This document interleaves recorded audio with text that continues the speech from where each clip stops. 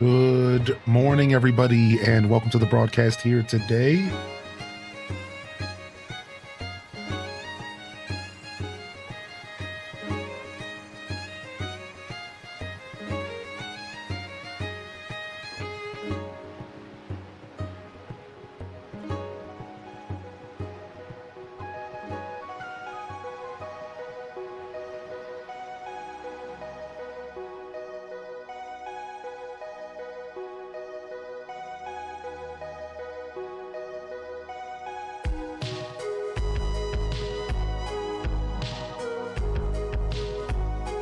Welcome on in here, Friday Squad. Good morning.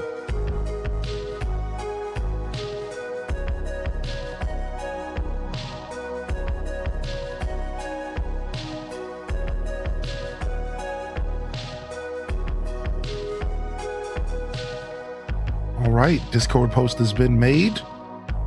We're ready to lock in day 2 of Hyrule Warriors, but before we get too far, welcome in here, Friday Squad. Good morning. Hope everyone's having a lovely day so far. If you're waking up alongside me, good morning. If you're afternoon squadding it up, good afternoon, overseas fam. And if you're on that Aussie mate side of the world, good evening. Welcome to the show today, fam. I'm your host, Highly in Descent, but you knew. And if you didn't, now you know. Welcome to the Friday show. Good to see y'all here this morning. Abyss San's first in the chat, snatching it up. They can't be stopped. I see UMT checking in. I see Scarlet checking in. Good morning, Renegade. Bright and early today, Renegade. What's up with that? Good morning, Renegade. We got Ash370. Runic Dave in the house. Clover Shell with the 80 months. Good morning at Highly in Descent and chat. How's everyone doing? Damn, 80 stinking months. One of my longest running supporters. I've known this individual since 7th grade. Thanks for keeping up with me, man. Thanks for thinking of me. Thanks for popping in. Really appreciate you. My DMs and messages are always open, dude. I know life gets busy. I'm doing well today. Thank you for asking. We got Kyle Ecstasy in the house. We got Sammy Dot in the house. We got Maggie May in the house. We got Duelmaster D in the house. Titus in the house. Saltiest Wife in the building. I see Alto Girl, Cozy Tina, Ryan Perpetrator number 1. We'll say Perpetrator A. We can't be picking favorites, you know what I'm saying? Because obviously you would lose, Ryan. No, I'm just kidding. I'm just kidding. Scarlet Broad, good morning. Spidey Billy, good morning. Lucinda, the Forest Gnome, good morning. Leia hitting us with 2 years. Holy heck, dude. Not the 2 years, dude. Already 2 years? Time moves fast. That's insano style. Time does move way too fast. That's insano style right there. Thank you for 2 years, Leia. Appreciate that. MS Word Expert with the 6 months in advance. 42 months total. Thank you, MS Word. Good morning, everyone, and welcome to the show. It's Friday. So we're going to do our best to bring some good energy in here today, but we are going to be focusing on some games. We had the new release of Hyrule Warriors Age of Imprisonment, the 3rd Hyrule Warriors game, and a brand new Zelda experience. And the experience has been pretty freaking good. I've genuinely enjoyed it a lot more than I thought I was, because for some reason they managed to figure out how to turn this Musou, it's M-U-S-O-U, this hack and slash style experience. They managed to take it and tone it down a notch and turn it into a more traditional action game. So while you're still fighting through hordes of enemies at times, there's more thought behind every button press. It's more methodical. It's more strategical. It's more interesting. It's more interesting. and I'm having a blast. And I'm excited to get back to it today. We got Strawberry coming in with the tier 3. Love being here, H-Day Coffee. The tier 3. 76 months. Talk about long-term supporters. Holy heck. We got Critch Flags gifting a sub popping off this morning. Welcome to the show, everyone. What are our plans for the weekend? What are we gaming on this weekend? I see Trips 14, Kit Kat Calzone feeling mean and lean. Hopefully clean. Yo, Red Museum, welcome to the show, baby. Triple P Lily, welcome in. Sophie Lou Who. Kalika with the 28-month primer. Good morning, Silver Blink, Beth Chu. Ayla Dazana, how are you? We got Albino Black Bear in the house getting down with some Starmies. Majinx is in the building. Gamer Lady's in the building. Cushy Bear's getting smug in the chat. I love that. I love that. Tofu Nuggets in the house as well. Good morning, Tofu. Welcome to the show today. Hope you're feeling good, Clover. Thank you. Super Mom, Casino Roy, Night Owl Mum, Soul Shepherd, Legend. What up, Big Doggo? Welcome to the broadcast, baby. Good to see you, Oz OZ, Legend Myth, Farrell's Bart Lee. Welcome to the broadcast as well. And I hope you feel better soon, Oz. If we get some love in the chat for Oz and anybody who needs it, I hope you feel better soon, man. I'm sorry to hear about the hospital stay. Please feel better. I'll be reserving a space in my heart for you, dude. We'll be rooting for you, dude. H-Des blesses in the chat. We're rooting for you, dude. We got Cozy in the house this morning. Good morning. What's up, Lex Exa Pro? How you doing, Lex? Welcome back, man. Nice. You're playing Dinkum on Switch all weekend. Farrell's is getting it. Finished the ZA main story last night. UMT is getting it. That's what I love to hear, dude. Y'all gaming out here. We got number 1 special in the house. Strawberry Grass getting down on some Cozy Bazaar. Oh, man, I miss Grand Bazaar. Just going for days in a row.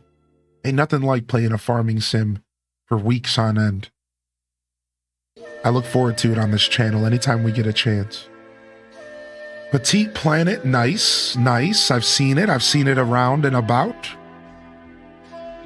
Pokemon Black, very cool, dude. Pokemon Black was one of my favorite Pokemon games, and I didn't play it until about 2 or 3 years ago. How about that? Cheers. Enjoy that playthrough. I didn't do any post game, but I can tell you the game itself can be difficult. The game itself actually is challenging. I got defeated more than once just casually playing the game. It was good. Pokemon Black was good. MS Word Experts watching the League of Legends World Championships finale, which is pretty cool. I used to be pretty deep in the scene of League competitive. I used to watch so much. I used to get up in the middle of the night just to watch Korean teams play because the Korean League was a lot better. I was very deep in League of Legends at one point. I'm no longer that deep. And as far as competitive, I only watch Pokemon and I only watch Melee. I watch Smash Brothers, Ultimate, and Melee, and I only watch Pokemon competitive. I'm not really on League anymore, but my years with League were pretty fun for sure. Yeah, like whether playing it or watching it, I was really deep in the hole with that game for a long time. Better call me Bacon because I'm getting streaky. Yo, Tofu's in the house. Good morning. H-Des running around the chat. We got Ham Labs. I see Ham Labs. I see Fernelli. Good morning. Good afternoon. Happy time zone. Taking care of my morning vanity routine. Clover, get it? Self-care is important care.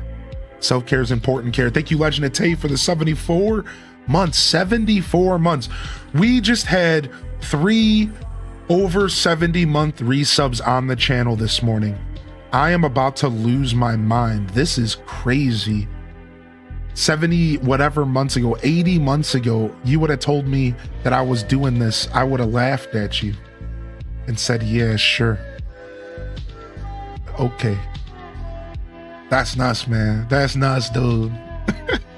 Flex Exa, also sick. Yo, I hope you're feeling better so far. Glad you got the antibiotics. Take care of yourself.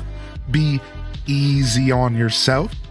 I will be here tomorrow. Yeah, we'll be here all weekend playing Zelda. And if we get sick of Zelda for some reason, we got plenty of games to play outside of it.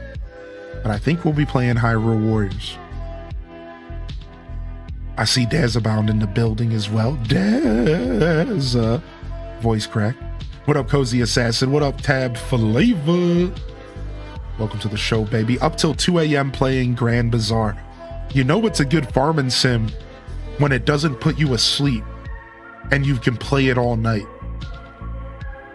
That's how you know it's a good farming sim.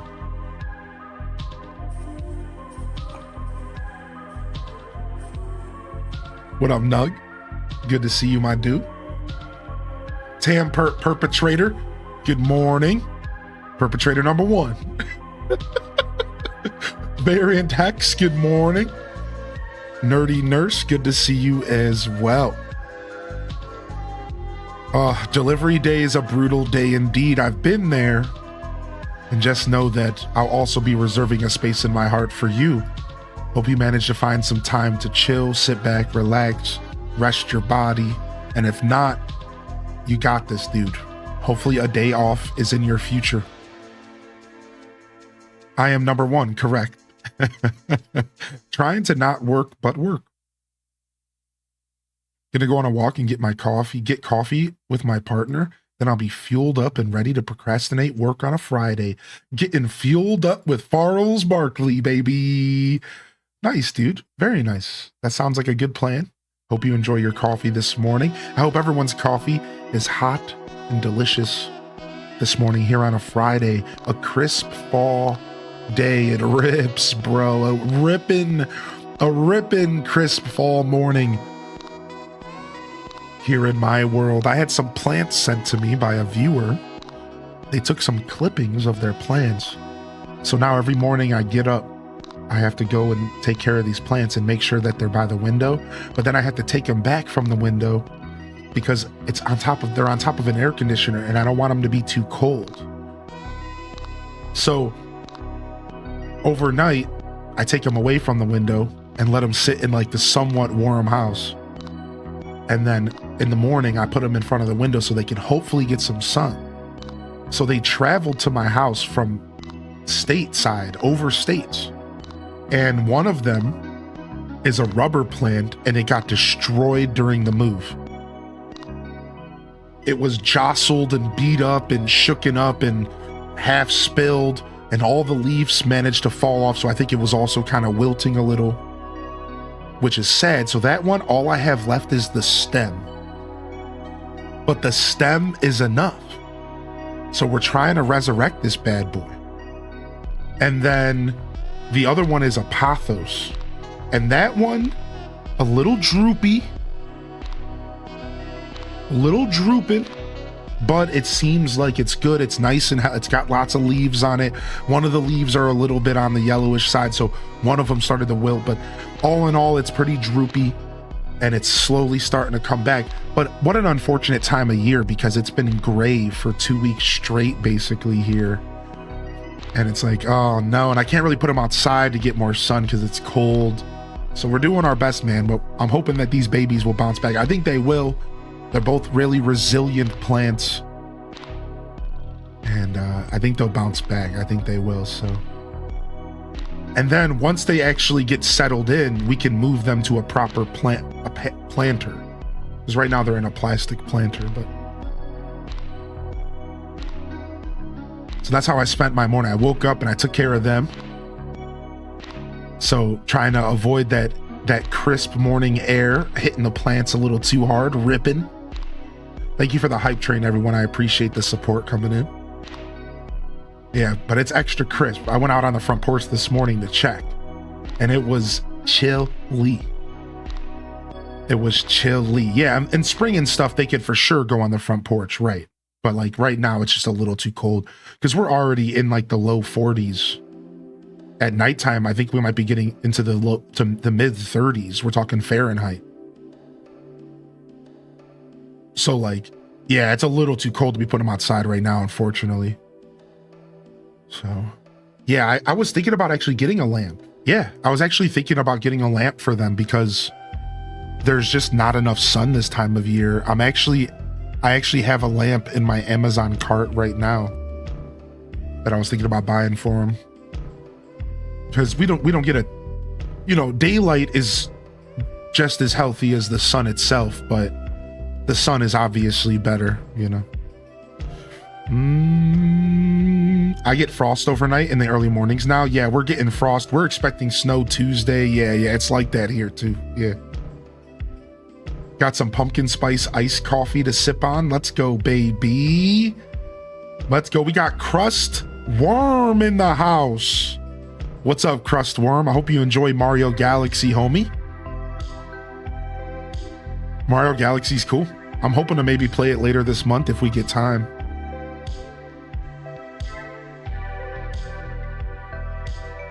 You've got a bamboo and bonsai tree for over 15 years. That's sick, dude. I want a bonsai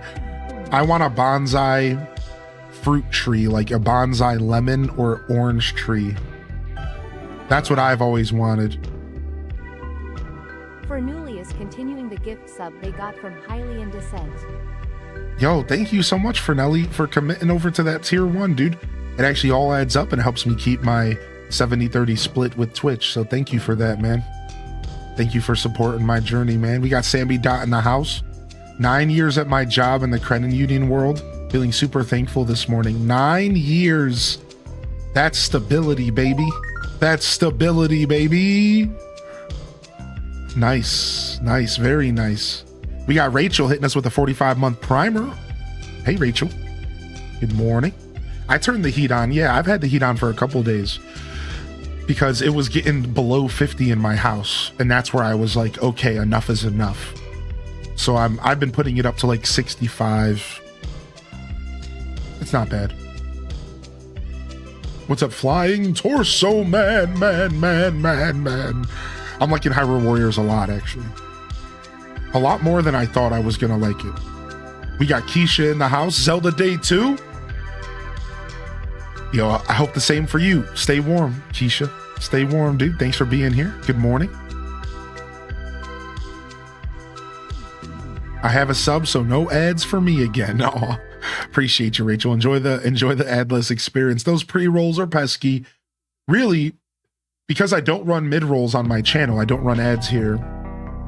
Really, the thing that you have to watch out for is when you have to refresh when Twitch is glitchy. When it comes to ads, the best value of a sub here, when it comes to ads, is that anytime you have to refresh, you get screwed. If it, like, Twitch is being twitchy, and that sucks. So, like, even though I don't run ads, it's still kind of worth it to avoid ads that way for sure, yeah. Hylian rates Imprisoning Wars as glizzy out of hamburger. You know, I thought about showing up this morning, and the first person that asked me for a rating, I'm just gonna give it to him. And even after the conversation yesterday, I was in the shower this morning and I'm like, you know what? Just to troll the chat, I should just give a number rating to the first person that asked today. And then just kind of stare at the screen like, yeah, well, whatever. I went on a 15-minute rant about how I don't want to do number ratings anymore. And then I was in the shower this morning and I'm like, life's too short, dude. It doesn't really matter. Just give people what they want, dude. Whatever, man. Because that's what people want, dude. People just want a quick answer, man. They don't... Got to give people what they want. You can only fight it so much. You want to go against the grain, but you also want to go with the motions. Like, you can't fight it completely. Yeah. It's like, you know, whatever. But if I do official reviews on like YouTube, that's where I won't be doing number reviews. And that's really what I was talking about yesterday anyways. Was like, if I do like an actual review on YouTube, I used to end the review with a number rating, but I think I'm going to figure out a new system where I'm going to do like, I'm going to figure out a way to do something similar to numbers, but without the numbers, because I think that it's healthier, like a amount of thumbs up or something. I don't know. We'll figure it out. What's up, Tails, baby? Nice, UMT. Thanks for sharing. Also, somebody shared, I think it was Trips, shared this morning that we know what amiibos are now going to be able to activate the Animal Crossing content. We know what amiibos are going to activate And it's a ton. It's a massive list of amiibos. It's not just Tulin. It's not just one amiibo, chat. So here, let me actually pull up the list and we'll talk about it really quick. So for those of you that are trying to get into the Animal Crossing content coming out, it's look at, for Tulin, listen to this. For Tulin, it can be a Bokoblin, Daruk, Ganondorf, Link in like 5 different versions of amiibos of Link, Revali, 2 different Toon Link amiibos, Tulin himself, Young Link, Unibo, Zelda, and Zelda from Skyward Sword. And then for Minoru, it can be the other half that I didn't mention. The other 5 Link amiibos, Guardian, Ganondorf, Mipha, Riju. So you get the point.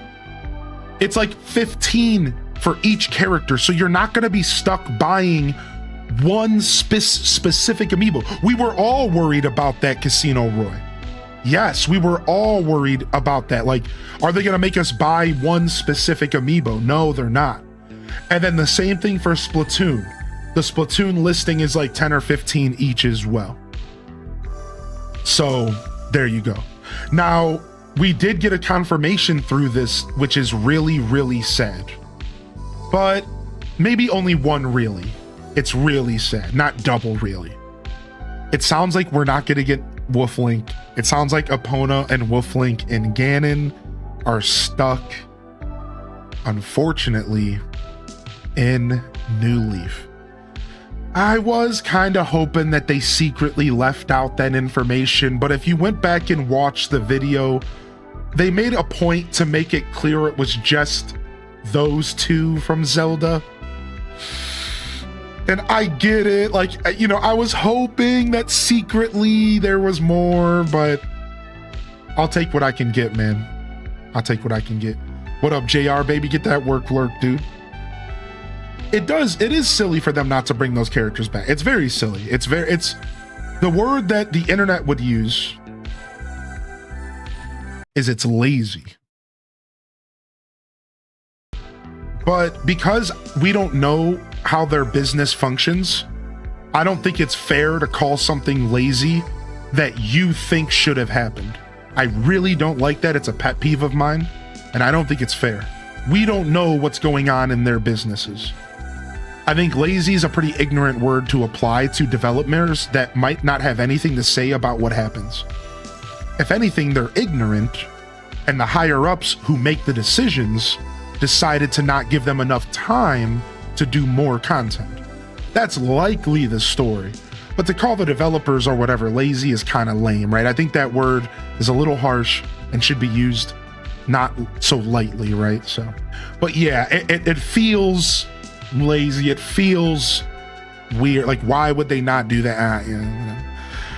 Yeah, they're just lame. Yeah, exclusivity. Maybe they just want. Yeah, it is literally typical Nintendo. Exactly. Like, they just wanted New Leaf to feel special still. You know what it makes me think, right?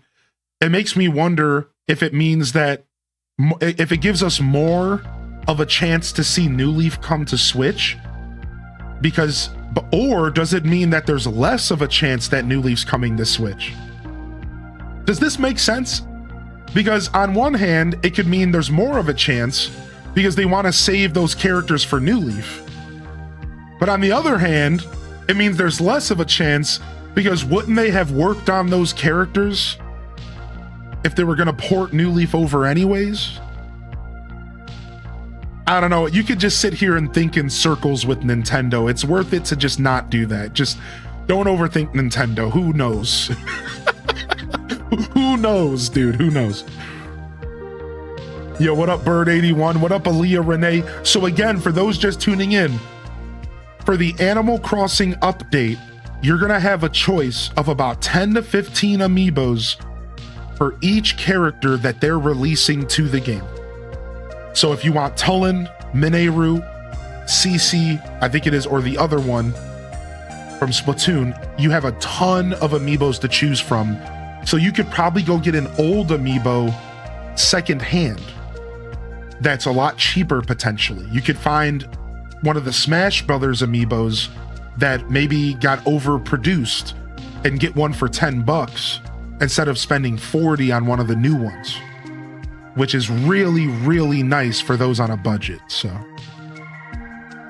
yo, what up, Twitch Thomas? Who knows? What up, Yum Springer? We got Mandy Cat in the house, Musical Toddy in the house. And what up, Pajama Rama? And what up, M Swear? Welcome back.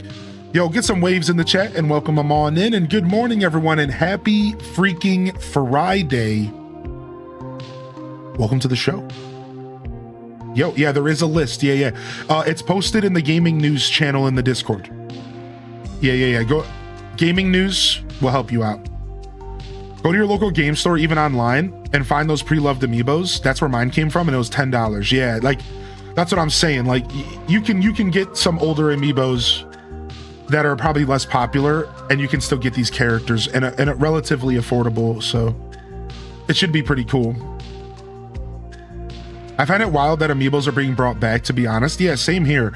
I think it's pretty weird as well. Nintendo's willingness to stick to physical media is pretty interesting. I like it.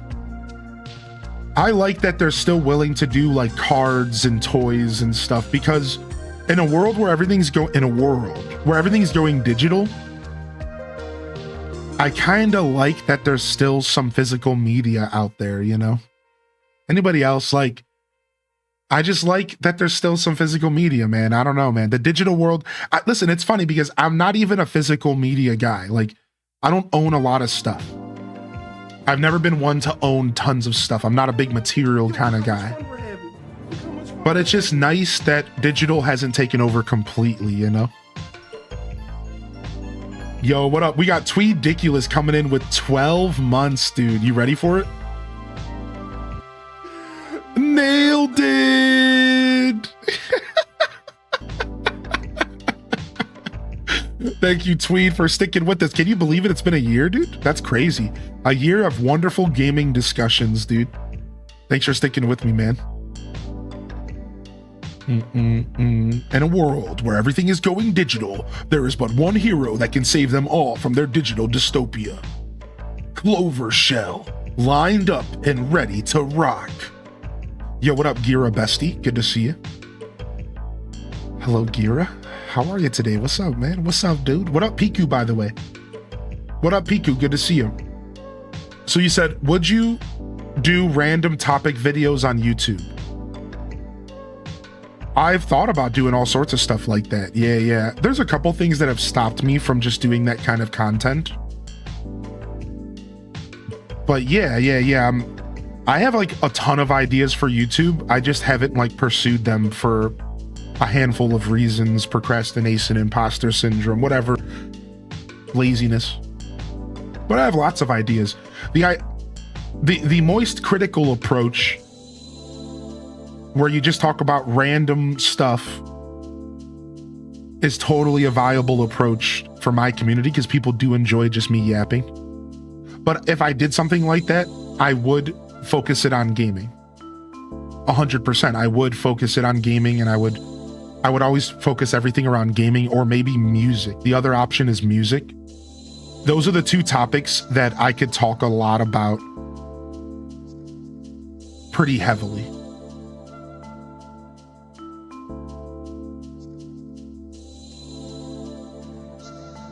Yeah, sorry, Tam Perp. Yeah, some of my commands people purchased in the past, and only they can use it.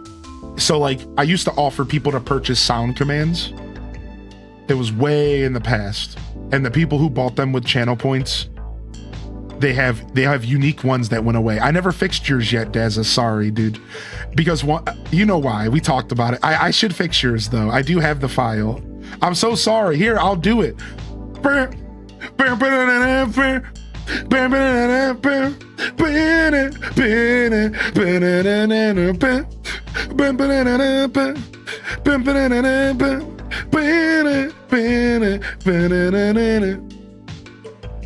Hylian recreation is way better. Yours is fixed for sure. Oh my is fixed. Yeah. I fixed that one. What up, Sea Stove, baby? You could probably grab stream footage for that. Yeah. I've thought about that as well, right? Yeah. My future is bright. That's the thing. I have lots of expansion room, so I've already found success in my life, and but I'm not going to rest on my laurels. Like, I have room to expand and do different things. And yeah, exactly. I have lots of ideas, and honestly, anything's on the table. The sky's the limit for my show and my content. I have so many ideas, and at this point, it's just about finding the energy to execute them or investing in things to help me execute them. Like you mentioned, editing, for example. Right, exactly. So I have lots of ideas, and it just comes down to finding the time to think about it. The truth is at the start of this year, and last year even, I think it might have been, I decided that I wanted to focus a little bit more on my personal health. So right now I'm only putting a ton of effort into Twitch, and I'm making sure my Twitch show is the best it can be while I take care of my personal health. And then as I go down this health journey, my goal, not to go too far into my personal life here, my goal is to take all the energy from the health journey and put it back into content. But at a certain point, I had to draw a line in the sand because I realized that, like, my health is actually the priority here, and I can only focus on so much. So really, my brain is split into two parts right now, and it's my physical health realm and then my Twitch content. Like that, I just focus on Twitch at the moment. So that's why I like TikTok and stuff's a little on the drier side for now, but we'll get there. We'll get there for sure. Yeah. Portuguese rotary. Yeah, exactly. So we'll get there. So yeah, it's been about 2 years since I kind of took a break from the YouTube grind officially. And as I find myself and find a fuller, more locked in version of myself and clean my temple and restore my temple, body, mind, soul, then I can come back and I can do content on a different level while still maintaining my Twitch show. So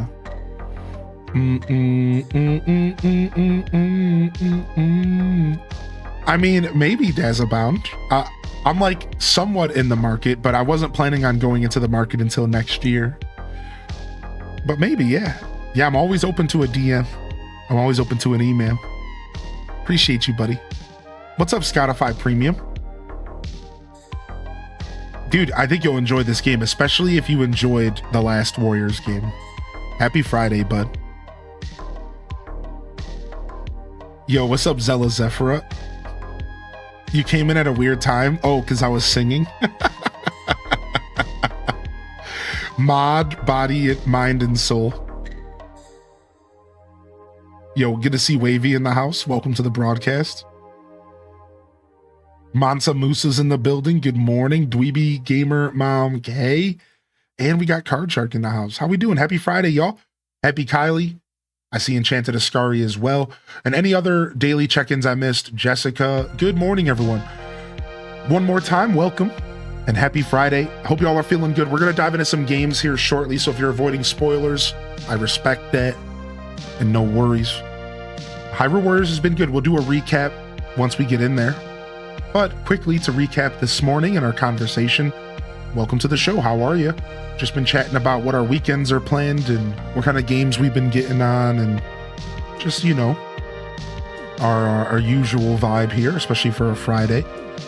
And I'm feeling pretty good. I was sharing some of my experiences that I had with the game, sharing some of my experiences that I've had around the house recently, and all in all, excited to be here and yapping with y'all.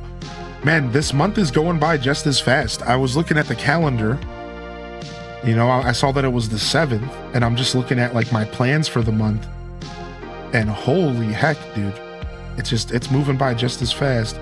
For me, it just feels that way because I have a lot of stuff planned for the month. Like next week, we're doing Scuffed Eats Test Episode 2. All right, so next week, Scuffed Eats Test Episode 2. I'll probably do it during the week again, maybe even Monday, just because it's a test episode. We'll see you later, Daza Man. Last stint for the weekend. And then the week after that, we're doing official Season 3 Scuffed Eats. And then the weekend after that is Thanksgiving Scuffed Eats. Yo, dang. Yo, Dweeby coming in with 35, baby. Thank you, dude. Thank you, crew, for 3. How you doing, crew? H-Day Wiggle. So yeah, we got 3 weeks of Scuffed Eats in a row, back to back. 1 episode each week. And then the week after that, literally starting on a Monday, it couldn't be more perfect. 12 Games of Christmas reemerges for its 3rd annual celebration. So we're going from scuffed to 15 days in a row of streaming. Well, 15 days of streaming with 12 streams. So I'll take a day off here and there. And we're doing 12 games of Christmas. So we have an action-packed couple weeks. So my schedule feels like this week's going by fast because I'm like thinking about all this stuff I have going on. It's gonna be a lot of fun. We got a hype month and a half here. Then we'll get a breather week from 12 games of Christmas. And then it's Christmas time and we'll do some celebrations for Christmas. A week after that, we got New Year's. And you know we're celebrating. And I told y'all we're gonna be celebrating 30,000 followers at the end of the year. We might even be doing that celebration during our New Year's Eve celebration that we do every year. We're going to be bringing in New Year's Eve with Animal Crossing New Horizons. You already know how we do it. So then we have our New Year's celebration. Then we get a break for 2 weeks, and then the Animal Crossing update and our 24-hour stream comes. Like it's going to be a jam-packed 2 months, dude. It's about to be a blast, man. Yeah, dude, it's about to be a blast, dude. We got a jam-packed couple months. Yeah, 30,000 follower celebration. I'm still figuring out what I want to do for it.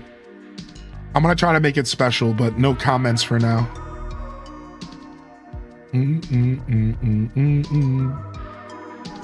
I'm due with my second baby this month. This month is gonna be a little too fast. Oh, yo, congratulations, Happy Kylie. Congratulations, man. Sandwiches.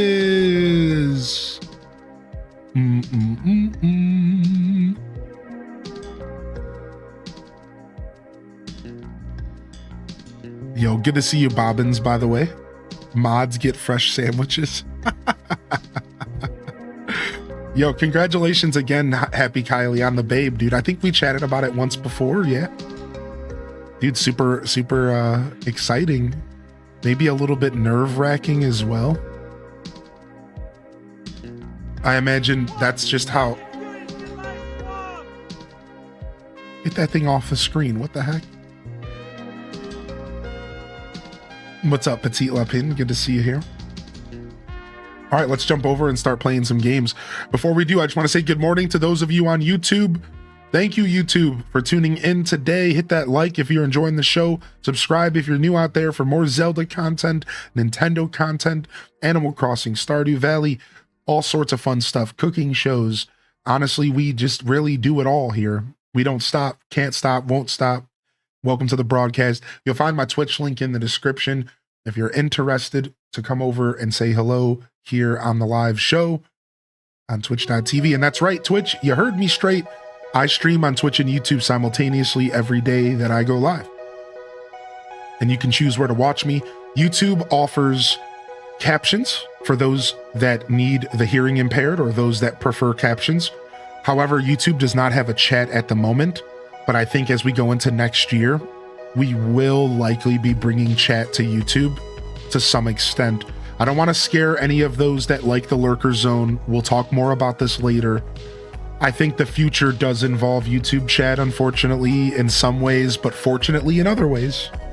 And we'll talk about that more as next year rolls around. So for now, it's a chatless experience. We call it the Lurker Zone.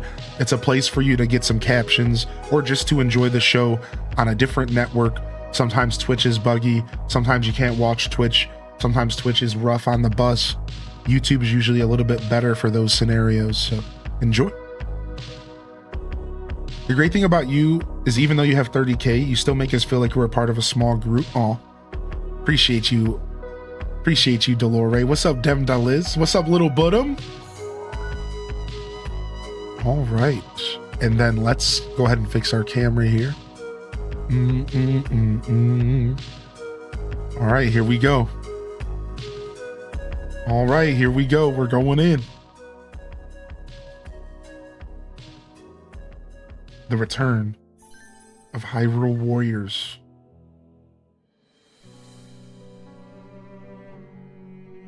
All right, let's go ahead and grab some Zelda music to put in the background real quick. And then we can do a quick recap on what y'all might have missed during the show.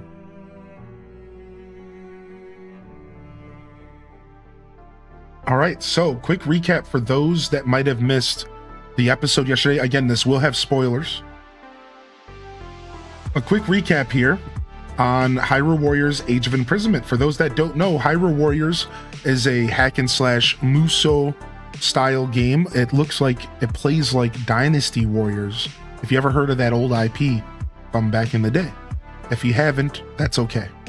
Now, Hyrule Warriors is this is the third installment, and it's been around for a long time, but it was never a canon story. Right? It was never a story that was actually official. It was always just a fun side story, a what if scenario, until now. We have the first official canon story in the universe of Zelda through a Hyrule Warriors game. And the story takes place right at the beginning of Tears of the Kingdom, when Link and Zelda discover an ancient corpse of Ganondorf sealed by Rauru. Zelda falls down into the depths and she transports through time, and she ends up in ancient Hyrule. This is where the story picks up. We are in ancient Hyrule, and we are playing as Zelda and her ragtag group of companions as they try to defend the land during the uprising of Ganondorf, the Demon King. So the game starts off going through the memories of Tears of the Kingdom in a very fast way. And it goes all the way up to the scene where Sonia gets killed within the first 5 hours of the game. And so that's crazy, right? So all of a sudden, 5 hours into the game, Sonia's dead. And Ganondorf becomes the Demon King. And all of a sudden, the Imprisonment War begins.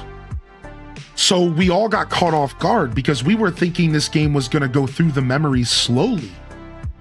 But what's really happening here is we are going through the Imprisonment War, which is something that we never got to interact with because that was something that just happened in the past. So now we're getting to go through this massive Insano style war called the Imprisonment War, and it's all just kind of started here in our playthrough. The unkillable Demon King. So now there is another side of the story that I haven't recapped yet, and it's with this character that we're calling him Construct Link. Construct Link is this weird construct that so he's a robot who is fighting on our side, but he's his own third party. And he's going around Hyrule, technically fighting the war alongside us, but he's not allied with us directly, and we don't know his motivations. But he's helping us. Now, we do know where this construct came from. Apparently in the depths, there was an area with some constructs that seemed to have very immense power, and Ganondorf activated one himself, and this other one was activated by a talking Korok. I know now we're getting into the weeds, but yes, there's a Korok by the name of Calamo who's an adventurer who we're starting to think could be the Deku Tree incarnate. We're not sure. We'll get back to that later. And he activated this robot, this construct, and the construct seems to have good intentions. So they're going around saving members of the Hylian army that have been stranded and helping us, but on the other side of the battlefield, essentially. And we don't really know their intentions. So that's the story so far. Again, it starts off with Zelda going back in time.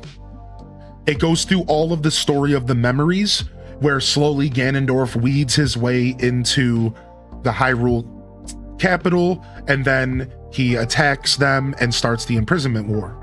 And for those that don't know the story of Tears of the Kingdom, the Imprisonment War was an event that set off a series of events that led to Tears of the Kingdom. The Imprisonment War was a battle that ripped through Hyrule, and at its very last moment, when the war seemed lost and Ganondorf was taking over the land, Rauru sacrificed himself to seal Ganondorf away, to give us a chance to take a breath and fight Ganondorf in the future when we're more prepared. This is Tears of the Kingdom. Tears of the Kingdom starts, you go through a whole journey, you end up fighting the Demon King, and you vanquish him. But this war that in ancient Hyrule starts all of that. So just to kind of give you some context of how important the Imprisonment War is, it's depicted multiple times in cutscenes in Tears of the Kingdom. We just never see the actual war, and that's what this game is letting us do. It's letting us play in ancient Hyrule during a time of war, and it's really, really cool. And we're having a lot of fun with it. So we're going to start our playthrough from here, and we're going to dive straight into the Zora story this morning. And of course, if you have any questions, you're welcome to ask. Obviously, it probably wasn't a perfect recap, but whatever. Let's just dive straight in, shall we? All right. Time to make ready.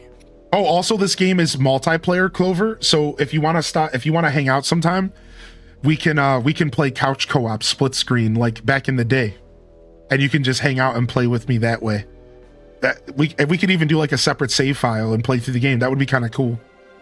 So maybe we can figure it out sometime. This will be the first time I'm seeing some footage of this game. Yeah, dude, it actually looks really good and it plays really well. So you're in for a treat here. First, let me go ahead and set up for my battle here. So what I'm doing is setting up for this battle right now and attempting to, I'm cooking. So they incorporated the cooking system into the game in a super cool way. And you can use the cooking before the battle in order to give yourself stat boost. So now I'm going into the battle with 30% extra experience and 15% extra special attack charge rate. And you could do this with different food combinations and you can make it really cool. I have barely tapped into the camp effects, but so far it's pretty good. And then here we choose our character and the weapon, their weapon of choice. All right, so we're good here with Zelda and Rauru. I don't think we need to change anything. So let's go. Oh, we can switch Zelda out if we want for Mineru, which I'm gonna do because she's lower level. It appears my time has come. To fight with one's kin is an honor. And we'll rock Mineru here. But actually, before we do this, I think we can quickly go to the blacksmith. Yeah, oh yeah, we got blacksmith stuff for days.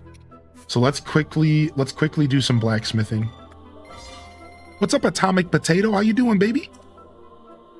Yeah, Clover, I understand, dude. I understand for sure that the Switch 2 purchase is not for everyone, to say the least. Nintendo made some strange decisions, so no worries at all. All right, let's enhance these spears. Make our spears even stronger. And then we'll do a couple more mace upgrades here.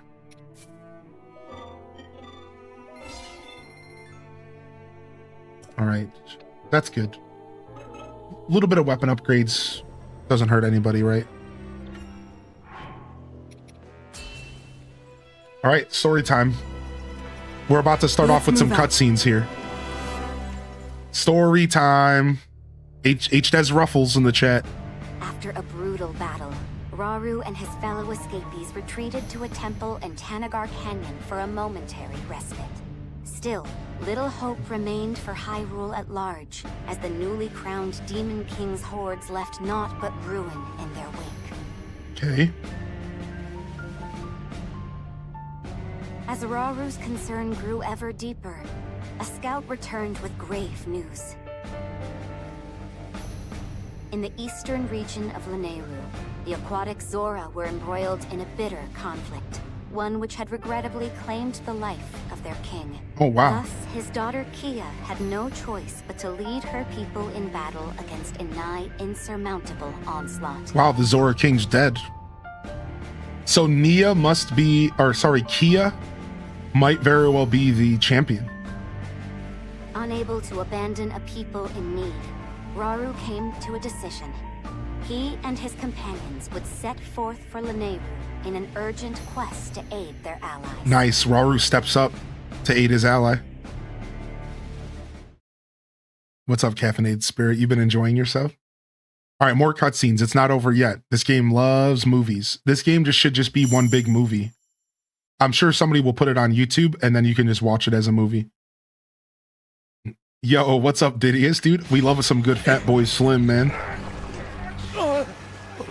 Oh no, it's the goop, dude. Look it's all the goop. Oh, she's a badass, like, black Zora. Dude, she's a badass black Zora. Look at that, dude. That's sick. Queen of the Zora. Dude, she's a badass. Princess, you have to run. We'll fight them off. I'm not leaving! We're essentially fighting the ancestors of the 4 phenomenon Not your bosses princess anymore. I am your queen. from Tears of the Kingdom. They killed my father, destroyed our village, but I won't let them take anything else.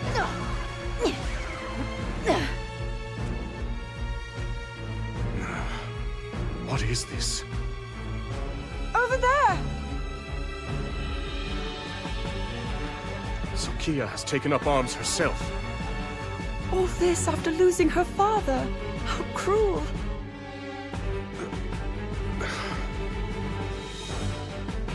We must fight in her support. Now, we march for battle. Sick. Yo, what up, Blood Raven? Good morning, dude. Yeah, dude. Somebody will do it, Blood Raven. I'm almost guaranteeing somebody will. I'll play that DS forever. And I want to Switch as well. Yo, what's up, Arnik Badabos? Yeah, I thought her horn was her nose as well. What up, Mistake? I have made a mistake. Not today, baby. And what up? It's Taco. Welcome to the broadcast this morning. And yeah, sorry, bummer. This game is Switch 2 exclusive here.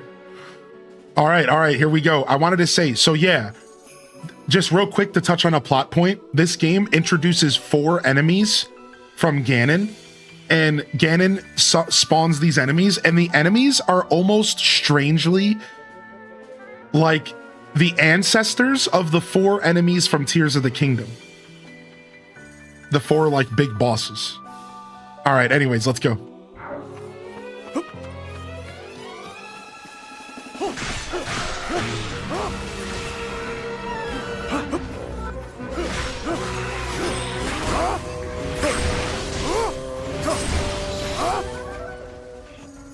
I want to pick up my copy this weekend. This game's good, man. I'm having a lot of fun with this game. Oh, he has a shield. I used the wrong attack. Oops. So enemies can have special abilities, and there's counters for every special ability. So this guy's holding his shield. I need to use a shield breaker ability. Right? And every ability, every monster, every major enemy has different abilities that they can activate. Some will jump into the sky, and you have to use an anti-air attack. Some will try to charge you. Yeah, see, this is an anti-air. Some will put up a shield, and you have to counter their attack with whatever they use. And it's really neat. It's really neat. So it takes the combat of the Hyrule Warriors games, and it really makes it feel good because, I don't know, it just feels like there's so much more purpose to your button presses. Dude, Shadow Dwarf coming in here with an electric 5 gifted subs, dude. Yo, loving the chat. What up, dude? Useful tool.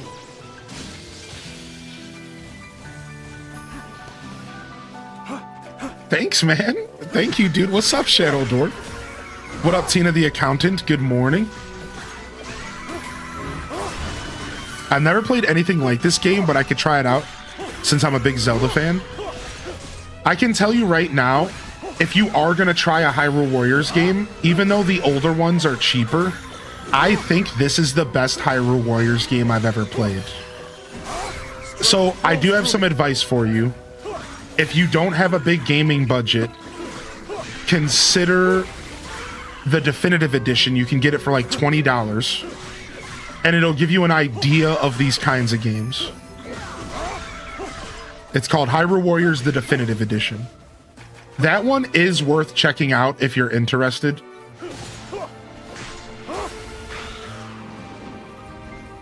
And like, that'll give you an idea. But this game is the best, and I'm convinced that you're not even going to realize how good this game is if you play the older ones, because it's so much better than the older ones, in my opinion. So like, I don't actually think playing the old Hyrule Warriors does any justice for this game at all. And that's sad. Yeah, you could choose the difficulty. There's easy, medium, and hard, I believe. Simple enough matter. Easy, medium, and hard, I believe, for this game, right out the gate. What's up, Rory? Thank you, man. Thank you so much, Shadow Dwarf, for blessing us, dude. I really appreciate you, buddy.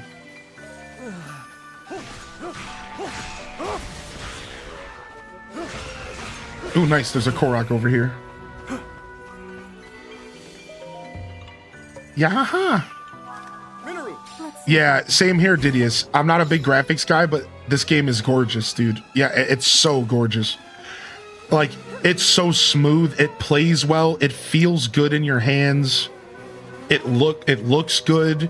And again, it's almost like a genre bender, because it's not just a traditional Warriors hack and slash game.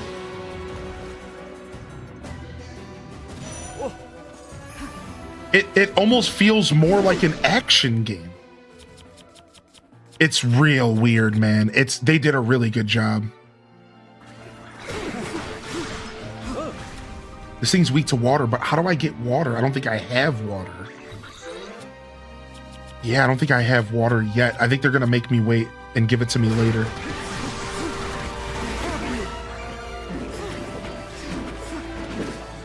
I think they're about to give me that element here soon.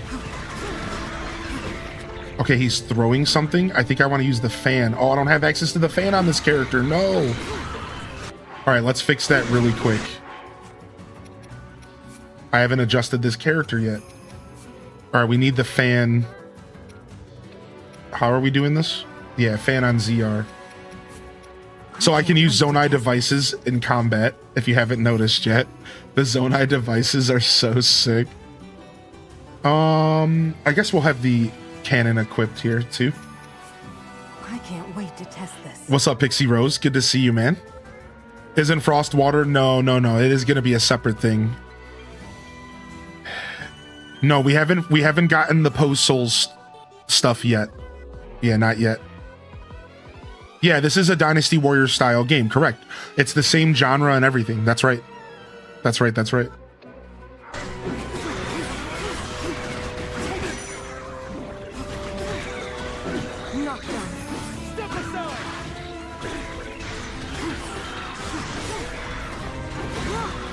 All right, fan. Got him. That was super helpful.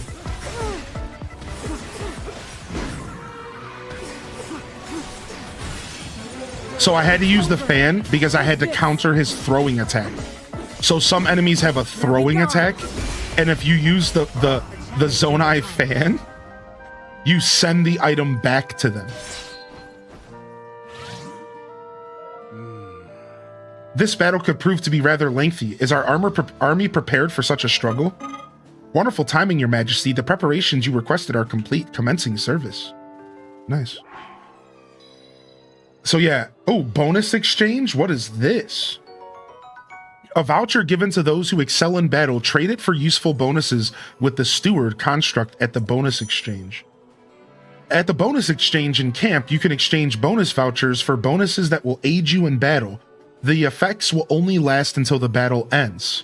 Wow. This is kind of cool. So I can purchase a permanent upgrade, fully charge sync gauge, fully charge these. I don't even want to use it. I don't really need it, but let's just do it.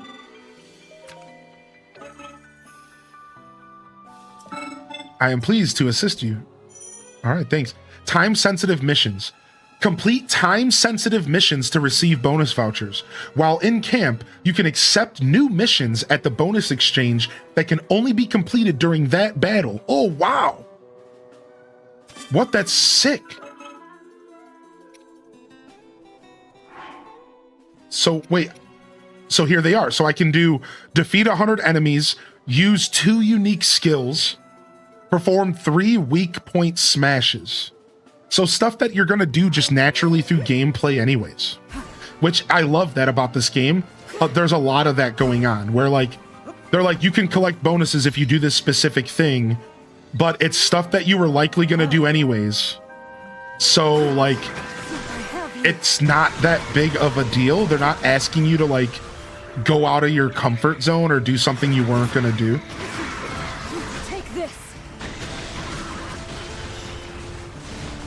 The game that keeps on giving. Oh yeah, they're slowly introducing me to new systems, and with every new system, the game just gets better. Actually,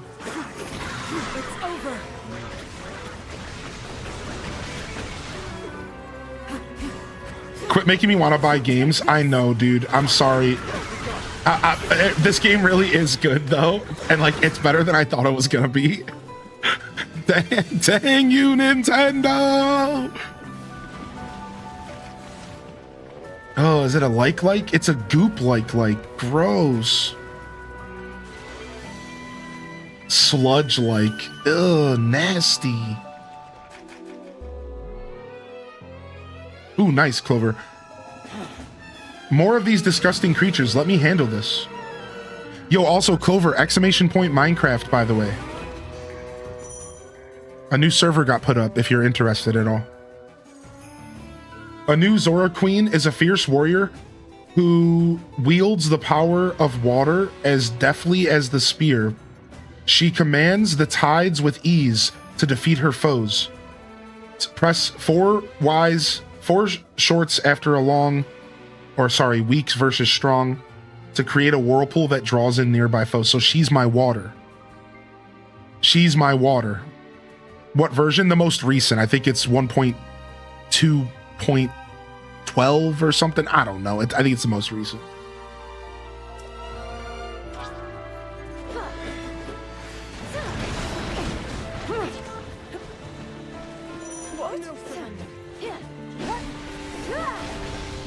You can wash away sludge. So we got our sludge washing queen.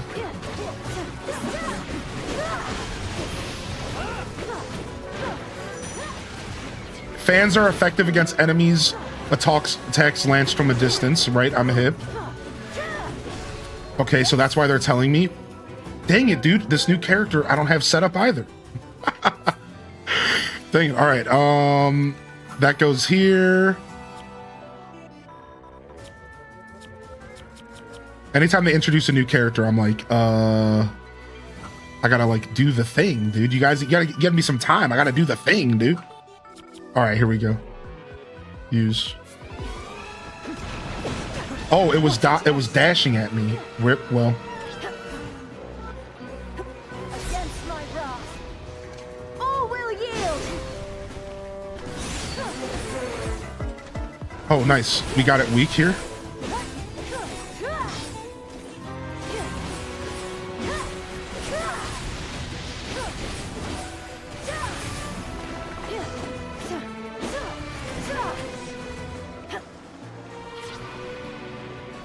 Okay. What you gonna do? What you gonna do with all that sludge? Fighting this thing sucks. Ah, stop. It's really not that bad. I don't know what it's gonna do. I think it's gonna charge. Nope. Looks like it's spitting out orbs. Gross.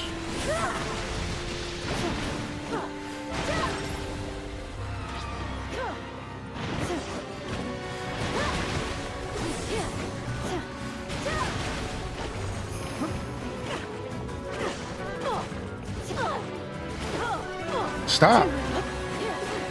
I mean, I'm the one literally standing in front of it, but stop.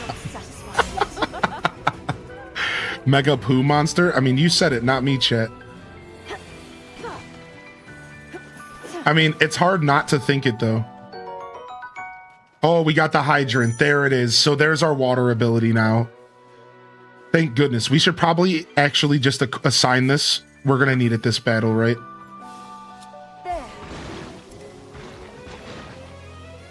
All right, Blue Moblin has begun an assault.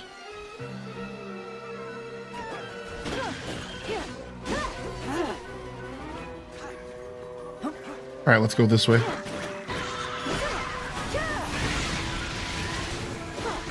Funny story, I went to pick up the kids yesterday, only had to stop at a store, being about 5 minutes late. The oldest goes, "Mommy, why are you?" My only response when I was not late at The Hobbit arrives exactly when they're meant to. Oh, nice. That's funny. Teaching the kids while they're young. All right, we got our boss spawned. So my current objective is just to rescue these 2 Zora captains on the battlefield. So what's happening right now in the story is we're here to save the Zora. Rauru found that the Zoras were struggling and... Are you ready to go, Minoru? And wanted to help them out. So we're on our way to help the Zoras right now. We're trying to rescue some captains, baby. The Zonai battery does recharge over time, but then you can also offer batteries. Yeah, it does. The Zonai battery recharges over time,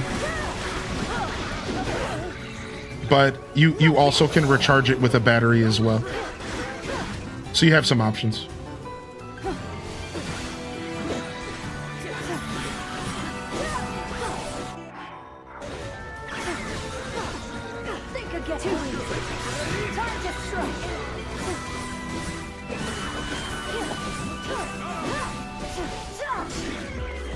I like the Zora. She's fun to play with. She has a nice flow to her. Every character has felt good in this game so far, so. Wow, look at this. What a sick attack. What a sick attack. All right, let's just use this special.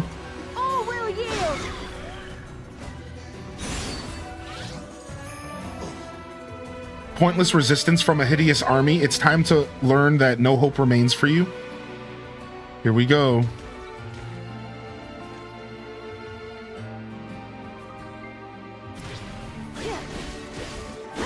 Monsters enhanced by the sludge. Oh, that's not good for us.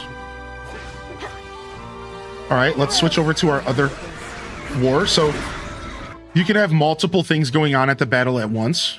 Right, so in this game, you have multiple characters that you can control around the battle, and you can even command them. Right, so I can actually go as far as telling this character to go to a specific location.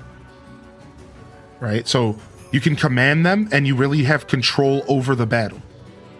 So sometimes you'll have one character, sometimes you'll have 2 characters, sometimes you'll have 3 or 4. You can see up here, there's room for about 3 or 4.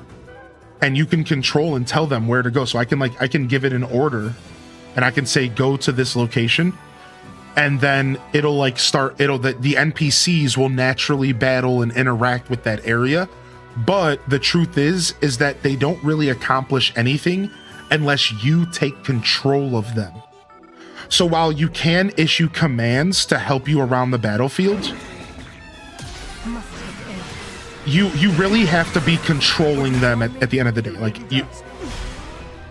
in order for stuff to get done, you have to be playing the characters.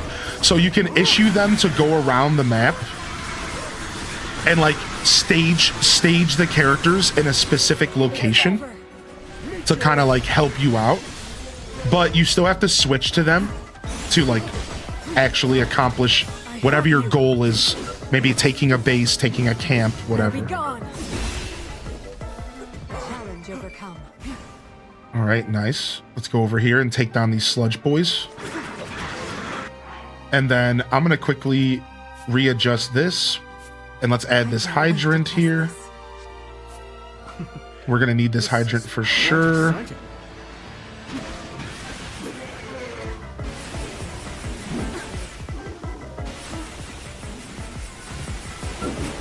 I'm just gonna set it down in front of it because I can do that. Because this game is so silly, and it's basically like Tears of the Kingdom in a really weird way. This game is so freaking silly, dude. So I have a question. Never played a Warriors game. Do the characters level up the more you use them? Correct. So this does have RPG elements, and characters do gain experience similar to like a traditional RPG. That's right. You're thinking 100% correctly.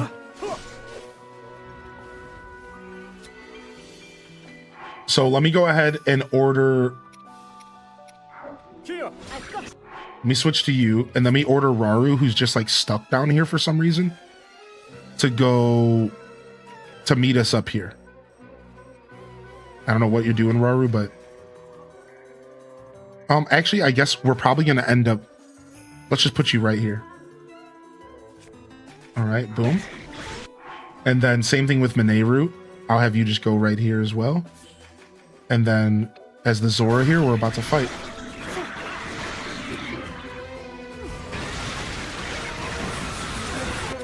And then I can quickly use a battery. So welcome back. One thing about this game that I find funny is it reminds me of Tears of the Kingdom so much because of the menuing. Like, there's so much menuing, dude. And it's like, they made this game so much like Tears of the Kingdom that it's Tears of the Menuing is back, dude. Dude, Tears of the Menuing is totally back.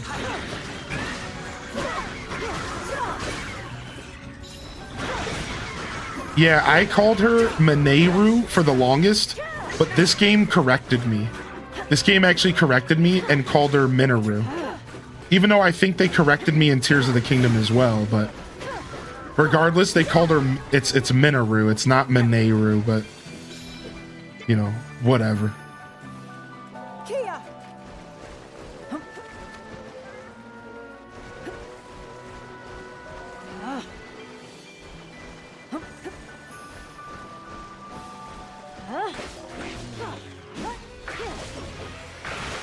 So now that I'm actually playing as Mineru, I'm trying to like correct myself every time that I say her name. I'm trying to correct myself.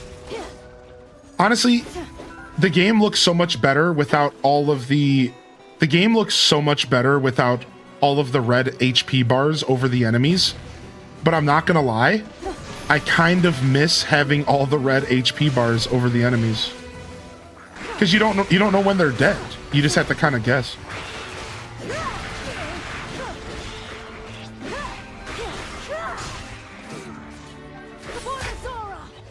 All right, special ability. So I can turn them on if I want, McBritches. You have the option. Yeah, you can turn them on if you want.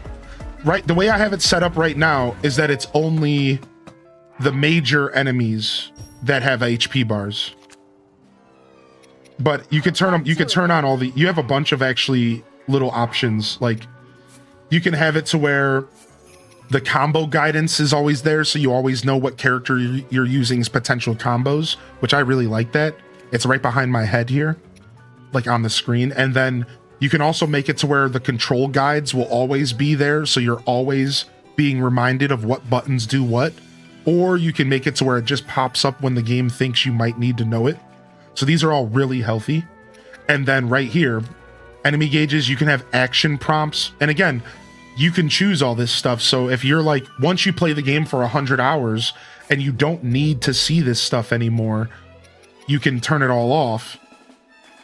But like, I'm like enjoying having a lot of like the helpful stuff on, right? Because like I just started this game and I don't remember all the buttons. I don't remember all the characters' combos. And because the game always has you switching characters up, it's like I go from Zelda to Mineru. I don't remember what Mineru's combos look like. You know what I mean? So I like having the combos up personally. It helps me remember stuff. So it's pretty nice. But here, I'll show you what the enemy health bars look like so you can see. And then you'll see why I turned them off, just so that the chat can watch the game. So I really turned them off for all of you, so you can kind of watch the game, and it's a little bit more cinematic. But you look at all these HP bars. Like, look at this, dude.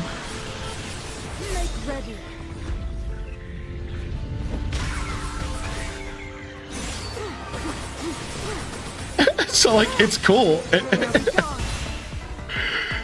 It's totally dope, you know. It makes you feel like you're slaying hordes of enemies when you see a bunch of red bars going down, you know, going to zero. Like, it certainly is a good feeling, you know, like. But it's more cinematic if they're not there, so.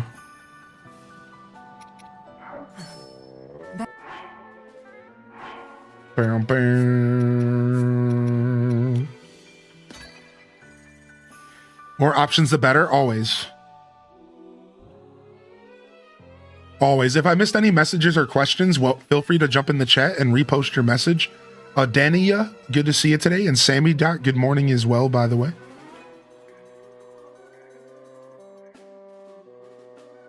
Just catching up on chat really quick. All right, sick. Yo, Ace Mage.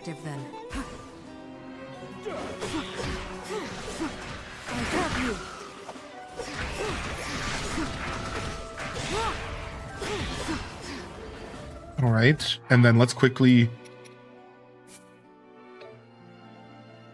order you to head here, please.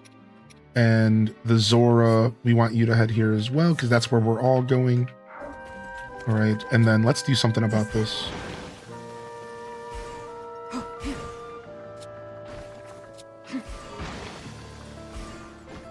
Walking through the sludge sucks. I wonder how this plays on Switch 1. So this game's actually only a Switch 2 game because of what you just said. Yeah, like, yeah, exactly. Because they didn't want to deal with trying to limit this game on the Switch 1, it's only a Switch 2 game. But that's a good thing because of what you just said. Because you're right, this game, Age of Calamity on Switch 1 ran terribly, and it was unfortunate, and it really did make the game feel kind of icky. And listen, I'm a guy who doesn't care at all about performance stuff, but I'm going to tell you right now, you felt Age of Calamity's performance. It was unfortunate, but you felt it. You felt the lack of frames. For a game like this, it did feel kind of icky. And again, we're talking about a guy here who, I don't normally even care about graphics, but you felt it in Age of Calamity. So this game needed to be a Switch 2 game. And as unfortunate as it is for people who don't own Switch 1s, I'm gonna say, like, this game had to be on the Switch 2. Like, sorry, Switch 1ers. There was no other option for this game. Like, that's not how yeah, it just, nah, dude. It's like, it's not, we're stepping out of, like, it's Nintendo's greed. Like, no, if they want to make better games, they have to make them Switch 2 exclusive. It sucks. It's unfortunate. But, like, if they're going to release a game at a full 60 FPS 4K, like, we do have to realize, like, at a certain point, they have to, like, not put it on Switch 1. Like, it sucks, but... Yeah, Age of Calamity does run better on Switch 2, but they have not released a Switch 2 version of Calamity yet. And I'm really hoping they are. I really hope they do eventually. All right, we need to switch to Zora here.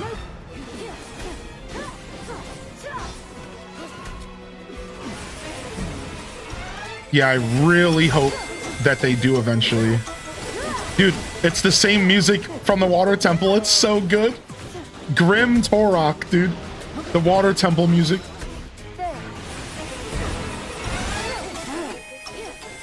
It's so good, dude. I love these remixes, man. Nope, that was the wrong choice. Weak point smash. Got him.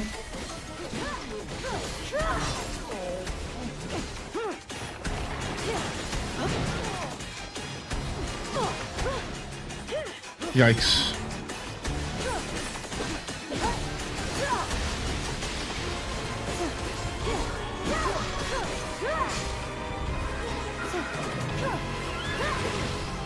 Why is it just standing there? What the fuck? I think the game bugged out for a second. All will yield.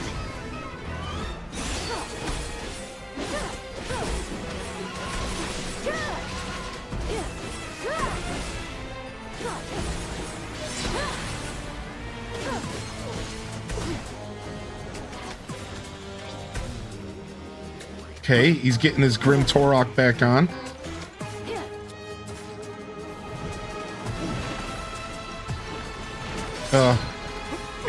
Here comes the goop. It's rain and goop.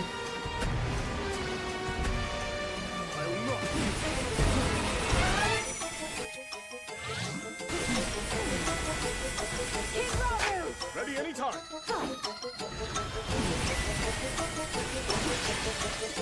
They're just a casual boss. Well, I'm not playing on like a hard difficulty or anything, so I'm sure these fights are more difficult on harder difficulties. Like, I wouldn't be surprised if the amount of downtime. Sorry, hold on.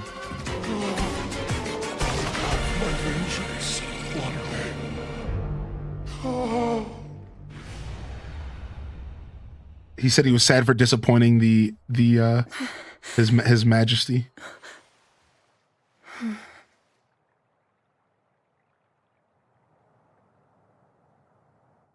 Yeah, I bet you the amount of downtime that boss had was difficulty setting. The Gorons, the Rito, all are at risk, especially against these archfiends. But then, we must help them. Yes, we'll stop the archfiends, build an army, and defend every corner of our home.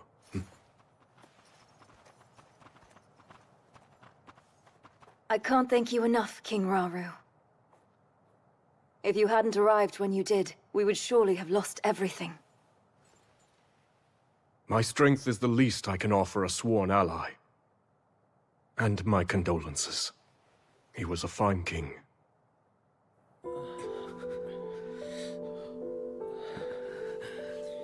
Sad.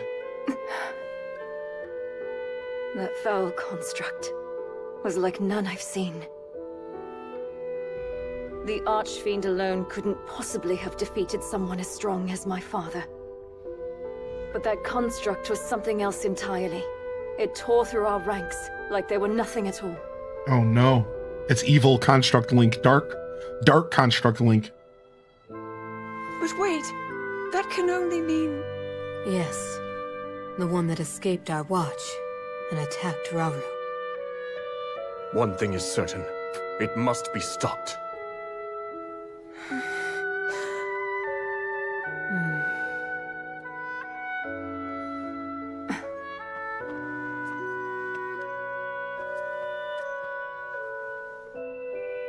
King Rauru, this is yours. I share your desire for unity between our kingdoms. I can promise you that. But you gave this mask to my father, not me. It's only right that I return it to you. No, I'd like you to keep it. I knew your father, and I'm sure that in time he would have passed it down to you. The mask is yours just as much as it was his. We have our third champion. It's an honor. Wearing that mask with that horn's gonna be uncomfortable, though. In that case, I have a request. Those of us Zora who are still capable want nothing more than to aid your quest to safeguard Hyrule. Disasters like this have struck in every corner of the land. Were it up to me, I'd do whatever I could to assist those in pain. So if you'll have me, I want to join you, to avenge my home, and vanquish the Demon King. Ooh, she wants to join. Another of those constructs. She's using the light scale trident. It seems to behave completely differently. One of them is Ganondorf's puppet, shrouded in evil, although the other one appears to have sided with us. You're undoubtedly right about the first construct. And yet, for the second one, it's still unclear. If it's on our side, it would make for a powerful ally. But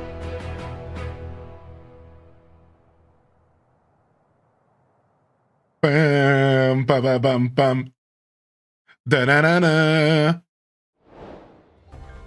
She certainly is less kissable with that horn in the way. Like, how am I gonna get in there and give her a real good one, you know? I gotta dodge the horn while I'm going in. No. Just kidding. Just kidding, just kidding. I'm not up on the fish folk chat room, I'm sorry. Turn off stream.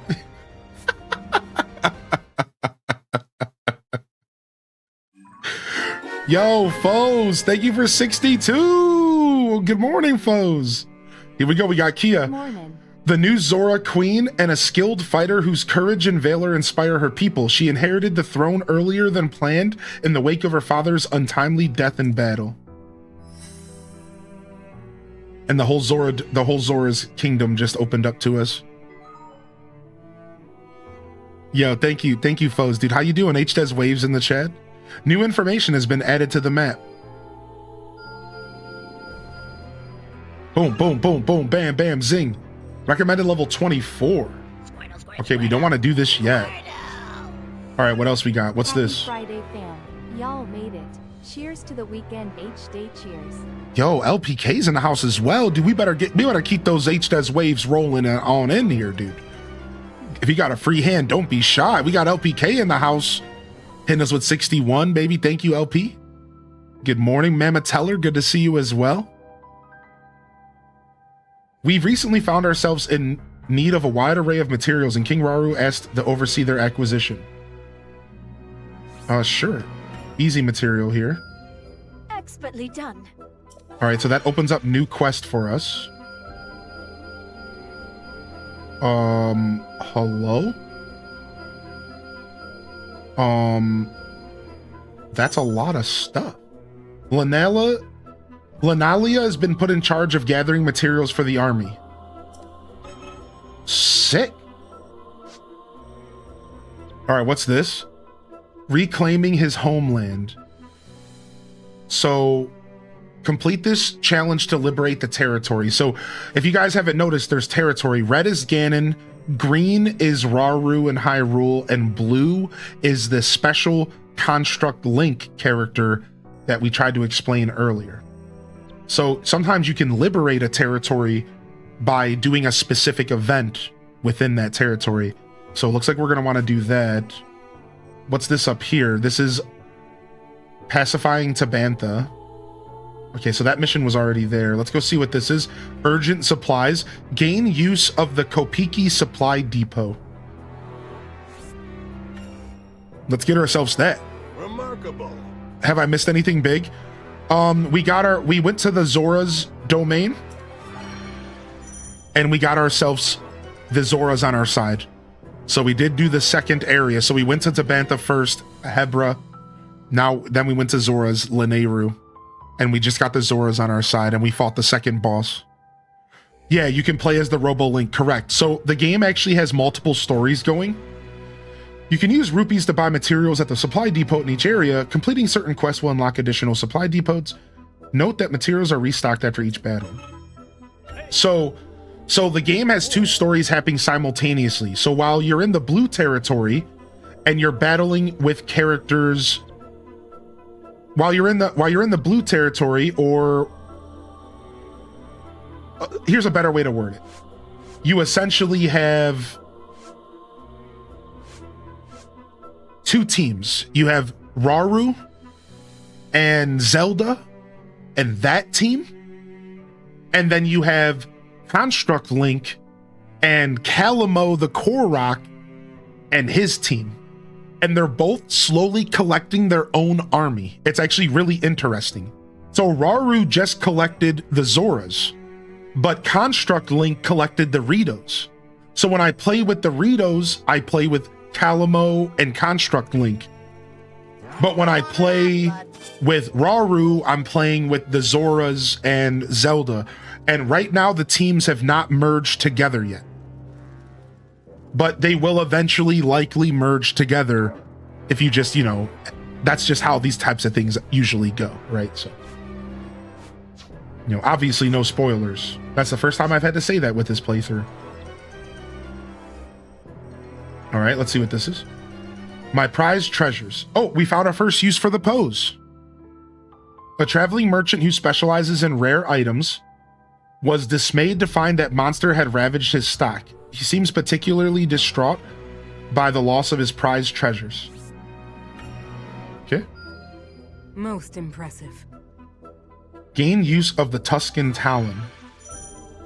A strange merchant has begun visiting your camps, offering special wares in exchange for pose. He'll also sell materials that are currently assigned to your sensor. Keep an eye out for him. So we now have a traveling merchant that is going to appear at your camps. Okay. All right, we can buy chill shrooms. We don't have any chill shrooms, so we want to buy these for sure. I'll buy all 10 of them. And then we'll buy everything actually, because I think all this stuff is going to be useful for a little while until I figure out what's useful and what's not. So we're just going to buy it all. So we can sell as well, which is nice. I heard Doritos, not the Ritos. That's that happened yesterday to somebody as well. So you're definitely not alone. All right. So we're getting some archery lessons in here. Well, isn't this a thrill? And this is how we upgrade our characters. So in this game, you essentially trade materials to upgrade your character. So somebody was just asking, do your characters naturally level up? They do. But then you can also increase the strength of your character by trading materials that you earn on the battlefield for things like an extra heart or an extra combo on your attacks. So there are multiple ways to increase the strength of your characters, and experience points is one of them. All right, so this battle right here will open up the territory. I think we're going to go do this one. But before we do that, let's keep looking here. A mountain of materials. So this looks like we're giving Typhon a bonus heart here. Things will go even better now. When Typhon caught a glimpse of the materials I bought, he snatched up as many as he could and ran off to start working on repairs. Nice. So again, we're just kind of making all of our characters more powerful. So this symbol on the map is a challenge run. So that's challenges. These are, then there's main story. And then there's all the other symbols are like based on the characters and stuff. So like, for example, this is based off of Construct Link here. And here there's an old Zora guard out there who put his sword down for good after failing to protect his king. But we're going to need all the help we can get if we want to win this thing. So let's try and lift his spirits a bit. Maybe we can even convince him to join the fight again. So this right here, I'm going to put all these materials in, and I'm about to get Construct Link a new combo. An upgraded basic attack action. Boom. And then now we just unlocked the new quest. This one is to get a new member on our team. So this quest right here lets us go get a new member on our team here. which I actually want that. So we're going to go do that in just a second. All right.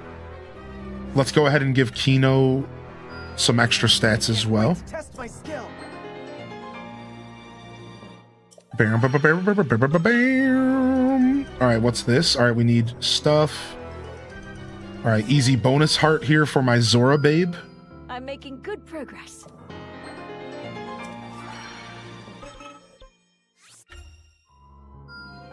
I'm making good progress. All right, nice. So we got all of our attacks locked in here. And then here's another challenge mission. Oh, and we got one down here for Zelda. Upgrade action with the power of time. Ooh, as Queen Sonia once suggested, Lady Zelda wishes to practice manipulating time with multiple objects at once. I should provide her with items of varying sizes and weights to aid her training. Sick. What's up, Mitch? How you doing today, dude? With the items I brought her in tow, Lady Zelda immediately set to training her manipulation of time. The new regimen proved to be a struggle at first, but by the end of her session, she was controlling multiple objects with relative ease. And now we have temporal counter. Nice, sick. So temporal counter. During X attacks, press X to rewind time for a follow-up attack. What? The power of time. Zelda's power of time can reverse the path of objects thrown by enemies, reflecting them back. Yeah, I do want to assign that, because that's going to replace the cannon. And that's perfect. Oh, wait, no. That's going to replace the... Yeah, okay, and then we'll quickly go ahead and put...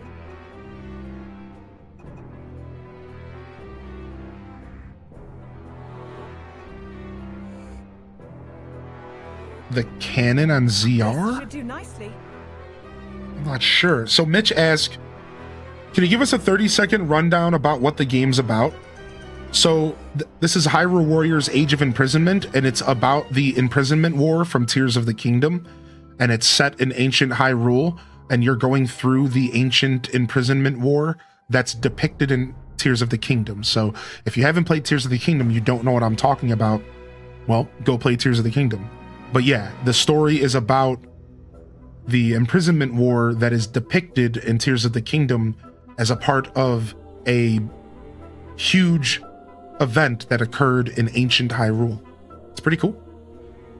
It's pretty cool. What's up, Ayana? Hey.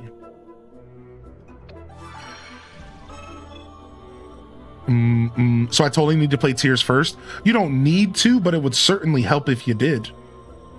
But the truth is this game takes place right at the start of Tears of the Kingdom. So like, they do a good job setting this game up without you needing to play Tears of the Kingdom. They do a good job setting you up with enough story that you could still follow the events of this game. In fact, if you were to play this game before Tears of the Kingdom, it would actually make Tears of the Kingdom better. So it goes both ways. If you play Tears of the Kingdom before this game, then you're going to have way better context, and it's going to make this game more delicious. But I think if you were to play this game before Tears of the Kingdom, it would also make Tears more delicious. So I don't know. I think it would work both ways.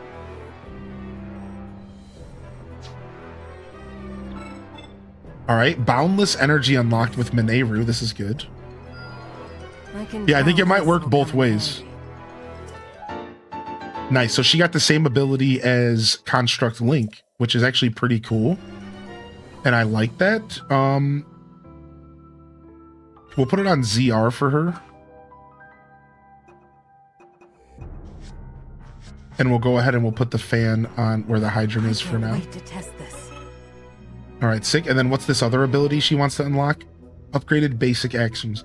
Lady Mineru and Lady Zelda have been fervently exchanging ideas for a new type of construct, but it sounds as though they don't have the materials to build that prototype.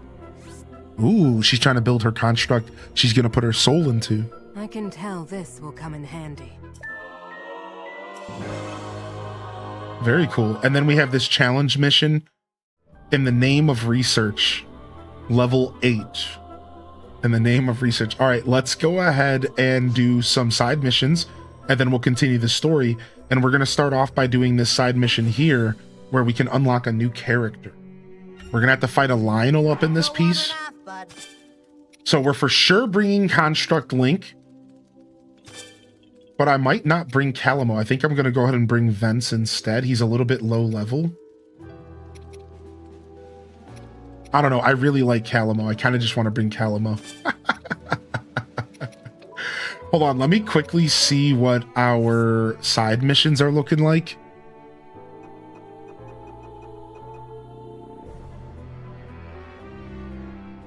All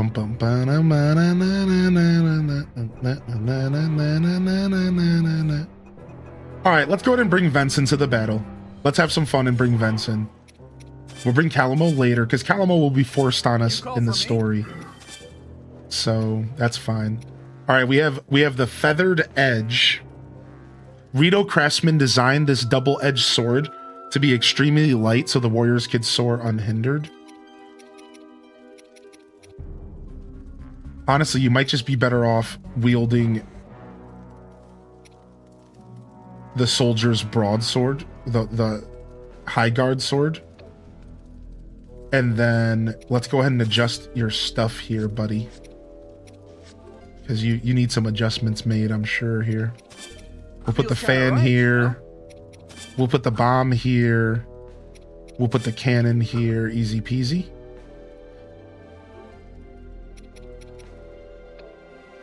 All right, and then Construct Link is super unique. Construct Link feels like the most important character in the game because he has the freedom to be super customized.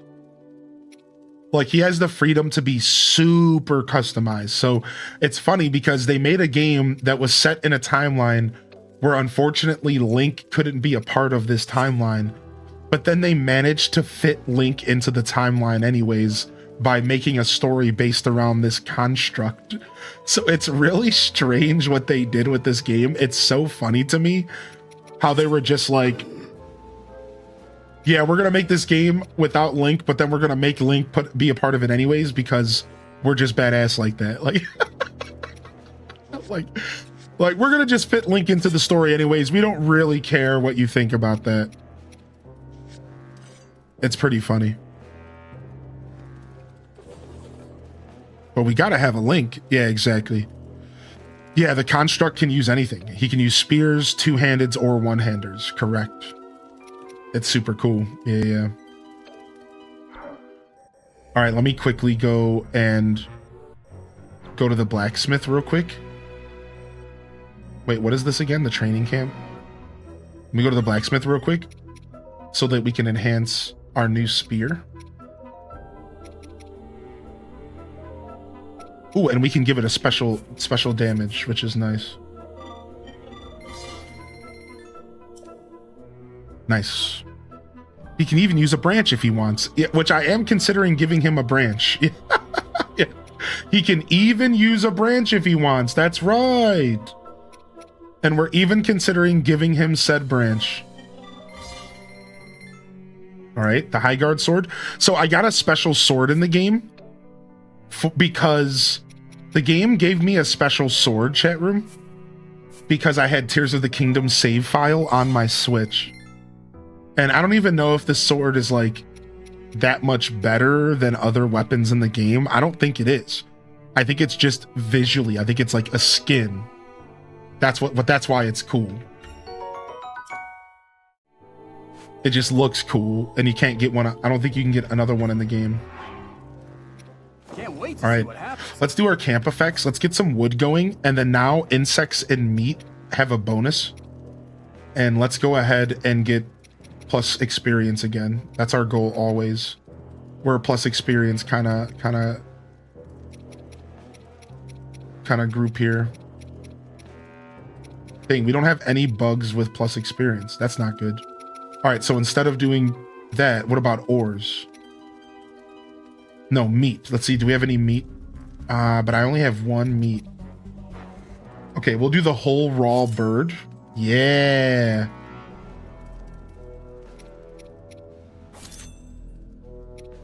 All right, sick. We'll do meat, and then we can use maybe one other bug. So right now I'm like cooking. There's like a cooking system in the game that's like really silly. I'm not going to go any further. Just know that there's a cooking system in the game that's really silly. It's super like, it's just really interesting what they tried to accomplish with this cooking system. I find it to be super interesting. Ooh, nice. We can do the hardy lizard. No, I didn't mean to back out. All right, hold on.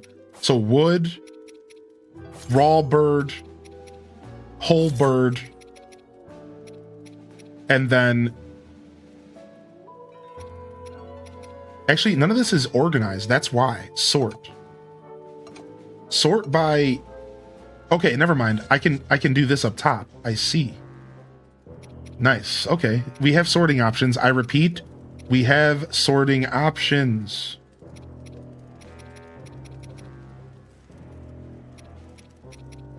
All right, we'll throw one wild berry in there, and then we're gonna do a bug here. All right, so we got some movement speed and then 30% speed. Save one of those whole raw birds in case someone redeems VIP roulette. Yeah, exactly. All right, let's go. Enough menuing. Yo, have a great day, Clover Shell. Thanks for popping in today. Thank you so much for popping in today, Clover Shell. I appreciate you, dude. Yeah, Calamo's a higher level than Construct Link, exactly. Yeah, Ace Mage, we're thinking that it could be. We're thinking that Construct Link might somehow get incorporated into the ancient hero aspect.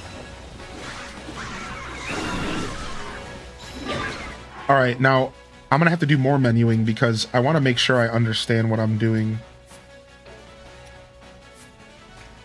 How do we go to the screen where I think it's here and then here? Okay. So this is really interesting because what I can do here is I can add ability Zonai devices to my attacks. You see this? So like when I do my attacks, there's going to be a Zonai device attached to it. Right? So like if I have rockets, so like let me show you. So if I do a single X, you see I did a rocket there. Now if I do attack X, I pull out one. If I do attack X, I pull out water. And if I do it again, I pull out electricity. And then apparently I have an aerial one that's a bomb, but I don't know how to do aerial stuff.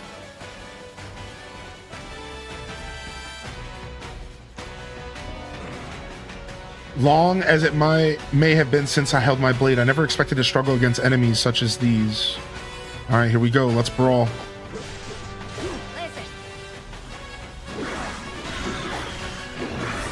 So again, that's why I was saying, like, it feels like Construct Link has the most customization.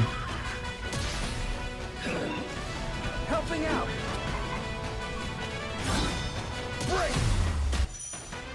Controlling vents. A Rito warrior who outmaneuvers enemies with deft flying before striking with the sword clutched in his talons. Sick. New character.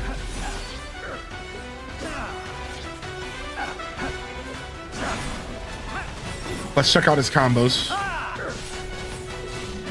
He like flies.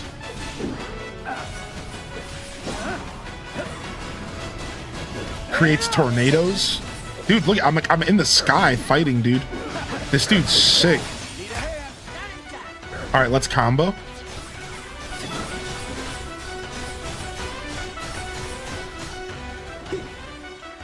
Oh, Calamo's here in the battle anyways.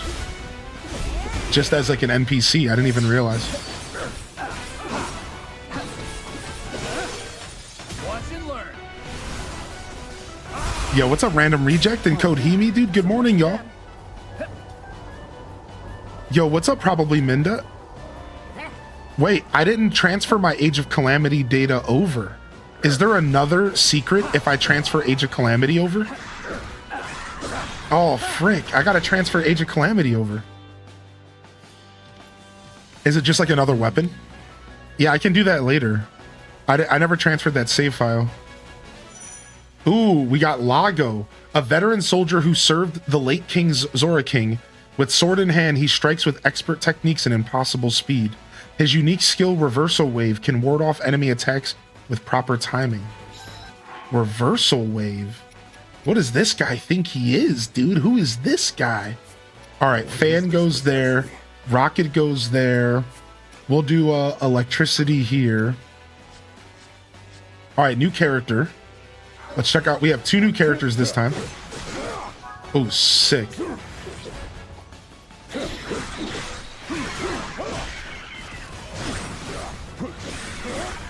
All right, let's see what else we can do. 1, 2, 3, 4. Okay, this guy has a shield. So we want to use a bomb. If you would. Switching in. Oh, I used the wrong button. Very well. So if they have a shield, you want to break their shield with some sort of bomb.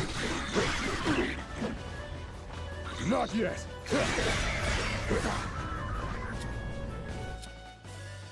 So I didn't actually equip the bomb. I usually do. I didn't think about it. All right, shield broken.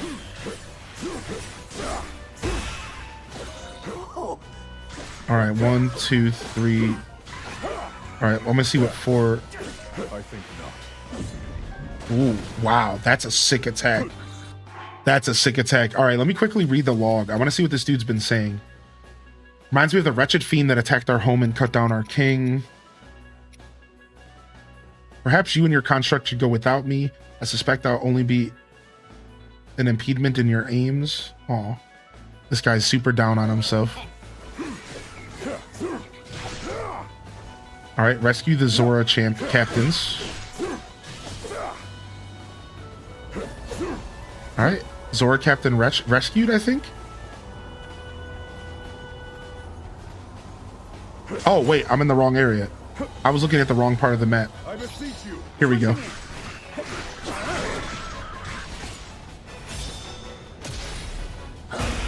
Nice. Dude, the switch combos are sick. The game, it feels so good. This game is so intuitive, dude.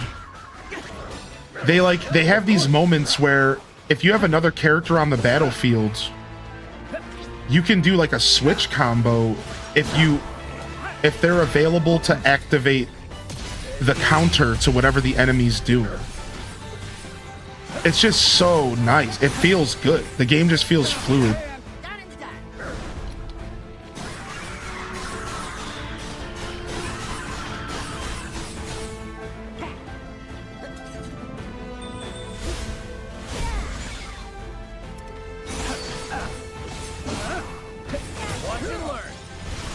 Nice.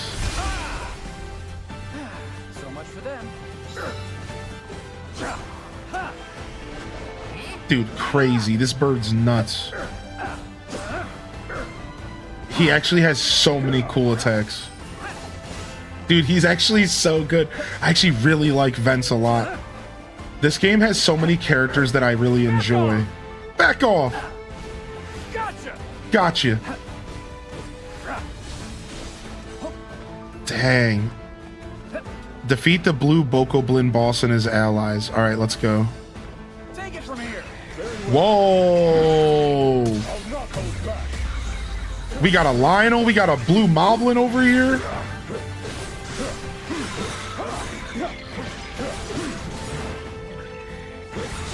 You go no further. Yo, what's up, gamer lady? Peace, dude.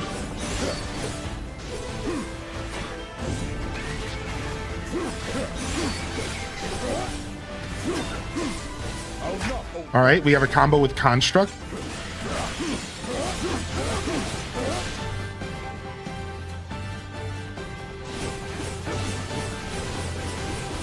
Crazy, dude. He goes full on Ivy from that one fighting game.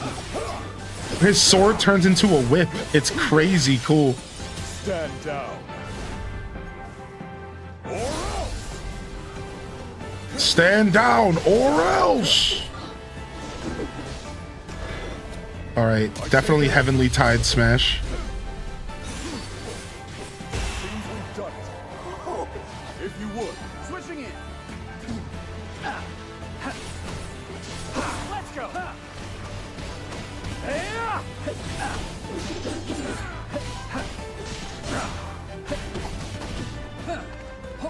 Freaking Choo Choo, get this thing out of here, man. This is such a random boss, dude. I'm gonna freeze him, and then I'm gonna bomb him. That's some extra damage right there, baby. Watch and learn. Gotta freeze those chews, man. All right, battle over. What's up, Slay Minar? I'm liking this game a lot more than I thought I was gonna, because this game isn't like the previous Hyrule Warriors games. It's very different in a lot. I've made my decision. I shall accompany you on your journey. Shouldn't you be asking us instead of telling? It's not like we were gonna say no to help you, though. Thanks. I thought I'd lost my reason to live the day I lost my king, but I see I yet have purpose. I must conquer the regret that haunts my soul, and with you, I'm certain the day will come ere long. Yeah. I'm liking this game a lot, and I feel like it's different from the other Hyrule Warriors games in a lot of ways, actually. And that was important for me because I haven't necessarily been enjoying the older Hyrule Warriors games. Like, I do, but I don't. It's like Age of Calamity I enjoyed, but I ended up not even finishing it. And then Definitive Edition, I was like partly like, by the time I got further into the game, I started enjoying like what I was playing, but there was still enough about the game that I didn't like so I'm not like excited to always go back and play it. This game has me hooked. This game has me massively hooked, and I feel like it's different enough to make it very approachable, even if you're not into the normal Hyrule Warriors. A Zora warrior who served the late king as a bodyguard. After losing his liege and many trusted allies in battle, he decided to lay down his sword, but has since overcome grief to return to the battlefield. Nice new character. I'm nowhere close to beating tears, but I need all this lore. As the war rages on, allied territories may come under attack. If you leave it undefended for too long, the territory will fall into the Demon King's hands. Successfully defend the territory before it happens to obtain extra rewards. What? The Demon King's trying to attack my territories now, dude? This game is sick, man. What the heck? Masterful indeed. The Demon King's out here attacking my territories, dude. Masterful indeed. All right, so what I'm doing now is not really lore. There is a lot of world building, and each of these little mini missions that increase your character's strength do have like teeny little bits of world building, but it's never anything too crazy relevant. Here it is. Defend the territory before 4 more battles. So if I do 4 battles without doing this, I'm going to lose the territory to Ganon.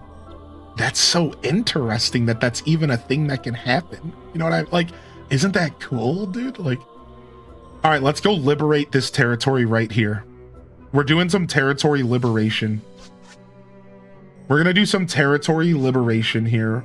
Let's go. Let's go open up some new territory. Time to rest my wings. Oh, you know what? Let's go see if we can upgrade our bow at all. This guy fights with a bow. We've never done that. Let's go see if we can upgrade our bow. Ooh, we do have some bow upgrades.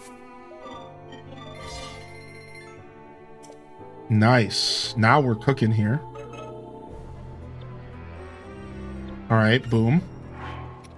They're forcing a specific character on me. And there's going to be a time limit in this battle, so here we go again. Time limited action here. So maybe we want some movement speed. So let's go ahead and use Flint, which increases fish and ores. And let's see what we can do with that. Let's increase fish and ores and see what we can do with that. We have 4 defense here. Here we go.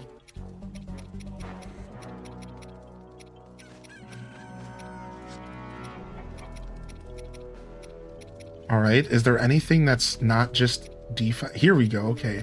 I want movement speed and experience.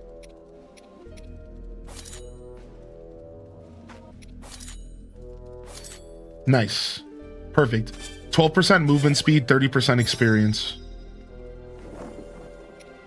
All right, next battle rages on. Yo, what up, Spartan Leonidas, baby? I see you, Nintendo. This is just Civilization. My dad plays it all the time on Z Twitch. Freezing my shoes off. That slime was massive. What's up, Zekaros? Good to see you, man. All right, we're taking some more Frontier. Let's go.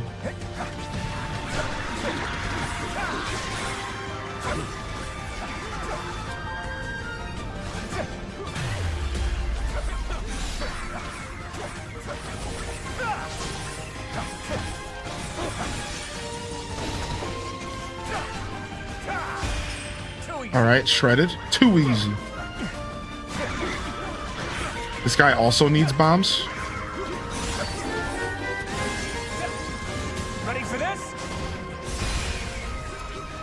All right, nice. Moving through the years. Sparta 49 Absolutio 7. Moving through the years, 78 months. What is going on today, dude? That's crazy, dude. I feel good about this. Thank you, man. Thank you so much, dude. That's cats can't cut their own hair. They don't got any thumbs, dude. Don't you know?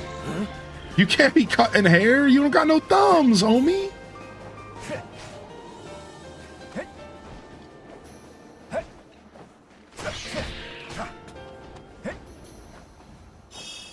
Hey, get out of here. Freaking, I hate those.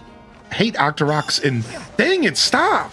I hate Octoroks in Tears of the Kingdom. I hate them in Breath of the Wild, and I hate them in this game.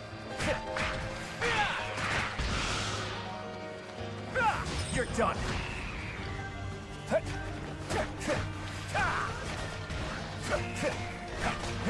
Too easy.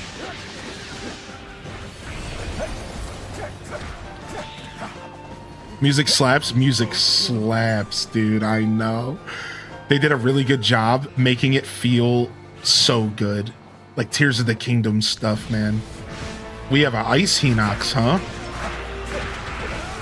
So here's what I can do. Watch this. Let's see if I can pull off this combo.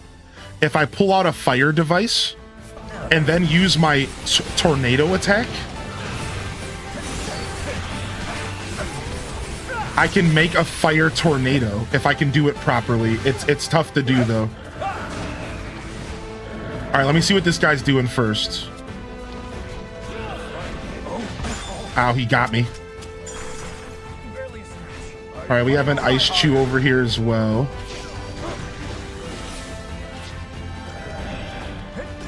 All right, I need to get this guy from the sky. Oh, I missed. Yikes, I forgot I have to actually aim. All right, let's try again. If I set this down, back up, and then do... No, I don't want to follow up. I want to do 1, 2, 3. Dang it. It's hard to do, man. Flurry Rush, nice. It's hard to set it off. I'm gonna try. All right. Right up in that booty. Ready for this? Shredded. All right, let's see if I can do it again. Set it down. Say goodbye. Yeah, fire tornado, baby. That's such a cool feature, dude. So I can do that with any element in the game with this character. I can use any element and then use a wind attack, and it'll turn it into a fire tornado or an ice tornado or an electric tornado. Let's test again. I might be able to use different attacks. Oh, never mind. This mission's done. We destroyed this mission. We took back this territory.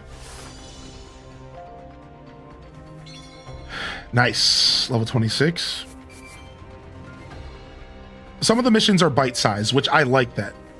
Because if every mission was a super, like, stressed out, massive battle, right? Like, so it's actually good. It's actually kind of good that the missions are, some of them are lighter.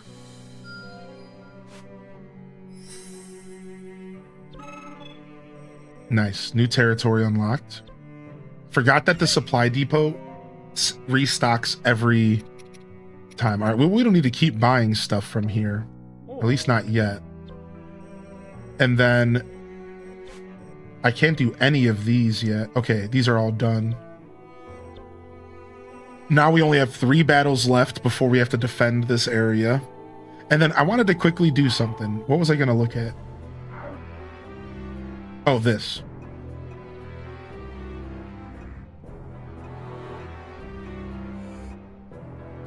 Sometimes some of these are like collecting materials quests. Right, like why does it matter if you want to track these? I don't understand the sensor. Like, what's the point of adding these to the sensor? Just to remind you to do them later? Is that what this is about? I think so.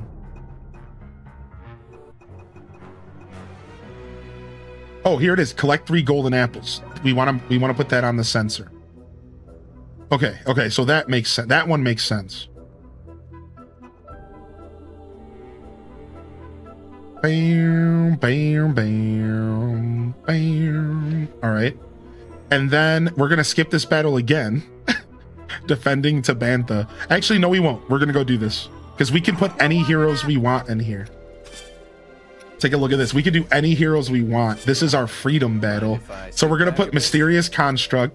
We're going to put Lago the Old Boyo. And we're going to put Vance, our lowest levels. Let us seek to confide in each other. Yeah, we're still using this long sword now, which is so sick. So the long sword gets completely different combos. So now let's try spear.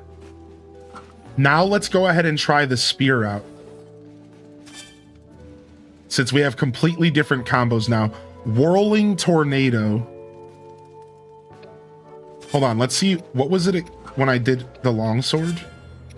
Counter kick. Ah, I remember. All right, we did use that in the battle. All right. So this will go in the replacement for fan. We won't need fan for that. We can put battery back here. Or even better, we'll just put cannon. No, we'll leave cannon where it is. And then I have room for one more thing. What do we need? We need a rush attack. We need rocket. Okay, sick. Yo, what's up, Baxter? How you doing today, dude? Good morning. If you all are just rolling in, welcome to the show. Happy Friday, y'all. Welcome to the show. Happy freaking Friday, dude. All right, everyone else is set up pretty good. Let's go. I just want to go and upgrade that spear a little bit, if I can. Thank you. What is this? Slightly charge sync gauge slightly charge the sync gauge every 100 KOs. That's kind of cool. We'll save that and we're just going to upgrade this for damage.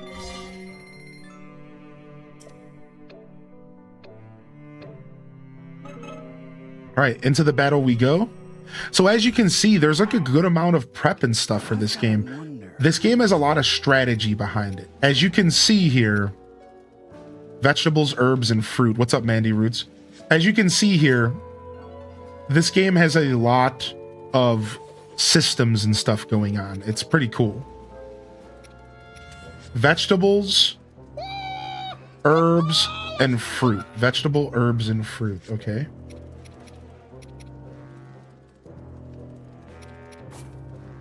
No, mushrooms don't count there. I didn't think so. We'll do some Saflina. We'll do 2 batches of that. Some Hylian Tom-Toms to wrap it up. All right.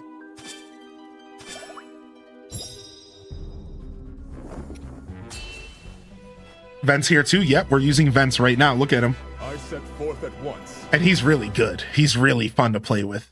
Dude, every character has felt really good to play with. I'm not gonna lie. There hasn't a single character in this game that I've not felt good about playing with. Nice, dude. Look at my new spear combos.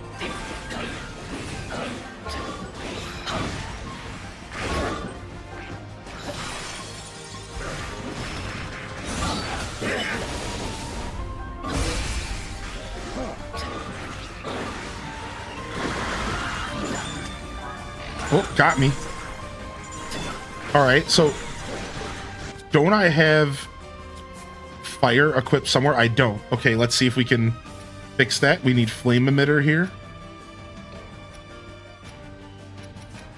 All right, here we go. Cannon. Oof, he still got me. Yikes. All right, so then how was I doing flame emitter? It's after my 3rd regular attack and my 4th strength. What's up, Matrix B? Yo, what's up, Raiders? Dude, get this guy out of here, man. This Moblin's giving me a run for my money.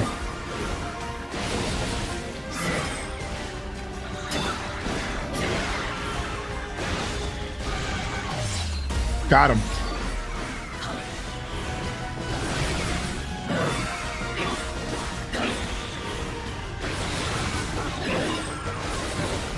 Thank you so much for the raid, dude. How y'all feeling today? Whoa, yikes. Hope y'all are feeling good over there, man. Thanks for popping in. We're playing some Hyrule Warriors Age of Imprisonment. It just came out.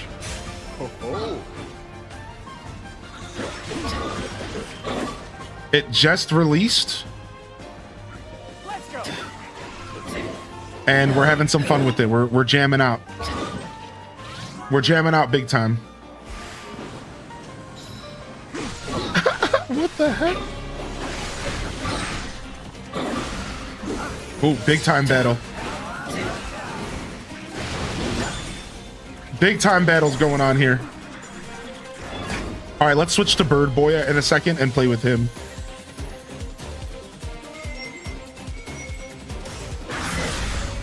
That was a sick special ability. That was sick, dude. All right, let's show off Bird Boy for Mandy Roots.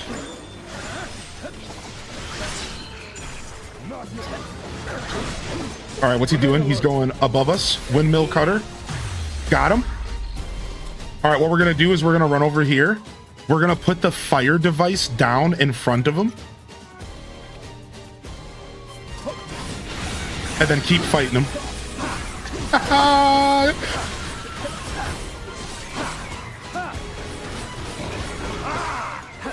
All yours. Very well. Pretty sick. We just got to the Ganon fight in Tears of the Kingdom tonight. Love seeing warriors. Dude, nice. You're playing Tears? Sick, dude. Tears is such a beautiful game. Tears is such a beautiful game. Welcome in, Charlotte and Just Joe. What up, Zio Silver and Double Becca Buzz? What's up, Raiders? I'm Highly in Descent. Y'all can call me Hylian or Joshua. And you are HD, you know, whatever. You're tuned into Hyrule Warriors. So this game just came out. Hyrule Warriors is a very different style game from traditional Zelda. They call it like the Musou style games. I'm probably saying that wrong, but it's a hack and slash. If you've never played one before, there's a lot going on. It's kind of a strategical battle game, lots of systems. And as you just saw, big battles, lots going on the screen. However, I will say that I've played all 3 Hyrule Warriors games, and this one feels the closest to like a traditional Zelda in some senses. The game feels a little bit slower paced, and it feels like more of a traditional action game, but also blended with the old Hyrule Warriors. So it's really cool, and I just wanted to share some thoughts on like what this game is truly bringing to the table. It's pretty neat. You're welcome to ask questions. And welcome in. Now, this game is telling stories around Tears of the Kingdom, so you might get spoiled a little bit if you're not careful, but I think at this point you're pretty free of any Tears of the Kingdom spoilers at this point, because most of the game from here is going to be focusing on stuff that we never got a chance to see from Tears of the Kingdom. So this game starts off right when Zelda falls into the time warp. So right at the beginning of Tears, Zelda gets sent back in time, and we're playing as Zelda back in time. So at this point, there's not many Tears spoils, but just in case, throwing that out there. And nice. Double Becca, thanks for popping in today. And thanks for hitting that follow button. Have a great day today.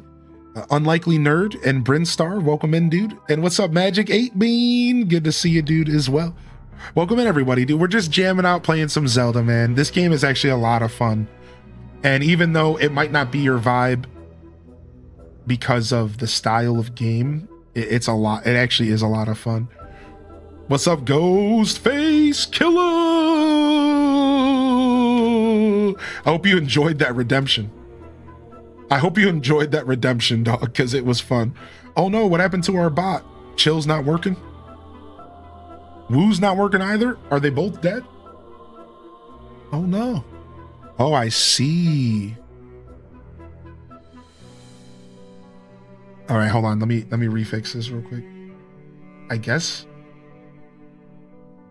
one part of my bot's functionality logged out, but we're still good. You guys still got your rupees for the day, but the part that plays sound effects wasn't working. There we go. Oh wait, it's still not registered yet. It might take a second, but we are logged in now. I wonder if I should just restart the bot real quick.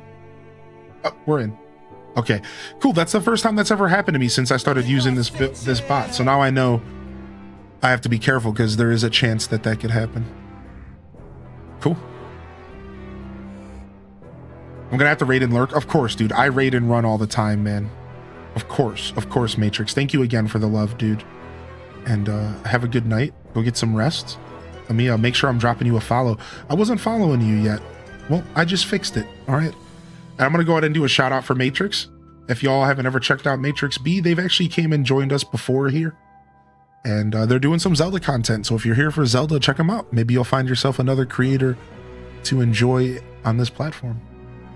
All right, so we defended our territory. There's a lot more side missions. We could liberate this territory here as well, which I'm going to hold off on doing that. We could also liberate this territory here and here. Now, we do want to consider doing some of these battles because we can't do upgrades without some fish here. What else do we need for another upgrade? We need, for a bonus heart from Rauru, it looks like we need some Lizzies, some lizards. And let's see if we can find where to get those lizards at around here. Okay, what about here? Not here, not here, not here. Okay, there's the lizards. So if we do this one, then we'll have the materials to upgrade Rauru here. So we have one mission to focus on, and then we have this old mission that we could do that probably wouldn't take long at all. Let's go ahead and do this because we haven't done anything in the depths in a little while. Before we depart. So let's go do something in the depths since we haven't done something in the depths in a little while. We'll keep Zelda. Zelda seems good here. All right, upgrades should be fine.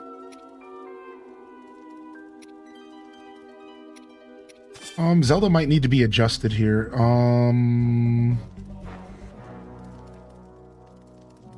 No, okay, we're good.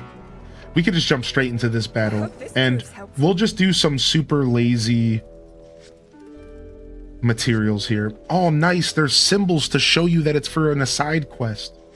Stuff like that. Okay. Yeah, let's just do something super quick and easy here. We'll just go for some experience gain. It doesn't have to be anything massive. What do we have something a ton of? Here we go.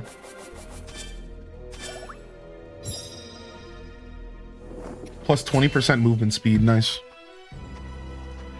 This game is Let's peak. move out. Watching all the other Zelda lovers play this morning, and we are eating. What's up, Hi Jules, dude? Hey, how you been, dude? Yeah, this game is good. This game is peak. I agree. This game has surprised me in multiple ways more than one. It's over.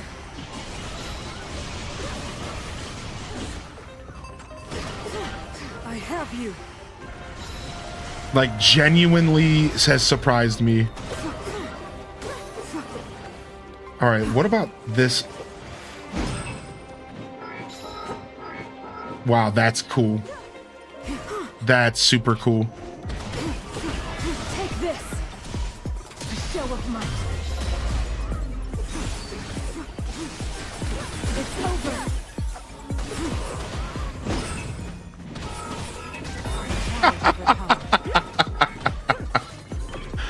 That's so funny, dude. All right, let's switch to Zelda. All right, we are on a timer, which is interesting. They haven't given us many timer missions yet. And I like that. I like that there hasn't been many timer missions, dude. So...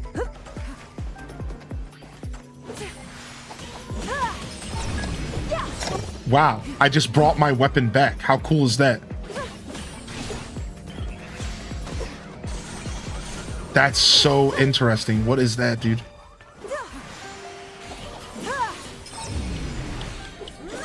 And then I can pull it back, dude. Zelda is so peak in this game, dude. Zelda is so cool in this game. She has no right being this badass. I know we just got Echoes of Wisdom, but we need a Zelda game. We need a game of just Zelda, dude. Like this Zelda, not just Echoes. All right, let's go. Brawl time. And I can reverse time, dude. That's so sick, dude.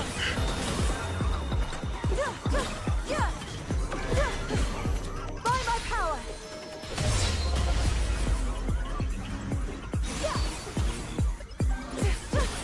Fight with me. A wise plan. Just whack it and smash it. I was moving house, so busy the last few months, but finally settled in. And time for Nintendo to drop bangers. How have you been? I've been good, dude. I've been good. I hope that the move has been well. I also moved house this year in April, and it's definitely a process, right?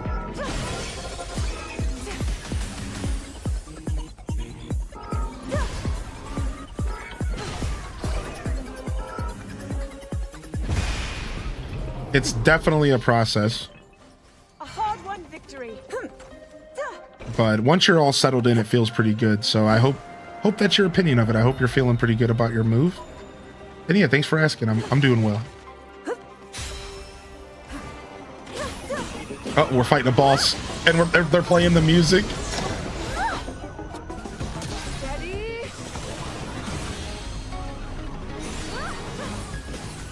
Dude, the construct music is so good.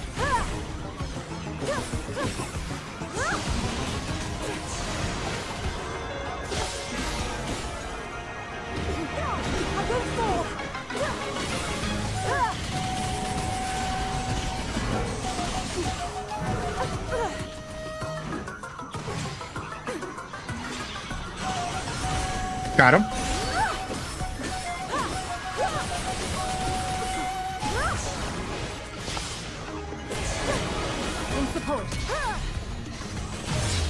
Got him again.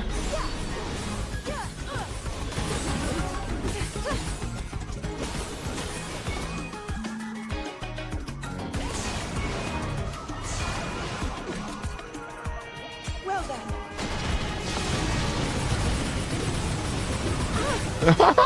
That was sick.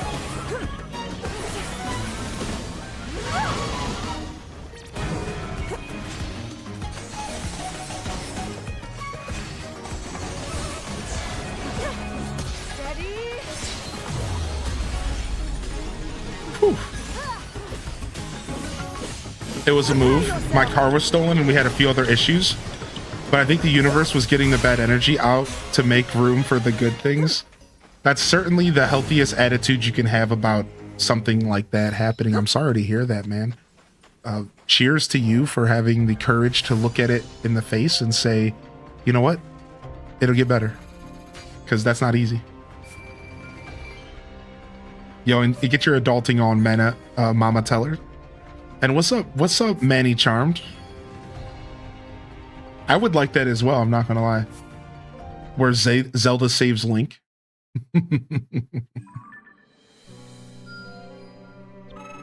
Nice. All right, we finished that mission. So we're feeling pretty good about all the missions we've done so far. Now let's actually go to our first story mission of the day.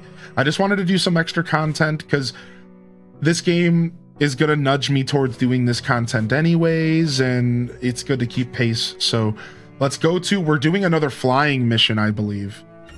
I believe this is a flying mission, which is about to be so sick, y'all.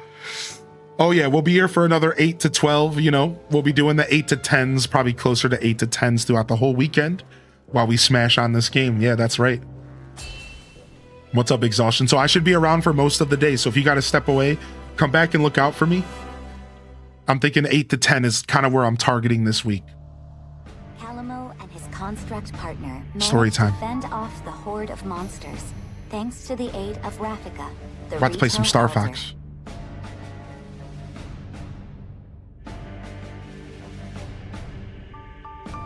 All right, so here we go. Their next target was the Elden region, home to the mighty Gorons and the ever-imposing Death Mountain. Ooh, Death Mountain time. With Rafika's Rito warriors following close behind, the pair set out for Death Mountain's crater. Oh, dude. Linealia might be the best new character in the franchise. She is amazing. Somebody said she looks like if me and a Goron had a baby. I mean, she certainly has the shoulders for it, because I'm a shouldery kind of guy.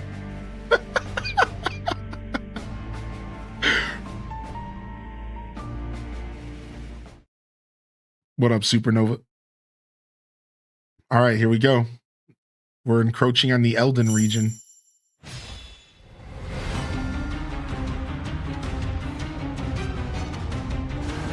Oh no. Dang, the Gorons are going through it, dog. Should have guessed it was for something like this. I bet you. No, were hoping to Lunala's show not who's playable boss, yet. Maybe right, later. bud? And come on, we've got some work to do.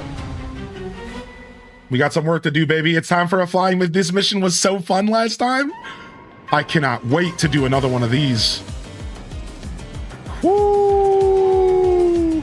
This is about to be sick. Control, press R to aim your beam of light, or hold for continued fire.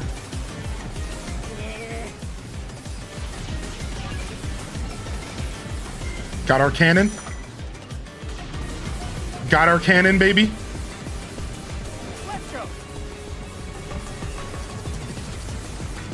All right, that's I just tried to shoot my team. I just tried to shoot my own team on accident.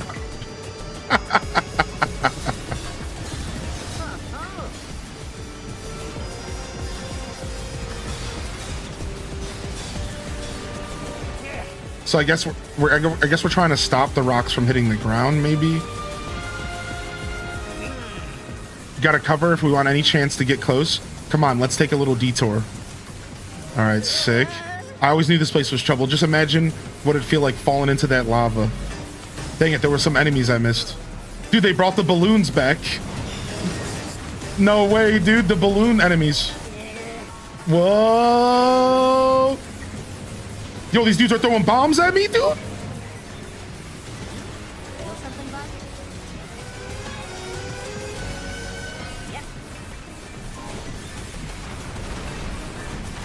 Nice. Getting upgrades.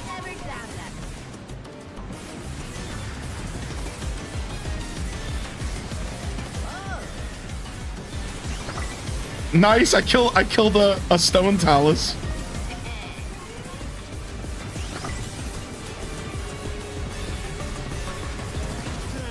Dude, this is so sick, dude. It's an on-rails shooter, man. Whoa! I missed that one. This is just not what I was expecting to get into when they said that I was gonna when I bought Hyrule Warriors. Like, It's so dope, dude. I love these types of video games. For the record, if you haven't noticed, I'm a big fan. All right, we're getting some upgrades, baby.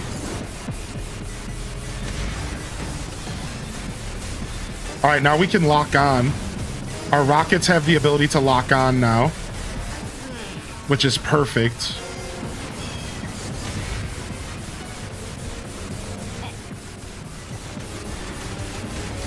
Oh, we missed something up here. Got it.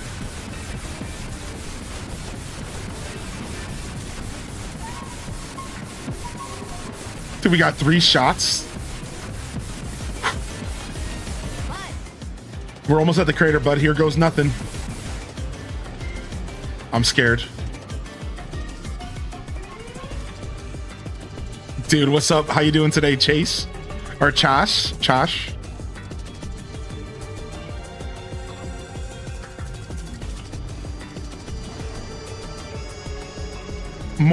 Moragia. Ooh.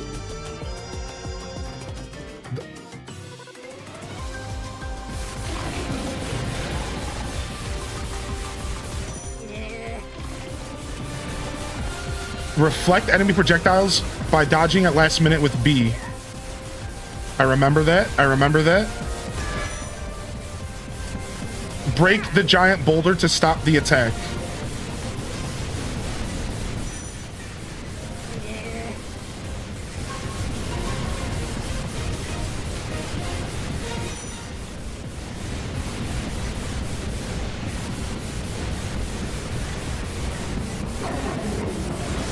Okay, I did the right job. I wasn't sure if I was doing it right at all, dude.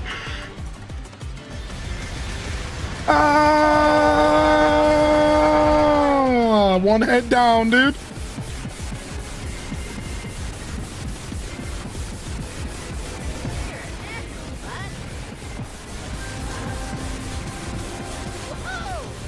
Oh, we got hit by it. Oop, send it back. Send it right back at him, baby. Send it right back at him, baby.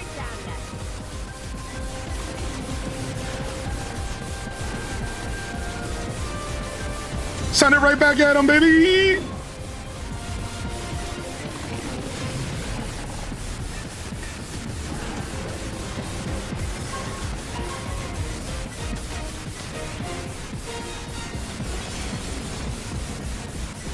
Follow up, follow up.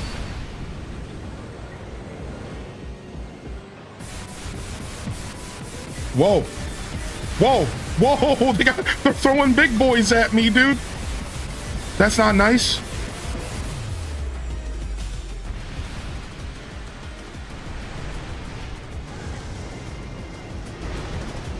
Dodge.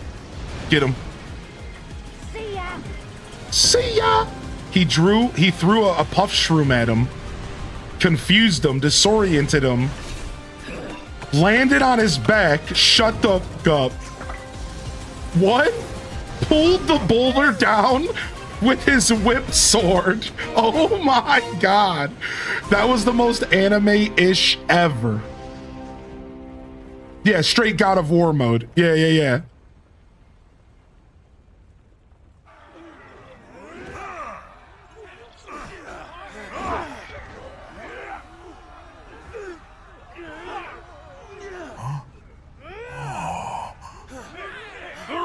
Stop! Come on! Now's our chance!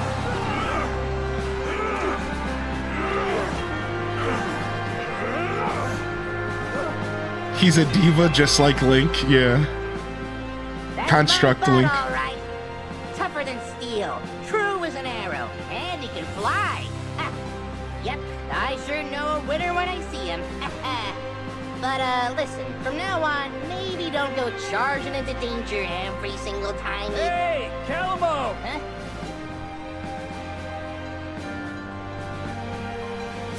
You all make it through okay? Sure did. Wasn't all that much trouble. Yeah, his bringing out face the little sleeve guys changes. once you went and took care of their boss. Like per emotions. Got a message from Rafika, too. They spotted more monsters, this time in Great Hyrule Forest. Great Hyrule Forest? There? Really? That's where you Koroks live, right? Either way, Rafika said he's on his way over. Then I guess we know where we're heading next. Let's get a move on, bud. Dude, that's so sick, dude. That's so sick, dude. Holy heck. Dude, nice. I like that BTTV mode. Nice. What a dope mission. And again, those missions are so important, I think, to this game because they break everything up. This game does a really good job actually breaking up the repetition. And, I talked about that yesterday in my first impression review. Like, I'm wondering if, like, maybe the game will feel repetitive over time because a lot of these Muso hack and slashes can feel repetitive over time, especially if you're trying to 100% it and stuff. But interestingly enough, so far, they have done enough to mix it up that I have yet to feel that way, so. Since Rafika's so busy, Vence has been taking the lead with plans to rebuild Rito Village. Oh, nice. Pretty good. They just mentioned the Lost Woods, and that's where we're heading right now. Well, they didn't say Lost Woods, they said the Great Hyrule Forest, which is where the Lost Woods was in Tears of the Kingdom. So that's actually the next mission.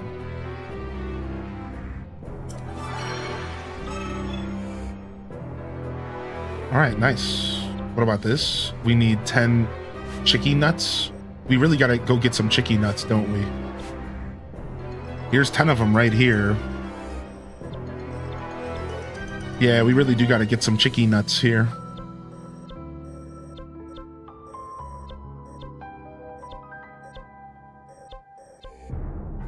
Fish and wheat here. Complete this to liberate the area. Nice. Is there any other missions offering me some of those seasonings? No, not quite. Here we go. This one, completing this will liberate a territory as well. Complete this to liberate a territory as well. Here's our story mission. Or is there any missions that require my attention fully?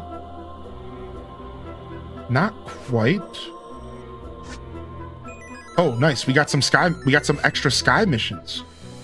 Sick. I didn't think they were gonna do extra sky missions. Ooh, sick. Ooh, with some more chicky nuts up here. Okay, I want to do an island sky mission because I think these are boots on the ground, but in the sky. And I didn't think they were gonna do that because I don't know. I just didn't know for sure. So this is sick. We're gonna go do this one right now. All right, cool. We're gonna do that and then the next story mission. Let's go. Never been good at sitting still. I've missed most of the gameplay due to work. Would you say this is good for Tears of the Kingdom players? Sure, to some extent. If you've played and loved Tears, you're potentially gonna play and like this game, but it is a completely different genre video game. So you might want to sit back and watch some gameplay or watch yesterday's VOD if you don't know what kind of game you're getting into. What I'm trying to say is that this game has nothing to do with Tears of the Kingdom's gameplay outside of the story. So that question almost isn't even relevant to some extent. Like, you being a Tears fan has nothing to do with this game, except for the story. So really, you should be asking, is this game good for a Tears player who's never played a Hyrule Warriors game? Right? Is that really your question? And it's like, I don't know. I can't really answer that. Yeah, I'm not sure. I'm not sure what your history of gaming is like, so. But I'm going to make it very clear one more time. This game doesn't play anything like a traditional Zelda game. Very, very different experience. Just to be clear. All right, let's put some lower levels in, and we can level up. Ready to prove my skill. Let's bring the B squad. Let's bring all of our lowest level B squad boys. Let's be honest. Yeah, let's bring all of our lowest level dudes in here. Let's bring all the lowest level dudes in because that sounds fun actually. Yeah. Thank you. Yeah, no problem. No problem. Glad you asked. Now, of course, if you have any follow-up questions, you're welcome to ask as well. Oh, this is recommended level 24, but we're bringing nothing but low levels in. Let's challenge ourselves, right? Dude, oh, I love Calamo. I'm obsessed with Calamo. He's probably what... Wish for the best. I don't know. It's hard to choose favorites, but I'm right there with you. He's probably my beefiest. He was my highest level character just a little bit ago. And the chat called it out. They're like, your Calamo is stronger than your Construct Link. And I'm like, yeah, because Calamo is sick. Because he is sick, dude.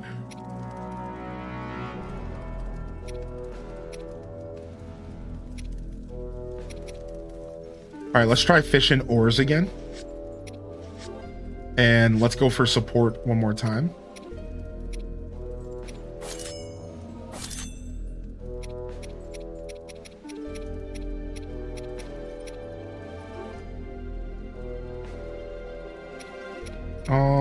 Here we go. Sick. Ah, yeah, Calamo is so fun. I tried a Hyrule's Warrior game once, and the gameplay was not for me, so I'm thrilled I can get all the story without the frustration by watching you. Now, on that note, since Jay Kaiser asked, I do want to follow up and say something. However, I have been playing this game for a bit now, and I can tell you that this game is really well put together. So, like,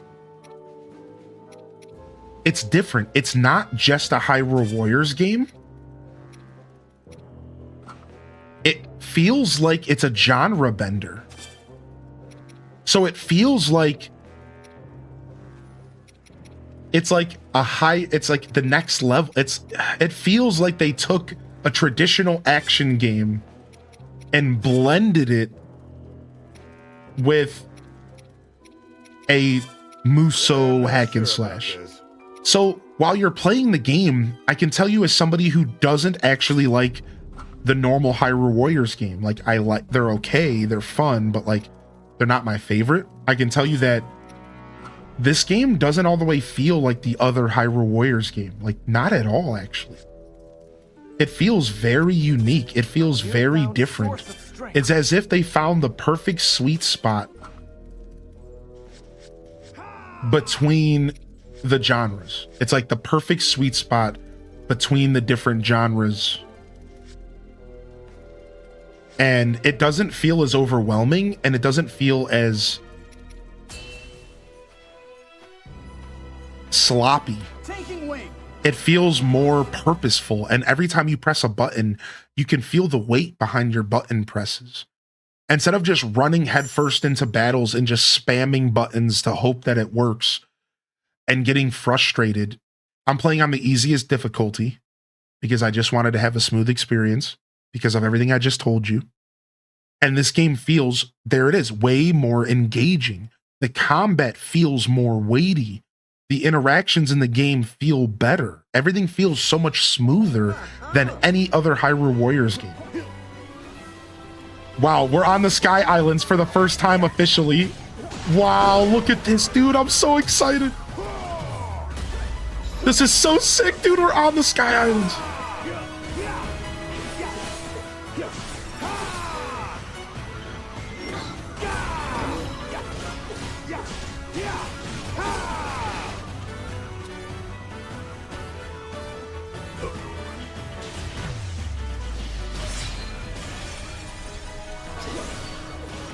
Sick. Gil one? I'm not sure. That's a hard one to gauge, right? I can tell you this much. This is the last game that we are probably ever gonna get in this version of Hyrule's universe. Which is what makes this game actually so special, because I think this game is the end of Breath of the Wild Tears of the Kingdom's universe. It's over. This is it for this universe. And now any Zelda content from here is likely going to be the start of a new Zelda Hyrule universe. This is basically the third game in a trilogy that manages to separate genres. Like, this is basically the the third game to Breath of the Wild, Tears of the Kingdom, that we're not going to get, that some of us want. So I can tell you, like, this is it. This is done. Now, will they ever make another Hyrule Warriors game that has a canon story in general? I think it's a possibility, especially if this one is successful. But the truth is that I don't know how successful this game is for Nintendo. It got chewed up a little bit by the reviewers, but not too much. It's like a low 80s, high 70s review. So I guess it really just depends on how well this game does for Nintendo. Right? If this game does well enough, maybe in the future we'll get another Hyrule Warriors game that could also be canon. That would be cool. You know, I can tell you this to keep talking about it. I think that... All right, let's switch to Vince. I can tell you this. There's... Not only is there the Hyrule Warriors games, there's also the Fire Emblem Warriors games. So Nintendo has their self in the stock of these games twice. Like, there's like 2 or 3 Fire Emblem Warriors games, and now there's a 3rd Zelda Warriors game. So this tells me that they like making these games, and that Nintendo probably feels like these are good games to fill the gap when they're not ready to release a new game in said franchise. So while they're in between Fire Emblem games, they can drop a Fire Emblem Warriors game. And if you've noticed, when they're in between Zelda games, they can drop a Hyrule Warriors game. So my point is that these games feel like they have a really strong purpose for the Zelda franchise. They give Nintendo the ability to connect with us, to offer us some Zelda, but to not, you know, pigeonhole themselves into waiting another 7 years. You know, it's like, it's a lot of time for every new Zelda game. We're talking 7 to 10 years per game for development. So this is all to say, in conclusion here, I think there's a really good chance that there is another Hyrule Warriors game after this. Oh yeah, because this is the perfect gap filler for them to provide us with content when they quite can't do that because their development cycles are insanely long. And I'll even give you some more supporting information if you're interested. So Nintendo has actually talked about in meetings before about this. And they've talked about how they're simultaneously trying to lower development times while also offering side projects in between to supplement long development times. They've talked about this. So I think, again, it all points to them looking for little side projects in the video game space in between their big projects. Like Mario Maker 3 could be in between a new 3D Mario or a new 2D Mario, because Wonder just came out, right? They can use Mario Galaxy 1 and 2 Remake to hold us off until we get Mario Odyssey 2 or the next 3D Mario. This is their plan. It seems like they're going to bob and weave between main releases and side releases, whether it be remakes or not. So yeah, I know that was a lot of words, but yeah, is there going to be another canon story? Well, I think that Hyrule Warriors Age of Calamity was genuinely a product of them listening to their fans. Anybody else? Like, I feel like they were listening to us when they decided to make this game. Let's do our best to support It feels like that. It feels like they stopped and they said, okay, people want more story from the games, but we don't want to make more of this Zelda. What's the middle ground? And somebody raised their hand and said, what if we do a canon story in Hyrule Warriors?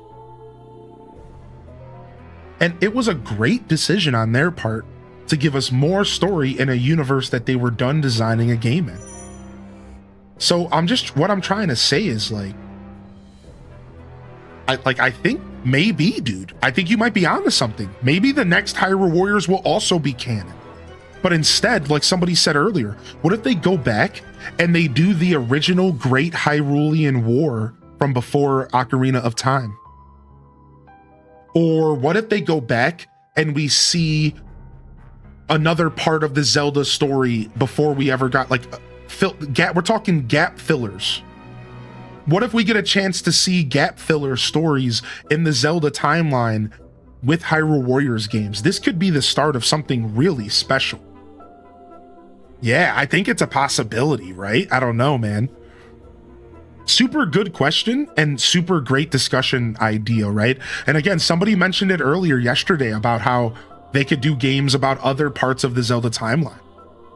And that would be sick. That would give us the option to get story, lore, but not have to have 5 to 10 year development cycles, you know? Not have to be the next big main Zelda game that they market and push. It could just be a side game. Something to kind of keep us busy, you know? A particular high quality sample of Zonite steel that could be used to enhance any type of weapon. Pristine. Oh, so there's a new ability that enhances any weapon. Okay, that's cool. Let's do charge attack time down. Unlocking weapon arts. Weapons contain latent power called weapon arts. You can use materials to unlock these arts when enhancing a weapon. A weapon can only have one weapon art at a time. Ooh, let's unlock a weapon art.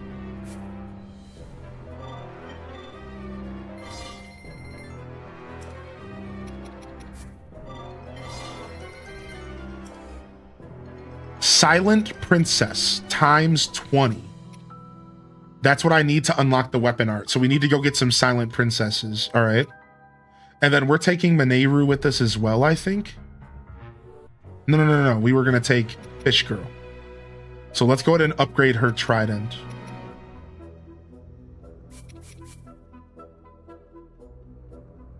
Perfect. All right, cool. Just some upgrades real quick. You know, nothing too crazy. Just some upgrades real quick. Give us some loot. And we could look around and look for where we can find some Silent Princesses. All right, here we go. Let's get this upgrade. Upgrade basic actions for two-handed weapons. Actually, we might want this. Upgrade basic actions of Calamo. Oh yeah, we're going for Calamo first. Monsters must have done a real number on the Hebra Mountains because a bunch of avalanches went and stripped the forest completely bare. Here, the Chickaloo tree nut. I told you, the chicken nut. I know, right? Wouldn't it not? Now, here's the best timeline, Gilwen. You ready for the best timeline, dude? They do a full from the ground up remake of Ocarina of Time using modern technology and adjusting the game for a modern audience while still staying true to its roots, story-wise and world-wise, but also providing a new gaming experience. And then to hold us off until that comes out or afterwards, we get Ocarina of Time, Hyrule Warriors, canon story. And we live our best Ocarina of Time life. Yeah, dude. Yeah, dude. All right, we have an assist here. We need to get some milk. You don't have enough materials. We need some milk. How do we get some milk, dude? Hold on, let me see if I can get some milk anywhere.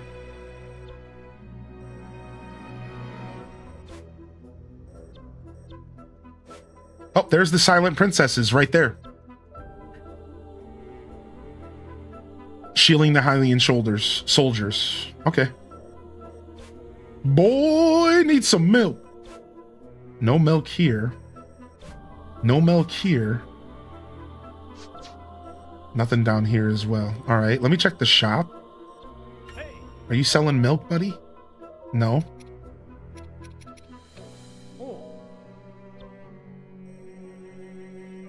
All right.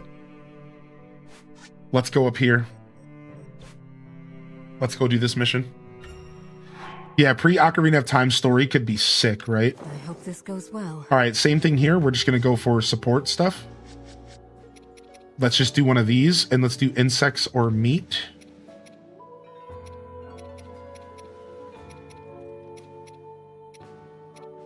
There's not many insects that are in the supporting category, unfortunately. So instead, let's do fish and oars again. 1, 2, 3. And then let's do some speed here. Now, how about this? What is a Hyrule Warriors game is the 7-year war that Link is MIA leading up to in his return to the final battle with Ganon. Oh yeah, that would be sick. I see what you're saying. You're talking about what happens during the time jump in Ocarina. That would be literally perfect. Yes, Gil Wen just said the same thing. Yes. The 7-year time gap. What happens during that time gap? Dude, yes, dude. And Ganon wins. And we know Ganon wins up during those 7 years up until we get there. So how does Ganon get into the throne? How does he win until we get there? Sick. And we just get to go through a bunch of side stories and side content around it. And remember, we would even get to play with the sages because most of the sages were still alive then. Because we don't go and interact with the sages until we're an adult. So we would get to play as Saria, we would get to play as all these characters, Darunia, because we don't turn them into sages until that 7th year when we come back. Yeah, exactly, Gil. Yo, get out of my brain, dude. Yeah, since there's no Link, we would have to be the sages, right? Oh, and then we would get to be Zelda and Sheik.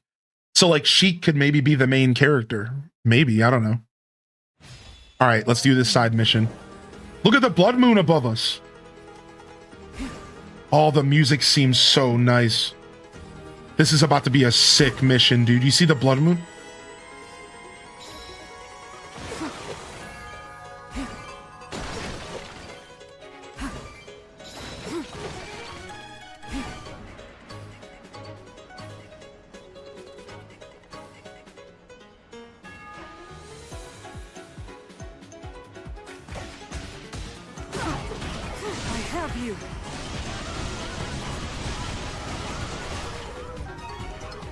Head for the targeted position.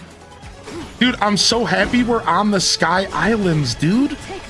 This is so cool to me. I didn't think they were going to let us battle up here because when they revealed the Sky Islands, look at, there's even a construct here. Look at him. Because when they revealed the Sky Islands, they revealed them specifically as a mission for the flying missions. And I was like, okay, the sky might very well just be for flying missions. No, dude, they're letting me boots on the ground.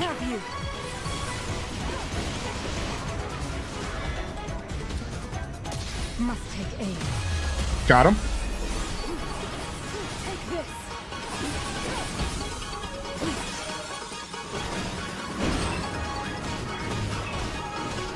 Beat him down. I have you. Now be gone. Yeah, Atomic Potato. Of course, I would love that to just be a regular Zelda game, but I'll take it if it's a Warriors game, right? I don't know what he's doing. Construct launch. Got him. Weak point smash. Now be gone. All right, let's switch over to Kia now. Wait, is there anything to smash in here? Nope. Okay, let's go. Look how she moves. She swims even though there's no water. Isn't that elegant? Isn't that kind of cool?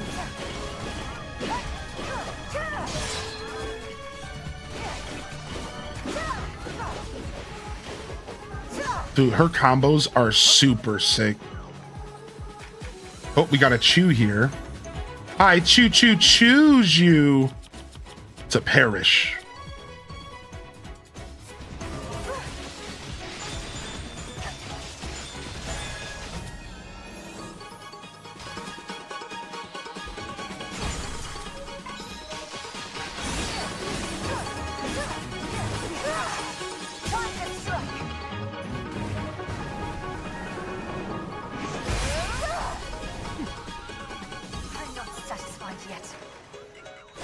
All right, grab some of these crates. You know I'm going after loot, man. I noticed that there was loot here and that I probably missed some loot last time. I think it's just rupees and sometimes it's wood, but hopefully there's like other items that I'm getting as well. It's hard to pay attention to completely because there's so much going on in this game, but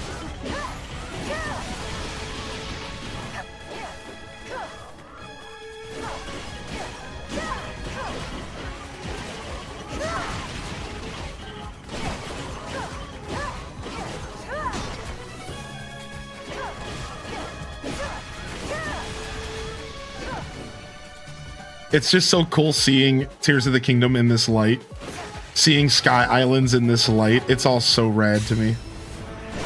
All right, let's go. Captain Construct battle.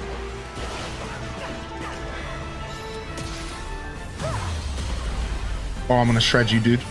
You're getting shredded, homie. All right, let's combo. Let's see what these girls got together. Yeah. Bombard. Oh my gosh. Oh my gosh. That was a Pokemon move. I know, dude. I just hydro pumped. Cloud Sage, I'm not sure. I don't remember anything about Age of Calamity. I don't remember anything. She is wielding the light scale trident though. Yeah, Zero Silver. I know, right? Zeo Silver. Zeo. So yeah, she is wielding the light scale trident, so she could very well have a similar move set, yeah.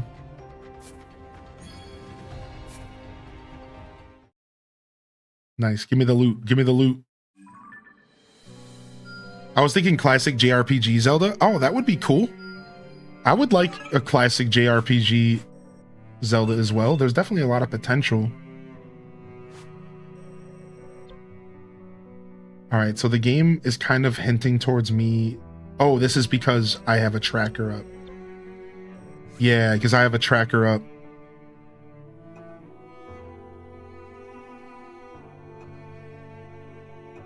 For a specific...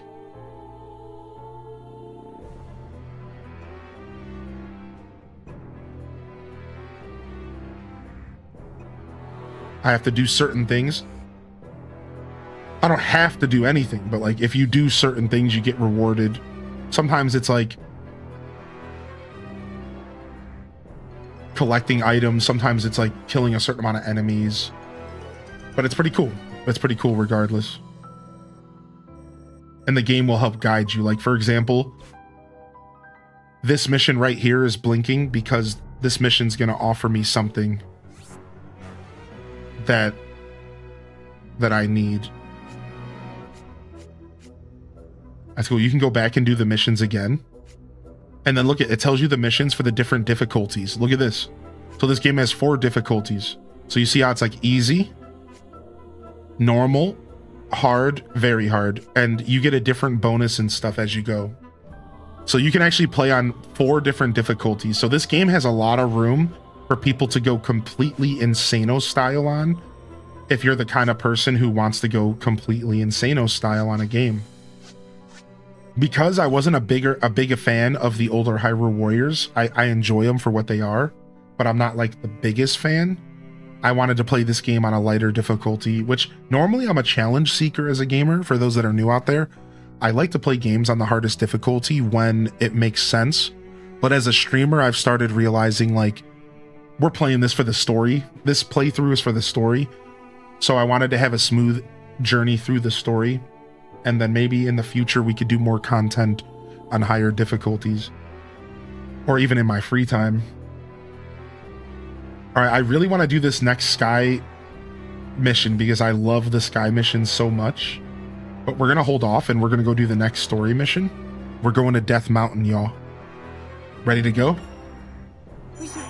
We're going to Death Mountain, baby. Alright. So yeah, so despite my need to play things on the most difficult setting, I decided that I wanted to... I'm actually going to grab Rauru for this. I decided I see why they give me the option of water, because we're going to a lava zone. We might want water. So let's drop Mineru for Rauru. It seems I am needed. I'll try to make myself useful. Yeah, all right. And then now let's go ahead and adjust our tools here. Let's make sure that things are the way that we want them to be. I don't know if there'll be flying enemies. For now, let's do... Maybe we'll want ice. For now, let's go ahead and do... This should do nicely. Hydrant on her. And then for you, I'm going to give you... You'll keep Hydrant as well.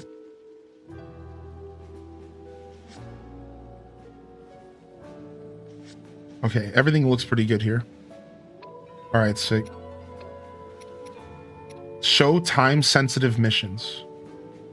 Exploit enemies, perform 1 weak smash, defeat 50 enemies. All right, let's get our camp effects going here as well. So we're gonna put some good camp effects in here. Let's get our Hylian pine cones for vegetables, herbs, and fruit.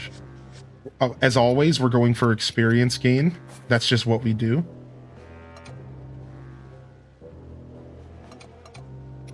All right, vegetables, herbs, and fruits. The Fleet Lotus seems pretty good, actually.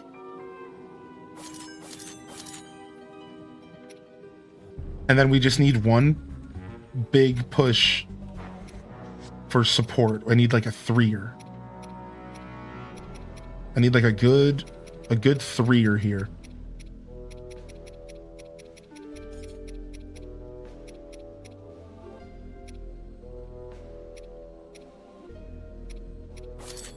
%, experience with 27% special attack charge. Sure.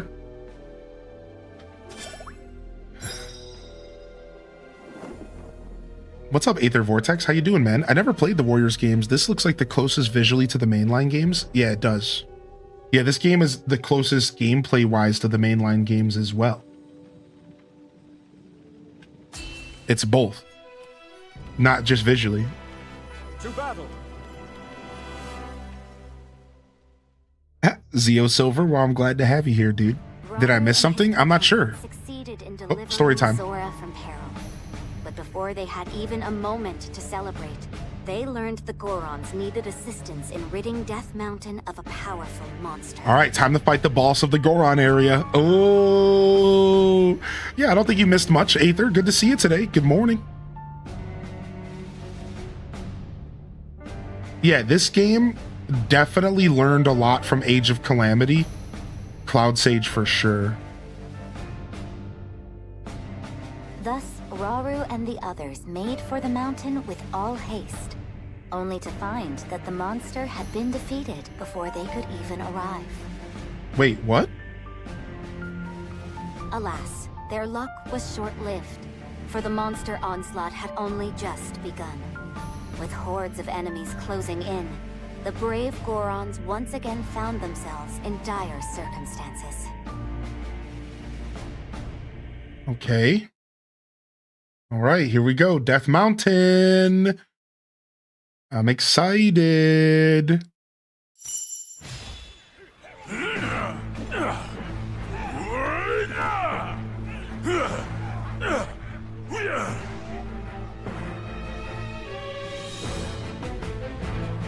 King Rauru, you've come at a time of great need. I'm glad you're safe, Agriston. We caught wind of a terrible creature in the volcano's crater.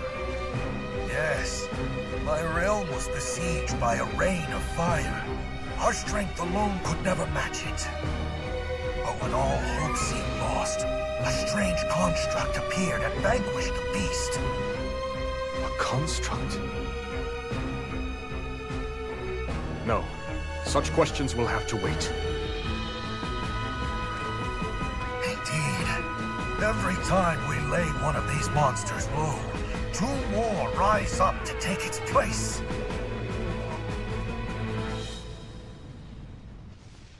Then from here on, we fight together. There could be no greater glory. Oh, the music! The horn, the Goron horn. Do we get to play as the Goron right now, dude? Please. Yes. Oh my gosh, I might have found my new favorite character. Even tempered, the Goron's chief's sturdy build makes him a force to be reckoned with. He rolls through the battlefield, scattering foes with every swipe of his massive sword. His strong attacks are wreathed in power of flame and can destroy large rocks. All right, dude, we got our new boy, dude. Look at him, the boulder breaker. He's a ball buster, that's for sure. Let's get this over here. He has the frost emitter up. I'm not sure if water or frost is going to be the thing that we want for this battle, because I'm not sure what fire is weak against yet, because we haven't encountered it yet in the game. So I'm going to go ahead and put water, because I think water makes more sense for lava, but I could just be wrong, right? We're about to find out together. All right, let's check out our new combos. Look, we're rolling. We're H-Des leaving, dude. Look. We're rolling, dude. Yes, dude. All right. Wow, he does a roll in mid-combo. Look. He does a roll mid-combo. All right. Sick. Wow, he picked up a rock and threw it.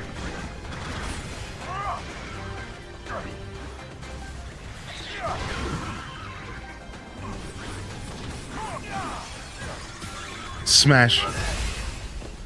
Dude, I love me some Gorons.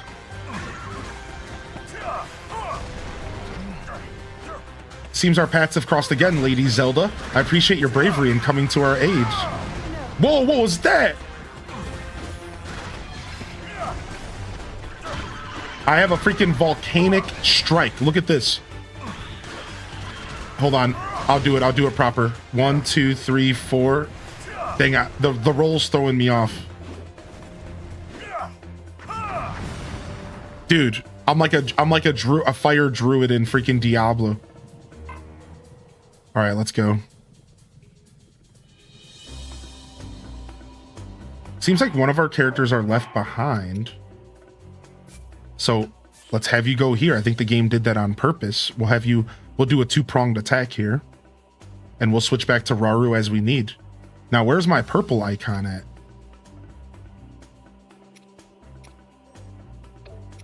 Oh, she's the same.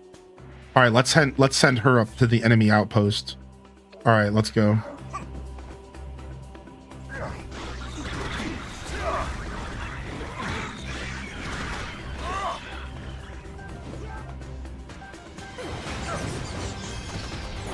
Yo, what up, Smitty? I lost my Twitch account. Dude, I saw you follow me and I knew it was you. Is that crazy to say that? I knew it was you. I saw you follow and I knew it was you. I just knew it. I was like, this is the homie. I can't kill these freaking keys without some sort of range. Oh, wait, what am I doing? I have... I literally have a cannon for this. You can rest us. Yeah, I forgot that I can use my cannon. Yeah, this version of Goron City.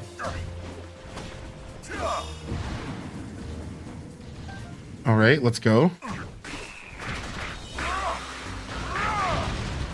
A bunch of fire Lizavulses, which is cool.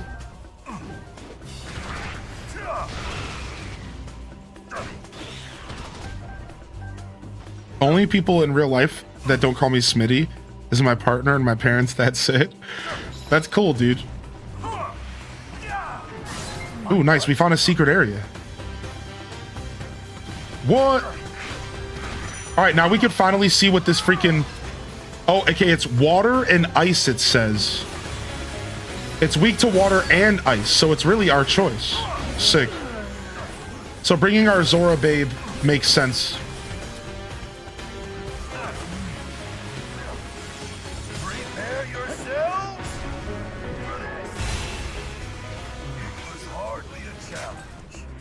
All right, let's break these pots and get some loot.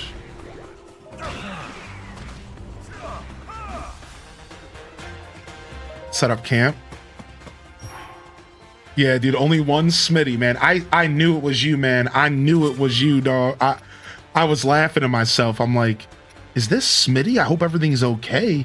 I started like overthinking about it. I'm not even gonna lie. I started overthinking, like, maybe something's wrong.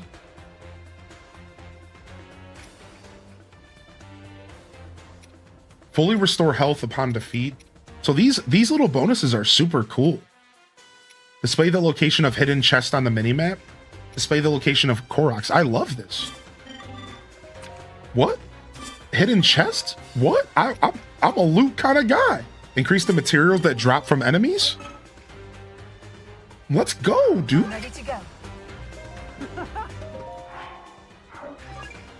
All right, let's take a look at the map. What? There's this many hidden chests? Dude, there's this many hidden chests and Koroks around the maps. I wonder how much Koroks and stuff I've been missing in our playthroughs. Like, I bet you I've been missing a lot. Now that I see this many on this map, I was usually only getting like one per mission. This is actually making me realize that I've missed a lot of secrets.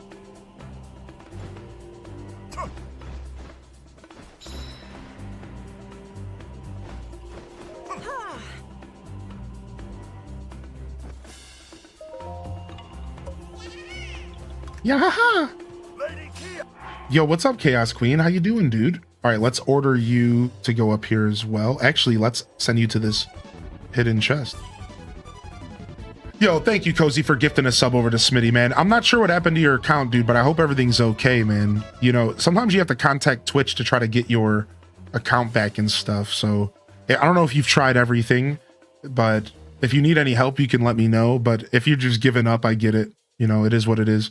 Thank you, Cozy, for gifting off to Smitty like that. I'm exhausted after doing my Nana's cleaning. I'm just going to sit here and veg. Yo, veg away. Thanks for being here, Chaos Queen. Come and veg with us, dude. Come and veg, baby. Yo, what's up, MF Hood? How you doing, Hood? Good to see you back, man. I'm not about to lose.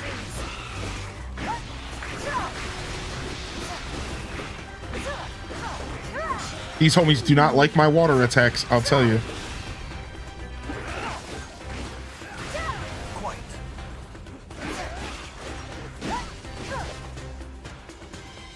All right, I'm gonna run this way real quick and get this hidden chest.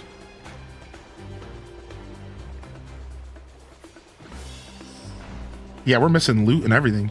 With 1,000+ Koroks, considering they're basically invincible, all Hyrule needed was the Korok army and Ganondorf would have been finished. You think so? Just the Korok army is all we needed. Dang it, dude. I got Octoroks blasting me, dude.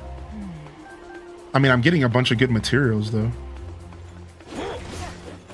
All we needed was the invisible Korok army. Ganondorf would have been slayed, dude.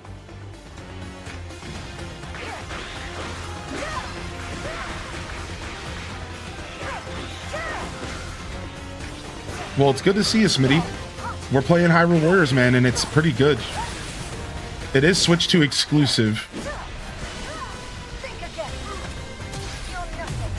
But it's worthy of the Switch 2, I'll tell you that much.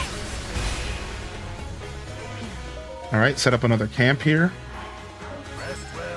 They definitely are very generous with the camps. Whoa, what have I gotten into?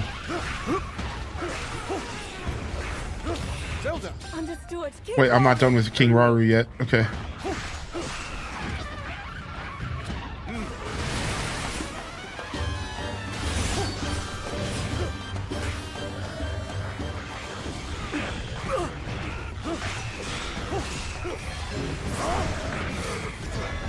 Okay, don't we have the ability to send stuff back? We do.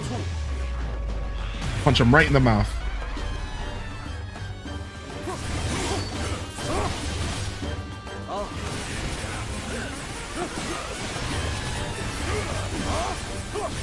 So elements are a really good way to mess up their weakness gauge.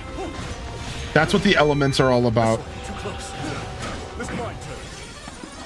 It's all about destroying their weak point gauge.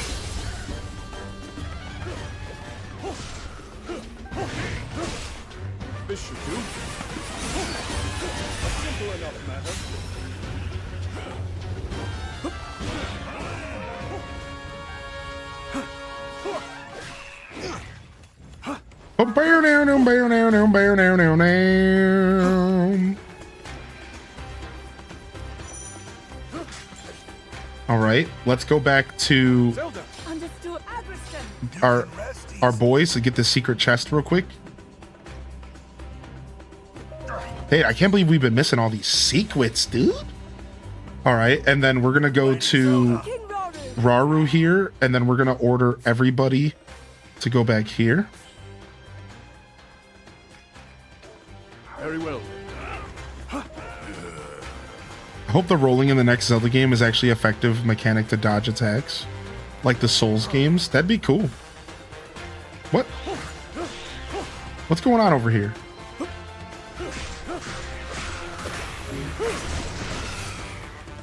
I guess we needed the Goron to break this rock. All right, there should be a Korok around here. Here it is. Oh, we need our Goron to break the rocks, I think. Wait, we could just use bombs, probably. What am I saying? Uh-oh. We accidentally activated the boss because I switched characters instead of pressing the other button. All right, let's fight.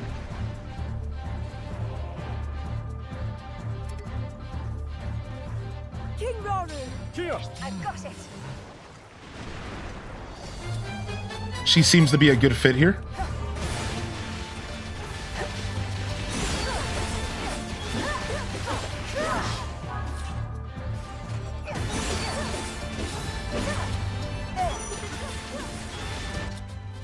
Use a battery.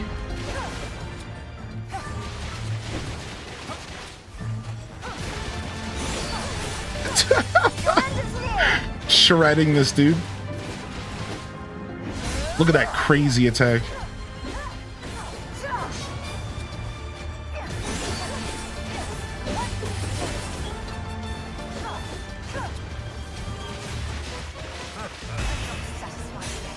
The Talos music is good. It's so good.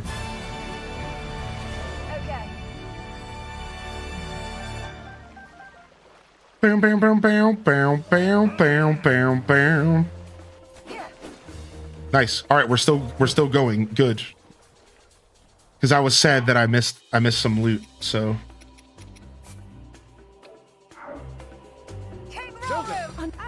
I thought all the loot was lost. I thought the battle was over.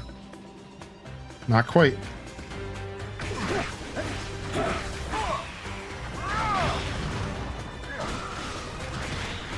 Oh, same here, dude. It's on my bucket list to see the Hyrule Symphony, and I don't think I've ever had the chance. I think they did come to Cleveland a super long time ago. And now that I've seen Stardew Valley concert live, I realize, like, it's amazing. It's just as good as I thought it was gonna be. I always thought that seeing my favorite video games music orchestrated was going to be super epic. And it turns out it's exactly as epic as I always thought it was going to be. And it was emotional, and I'm a big music buff. So hearing orchestrated music like that was just super special. And like, I'm a big fan of musicianship, and oh yeah.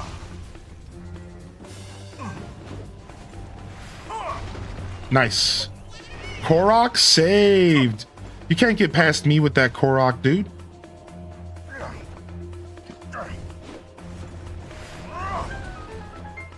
Nice.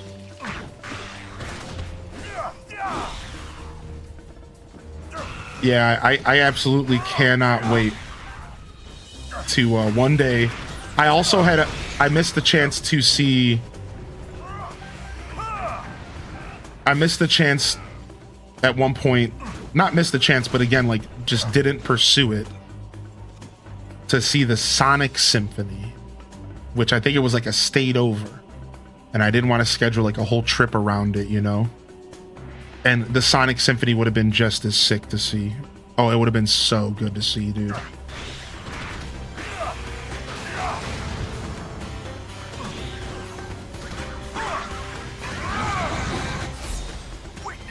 Yeah, Sonic would have been sick. Nice, dude. Shredded.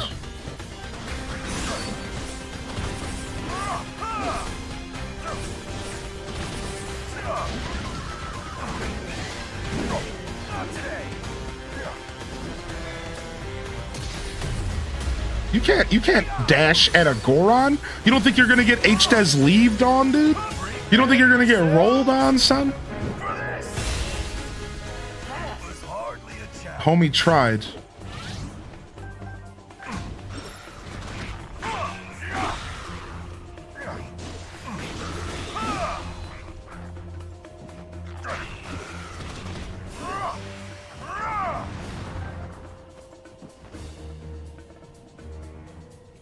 I wonder if they ever licensed the music to local orchestras. Well, that's what Stardew Valley did, essentially. Yeah. So, I mean, I see what you're saying, though. You're talking about something different. Right. So, the way the Stardew Orchestra worked is, like, this group called the Soho Group reached out, or, like, they set up the orchestra for Concerned Ape. So he doesn't have to do it, right?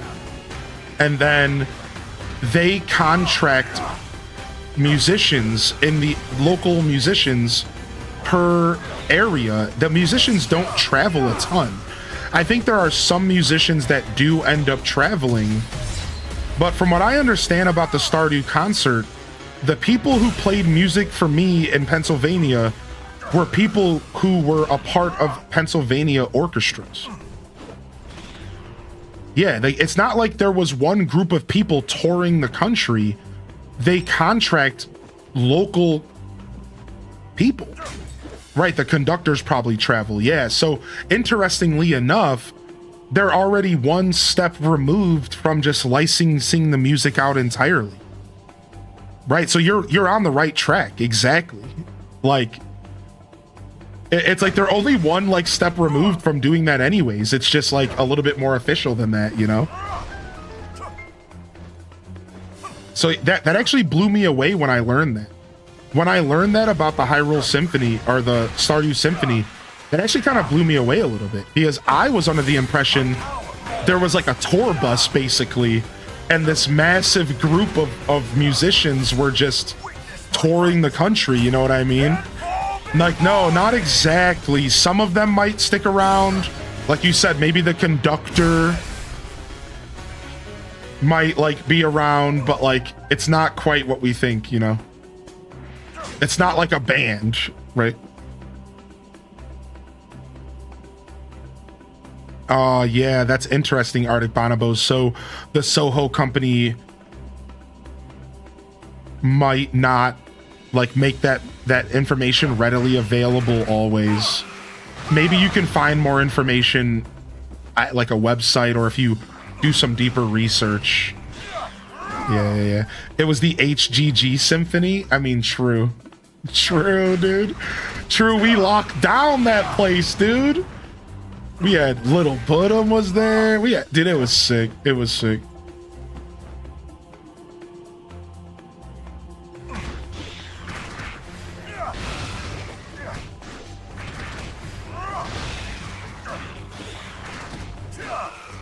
Yeah, there might be someone you could email, be like, hey, you know, I would like to support these local musicians. You know, is there any way we can get information on which one of them were actually playing at the concert? I'd like to follow their work, their career, you know, stuff like that. Right, Karen Keisha, yeah. Bum bum bum bum. Bum bum bum bum bum bum bum. Wait, where we going? We're going up here. I decided to go around the map and clear everything. That's what I've been doing while yapping. I cleared every single area on the map just for funds and for items, because I realized that I was missing stuff. All right, more story. It appears our path has been blocked by a lava flow, that one created by the beast in the crater, no doubt. But you needn't worry, there's another route we can take this way through the old mine. Ooh. I know, I love how he rolls, dude, and it's perfect because we just designed an emote, because Gorons have always been my favorite characters. And we just designed an emote off of Gorons rolling, and then we get to play as one in this game. It's making me really happy. Let's just say that. It's so good, dude.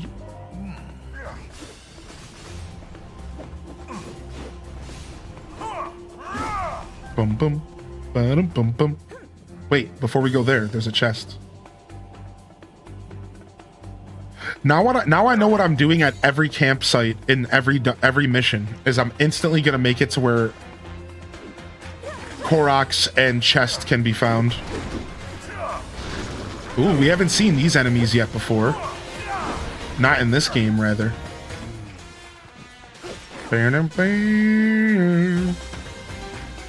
The boys. All right, let's see what these two got as their sync strike.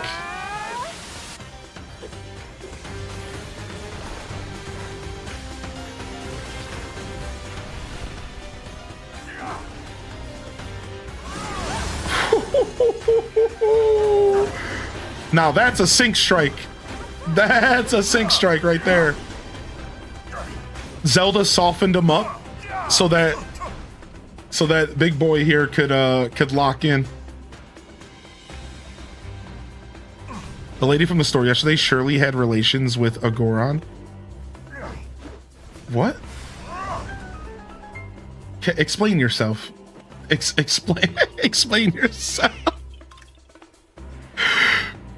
Bum bum bum bum. Bum bum bum bum. Oh, from the lady from the story. Oh, not the store. You're talking about Lanalia. Her name is Lanalia. And yeah, the chat said it was me and a Goron had a baby. The chat said me and a Goron had a baby, and that's Lanalia. Which is kind of accurate. She had some broad shoulders, that's for sure. And I'm a shouldery kind of guy. Why are there Koroks in a volcano? Good question, actually. Why are there Koroks in a volcano? They couldn't have found anywhere else to hide. They're migrating for winter.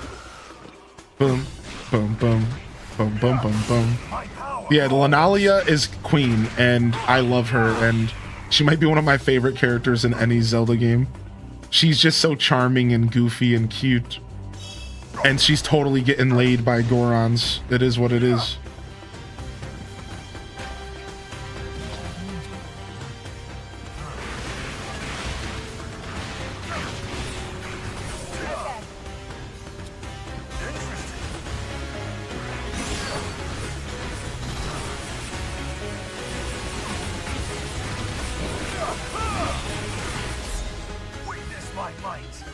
Yo, what's up, Nembo Tavi?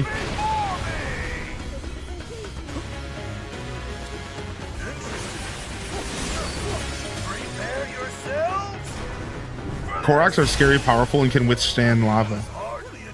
I mean, I believe that. Koroks are mythical creatures. Ready for whatever's next.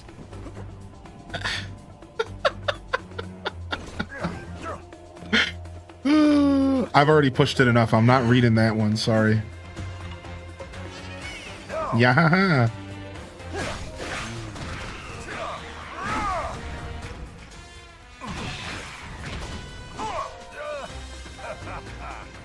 All right, and we got a chest over here, some loot. Excellent. Dude, honestly, getting all this loot has been super nice.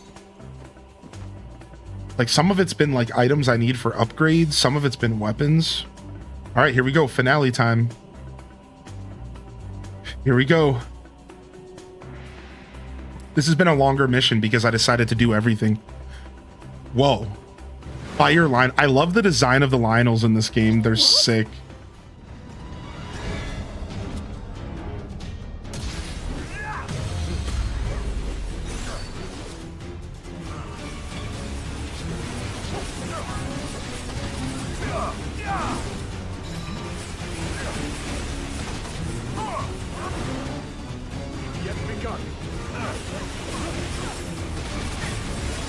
Got him. Weak point engaged.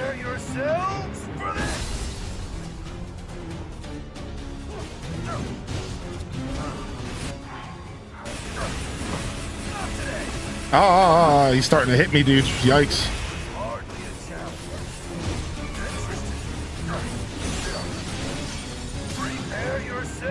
That's a big Rapidash if I've ever seen one. True. Big boy's pissed.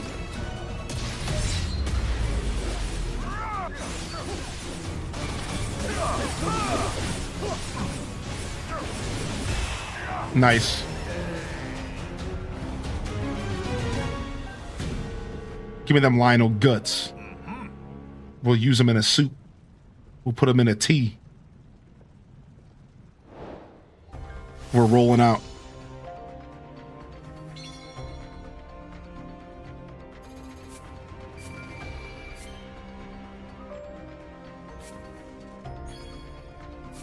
Nice. Items, weapons. Story.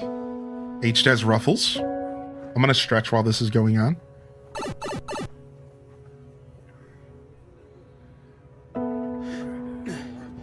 Where does it hurt? Just getting that blood moving. Everywhere the same turmoil. My people have been overrun by these monsters. Until we could sever them at the source, we shall never know peace. Yes, it's not a comforting thought.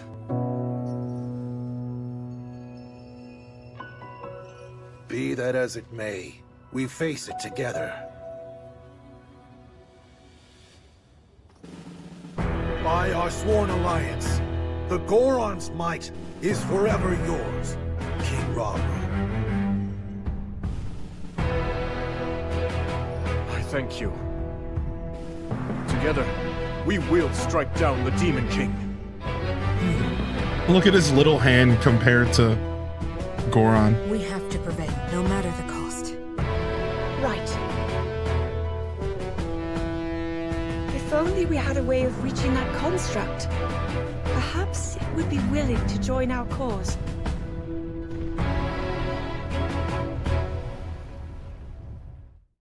Yo, nice taco. Sounds perfect. Definitely those 80s vibes. Ooh, more lore. Oh, construct link returns.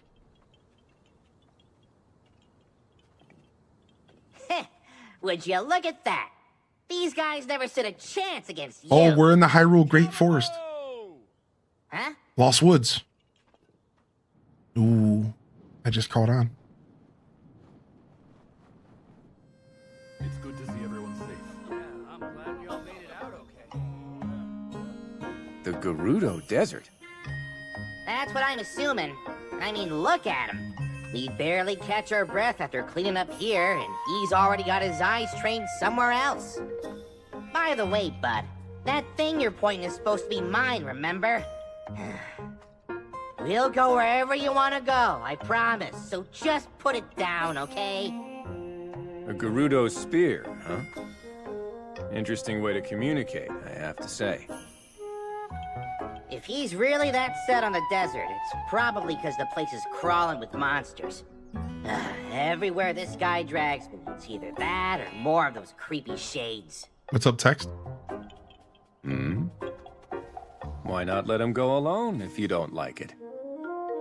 Oh, well, who knows what kind of trouble he'd get into if I wasn't there keeping him on a tight leash.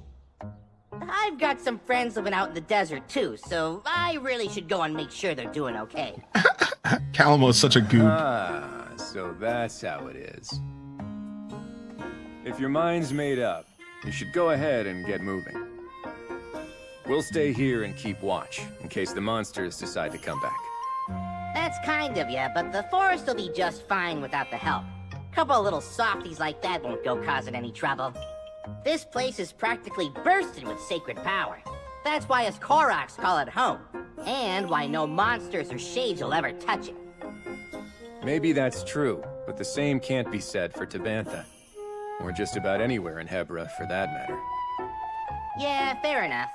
What's up, Nugs? Huh. But hey, if you do find yourself needing a hand, I've got just the folks in mind. My devoted subjects. Sworn brothers, I mean. The Koroks of this forest. Though be warned, anyone who dares venture into the fog-ridden boughs of the Lost Woods is destined to wander for days on end. Well, it's really just got a lot of shortcuts and dead ends and stuff. Anyway, don't make fun of the Lost Woods lore. Thanks, Calamo. If there's any more trouble, I'll know just who to call. You'll notice that there's no Deku tree in the middle of that forest. Have y'all noticed that? So while we don't get to play in the Hyrule Forest yet, they have showed the Hyrule Forest with no Deku Tree. Joining forces with So, Agriston, chief of the Gorons, Rauru and the others managed to drive the hordes back from Death Mountain. okay. Having secured the support of both the Zora and the Gorons, they returned to the temple in Tanagar Canyon, where they devised a plan to fight back against the ever-growing forces of darkness. Sick. Aware that simply responding to the monster onslaughts as they occurred would keep his army in a state of perpetual defense, Rauru set out to form a proactive alliance with the Rito and the Gerudo alike. Okay. But with the fate of Hyrule hanging by the slimmest of threads, its king couldn't help but feel an overwhelming sense of worry.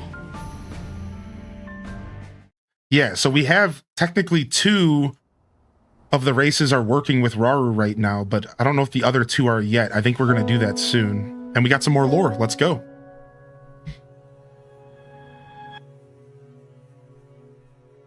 Oh no. Oh, she's picking. Oh, this is so sad. If he's ever struggling, I hope that you can help show him the way forward. Me? I couldn't possibly. If such advice were to come from you, he might actually decide to heed it. I'll try, Queen Sonia. Onion cutting again. There you are, Zelda. Did Sonia predict her King death? Rauru. I mean, she is a time sage, like, maybe. Those always were Sonia's favorites. I didn't realize you knew.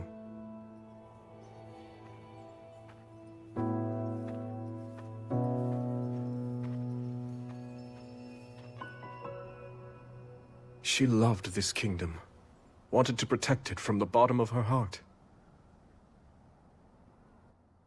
But now, monsters run rampant through our lands, and there's no knowing what horrors come next. All of this is the price I pay for my arrogance. Dang, so Rauru does blame himself. I had a feeling he did. Which is like only partially true, you know? He made a tough decision to keep his enemies closer, and it bit him in the butt. You'll not pay it alone. We'll find strength in our allies and save these lands. So don't avert your gaze. Stand tall as the leader this army needs. After all, You are the only king that Hyrule has.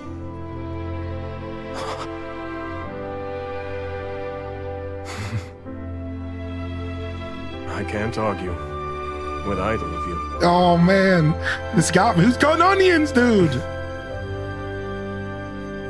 Minoru. We've been looking for you two. One of our scouts has come bearing news, having met with the Rito in Great Hyrule Forest. They prepare to do battle against a horde of monsters. They've repelled them once before, but the threat has returned in greater numbers. Hyrule Forest? That's not far away. We should aid them, however we can. So this is how we're gonna get the Ritos on our team. This is worrisome. Felling the monsters appears to have no effect. I was wondering how we were gonna get the Ritos. Zelda, Here it is. I'd like you to head there with Agriston and Kia. Provide the support our allies require. As for Minoru and I, we'll remain at the temple. The wounded need our protection. We'll handle it. I promise. Enough of these schemes, Ganondorf.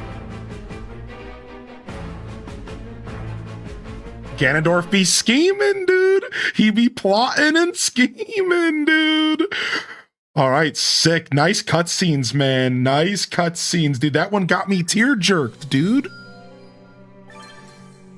Here we go. Agratson, the worldly chief of the Gorons and the longtime friend of Rauru. Though calm and intellectual, he will readily fight tooth and nail for his companions. All right, we got a new territory unlocked. All right, let's start off by going here real quick. and getting ourselves a new device dispenser.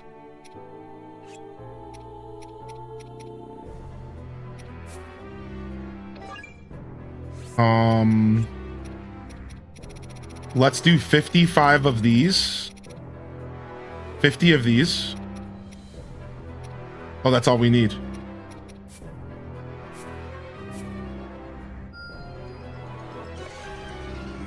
Yeah, Nerdy Nurse, it got me too. Oh, we got the balloon now.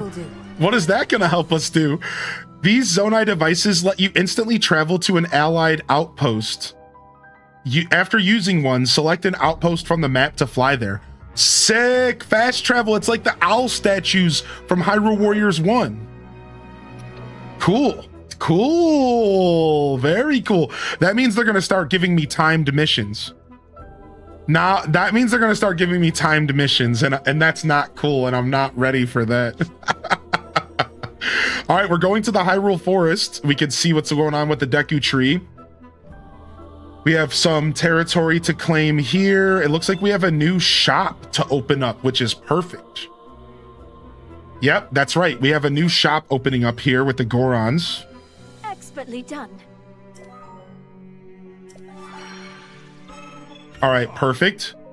And we can get ourselves, finally, we can buy meat. This is huge.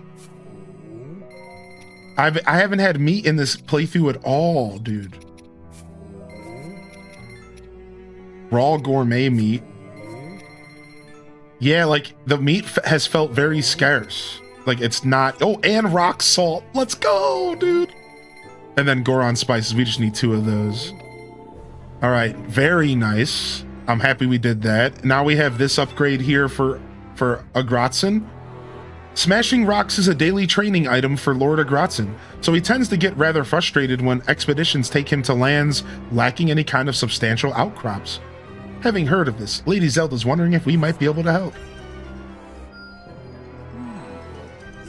When we gave him the materials, Lord Agratzen's eyes lit up at the prospect of smashing them to bits. Sick. Use X to summon magma that sets enemies ablaze. Meat is always scarce? No, just quality choice meat is scarce. The meat's readily available.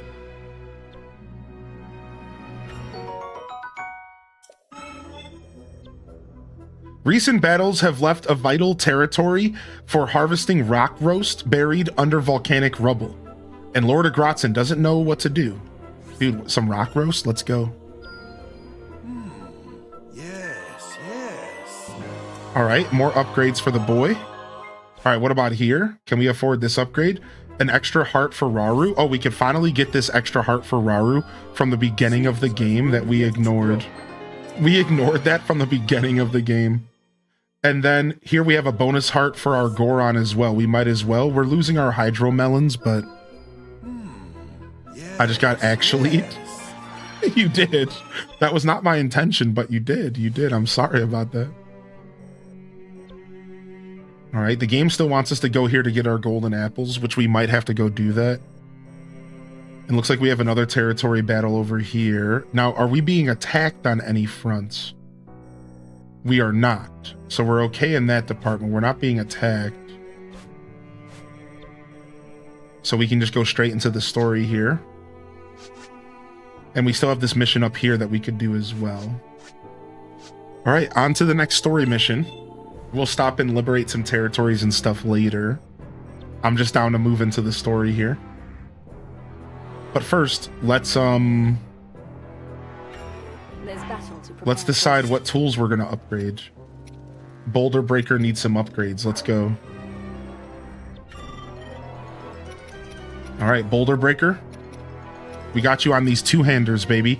Strong attack damage. We'll get you 3 upgrades.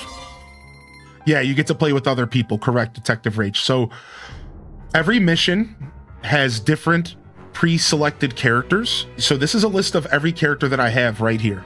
You see this? I have a list of characters right here, and some missions have pre-selected characters. And as you would expect, you're forced to use specific characters. And then some missions have one pre-selected character, but then it gives you the option to switch out the secondary or the third or the fourth. And then some give you the freedom to just take anybody you want, which is kind of cool. So my point is that there's actually lots of options. But most of the main story missions are like the one that I'm about to do right now, and I'll show you, in which you have to bring a specific people with you because the game is, you know, shelling out story to you. Right, so most of the missions are kind of similar to that.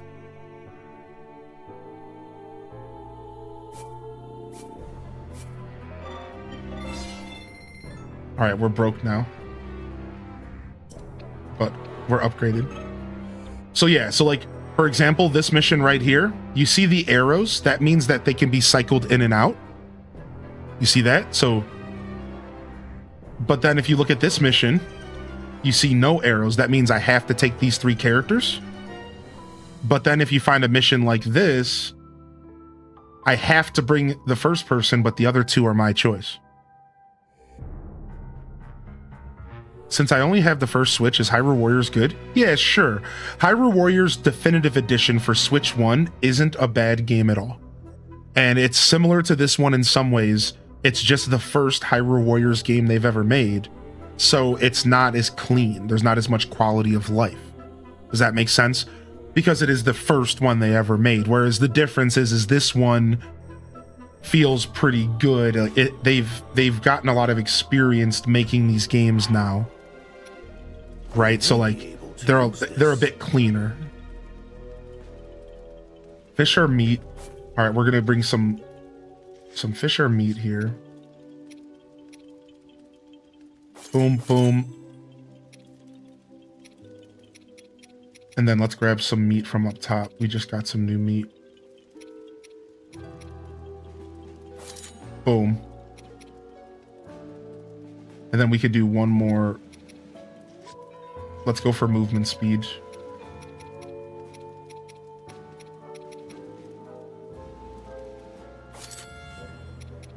And I'm actually going to go back and switch the meat that I chose, because we just don't need that much. Like, we could use something a lot weaker. There we go. All right, 6% movement speed, 30% experience.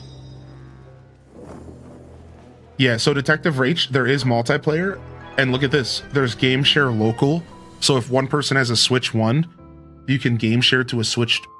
You can game share to the Switch 1, and you can play it on the Switch 1, even though it's a Switch 2 game.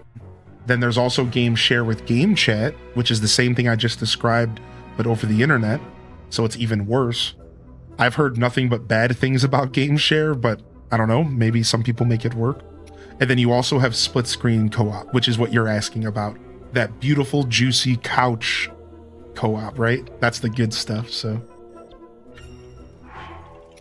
All right, nice. We're ready for this mission, but before I do this, I just want to go use the restroom real quick. So we're going to take a quick moment here to dive into a little bit of a breather. We haven't taken a break at all today. We've been here for 4 hours. I'm gonna stand up and stretch my legs and go grab myself a little bit more water so we can lock in for some more content here this afternoon. If you are just tuning in, sit tight. We'll be right back in just about 3 to 5 minutes, not long at all. And if you are vibing here, or you have been throughout the whole broadcast, thank you for being here. Thanks for sticking with me. I know this game's not the easiest game to follow, and that makes it even harder to engage with and to watch. But I think this, out of all Hyrule Warriors, this actually is the best to follow and the easiest to watch, even though, like I just said, it's not quite, right? It's not quite there. So thank you for sticking around and hanging out. It's when I play games like this, you know, it kind of reminds me that I've built something pretty special here. And I have a nice hearty group of people that are willing to watch me do whatever. And I just want to say thank you to all of you, because I would never expect someone to be here that's not interested in the game I'm playing. I would never expect someone to be here if they're not feeling the game or the vibes of the game. That's not something I could do. You should never expect that as a creator. But it doesn't mean I can't compliment and say thank you to those that stick with me, that come and vibe, and that truly enjoy my content for the experience that I provide and not just the game that's on the screen. So if that's you and if you're here, thank you. If you're new here, make sure you hit that follow button. Following's a free way to support the show. And if you're over on YouTube, thank you. We hit our 20 like goal today. Thank you so much. We hit our 20 like goal. I appreciate that, man. Enjoy the show. We'll be back in just a couple minutes, all right? So thank you, everyone. I really appreciate you, and I'll be back again in just a quick moment. See you in just a second.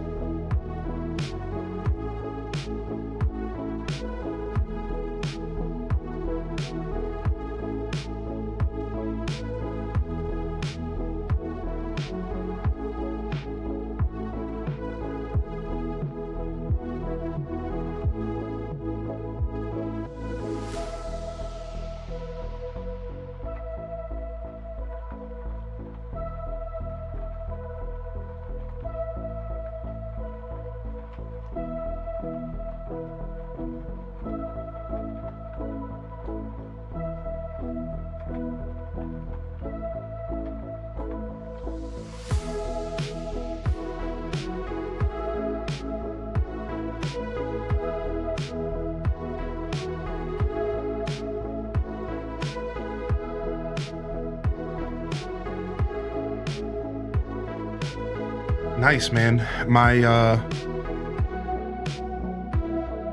One of my new plants are actually already starting to bounce back and get perky. Nice. Just need some more time before it gets back into full swing. Boom, boom, boom, boom, boom. Already perking up again. All right, we're back at it again here. Having some more Hyrule Warriors. Let's see where the story takes us, shall we?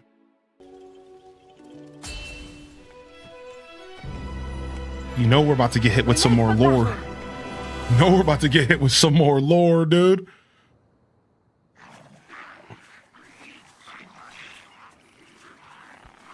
It's great to see you again, Rafika. I hear you need our help, and I believe I owe you for Death Mountain. Appreciate you coming, Agriston. Though after today, I'll be the one owing you. A secret stone. That must make you Zelda. It's a pleasure, my lady. And now that you're here, do you plan to fight? Yes, if you're willing to allow it. I am. Thanks for offering. Now listen, everyone. This forest here is called the Lost Woods, named for the way it mystifies its visitors. The place is a natural fortress full of dead ends and hidden paths around almost every corner. And you're suggesting we use that terrain to our advantage? Right you are. It's the perfect way for us to divide their army and eventually crush it. Hold on. Won't we get lost in there too? I have enough trouble keeping things straight on land as it is. Knowing Rafika, I'm certain he has a plan. Better. I have accomplices. Ones who know every tree in this forest The like the Koroks? backs of their little hands. That's right, not yet, Aether. The Koroks! Not here, anyways.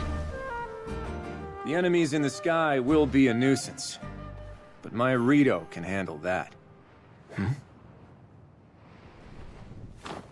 Rafika, I've word from our lookout.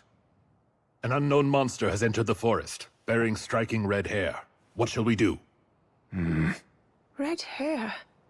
It might be an archfiend. Another. If she's right, this will be more trouble than we thought. Victory could come at a heavy cost. In that case, it looks like I'm staying on the ground, which means the skies are yours. Now go! Yes, sir. Our goal in this battle is clear. Now then, with patience and caution, we can see this through to the very end. Yo, Chaos Queen, enjoy your lie, dude. And I know he's got the pompadour. It kills me, man. It kills me, dude, the pompadour. It might be true, Aether Vortex. It might be true. We're not sure what's going on, but there's no Deku tree in the forest right now, which is crazy. All right, who we playing as? You know we're coming. You know we're bringing the Goron might. You know we're bringing the Goron might. You know we're about to bring the Goron might up in this piece, dude. All right, let's grab the cannon just in case we need to fire off on them. Cannon just in case. Oh, and now we have the balloon to use. How does it look? All right, and then let's take a look at the battlefield real quick. Oh my gosh, this is the biggest battlefield map we've seen all game. Whoa.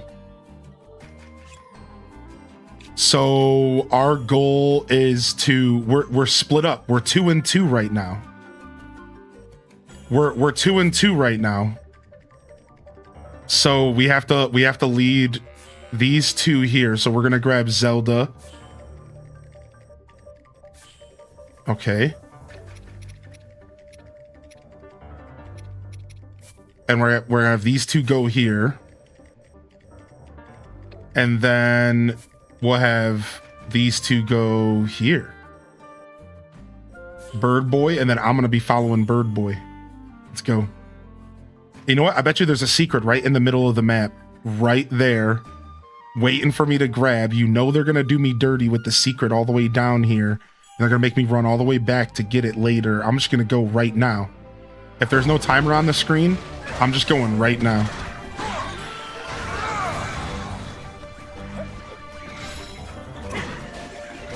Grateful that you're playing this game because I have some serious skill issues and now I can enjoy the game. I understand, dude. Not every game's for every person. Now, I can tell you that this game has 4 difficulties and I've been playing it on the easiest. And it feels like it's designed to be enjoyed and nothing else. So, like, I'm just gonna throw that out there. The difficulty that I chose was because I didn't want to be frustrated and I just wanted to deliver the story. And I will tell you, it's been perfect for exactly what I wanted, to just deliver the story for the chat.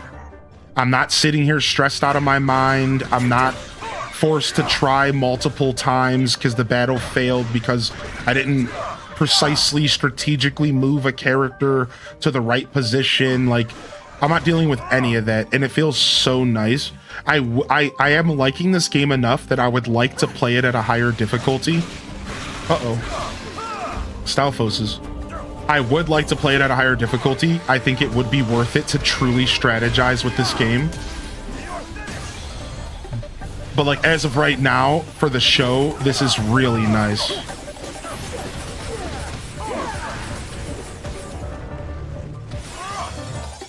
Prepare yourselves for this. I couldn't get into Tears of the Kingdom. It was too tough. Yeah, Tears of the Kingdom is a hard game, especially compared to Breath of the Wild. The funny thing about Tears of the Kingdom is it's like people picked it up because they loved Breath of the Wild, but they didn't realize that Nintendo like upped the difficulty. And you're not the only person. You're not alone there, man. Like there's a lot of people out there who picked up Breath of the Wild and loved it because it was a little bit cozy. It was hard, but it wasn't like, it was challenging, but it wasn't hard. Whereas I think that you're right. I think Tears of the Kingdom steps a little bit into the more difficult territory. Something that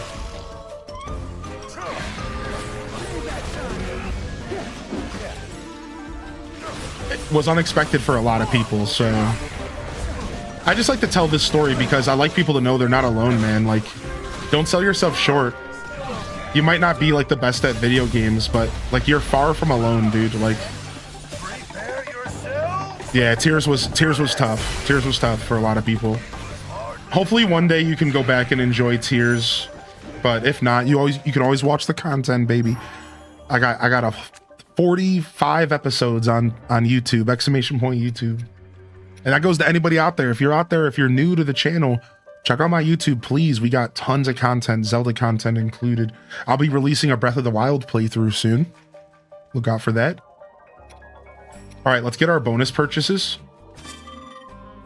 Let's go ahead and get our... Let's just do chest this time on the mini-map. We won't do Koroks. We'll bounce back and forth. We can travel by balloon. Bonus exchange. Ready for what? Oh wait, hold on a second. Whoever's next. A promising breeze. How do I talk to you? Enter camp. Just defeat 200 enemies by Zelda. Perform a sync strike with Kia. Defeat 60 enemies using Zone Eye devices. Okay, so we want to mix it up a little bit. So let's do that. Let's mix it up. Let's go to Kia. Wow, Kia's got her hands full over here.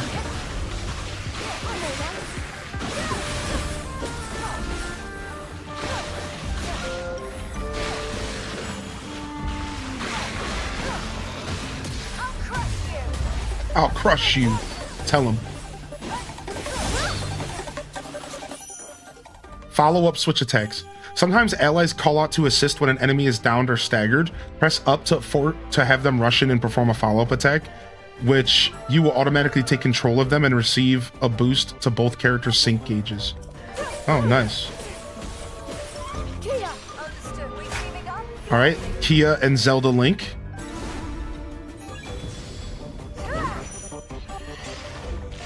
Shoot the falling spears to make them explode in a wide area. Wow, sick, dude. What a cool combo, dude. The sync strikes are so cinematic and so special.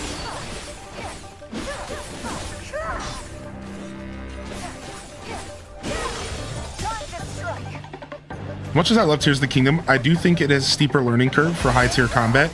Lionels were harder, and I cannot for the life of me beat Ganon. Yeah, Ganon's so tough in that game. You've been watching the Graveyard Keeper playthrough? Nice, dude. Graveyard Keeper is a fun playthrough. Perform 2 sync strikes. Okay. Back to it then. Zelda, allow me. I love my Graveyard Keeper playthrough, and it's one of my favorite games I've ever played, actually. Like, it might be in my top 10 games of all time. I really, really cherish that game. In the past, I've spoken on it being in my top 10. Head for the targeted positions. Wait, we're right there. All right. Okay. All right, little guys, you know what to do. A passageway beyond the mist, incredible. With the Korok's help, we won't have to worry about getting lost. Oh, I see. So we have like secret paths we can take. Cool. That's super cool, dude. All right. Let me switch to you real quick. And I'm going to send you over here as well to do some brawling. All right. And then I'll switch to Rafika for a little bit and we'll give the Goron a break. And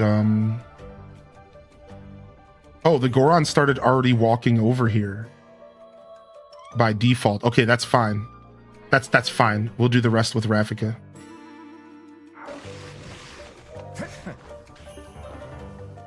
Ooh, nice. We found a Korok on accident. Doesn't even matter. Yeah, good to see you, McBritches. What's up, Runic Dave? Playing Age of the Calamity demo. The Switch One's performance is killing this game, but its core, it's really well made. That's how I felt exactly about Age of Calamity. Like, at its core, that game was good, and I enjoyed it, but there was a couple things that held the game back. And one of them was also just because I'm not that into these types of games. At least I didn't think I was until this game. Right? Like, I grew up on Dynasty Warriors, but the way that I worded it to the chat was, to be 100%, I feel like I kind of outgrew the Dynasty Warriors games. I kind of felt like maybe I'm just not into hack and slash like I was as a kid. But this game is the perfect blend where it doesn't feel overly hack and slashy. And I truly feel like there's just more to it than just...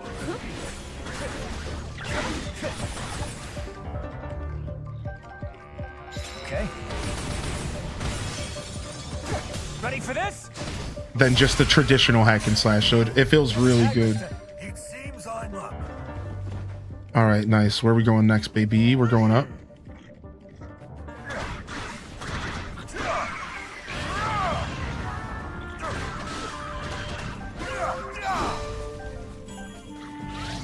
All right, we have to capture these bases. Let's go. Nice, another Korok. What up, Fruit for Life, baby? What's Graveyard Keeper? It's like a farming sim. So Graveyard Keeper is a graveyard keeper simulation game. All right, where like, wow, I got a back attack on him. I just got a stealth attack. That's a thing in this game.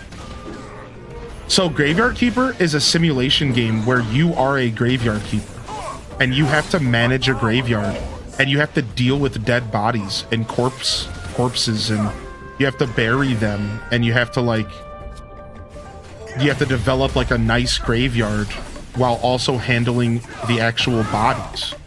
And it goes into necromancy and everything. It actually gets like really dark, and for some people it's like too much because it gets like real dark and it goes into like necromancy and like it like you have to like you basically have to manipulate the bodies and take the different organs and stuff out to like achieve goals that you might have.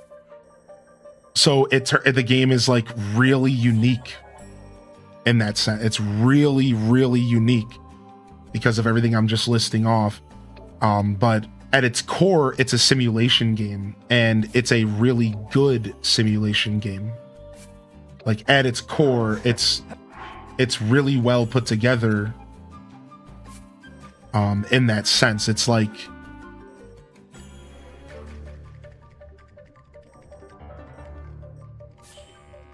I'm gonna send him down here. Sorry, I'm thinking while I'm playing. I'm gonna send you here, and then I'm gonna switch to Zelda. I'm gonna play her. Lady Kia! Zelda! Allow me! So yeah, it's actually really good. Now, what makes the game so good outside of, like, you know, the concept or whatever, is what makes the game so good outside of the concept and all that is its pacing. So the game is actually a story-driven experience. All right, we're talking about Graveyard Keeper right now. And your character dies at the beginning of the game and then ends up in some sort of weird realm. He doesn't quite know what it is. It's the afterlife, but it's also like purgatory, but it's also like we don't know what's going on. And you get dropped into this realm essentially, and you're trying to get back home. You're actually like trying to go back home because you're not convinced you're dead yet. And you're trying to like get back home. So you have to follow like a whole story arc, and there's quest. And there's like at that point RPG elements that you have to like pay attention to. And in order to progress the game, you have to follow the story. So while you're playing a simulation game that's really well paced and there's constantly something to do, and there's farming, and there's necromancy, and there's graveyard keeping, and there's decorating a little bit, and you have to host church sermons, and it's got all this weird, unique energy to it. While you're doing all of that, you also have to follow this story to get home. So it's got like this dual approach towards a simulation game with a really solid storyline about you trying to get free in this weird purgatory world. So you have to like help out all these people, and like a lot of the quests are just like you're just like, there's a little bit of character development and you're like trying to help all these people out, and it's really cool, man. The thing that made the game so great for me, truthfully, at the end of the day, was the game's pacing, and how you can lose 8 hours in that game before you even blink, because there's always something to be done on your graveyard, in your graveyard.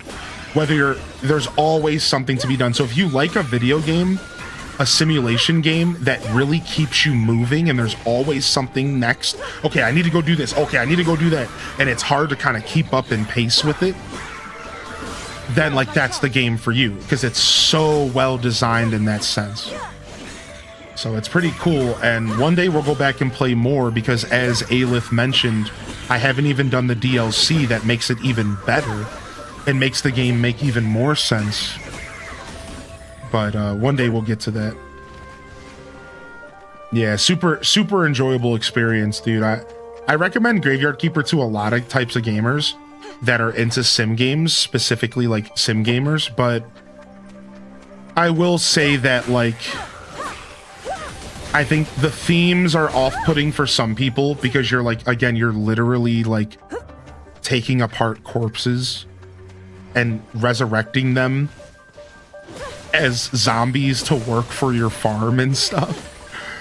And like, it's just dark, and I don't think a lot of people would be into the idea of like a game that's focused on death that way, and then on top of it, instead of respecting death as like a thing that we go through in real life, it kind of like you're like ripping apart bodies and you have to burn them, and sometimes, and like I don't know. So I think that the themes are going to be kind of hard for some people, but you know, it is what it is. It's a good game, and that's what matters. Yeah, Graveyard Keeper's on Switch 1. It always goes on sale for like $5, so do not buy it if it's not literally a $5 to $10 game, because it goes on sale all the time. The zombie thing is optional, correct. The zombie thing is optional, yeah, but you still have to deal with the corpses no matter what. You still have to decide what to do with the corpses and clean them up, because you have to remove the bad parts out of their bodies. So like you'll get a corpse that will be like a negative energy, and you have to take that negative energy out of the corpse, and you have to like remove its brain, or maybe the next body you get, you have to remove its heart. Right? So like, even though, yeah, you're right, like you don't have to do the zombie stuff, it doesn't mean that you're not defiling corpses the whole time. Like that is the whole game, you know, unfortunately. Yeah. Holy ADHD side quest. I went from playing Pokemon to all of a sudden brushing my carpet to get rid of the cat fur on it. Sometimes you gotta get your ADHD quest going, you know? So yeah, Code Hemi, you're right. The zombie stuff is optional, but it's still the actual like gritty side of the game is still like there no matter what, right?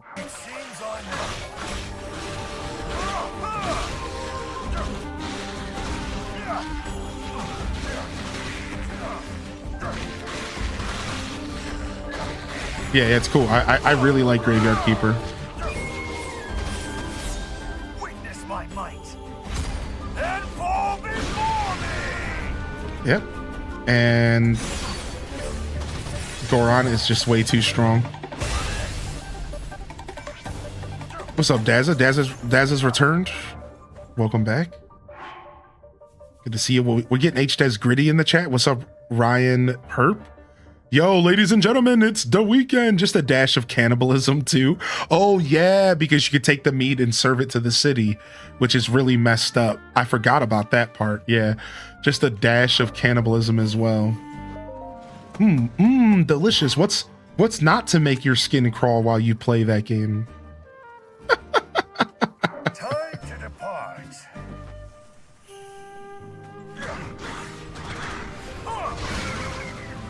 No, none of it actually bothered me personally. I don't know if that says I don't know if that says stuff about me, or I think my ability to just separate media from real life, like how like video games don't ever want you actually hurting kids. So like there's always blockers in, like, for example, like Bethesda games to stop you from like hurting like a child character, but you can get mods online that just let you do it anyways. And you can punch some little kid in the mouth in Fallout 3.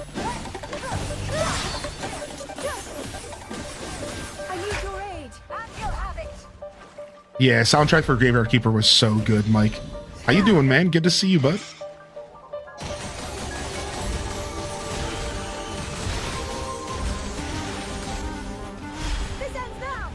This ends now.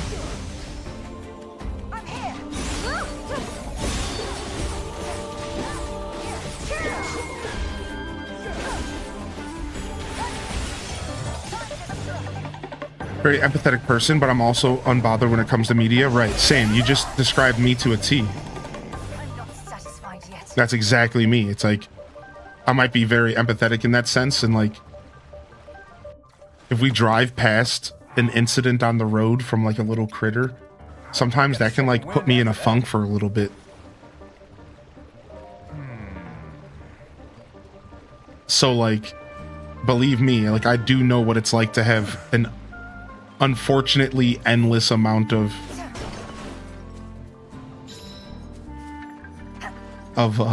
empathy. I'm just trying to use this cannon real quick.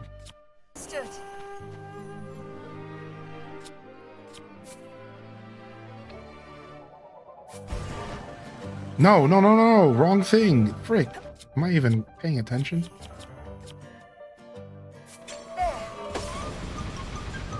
Yeah. Nope. Well, I was chasing this enemy, but he got away from me because... Whoa, it's a flying pack. Not what I was actually expecting at all.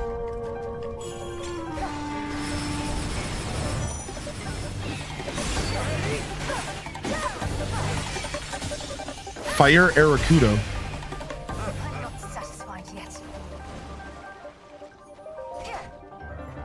All right. Switch to Zelda. Send her... Where are we even going? We're honestly probably going right here to go fight this boss soon, yeah? Is this guy gonna steal my base? Sure, I'll send you down there. Why not? I guess that's where this game kind of punishes you, because if you... Because, like, in this game, if you were to separate your party, then you miss out on sync strikes and stuff. So in a sense, that's kind of where this game can punish you, because the sync strike system is set up in a way where, like, you might not want to...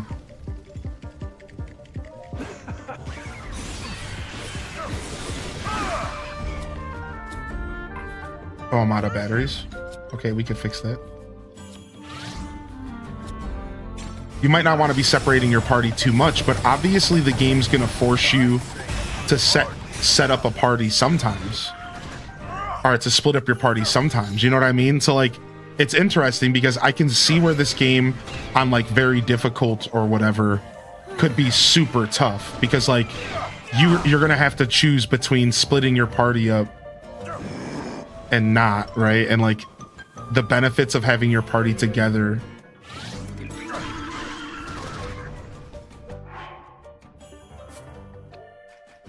And once you've started ordering your folks, is there a way to like make it to where, okay, just like that, and then they can just go wherever they want? Okay, good.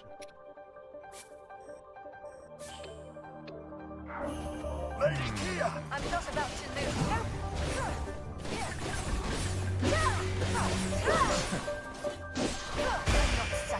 All right, shredded. Zelda, allow me! Rafika! You called? Whoa. That's a lot of enemies all of a sudden. What the frick? Hidden passages will not open while there are enemies nearby. Okay. So we'll take care of those enemies then.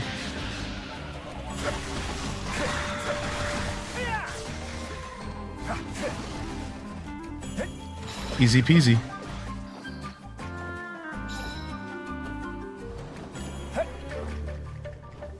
Nice, let me go get this loot, baby.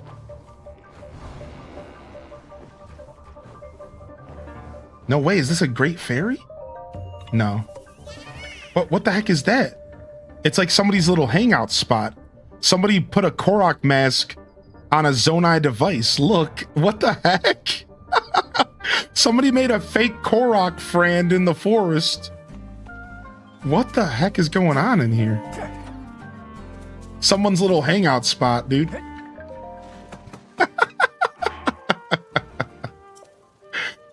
Boom, boom, boom.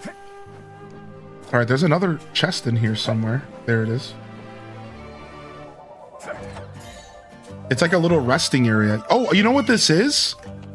This might be the future location of the Deku Tree, maybe. Maybe that's kind of what this is supposed to be. I don't know. I'm just kind of guessing, but... All right, let's go. Battle time. Oh, we can't get through here. I wonder why that path is not an option. Head through the hidden passage. Yeah, that's what I thought. This should be the hidden passage right here.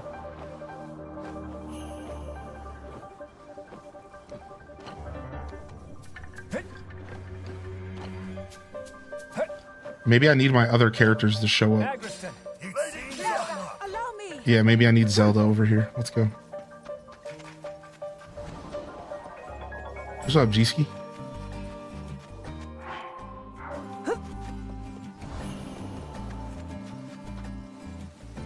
Man, the music, the remix is so good.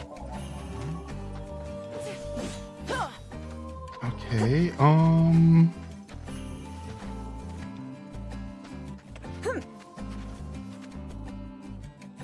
this is where it's supposed to be. Oh, here it is. Okay. Sick. Well, looks like we're playing Zelda for now. Dude, it's this one again. Didn't we already fight this thing? No, I guess we never officially fought it. We did fight this thing. I swear we did. All right, fire attacks is going to be nice here. I don't think this thing likes fire. Yeah. All right, let's use our attack here. Sync strikes with Rafika. Perform a sync strike with Rafika will temporarily imbue your attacks with wind and produce a tornado every time you dodge. Press A to perform a finisher. Sick, dude.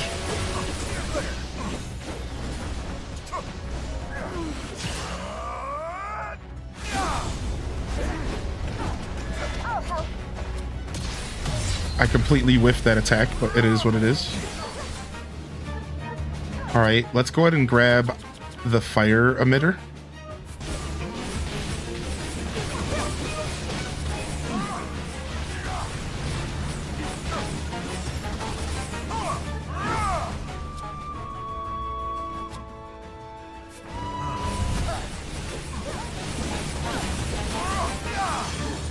Shredded. This thing is pissed off. Yeah, this thing was not happy about that.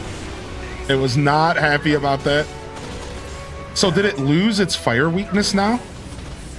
It did. Strangely enough.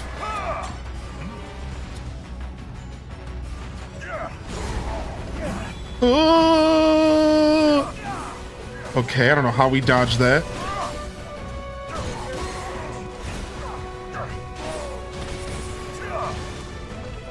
So we just like straight melted it. I think we knocked its fire weakness out completely. No, it's still fire weak, okay.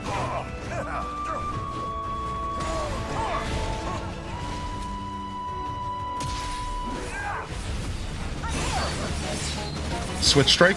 Boom, boom, boom. All right, let's combo. All right, Zelda, you got this.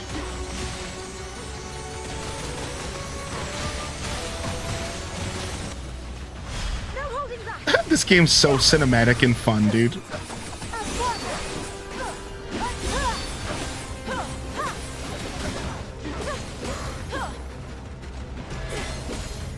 I don't know what he's doing. Got him! Nice, I finally chose right for once.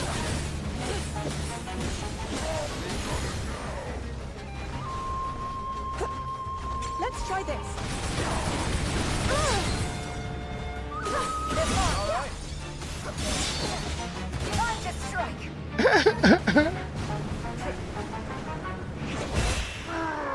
Wow, what a finisher. That was epic. I finished with the special attack. You'll never destroy me. Not while the Demon King reigns supreme. Whoa, that was way too much. What's up, Senna's Hideaway?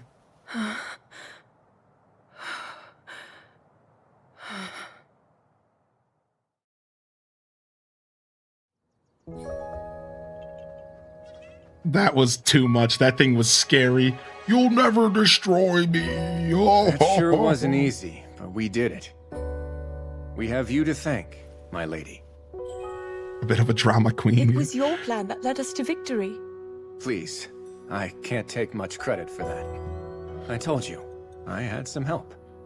Advice from a friend to start. Oh, Calamo. From who? Oh, just a Korok, I know. Though we did have a pretty interesting sidekick. A construct, I think you'd call it. Oh, Perhaps the one from Hyrule Field. This Korok and his companion. Do you know where they went? The Gerudo Desert, as far as he told me. Zelda! Rafika. King Rauru sent us a message. Someone needs our help, far out in the dunes of the Gerudo Desert. Once the temple's been secured, he'll join up with us and we'll aid them together. As we hear it, the people of the desert are overrun by monsters. A larger army than we've ever encountered. Oh, man. The desert standoff. Putting his own tribe to the sword. It's simply unthinkable. Putting his own tribe to the sword. Wow. His own people. Very well. We've not a moment to lose. We make for the desert. She looks ridiculous straight on. Yeah, and they keep giving her camera angles where she's straight on. It's so funny.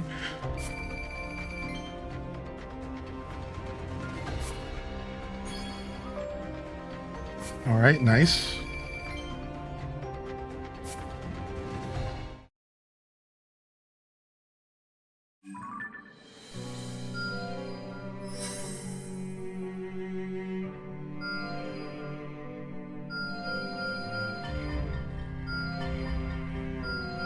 Dang, dang.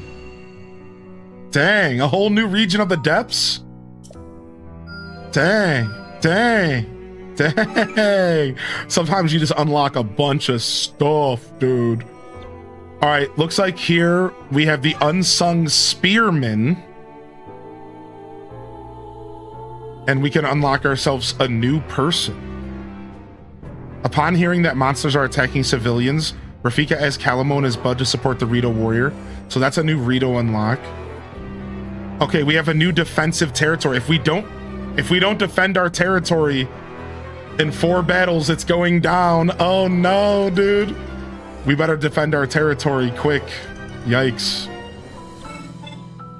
Quest, so exhausted. Came across a poor old Korok on the road who was too exhausted to even stand, let alone to keep moving. Don't worry, I know just the stuff to put some pep back in that step. Korok seeds and acorns. Nice. Simply magnificent. Oh wow, it's basically Hestu. We got an increase of our inventory. Here we go. One of my Korok brothers was planning to go see some friends, but those friends never showed up at the meeting spot. How about try sending some smoke? So here we go again. So now we know what the Korok seeds I've been collecting are for.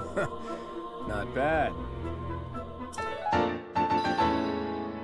Isn't that so funny? Nah. Yo, Patty coming in with 18 months. How you doing, Patty? Good to see you, dude. All right, those are done for now. What's going on here? We might want to go and liberate some territory.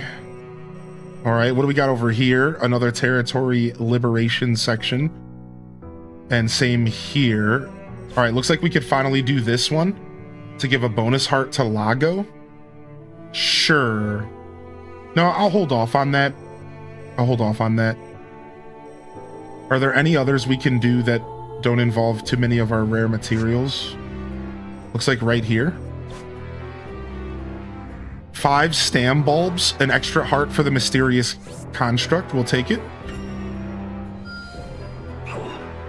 The Rito were on cloud 9 when we showed them the work we did cutting those monsters down to size and didn't waste a second flying off for some training afterwards.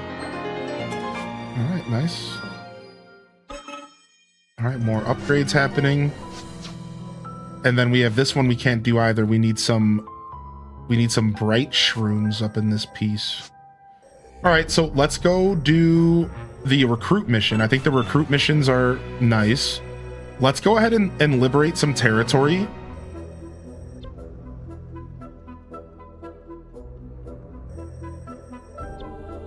Let's go to liberate some territory over here. My spear will grow dull if I keep sitting around here. And let's bring... No, I don't want to do this one. Hold on. Let me go find another one to do. We should ready ourselves before we depart. I just wanted to see if I can bring some lower level characters with me. That's what I'm actually actively trying to bring some lower level characters so we can get some experience in some of our characters here. Is there a Zelda book series? There is. There's a couple books, but none of them are canon. None of the literature around Zelda, it's all like comic book stuff, not books, but comic books. And none of it is canon, unfortunately. That's the one problem, is none of it is actually like official Nintendo cosign, you know what I mean? It's all just like what if scenarios and side stories. So Hyrule Historia is a book that tells you about the history of Hyrule. So there is the Hyrule Historia. There's also another one. There's a couple books that are all about the lore of the Zelda universe, but they're not books in the sense of like telling you a story. They're informational books like encyclopedias. Does that make sense? So there's a bunch of those. There's like Hyrule Historia. There's a bunch of other like encyclopedia style things. Yeah, they're encyclopedias, right?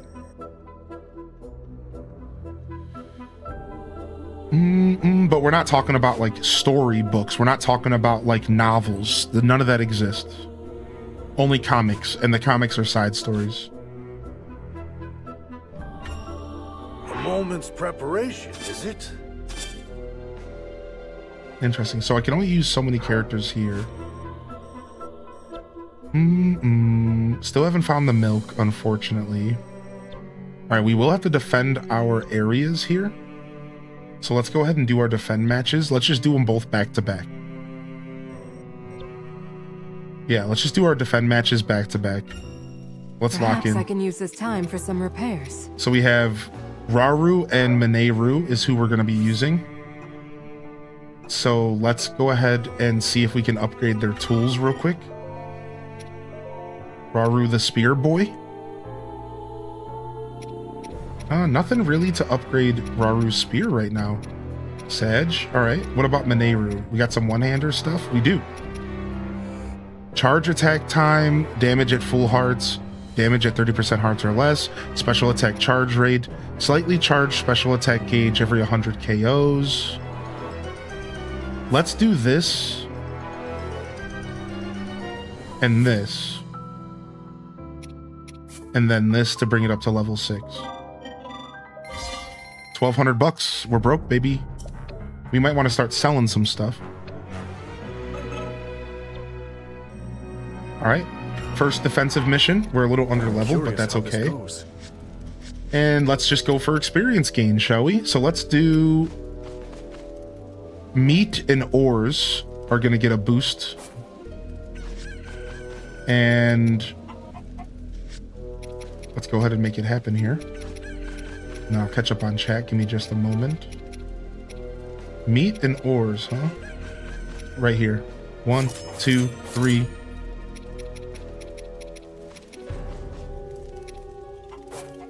Four. Do you think you'll stream the Kirby demo? Maybe. Maybe later this weekend we might actually check it out. Yeah, there's only specific times you can play it, so I have to refresh myself on the times. But maybe later this week. Maybe Saturday or Sunday. If we do, it'll be Saturday or Sunday. Because I think it's all 3 days, right? So yeah, if we do, it'll probably be Saturday or Sunday.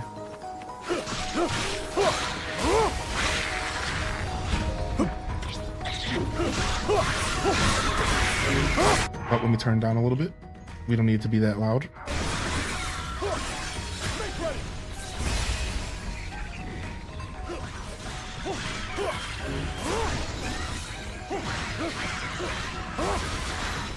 So usually these defend missions are actually pretty light.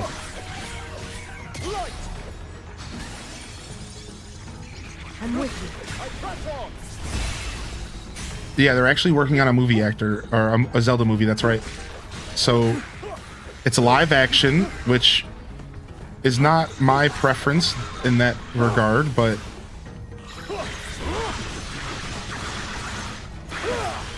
that is satisfying. But it still has some promise. I think it might actually be pretty good. It seems like they at least have an idea of what they're doing. It isn't just throwaway. And that's the thing for Nintendo. I think that's an easy thing to assume. Like, Nintendo's not necessarily one to do, like, I don't think they're going to be doing a throwaway movie. I think they're taking movies very seriously because they're expensive. And so it's not like I expected a bad movie or anything like that. I think it's going to be good no matter what. I'm just hoping for it to be more of a fan service for me than a fan service for some kids who never even cared about the Zelda universe ever. You know what I mean? Like, that's all. Like, I'm just kind of hoping that they make it a movie for lifelong Zelda fans and not just little kid Zelda fans. That's what I really want.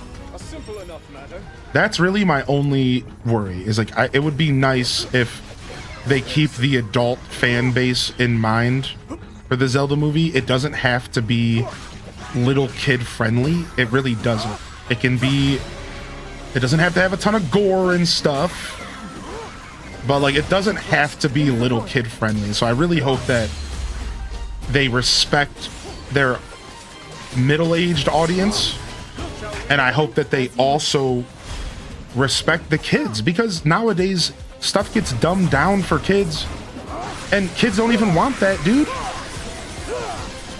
Kids don't even want that. We don't want it to, like, a lot of time kids prefer better more fleshed out media, you know?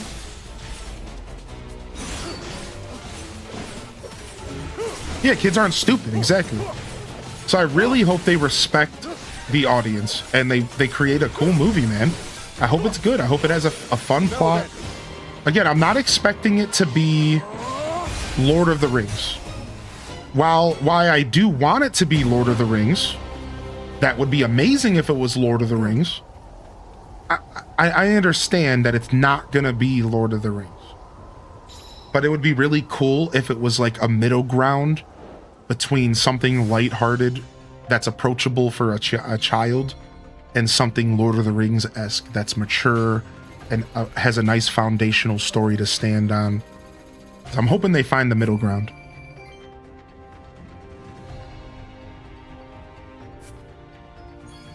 What's up, Kakari? Good to see you, bud.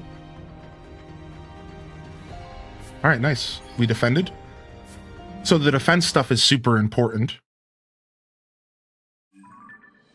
Because if we don't defend our regions, then we can run into some trouble. So they can take the regions back, which I just think it's so cool that they even decided to do that at all. Like, you can lose, like, it is kind of a strategic game. It's pretty cool. All right, and then we have one more territory defense. Let's just go do it right now. Perhaps I can use this time for some repairs. And same thing, we're gonna just go with experience gain here. We'll do insects and meat. Experience gain. You know what? Insects and meat does not work, actually. Let's do fish and ores.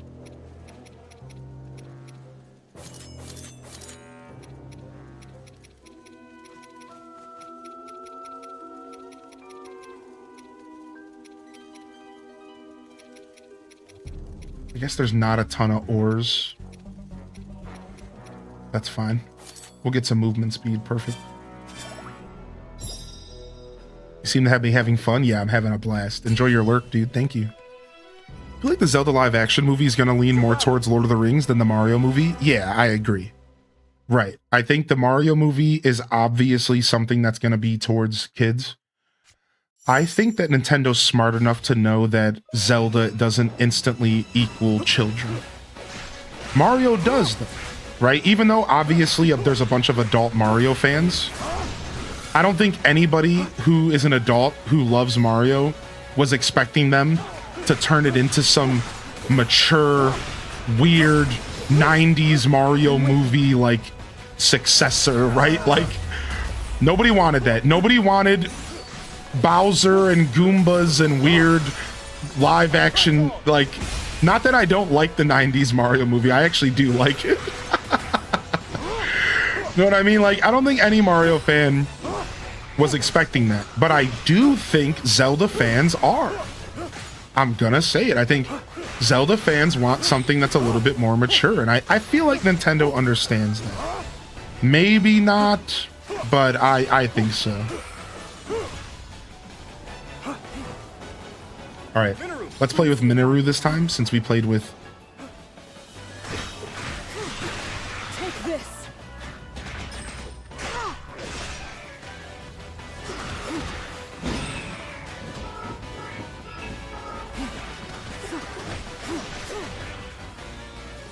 Since we played with Rauru last time.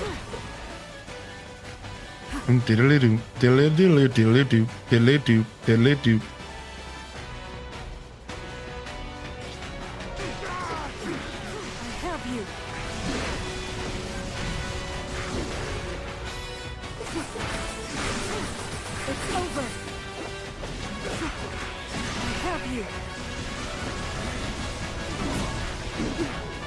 Dang, got me. I was too busy riding mechs. Homie got me.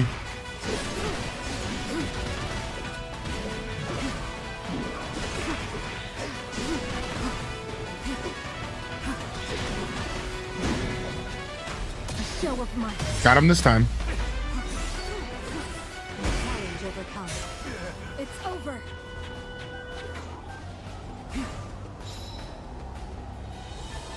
I'm expecting nice lookalike Link and Zelda and some great stunts.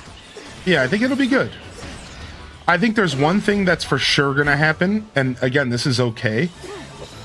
Take this.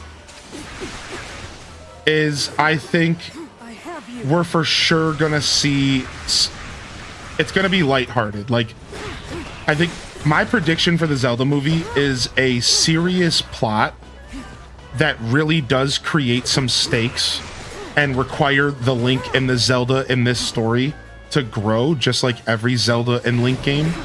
They're put into a situation where they have to grow and they have to do something that they're dealing with, something that's really serious, like a true gravity to the situation, like Ganondorf's back destroying the world.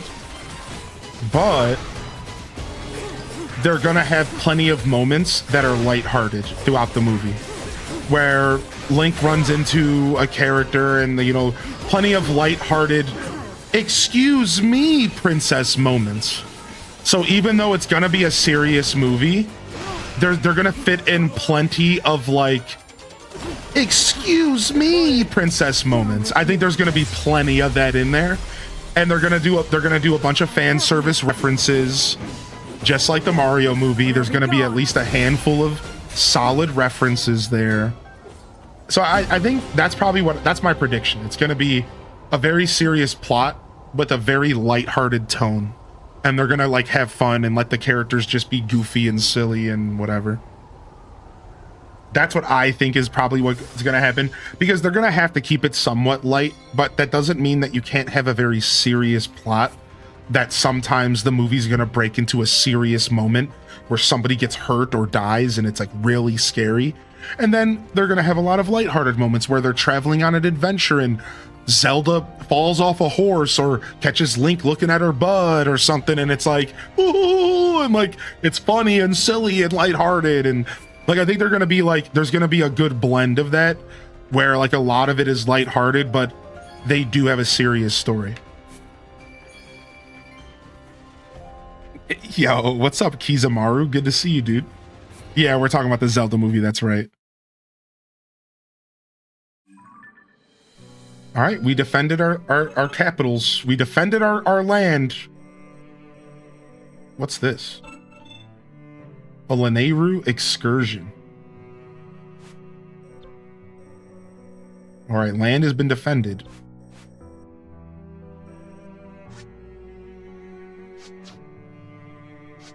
All right, let's go down to the Gerudos. Let's embark on a Gerudo journey. And it looks like I can switch out Rauru with somebody else if I want. Find time to prepare before Really? They're letting me switch to the character I want, but only one. Who do I want to for sure have during this nonsense while I'm going to get introduced to a bunch of new characters, I bet. We got to bring a Gratzen. We got to bring Dad, dude. We got to bring a Gratzen. I got to have my boy, dude. I got to have my big boy, dude. We got to bring the Goron. All right, let's upgrade his weapon.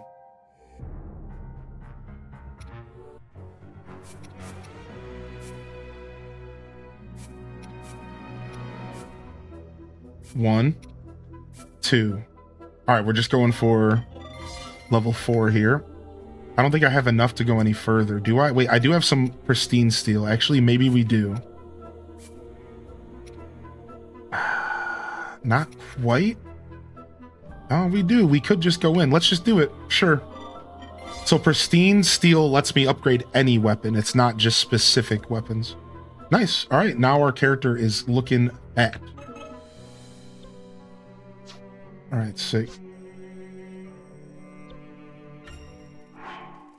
This should do nicely. All right. Camp effects. We're just going to go with the usual. Any meat and ores. Perfect. And let's do boom, boom. Nope, I messed up. Let's do chicken leg, meat, and then we have 1 space left for anything else.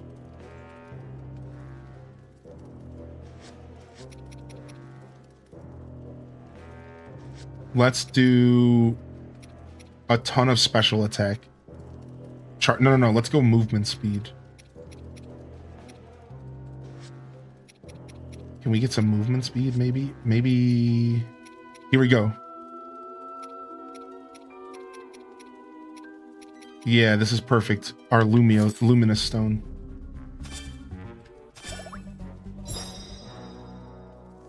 Yo, what's up, Lazy? Dude, it's feeling good, man. How are you? Thanks for popping in, dude. All right, let's go. Story time.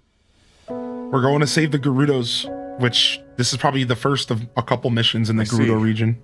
Even you have not been spared.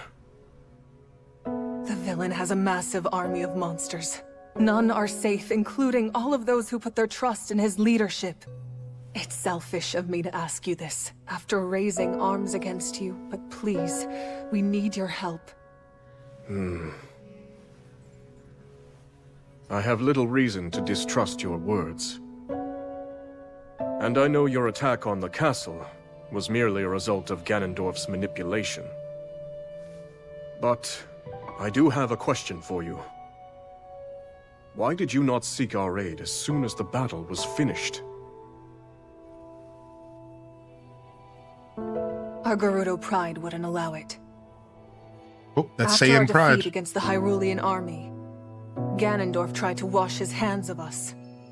But we couldn't possibly turn to a former enemy for help without first reclaiming the honor we had abandoned. Ever since then, our leader Artie has worked tirelessly to form a growing resistance in hopes of one day standing against Ganondorf's villainy. The man is a blight on the Gerudo name, one she's vowed to erase by any means necessary. The decision to come to you was mine alone. Had she known, Artie would never approve of my petitioning the King of Hyrule. Even so, I'll bear her wrath if I must. Wow. You are truly devoted. Well, I'm convinced. I'd be glad to meet this Artie if you would take me to her. A wise judgment. What's up, Emerald Sword? I'd like you to send a message to Zelda and the others. Once they finish their assignment, they're to make for the Gerudo Desert. We'll head south as well and join them there. I understand. And Minoru, if you would. There's something I need you to prepare.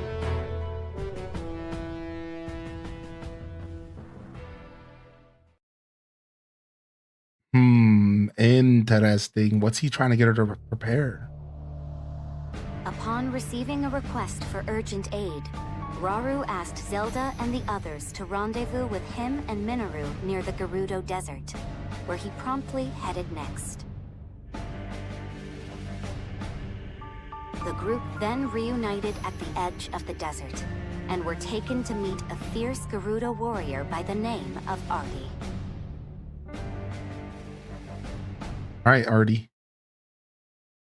Let's go. I'm very curious what he was talking about with preparations, but... All right, guess we have other things to focus on right now, like a battle. Dude, Taco, that would be sick if we see the Leviathans, dude. Tell me, did I say you could ask for help? No, my lady. Not only that, but you sought it from Hyrule of all places?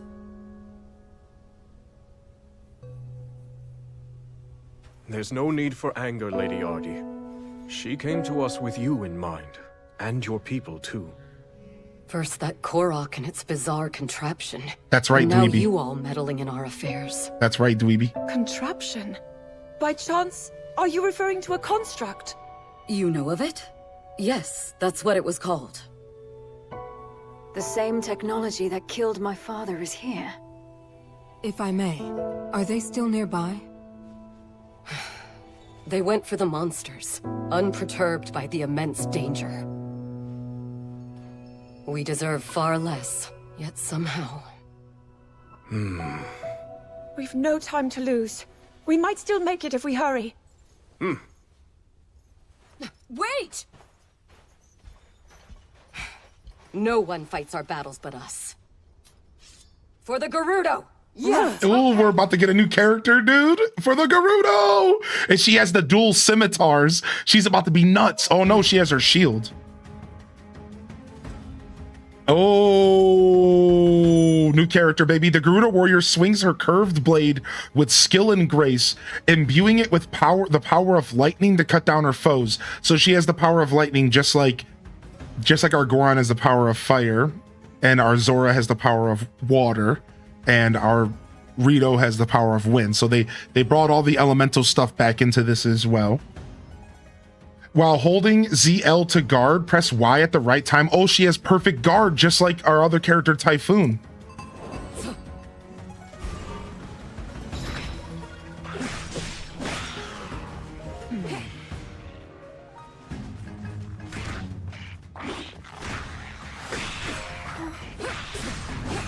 All right, let's test out our combos real quick.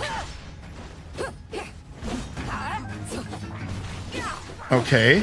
All right, now let's check out our X combos. Let's see. X is a dash. Okay, we have... All right, let's see. Y, X. Not bad. She goes up into the air. Nice. Nice. Oh, she does a kick. She just kicks them right in their mouth. Oh my lord. Okay, all right, not bad. Nope, we still got some old bones in here. Those Leviathans must be older than ancient Hyrule, unfortunately, which makes sense because the Leviathans were likely around during the era of like...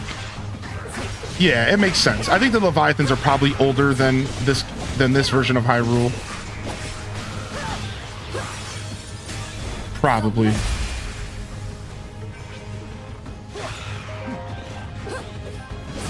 We've talked extensively about the Leviathans and where they might have come from and what they might actually be a part of, so... Yeah, we've talked like decently about the Leviathans and where they might come from, or like what parts of the lore that they might be, you know, invested in. So like we see a Leviathan in Skyward Sword, and technically this game is not before Skyward Sword. So somebody made that mistake earlier in the chat, but I didn't feel like correcting them. So somebody came into the chat and asked, so is this game set before... Is this game set before Skyward Sword? No, actually it's not. So you have to understand that Tears of the Kingdom and Breath of the Wild are franchise resets that are set all the way at the bottom of the timeline. So like, Skyward Sword is still the beginning. Tears of the Kingdom is way down here. Like, think thousands, hundreds, maybe even thousands of years go by between the last Zelda games and Breath of the Wild. And Breath of the Wild reconverges all the timelines, or just separates them. So what I mean by that is, like, I want you to, like, here, I'll pull up Paint really quick, because it's always fun to have a Paint moment in the middle of a stream. All right, so like, look, like right now, the timeline of Zelda goes like this: boom, boom, boom. Then Breath of the Wild starts here. Then Tears of the Kingdom goes here. This game, I'm gonna put it in green, is right here. This game is before Breath of the Wild, before Tears of the Kingdom, but after everything that happens in all of the old games. Skyward Sword is the start of everything up here. You see what I'm saying? So like, I can even like zoom this in for you. Like, so you have to realize, like, now Nintendo hasn't confirmed anything, but there's theories that Breath of the Wild converges the timelines into one again. But that's not confirmed by Nintendo. What Nintendo actually says is they draw a line between the past and the future. Does that make sense? So Nintendo says, actually, it's not even converging the timelines Nintendo literally just draws a line between the old and the new and says this is a series reset. Now, again, there are some fan theories that they converge, but I think if you look at the official timeline, and if anybody wants to go look at it for me, I would appreciate you confirming if you want to. But Nintendo doesn't converge the timelines. If you go look at the official stuff, and it's out there, you can find it online, they draw a line, and then Breath of the Wild and Tears of the Kingdom. So what does that line represent? All right, what does that line represent? It represents let's just say hundreds of thousands of years.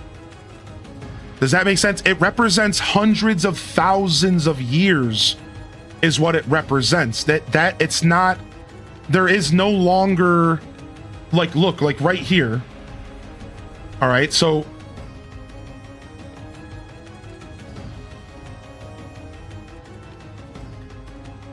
how does this go through the rest of the games? This website doesn't help me at all. All right, oh yeah, we have to choose a timeline. All right, so we go through a timeline, whatever, it doesn't matter. We go through a timeline, blah, blah, blah. Right, so like, yeah, this isn't what I was looking for. Unfortunately, they changed what this all looks like. They changed up what everything looks like, unfortunately. This is all very different. Yeah, they changed up. There used to be a timeline that went down that looked way cleaner. It looks like Nintendo changed up how this looks now, so I'm not even sure what to do with this. This is all a mess. Like, how do I even navigate this?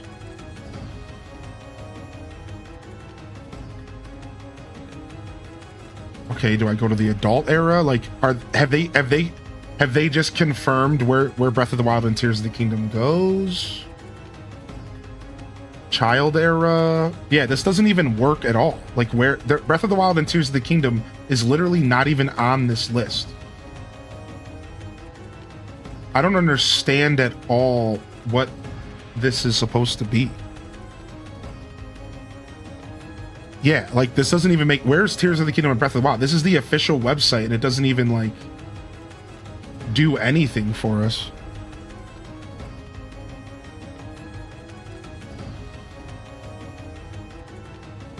Yeah, so this is from the book, and this is what used to be on the website right here. So this is pretty old, but this is after Tears of the Kingdom, but before Age of Calamity.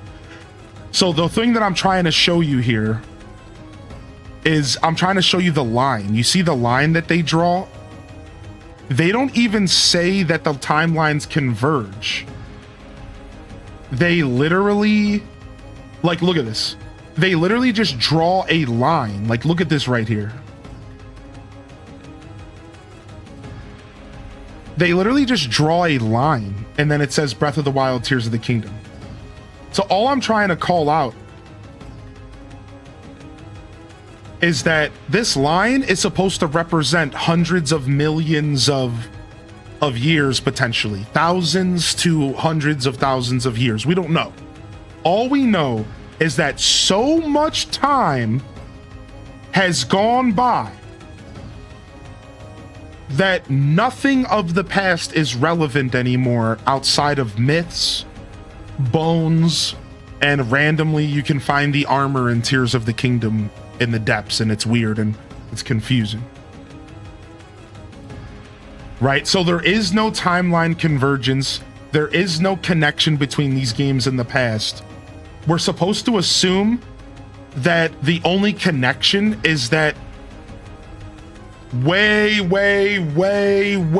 back in the day, all of this other stuff in the timeline happened. But again, so far in the past that, like, nobody even remembers anything about it, so on and so forth. Yeah, like, it's really interesting what they did with Breath of the Wild and Tears of the Kingdom.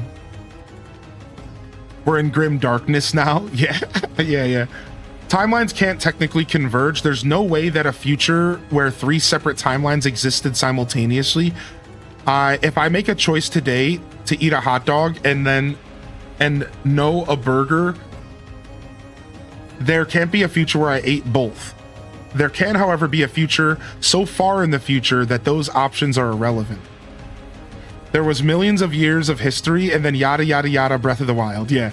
Now, again, I want to make it clear. We don't know if it's millions of years or we don't know if it's thousands of years. Well, we know it's more than 10,000 because isn't the Imprisonment War 10,000 years before Tears of the Kingdom?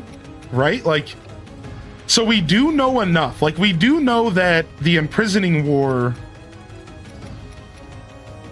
not quite 10,000, right? So I think it's safe to assume that Breath of the Wild is potentially, let's just say, 100,000 years in the future. But that sounds like a lot. So maybe let's just say 50,000. Like, it's really, really, really, really far in the future. Too far in the future.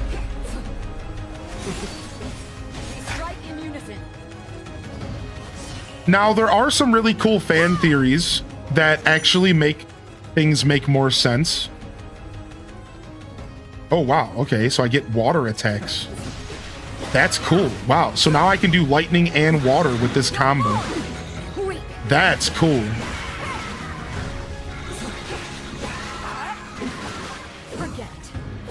That's what a sick sync attack.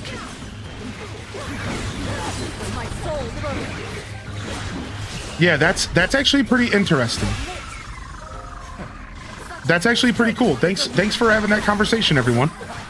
So yeah, anyways, the point that I was going at was, yeah, earlier, yesterday, in yesterday's episode, somebody mentioned, oh, so this is before Skyward Sword, and like, no, technically it's not, and I know that's super confusing, but no, it's not actually before Skyward Sword.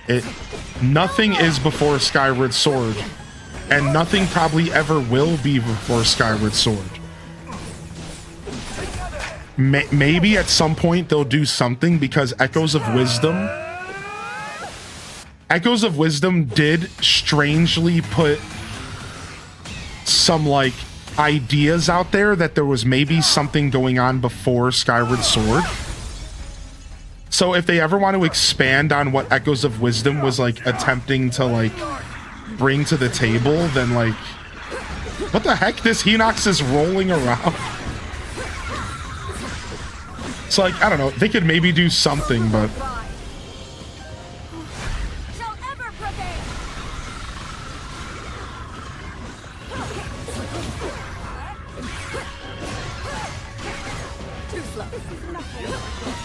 that's also a really good point. That's also like a really good comment, like about the Rito, like, I don't know, it's just so funny. Like, the Nintendo team obviously didn't think too much about stories and stuff, you know, like,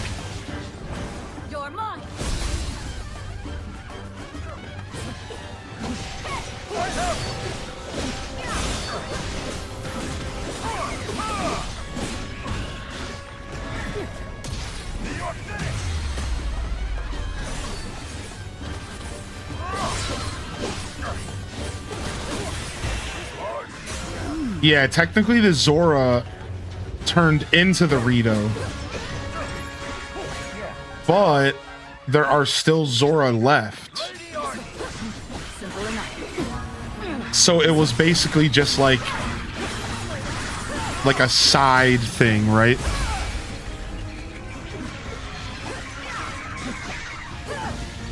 It was like a species appeared, but then like the Zoras still exist. What about the Donkey Kong timeline? The Donkey Kong timeline is a whole nother trip, dude. The Donkey Kong timeline's a whole another trip, dude. What you know about the Donkey Kong timeline? It really is, yeah. Which, it's a whole nother trip, dude. All right, let's take our balloon And let's go back here so we can get some of these chests real quick. Our first balloon ride. Some fled, some adapted, I suppose. Right, exactly. It wouldn't make any sense for fish to turn into birds. So instead of thinking about it that way, think about it like this. Think about it like...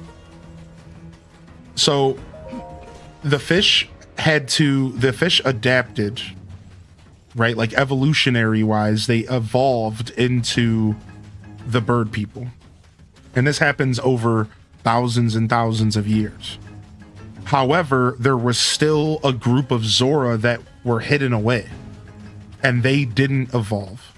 So don't think about it like the fish people turned into the bird people, and understand that a group of the fish people evolved eventually into bird people. But not all of the Zoras were gone. Some of them were hidden away. Some of them were stashed away, you could say.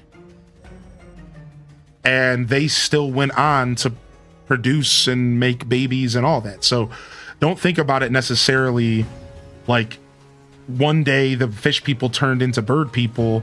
We're just talking about a group of them. The Hyrule has more than just one group of Zora, and this game actually talks about that, like Tears of the Kingdom. There's more sections of Zora out there. There's more tribes of Zora. It's not just one group of Zora and that's it. Now, this is hard to understand or accept because there hasn't been many Zelda games to ever explore the idea that there's more than one group of these races. But Tears of the Kingdom kind of taps into that, and it makes us wonder, oh wow, could there be more than one type of Goron out there? Could there be more than one type of Zora out there? Could there be more than one type of Gerudo out there? And there is some things that actually support these theories. Fun fact, there's even theories out there that there's multiple types of Gerudo. Like there's actually some supporting evidence of the Gerudos having multiple types, and that there's more than one section of Gerudos out there. And then there's also supporting evidence for the Zoras. Gorons have never had supporting evidence that there's more than one group of Gorons in that sense. Like there's no alternate species of Gorons. It's just Gorons, and there might be different tribes of them. But sorry if that got a little confusing because I started talking about species, but the point is that, you know, it's not, you have to think on a bigger scale. Unfortunately, the Zelda universe doesn't give us a ton of information. So you have to imagine that it's like Earth. And while there's humans on planet Earth, humans are scattered all over planet Earth. And while, sure, some of the Zoras are the ones that we ran into in Ocarina of Time, but you have to imagine that in Ocarina of Time, there were Zoras that we never interacted with. There were Zoras that we never saw. There were Zoras that were somewhere else, in a place not even living in Hyrule. Because we do know that there's places outside of Hyrule in this universe, right? So while you do have to use your imagination for this stuff to make sense, you know, once you start to think about it, it's like, okay, that makes sense. Like, obviously, Hyrule, Earth, like, the planet in this game isn't just Hyrule. That's the thing about the Zelda universe that's really interesting. Hyrule is just one place on the Earth of the Zelda universe. Hyrule isn't the Earth. It's just one place on the Earth. Like America or Africa. And when you really put that in perspective, you realize, like, there's a lot of potential stories to be told in the Zelda universe. There's a lot of potential stories to be told in the Zelda universe that we have no idea. They could go in all sorts of cool, interesting directions, right? Because, dang it, how do we get into this skull, you think? What the heck? How do you think we get into here?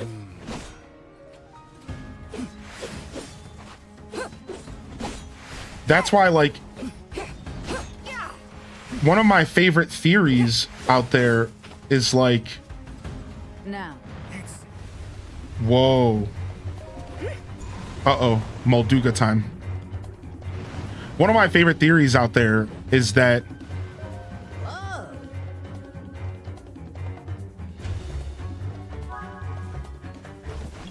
maybe one of my favorite theories is that maybe the next Zelda game could take a break from Hyrule and take us into a different region. Wouldn't it be kind of cool if they kind of took us into a different region next and we got to visit somewhere outside of Hyrule again, like Termina from Majora's Mask, or I don't know. I think there's another example. There's one more. I think there's been there was two Zelda games that took place outside of Hyrule, right? There was Termina, and then there's one more, I think.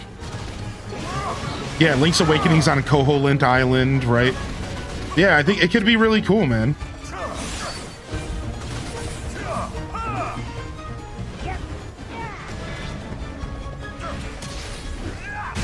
Yeah, maybe we get a break from Hyrule. Even if it's not a mainline Zelda game, but more like a 2D, right? Even if it's not a 3D Zelda game and they do a 2D Zelda in a different area, that would be cool as well.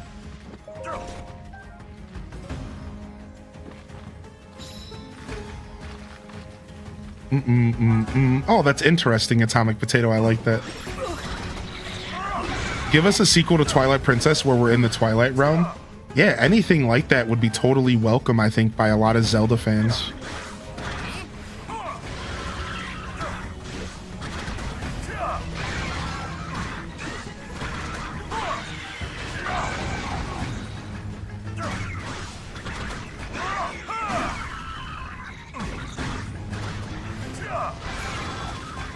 EOW showed them both in the same game, right? Yeah, it did. I believe so. And EOW was the first in a while to do that outside of the Breath of the Wild, Tears of the Kingdoms games. And that's what made Echoes of Wisdom actually pretty special, because Echoes of Wisdom was the first game to have Zoras and Ritos in the same game that would be taking place before Breath of the Wild and Tears of the Kingdom, I'm pretty sure. Up until then, we've never seen them actually in the same game before. I'm pretty sure.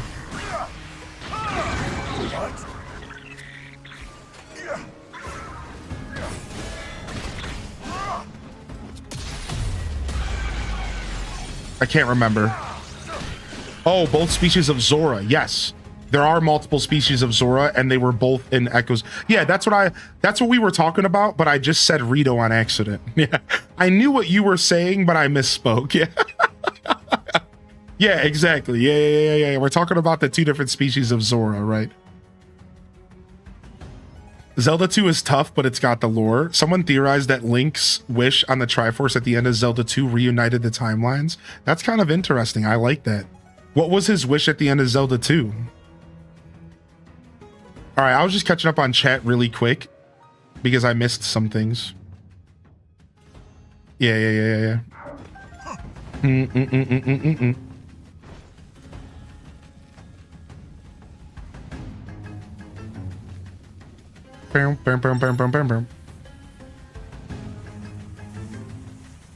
trying to get this chest over here. They're making me work for this. They're making me work for this chest, dude. Let's go. You know what? This might be the Oasis before... Yeah, this might be the Oasis before the Oasis was like set up as like a place for people to live. Interesting little terrain pop out there for me. Oh, nice. They're letting me play as my favorite little Korok dude now. Looks like we're going to have to put the Goron to rest for a little bit. You know what? I need wind.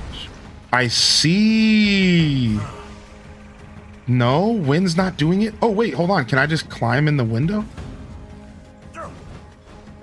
Dude, how does one get rid of this? Oh, bombs. Bombs are always the answer. Bombs are always the answer. Oh, Redeads. Man, Redeads in Tears of the Kingdom were mad creepy, dude.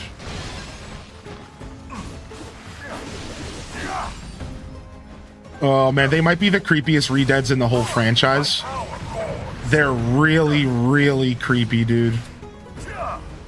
They're so creepy.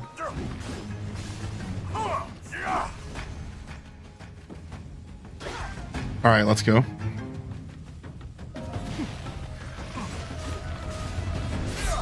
Witness my might.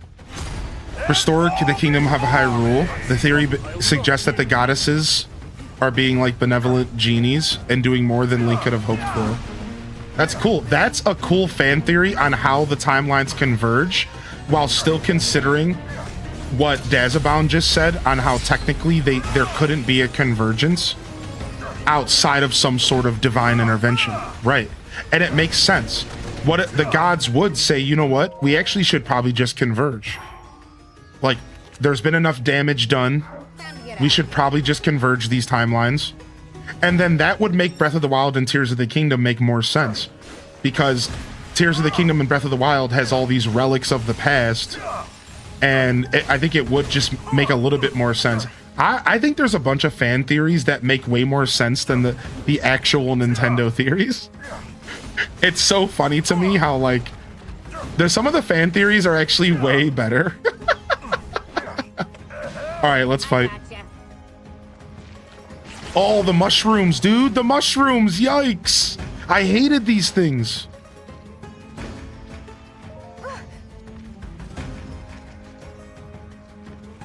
They breached the barricades. That's not good. That means I'm going to have to backtrack, I think.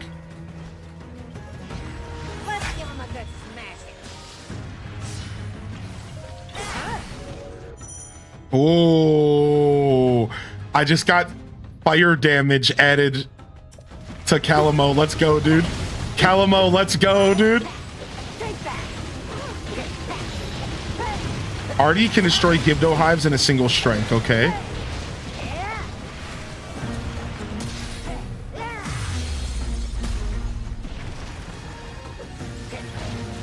Or we can do it ourselves.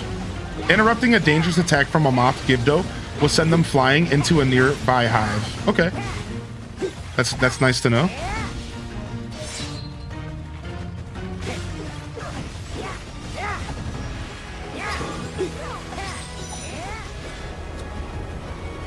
Bouncing strike. Got it. All right, hives are gone for now.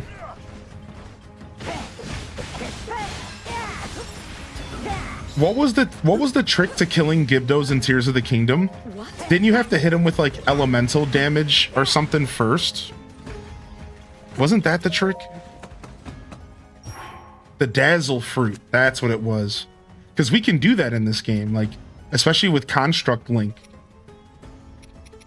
Construct Link can actually equip items to his... He can actually fuse. Construct Link actually has fusion ability. So he can actually make it nuts. Was it electricity? Dazzle Fruit? The first day of the Skull Caverns, and I get a rabbit's foot and a prismatic shard. You might need to play that playthrough fully and utterly to completion now. Nice. We love some good lore talk.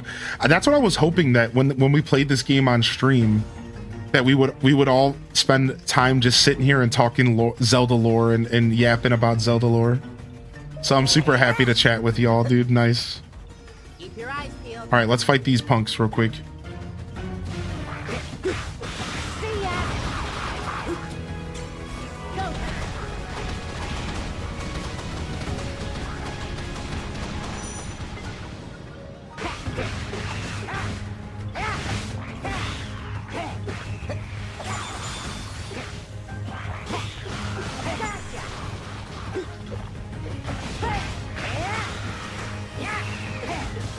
All right, where's the commander at? There he is.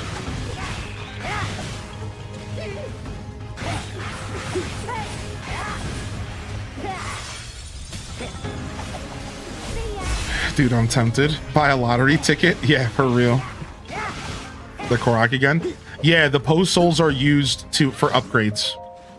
Yep, we finally used our post souls for a specific upgrade, which was nice. It was a nice upgrade too. So to give you an exact, oh, Korok, to give you an exact, like how we ended up using it was we used 200 of them in one of the upgrade missions. So when you get back to the main map of the game, there's like upgrade missions that make your characters more powerful. I know you're kind of Hitmajinx. I know you played these games in the past. So essentially the pose were used as an upgrade mission to make our character more powerful. So my favorite Zelda game is The Legend of Zelda Wind Waker, The Legend of Zelda A Link to the Past, The Legend of Zelda Tears of the Kingdom. I have 3 favorite Zelda games, and you can't make me choose otherwise. But it's probably Wind Waker by a small margin, if I had to choose. It's nostalgia. A Link to the Past used to always be my default answer to that. It's funny how my answer has changed. A Link to the Past was always my default answer. Always. Growing up, just always. It was just easy to just Link to the Past. Link to the Past. Because it was the first Zelda I ever beat. It wasn't the first I played, but it was the first I beat. And it was really special to me. It was really special. But then Wind Waker stole my heart and turned me just absolutely in love with that game. And then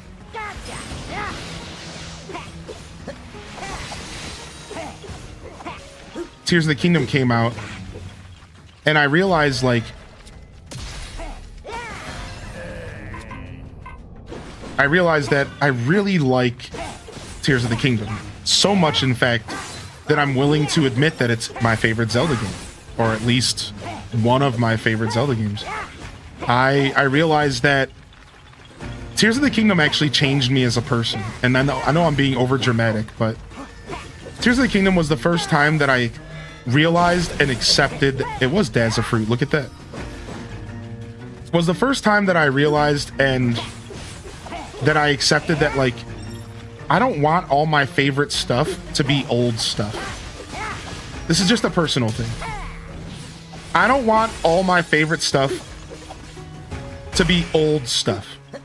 And I realized that I want to start accepting new things into my heart and into my life as my favorite stuff.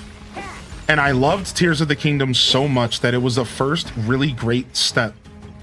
It was the first beautiful option to change that in my soul and to give myself the, you know, almost like allowing myself to create new favorites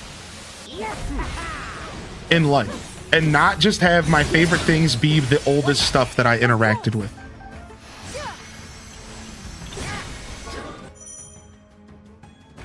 Imbue your attacks with light and cause you to unleash homing light orbs every time you attack. Sick. Sick. So yeah, that's kind of my journey, man. I realize, like, I'm gonna try to be even more forward thinking with when it comes to me picking my favorite games and stuff like that. And try to accept that sometimes, like, a brand new game can very well be my new favorite game. Because that's so, if there's anybody else out there that can relate to that, that's not normal. Most of the time throughout our life, we spend our life, you know, claiming our favorite things are things that we grew up with. And while there's nothing wrong with that, I just decided I wanted to start doing something different, dude.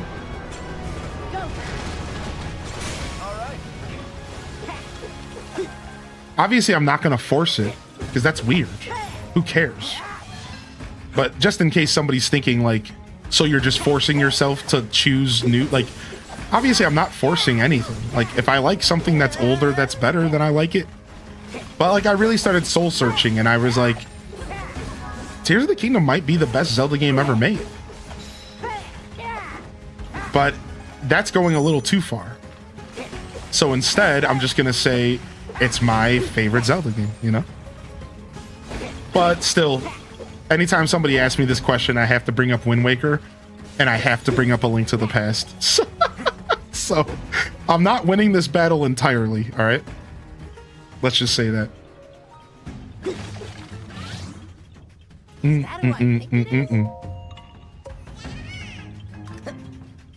What if we have meltdowns once in a while? I think that's a strange question. Like, it's not strange, it's just out of context, but to answer it, I think it's okay to be troubled in life and to get frustrated to the point of something that would be considered a meltdown. I do, however, think that it's not healthy, and that if that's something that's happening a lot in your life, you probably should find out why, and that's probably therapy.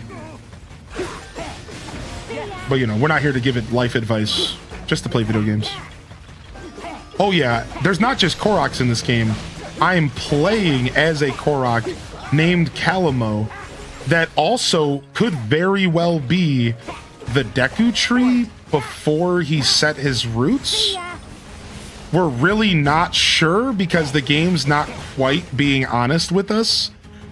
But the Deku Tree is basically a demigod and could totally be a Korok if he wanted to. So it could make sense. We're not sure what's going on. Either way, Calamo is a badass. He's a fighting Korok, and he's a badass. Look at this dude. Look at him, dude.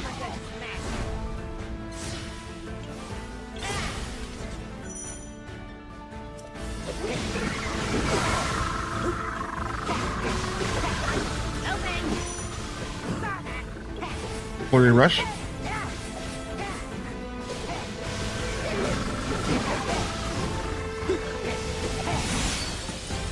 I'm not just a traveler. Oh, this game is canon. Oh, no, it is. That's the thing. Nintendo already, before this game even came out, Nintendo, this is a canon experience. That's the thing. That's what makes this so interesting. Nintendo officially has called this a canon game.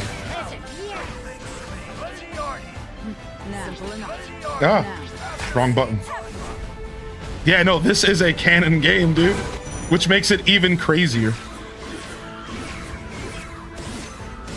Ah, I have to like pay attention during this attack. If I may.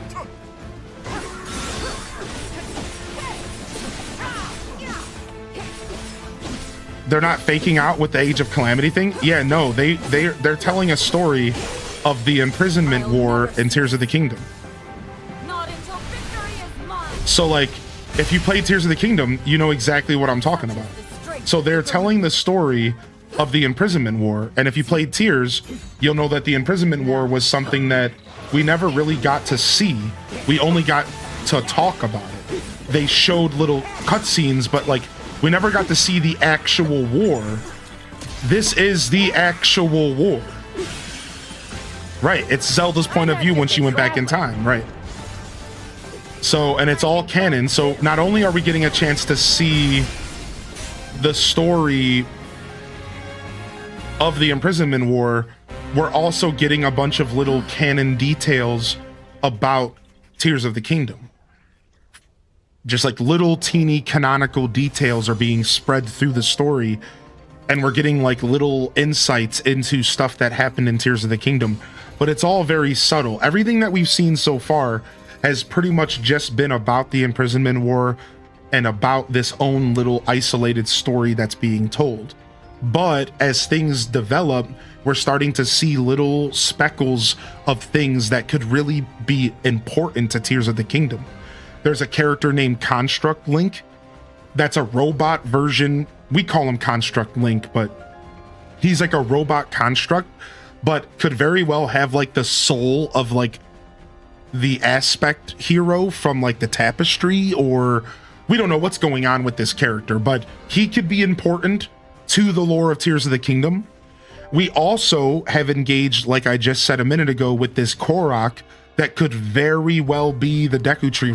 So we're not sure, and we might get some origin stories of the Deku Tree in this timeline, in this version of Hyrule, and so on and so forth. So we're seeing the original champions, the ancestors of the champions, and we're getting a chance to kind of get canonical views on these characters and what they brought to the table.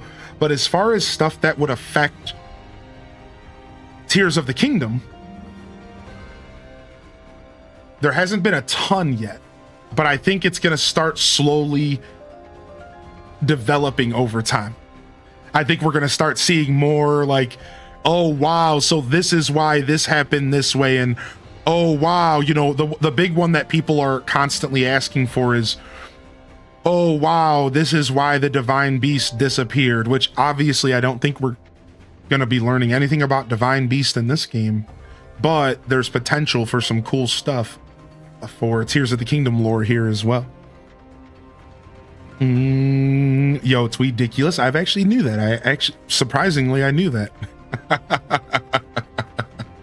Favorite ice cream flavor? Bet it's not vanilla.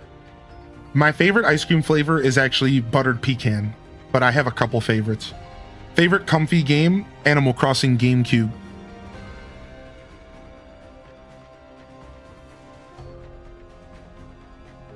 That's a great journey. Really not to get anchored to anything overly, but still love it. Right.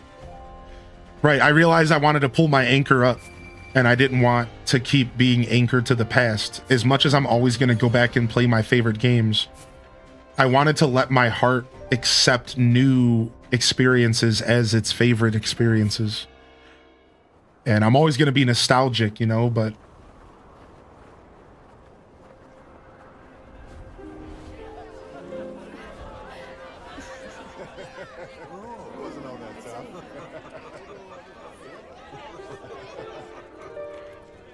You want me as your chief, then? Right. If Ganondorf had never risen to power, the title would have been yours a long time ago.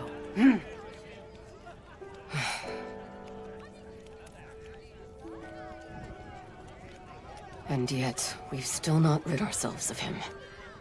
Which is why we need you. A leader to slay him at last.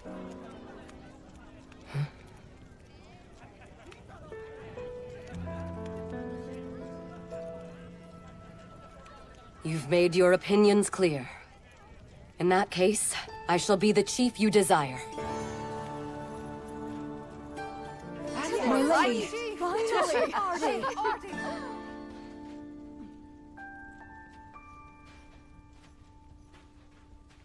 the new chief. This is cool. I love this. I'm sorry to interrupt. You needn't be. I have a request. Would you accept the Gerudo and let us join the fight against the Demon King? You've taken the words out of my mouth.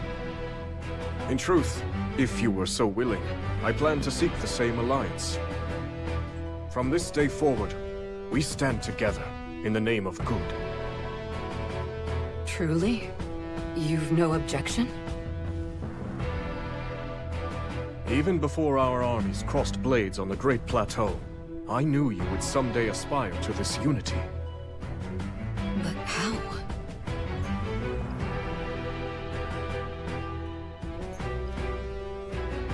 Sick!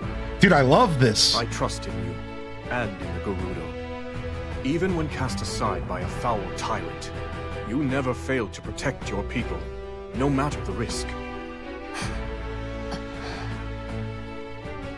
I've always had faith we would find common ground.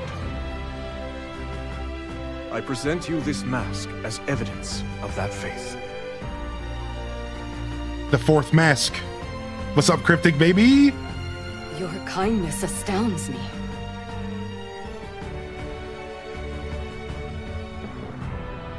Ganondorf shall fall to our might. I swear it to you, King Rauru.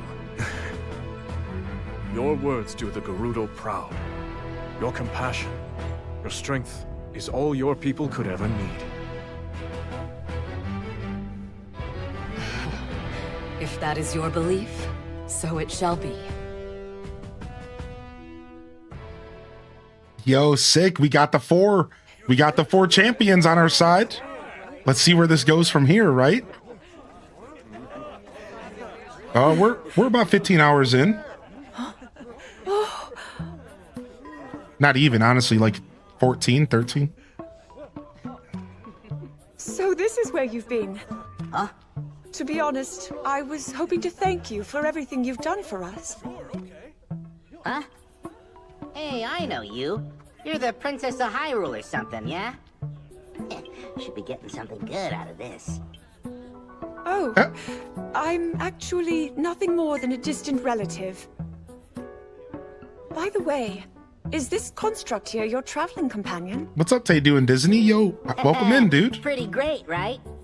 Woke him up out of a real deep sleep, and we've been best buds ever since. You woke him? There I was, lost on my journey in the deepest, darkest cave you've ever set eyes Hey, on. happy Friday. H Before I jiggle, knew it, H I stay found cheers. myself in a creepy old room when I noticed a little shard shining on the ground.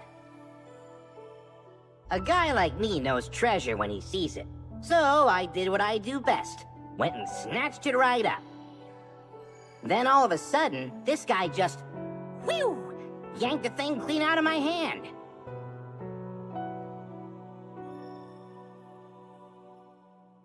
Next thing I knew, he was already up and coming to life.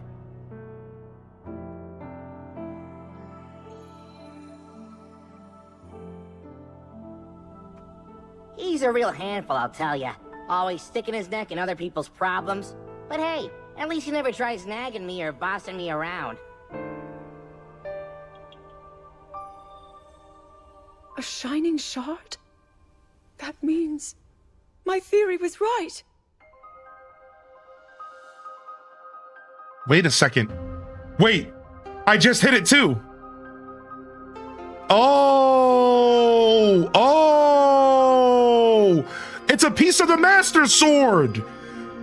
A piece of the Master Sword is in the construct. It has to be. Zelda, you mustn't go any closer. That construct is a forbidden technology. I understand, but please listen. Our protector here contains a shard of the Master Sword. As far as I can tell, the sword that seals the darkness is serving as its core. The same blade wielded by your royal guard. Link, you said his name was? Yes. With its divine power, I'm certain we have nothing to be afraid of. This construct could never possibly hurt us. Even as a fragment, the Master Sword won't fail us. Yep, I don't know what any of that meant, but I promised my bud's a stand-up guy. Not so great at following orders, but at least he never talks back. Mineru, please. They speak the truth. He presents no danger. You've seen it too, how willingly he fights for our cause. A fair point. And yet, I suggest we keep him under a careful watch. Zelda, when we have a spare moment, could you tell me more about this Master Sword? Gladly. Not to go butting in or anything, but isn't it time we talk about my reward? Of course. Thanks to you both, we still fight on. I have little to offer you, but I'll do what I can. Ho ho! Then, how about a place I can put down roots? Somewhere that's not too cold, not too hot, and with a great big... Actually, scratch that. Feels kinda weird asking for something just for myself, you know? Here's what I really want. This is interesting. This is super interesting. It's not quite Link. It's almost more just like the hero's essence. Or it's almost like Fi more than anything. It's hardly the traditional mark of knighthood, but it will have to do. Dude, nice. It looks wonderful on you, Sir Knight. You hear that, bud? You're a knight now. Mysterious construct. Night construct. The vessel of light. You see what I'm saying? They're calling him the vessel of light. So I understand why we as a community are going, Link, it's Link. But I think that even though you're right in some senses, you have to stop thinking about him as Link in the sense of the physical person and more about Hylia's protector that comes back. We learned this in Skyward Sword. Mm-hmm. It's not Link, it's Hylia's protector that comes back and always shows up to vanquish evil.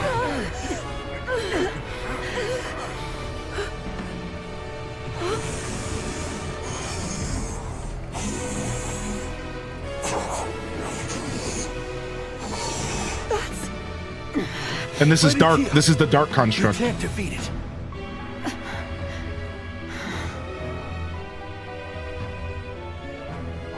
This is too great a danger to ignore. We've not another moment to spend here. We have to withdraw. Make for the canyon.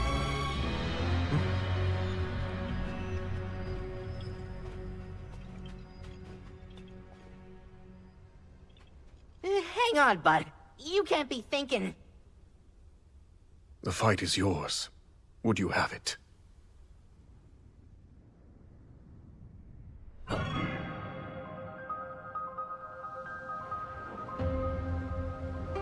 Sick.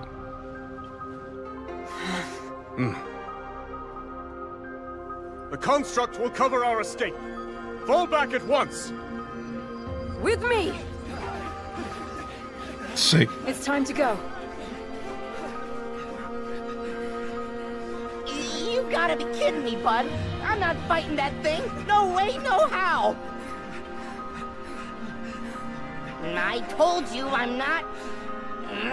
No, fine.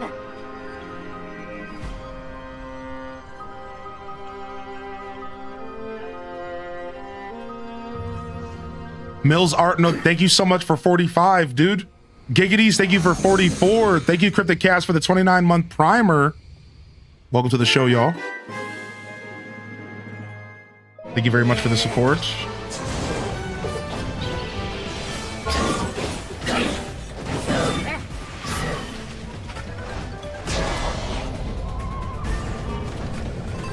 Oh, that was the wrong option. I should have used the other one. I'll catch up on chat in just a minute. I have a lot to say, but I'm just going to enjoy this.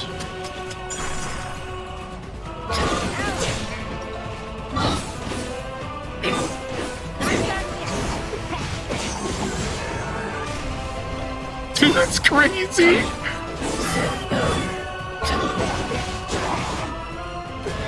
Yikes. Got him. Got him.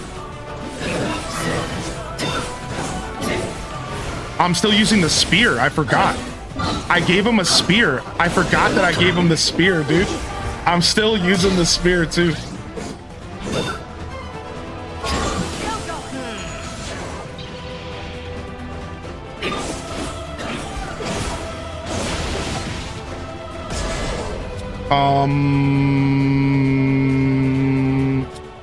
We want to use the fan here. Reverse that. Right back at him.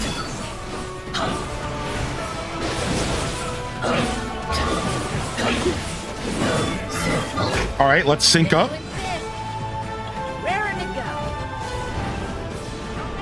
Oh, baby! Eat dust, son!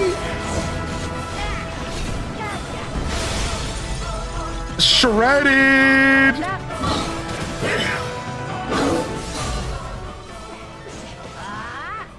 I turned it down a little bit. Sorry, it was loud.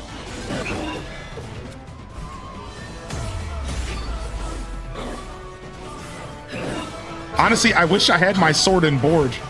I'm not a fan of the spear for this fight. It's fine, but I wish I had my sword, man.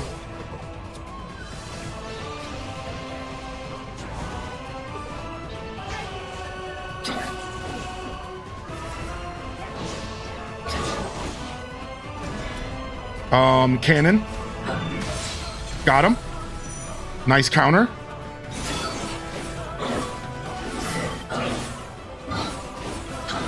Oh, freak, I can switch to Calamo. I didn't realize. I was playing into the role play, but I can be Calamo, the hero, the true hero of the day, dude. Why would I be anybody else, son? I'm the Korok, baby.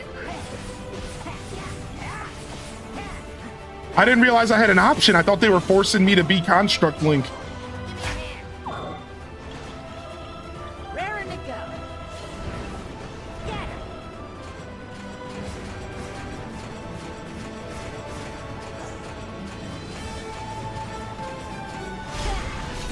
See ya.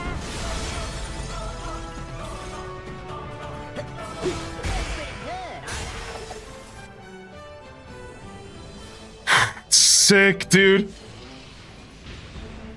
He's gone. He can also turn into a bird. He got away right when we thought we had him. Hey, a win's a win. Let's catch up with the others and let them know we're safe.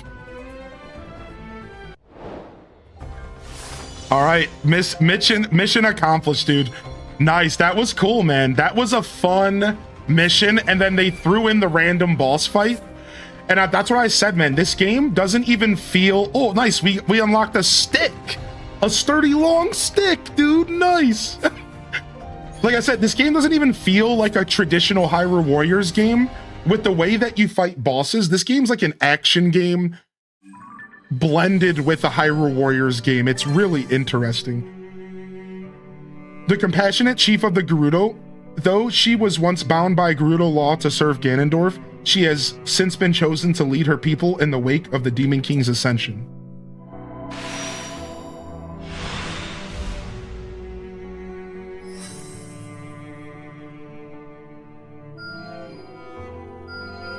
Oh, what just happened was our parties combined. Oh, our parties just combined, dude. We're one unit now. That is an overwhelming amount of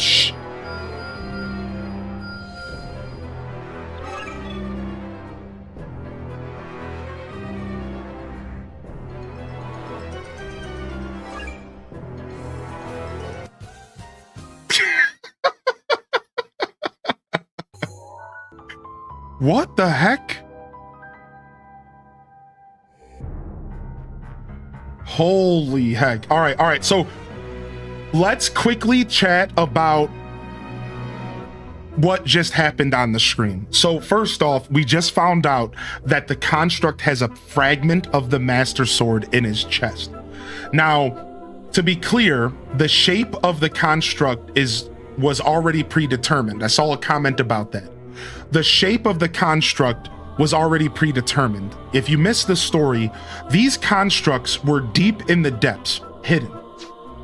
And they were stumbled upon by Minoru. And Minoru decided to lock the place up because there was a bunch of signs that warned people to stay out of that room. There was a bunch of literal like Zonai writing that was like, do not go into this room, do not mess with these constructs, this is bad news. So they sealed it back up again.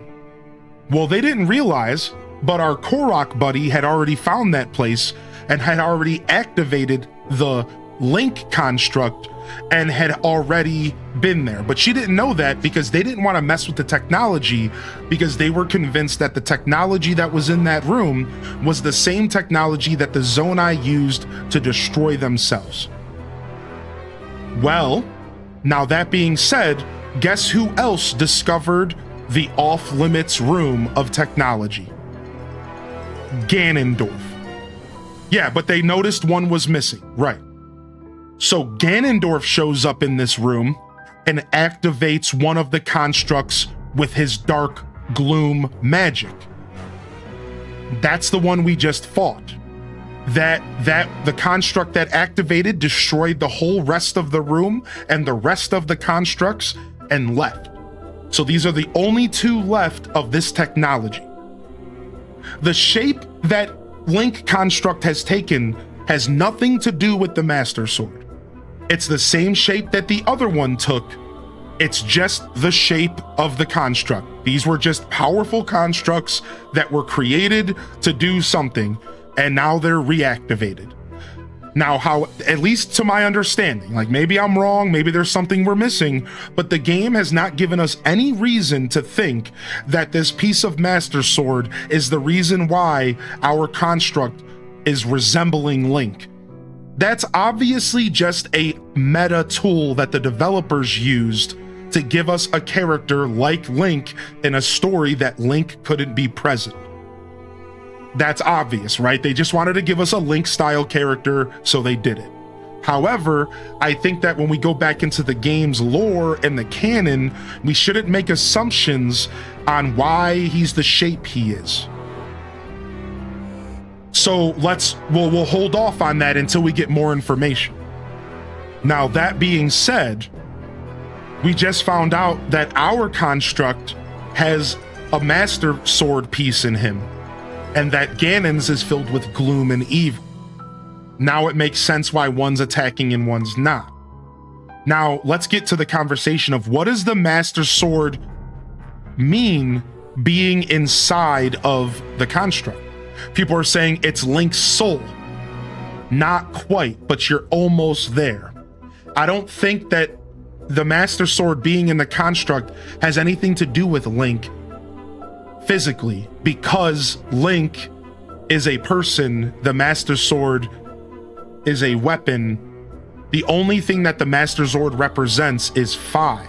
Fi is an entity that is in the Master Sword that protects it. And even then, I wonder if she's not there because this is a fragment. This isn't the Master Sword itself. That still exists, and Fi is probably still in the Master Sword that still exists that's broken. So I don't think it's Fi, and it's definitely not Link. So what is it? I think what it is the essence of light. They literally said it. It's the vessel of light. I don't think Fi is in a fragment. I really don't. That's just my theory. I think that Fi is still in the Master Sword that is in the game. You get what I'm saying? Fi is still in the actual hilt and the full sword that's shattered. I don't think she's in a fragment. I don't think that Fi can separate her essence and soul into fragments. I don't think that works that way. So my theory is that the sword is representing a piece of light. It's representing light versus darkness. It's representing Hylia's champion that Skyward Sword taught us would come back every time he was needed. When darkness rises, so does light. You realize that you're not actually wrong saying that it's Link, because in a lot of ways you're right, because Link is a term that we use to describe a man, but we also use the term Link to describe Hylia's champion. And therefore, Hylia's champion is always just courage, and it's the goddess flowing through an individual who attacks stuff. Does this make sense? So yeah, sure, it's not physically Link's soul from Tears of the Kingdom, but it's Link's soul. It is the embodiment of the hero of light, the hero of time, the hero of whatever you want to call him, because that's what always this has been about. It's never been about the individual person. It's always been about the goddess Hylia's power flowing through that person. The same way that it's never been about Ganondorf, we just talked about this yesterday, it's always been about demise and darkness flowing through Ganondorf, turning him into Ganon, the Demon King. So in my humble opinion, the construct represents Goddess Hylia and is a vessel of light that was activated by the Master Sword, which we do know that the Master Sword was created with Hylia in mind, through the goddess's will, with Fi, so on and so forth. So it does actually make a lot of sense that a piece of the Master Sword could trigger the vessel of light and Hylia's will. I think that makes sense. And if the Zelda nerds want to throw in their 2 cents, you're welcome to. I think that makes sense. I think it makes a ton of sense that a fragment of the Master Sword that's literally designed to banish light, that is basically Hylia's power, could trigger this event to occur. I think this actually makes a ton of sense, and I really enjoy it. I really, really, really enjoy what's happening here. This is really cool, and we all knew something was up with the construct, but at the same time, we were all like, but what's actually happening? So I just want to say, if the way that you're interpreting this as Link is in the construct, you're not too far off. You're not really that wrong. It is Link. Because what is Link? Link is just the hero. And whether or not he's in a physical body or if he's in a construct, it's still Link.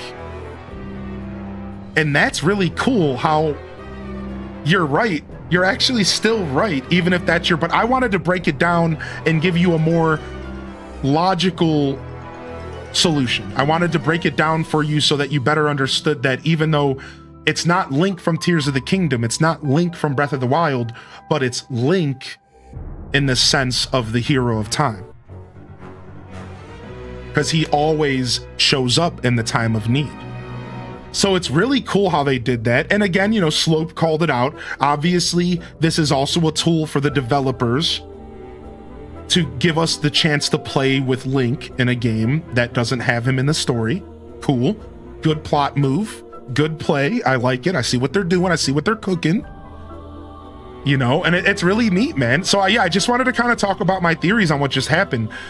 And of course, that means that, well, then what's going on with the bad construct? Well, it's gloom, it's demise, it's darkness.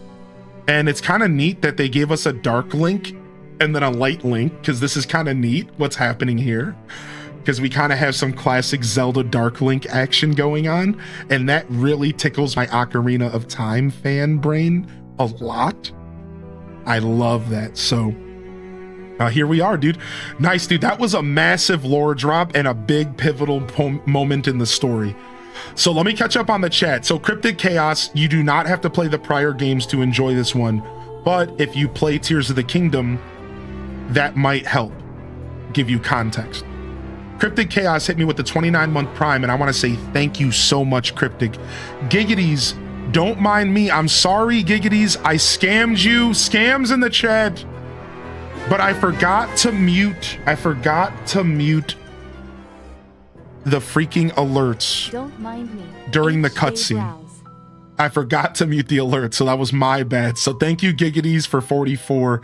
Thank you, Mills Art Nook. If you're still out there, Mills, for 45. Whew. Thank you again, Patty, for 18. That was a lot, dude. That was crazy. Holy heck. If I missed any messages, don't be afraid to ask. What's up, Sundog? Good to see you back as well. I was not expecting the lore to go in that direction at all, dude. That's pretty cool, actually, man. All right. So now we get to sit here with 1,000 missions and figure out what we're doing next, right? So the main story mission is recommended level 35, which we're not too far from. It's called Time for Action. But we have a bunch of little stuff that we can do for upgrades. Increase material sensor capacity. Let's hold off on that. First, let's go around and get all upgrades we can get and figure out what we're doing about upgrades and stuff for our characters and shops and stuff like this. So let's do that. Let's get ourselves some shops and stuff.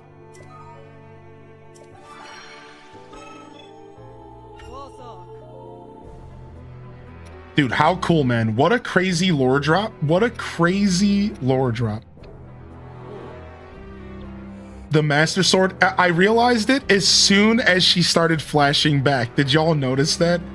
As soon as she started flashing back, I was like, oh my God, it's the Master Sword. I know what's happening. Like, oh my God, it's the shard of the sword. Oh my God. 100% a side quest completion for Kino. So these are quests that I can't do until I get more side mission completion. Interesting. Okay, so we can't do any of those yet. We need to do more side quests. We have another mission up here to bring ourselves.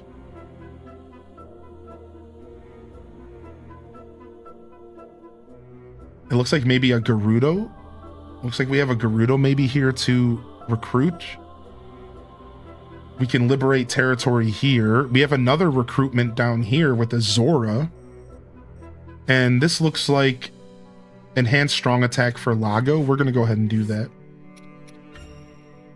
So the three goddesses created Hylia to protect the Triforce against demise, but she couldn't. So she created Zelda, who would forever incarnate to protect it.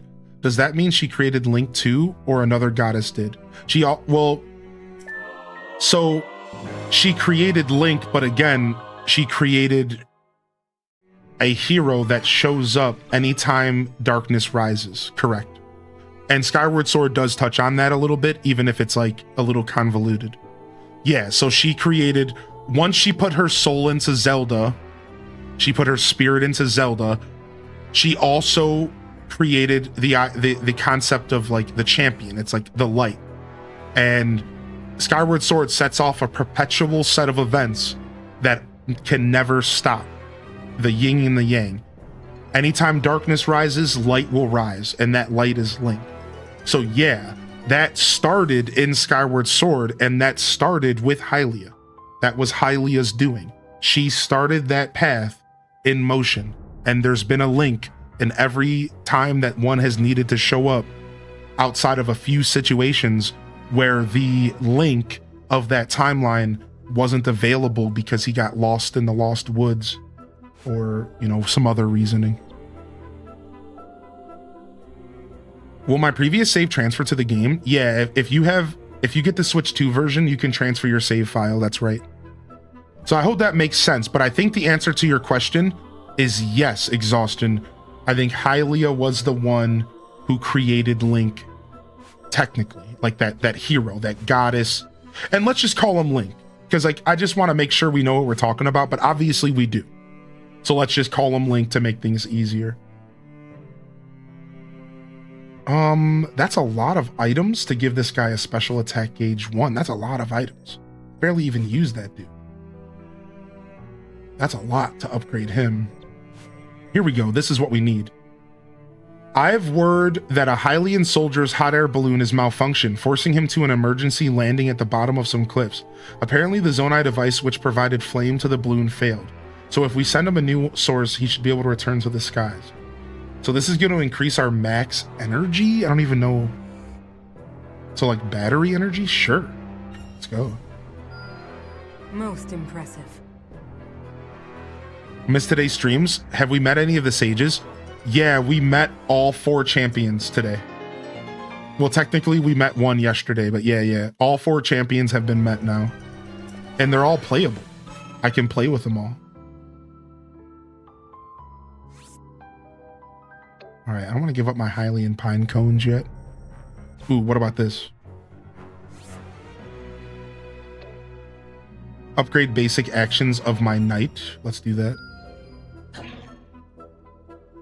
Yeah, get to see Lord of the Rings and who? And in Celestial Ray. And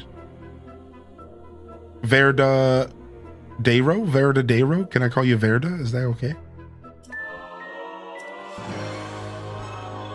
All right, boom, boom, boom. All right, what else can we do here? We have this upgrade. Ooh, what's this? A weapon reborn. One of our soldiers recently came to Lady Minoru seeking to repair an old sword, which he received as a gift from a wounded friend who can no longer take to battle.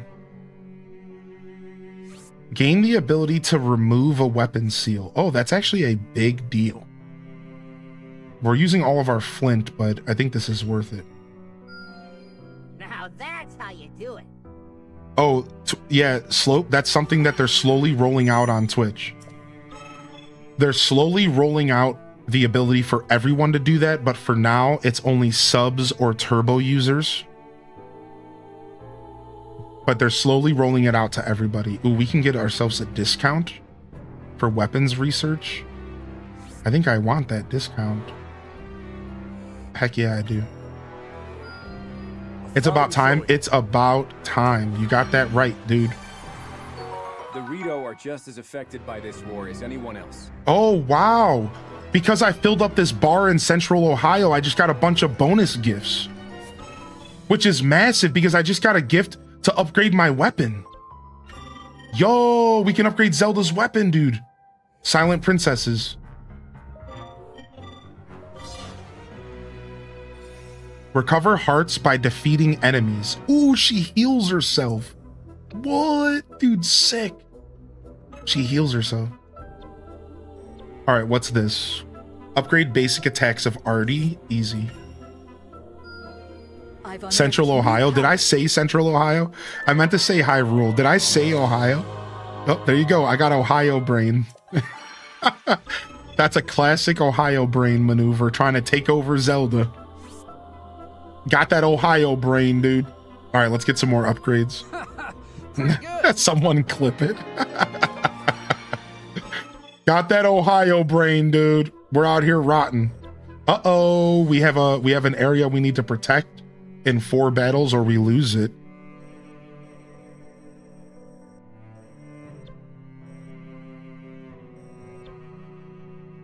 A wind through the desert. All right, not bad. Oh, there's one more down here. We're gonna skip that one. All right, that's every upgrade that we unlock that's worth our time. Besides for the Sheikah sensor, which, sure, this isn't much.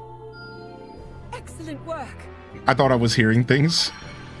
What? I was just trolling y'all, of course. Obviously, I was just trolling y'all. Of course, I would never make a mistake. What do you mean, dude? I'm the best. All right, what do we got up here? Special ration capacity +1. Everyone's been telling stories of a brave Korok flying all across Hyrule, and now the other Koroks want to try it for themselves. What? The other Koroks want to try it for themselves? Dude, listen, I played Tears of the Kingdom, and I definitely strapped a couple Koroks to some rockets. So I guess I'm helping them out.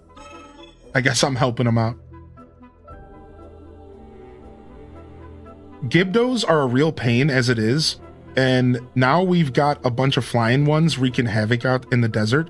The Gerudo are headed out to deal with the problem, but I don't know if they can handle it like me and my bud can. We better go lend them a hand. I think this is a flying mission. Is it? Oh, no. This is just an upgrade mission again. Enhanced flight mobility, okay. And then we still have this little mission here that we haven't done yet, but I'd like to. All right, and then we have something unlocked in the depths. Take a look at this.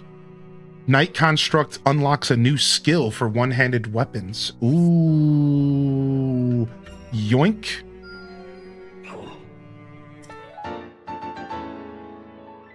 There's a streamer in Hyrule named Ohioan Descent. Shut up.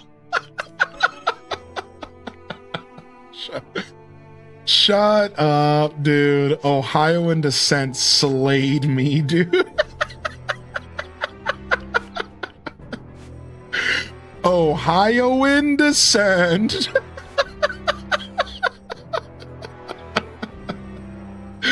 That's silly. Y'all are silly, man. Y'all are funny. Oh my lord. All right, time for action needed. All right, we better defend our territory. So let's go ahead and liberate some territory here. Let's open up this area right here. Purging the Hyrule Field monsters. Easy peasy. And then let's level up our characters. Our construct needs to be leveled up, and so does Vence. Honestly, some of our characters are extra low, and some are pretty nice up there. Yeah, we'll bring Vence with us. We'll bring one Lobby and then one main character that we have to level up. Let's switch off the spear. Take a break from the spear and go back to using a sword. Castle Guard sword. Ooh. Is it a one-hander? It is. All right, we'll go ahead and we'll grab the Castle Guard sword. We have our new ability that we just earned. And we have the rising spiral attack with that. Perfect.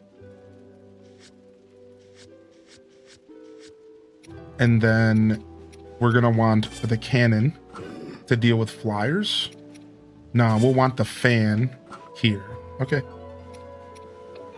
Oh, and then we have to set these attacks here, which we'll do frost, I suppose. Doesn't really matter what I do here. Oh, we have the hydrant to add. That's nice.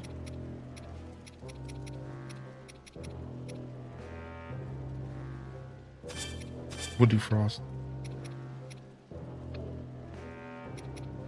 All right, cool.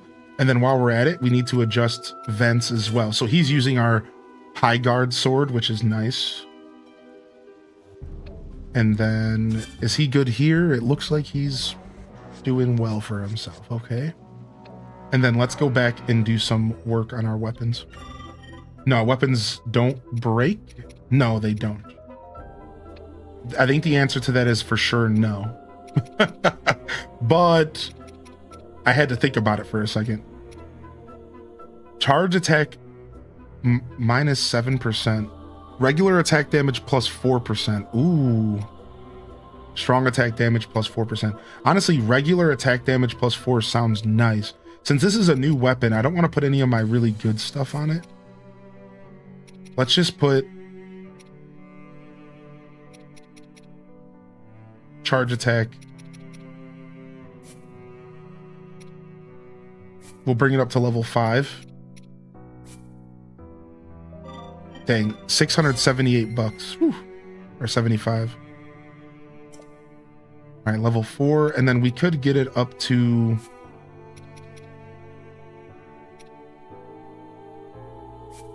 level 5. I went and tried to donate plasma and got turned away because I got so anxious. Going, it makes my blood pressure strike. Oh no, dude, that sucks, man.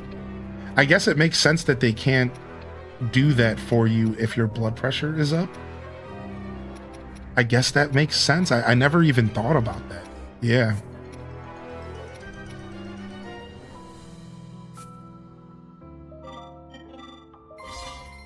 Yo, what's up, Farls? Dude, the game just got crazy cool and the lore is getting thicker. We just unlocked it. We hit a pretty pivotal point in the story, it seems, is what's going on. A pretty pivotal.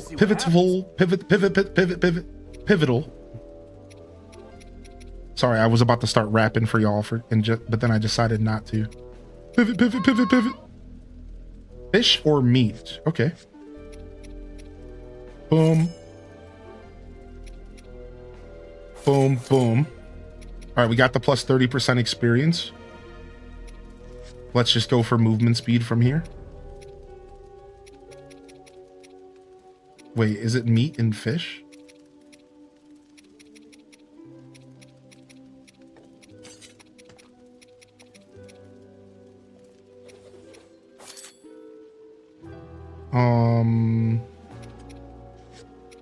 What if I remove this? That puts us at 27% experience.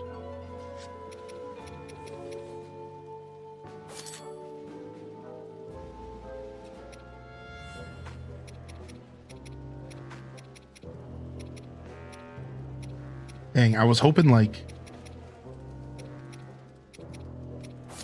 Just try not to waste stuff, you know? All right, there we go. We got it.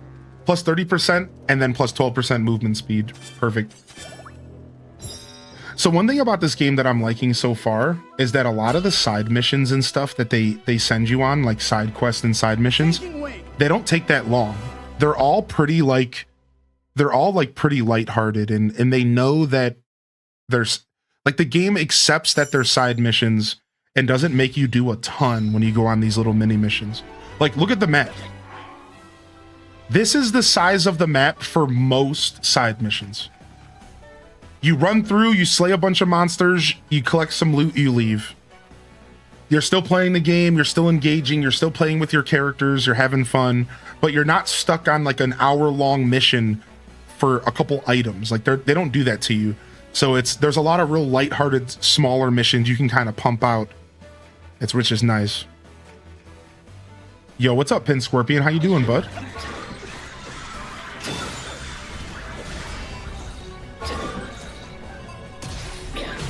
Got him.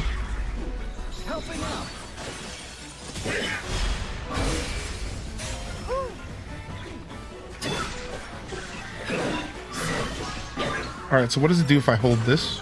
Oh, this is my cannon.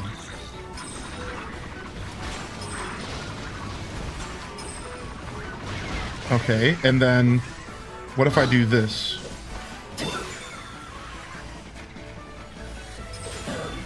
Okay, cool.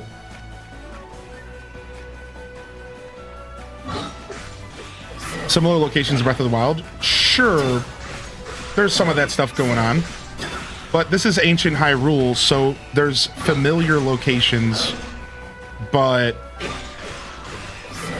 it's like just back in the day. So for example, we were in the Great Forest. Charles, like if you remember that from Breath of the Wild, like where the Deku Tree is, we went into the Great Forest, but it was before the Deku Tree was ever there. So it was like super interesting because we got to go see the Great Forest before the Deku Tree ever even showed up yet, which is sick.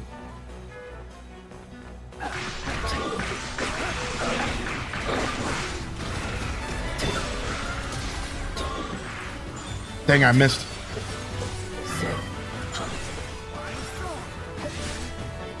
All right, boom.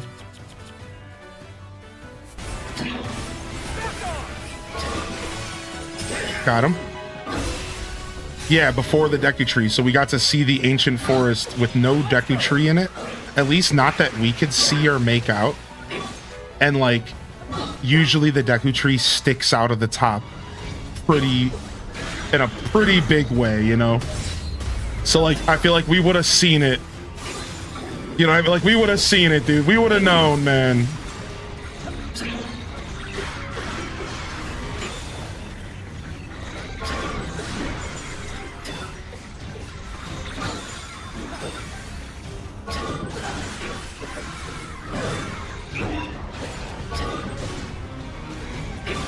Helping out.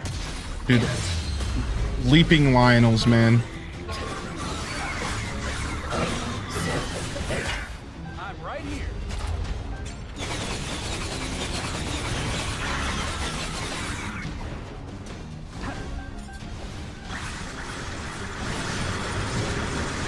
Gotcha. Sick.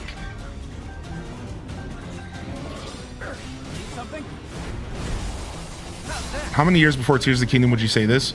Yeah, I think it's like 10,000 or something like that. I know Dazza said earlier it wasn't quite 10,000. So I'm like actually not sure exactly what it is. But yeah, the Imprisonment War takes place. Like, I thought it was 10,000 years, but I think I'm thinking of the other thing. So like, it's all messy. There's like the Imprisonment War, and then there's like the thing that happened on the tapestry. I don't think those were the exact same things. So the thing that happened on the tapestry was the original calamity. Thank you. That's what I thought. So the Imprisonment War was just like a long time ago, but I don't know exactly what the number is. So when I say the tapestry, I'm talking about in Breath of the Wild and Tears of the Kingdom. There's like a tapestry that depicts the original calamity. That is separate from this, and that was 10,000 years ago. And the original calamity. Yeah. Yeah, no, the calamity was before this, right? And that's where this is all kind of confusing. Yeah, exactly. Exactly. Like, you're like, wait a second, I thought the original calamity was before this or after this. No, it's not.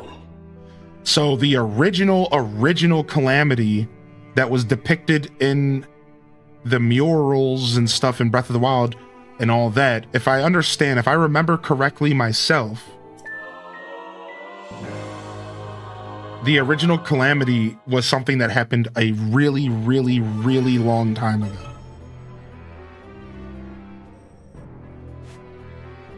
Yeah, I might have to look it up again because I really don't remember off the top of my head, but yeah. All right, 3 more battles until we defend this. Let's go do one more territory snatch up mission. Let's grab this territory right here. Shall we then? All right, we'll bring Construct Link again. We'll bring Kuno Onward. Ready for to battle, level 22. And we'll bring Typhon to level 23. It's time we get to work. Let's be off. All right, I think they'll be just fine.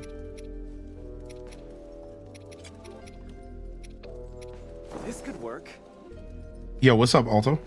Yeah, it's all kind of confusing. I have to look it up again.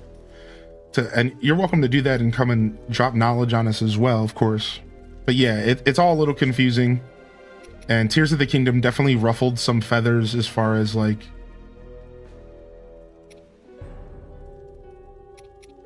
you know, what we're considering.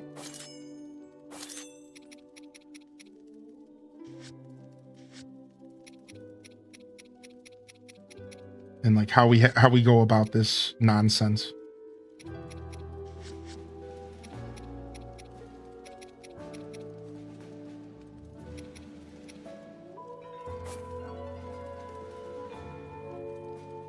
All right, we'll put 2 of those. All right, sick. 30% experience. Let's go.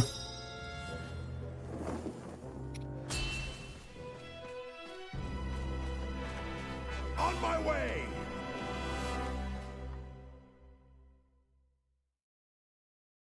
An active volcano located in the Elden region, famed as the tallest peak in Hyrule, rivers of lava flow beneath billowing clouds of ash amid its scorching heat.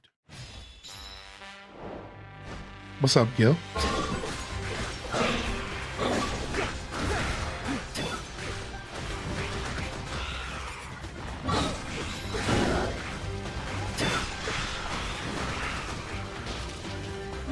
Dude, the remixes of the town music are so well done. I'm gonna tell you, they didn't have their B team doing the jams. That's all I'm gonna say. Dun, dun, dun, dun.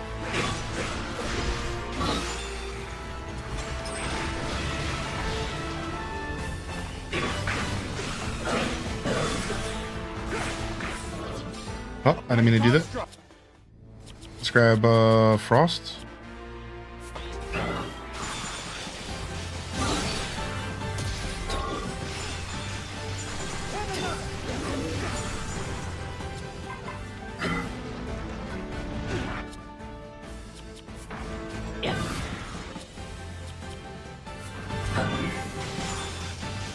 Got him. I'm jealous I don't have this game, and by addition the Switch 2. I know, dude. As a Zelda nerd, I would feel the same way you do right now. I'm not even gonna front.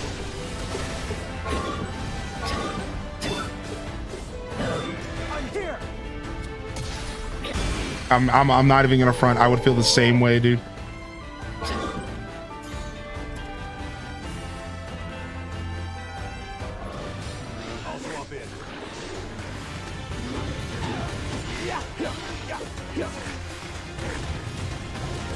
Nice. The AI has gotten a lot better. Your teammates AI is a lot better, dude.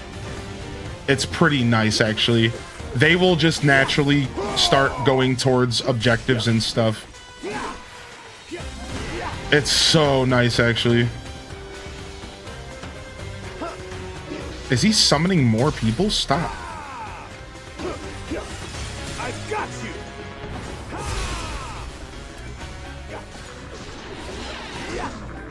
Hylians are humans, basically.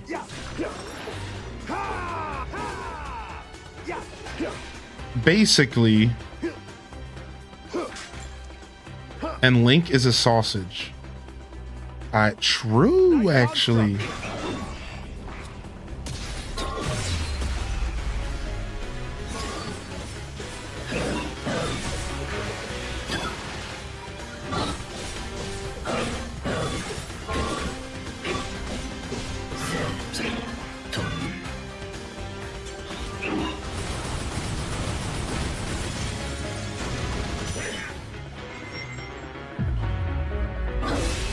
How's this game in handheld mode? I haven't played it in handheld, so I can't, unfortunately, I cannot share that, but just using my intuition alone, I would say it would probably be just as good, right? It's probably still 60 FPS. I don't think it'll do the leap to 120. I know some games are doing 120 FPS in handheld. I think it'll be I think it'll be pretty tame in that regard.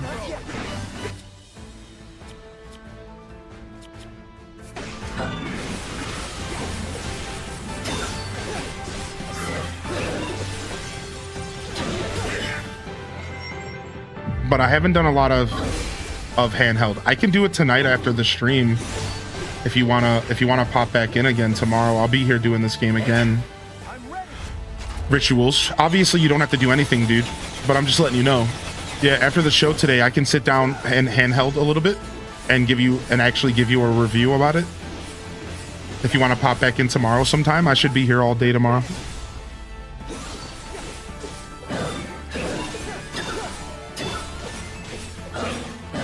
Yeah, I have no problem doing that at all.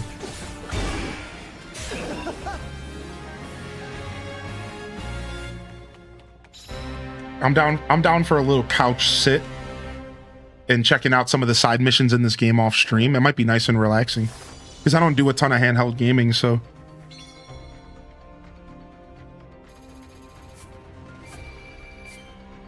All right, so we unlocked some new territory.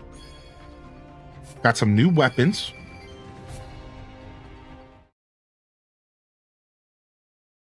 Fighting the urge to buy this game. I understand. Yeah, I can tell you this much, and this is not me trying to sell you on this game, so don't get it wrong here. But let me just tell you this. I am not really the biggest fan of the Warriors games. I enjoy them for what they are, but like at the same time, I kind of get sick of them pretty quick, and it's not like my favorite thing to play. I've never even finished any of the Warriors games, even though I've actively attempted to. So what does that mean? Well, this one is a lot of fun. And all I'm trying to tell you is that despite my feelings towards the Warriors games, this one feels very different, dude. And I can't quite put my finger on it, all right? But it just feels different. It's not the same. Like, it's not at all the same. Like, they managed to take the Warriors franchise, they're called Muso games, hack and slash, and blend it with a more action style game that's slower and less focused on mindlessly slaughtering enemies and more focused on somewhat punchy inputs. When you press a button, you feel the button press.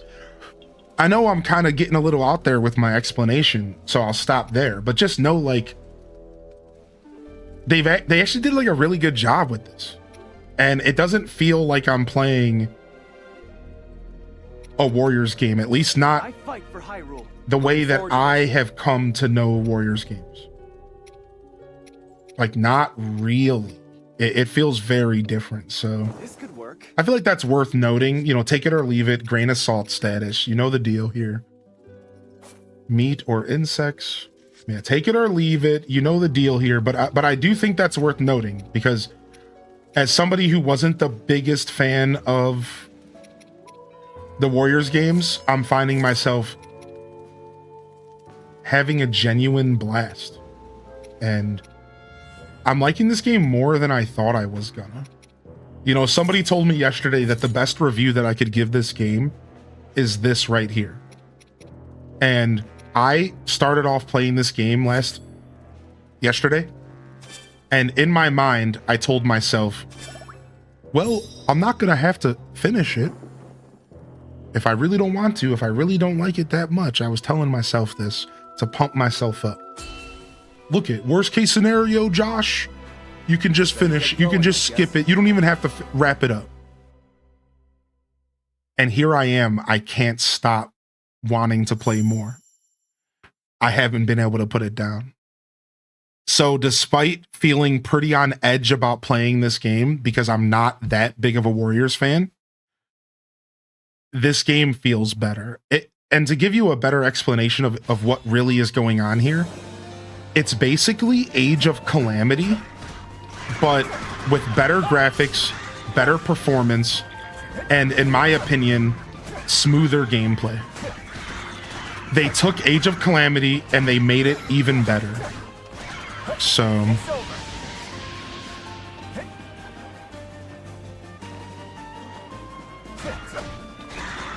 I know you said you didn't play any of them, Cryptic Chaos, but that was just for anybody else out there that was listening. Yeah, they basically took Age of Calamity, which was for the Switch 1, which was already a pretty solid game, but that had a ton of performance issues. And they made it better by improving the quality of life, improving the gameplay, and then also improving the performance. And it's just so good.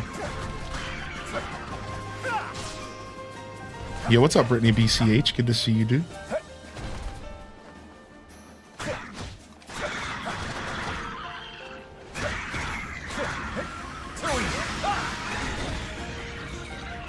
Nice. Is this the Colgera's theme? It might be a remix of Colgera's.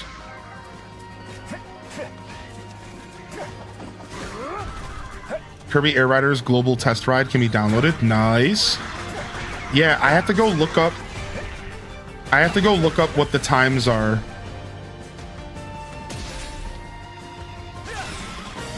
Because I don't remember, but we're gonna try to do it Saturday or Sunday if y'all are down. If y'all are down, we're gonna try to do it Saturday or Sunday, I think. For just a couple hours, maybe? Would y'all be down for that? Could be fun. Could be fun to see what's up.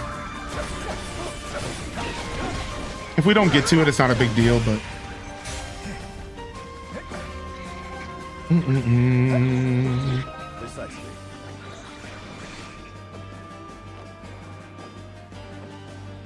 Begins in 12 hours and 4 minutes. What? You could do lesson session right now. I just did them. Interesting.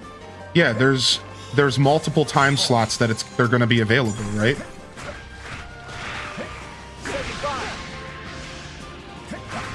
Yeah, like the whole weekend they're doing like different time slots you can play the game. I remember some of them actually made a ton of sense for my stream, like the morning. And then some of them were more night stream friendly.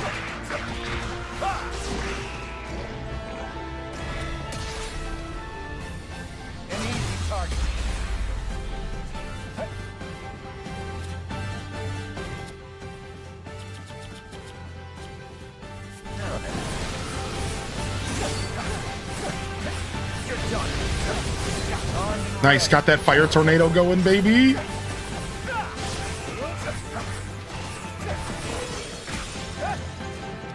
Posted for you in gaming news. Oh, thank you, Trips. You have to do that, dude. Yeah, thank you so much. Yeah, we'll probably try to check out the global play test at some point this weekend. I don't see why not, you know. So there you go. In the time that we did one of the story missions,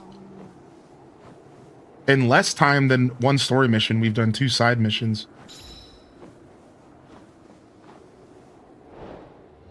So that was a defensive mission that we had to defend one of our territories from being taken.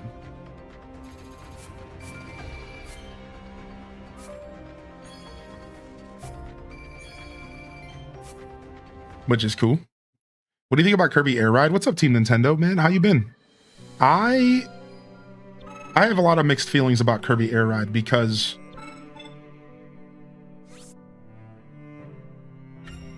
first off, there's been too many kart games. And I had to skip Sonic Racing because I didn't want to buy Sonic Racing and Kirby and Mario Kart. So I had to skip one, and I skipped Sonic, which hurt my heart as a massive Sonic fan. So that, I don't like that.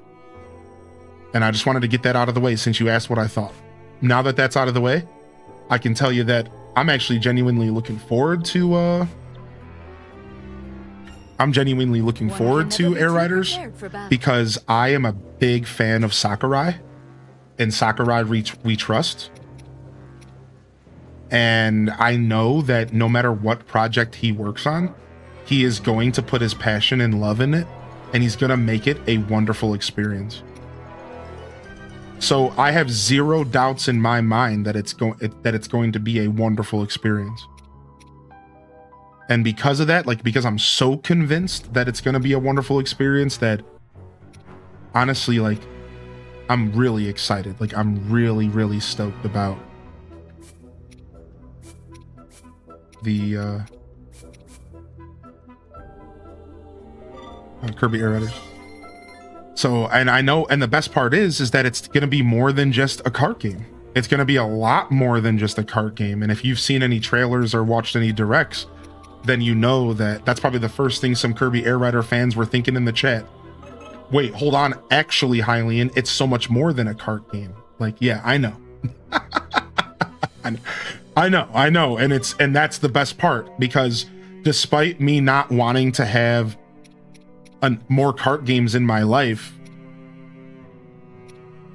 this is the one to have, you know, like, it's going to be a lot more than just karting, and I think it's going to be a lot of fun. And my only problem, Team Nintendo, is that when I buy these types of games, I play them with my community, with the community, and we get together, we play these types of games. Well, there's a problem. It's a $60 entry fee. And that's brutal. So my big worry and concern about Kirby Air Riders was my same big worry and concern about Sonic Racing.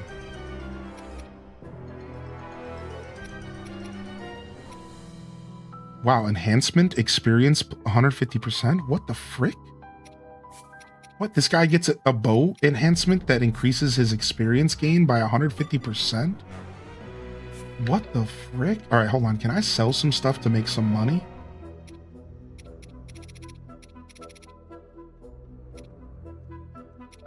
How much are these worth? 600, 600. They're not worth as much as I would like.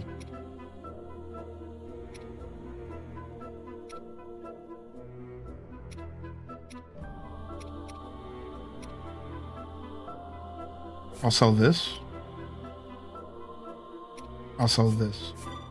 I really want to get these bow upgrades going. I don't think that's enough either way. Frick. Man, that seems like such a good deal too.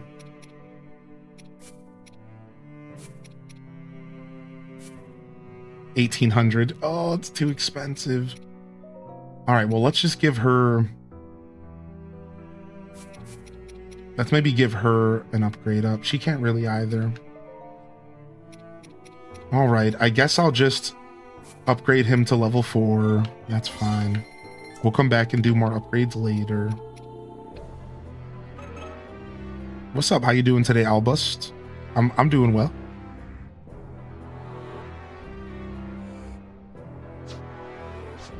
All right, nice. You're taken care of there. Yeah, so that's my thoughts about Kirby Air Riders. What about you, chat room? Do you have any thoughts about Kirby's Air Rider? And if that's a game that you want to play or something?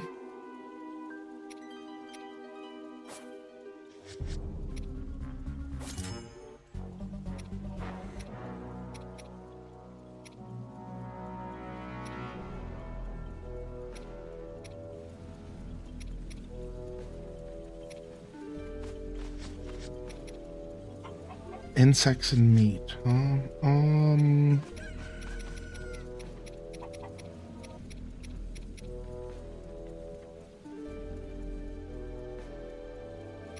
Maybe back out of this and just do 1, 2, 3, and then we'll just give ourselves as much movement speed as we can, huh? Which I think is down here somewhere. You gotta have like a +3 movement speed. You know what? It was only ores that had +3 movement speed. I remember now. All right, that's fine. Fireproof lizard it is.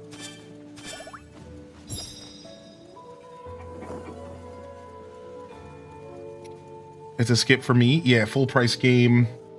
Right. And see, so you see where I'm coming from though? It's like as a streamer, I have the best opportunity to play multiplayer games because I have a beautiful group of people to play them with. So it's like, for me, it's like, dude, I'm actually super interested in Kirby Air Riders, but I'm like a little bit torn because I think it is just going to be like 5 of us unless new people join the community. I think it's only going to be like 5 or 10 of us that frequent the stream that are going to be interested. And it's just like, oh, like that's a little rough. You know what I mean? Like, but I think I'm going to commit because I'm a big Kirby fan. I'm a big Sakurai fan, and I'm going to go ahead and support Sakurai's project. I'm going to go ahead and support Sakurai's project. So that's my decision. Yeah, I would never expect other people to commit to it though. So, all right, I'm going to use the restroom real quick, and we're going to dive into the next story mission called A Time for Action. And this uses all 4 of the champions. So Celestial Ray, if you're still out there, all 4 champions are going to come together. All 4 allies are coming together here for this mission. I think it's about to be sick. All right, I'll be right back, chat.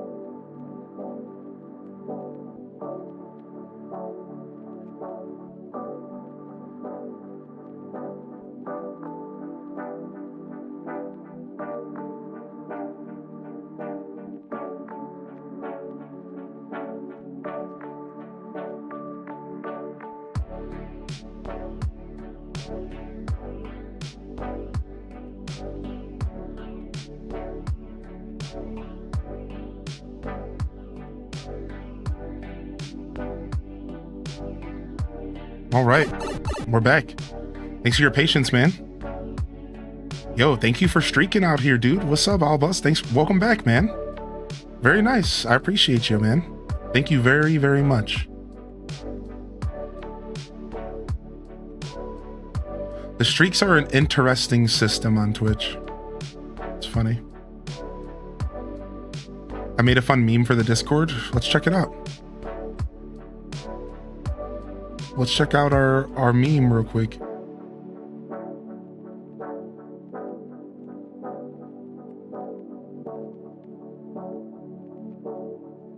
Oh my gosh. It's official, everybody.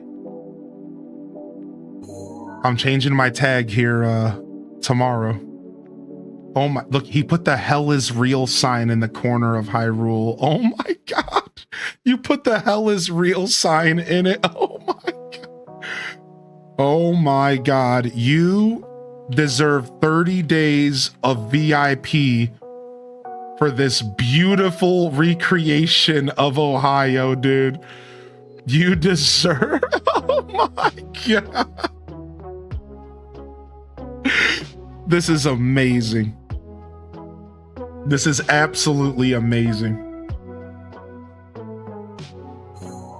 Nice. The hell is real killed me. That is the most Ohio-ish ever. Dude, oh my lord. Yo, what up, Mini Phil? Yo, good to see you, dude. What up, what up, what up, what up, Mini Phil? Shout out to YouTube. Thanks for hanging out today as well. I appreciate y'all. Thanks for being real ones and vibing with me. This one's for me, man. I'm having fun playing this game. I know this one's for me. Hyrule Warriors is not everyone's cup of tea, you know? Certain games you play as a streamer. This one's for me. I'm having a lot of fun playing it, so I really appreciate those of you hanging out.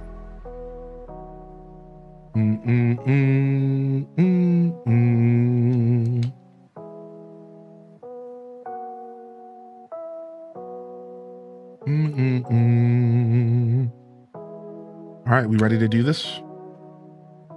We're diving in. Next story mission, which means lots of story HDes ruffles time. Let's get our ruffles on.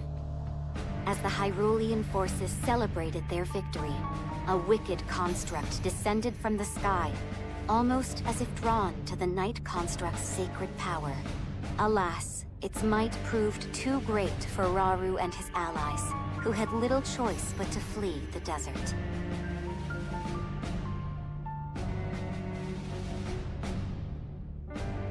Okay. With their escape covered by the valiant Night Construct, the group had little trouble in falling back. But that safety would come to be short-lived indeed, as a horde of monsters appeared outside their base of operations in Tanagar Canyon. Knowing it was merely a matter of time until the enemy arrived at their gates, Rauru found his mind tortured by the difficult decisions he would soon be forced to make.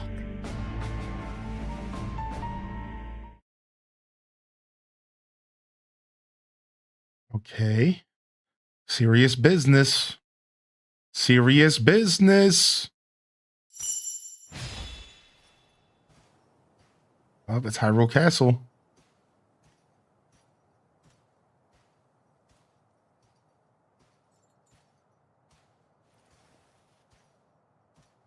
Or it might be the Forgotten Temple he's at right now. That's what it probably is.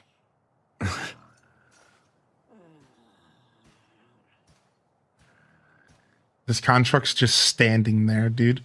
I guess it doesn't sleep. Constructs like you brought ruin. The end of my people. Oh, he's talking about lore. Lore, dude.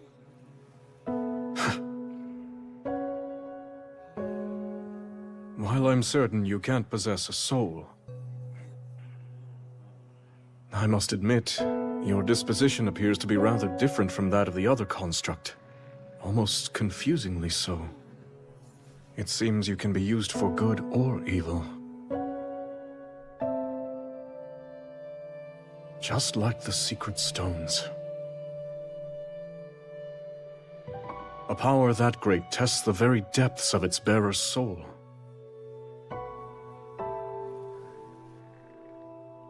There is danger here, enormously so.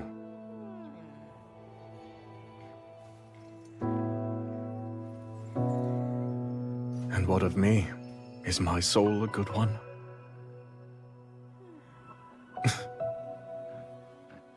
Your Majesty. Ah, you're back later than I expected. Your training with Agrison must have been grueling indeed. I was really trying to test my limits today, yes. Given our present struggle, I must improve to protect those I care about most. I'll do whatever I can for the good of Hyrule, exactly as you and Queen Sonia have done before me. So I see. Everyone else feels the same way. We all stand beside you, however possible. And we won't fail you. Dang, that's so sad because they do fail him, and he has to sacrifice himself and rip his own arm off. Like myself and Sonia, you say. Zelda. Tomorrow, before our battle. No, it's nothing. In that case, I'm off to bed. To try to sleep, Your Majesty. I will. Rest well. What is going on? He's telling Mineru to work on a certain project. He's trying to tell Zelda about something. Draconification aside, these stones are dangerous. Ooh, draconification mentioned. And while I depend on our allies, I wonder, must I put them through this? Dang, he's already contemplating. Tell me, Sonia, what would you do? Well, with the blood moon behind the clouds, that's creepy. Yeah, it's funny because he's already putting himself into the position where he wants to just do this alone and handle this burden alone. There's something I'd like to show you all.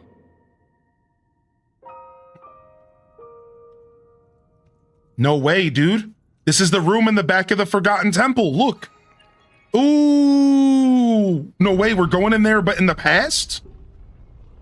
Wait a second. Hold on a sec. Oh, you're right. They're about to get their stones. Yeah, dude. I didn't even think about it. Zonai. Sacred stones.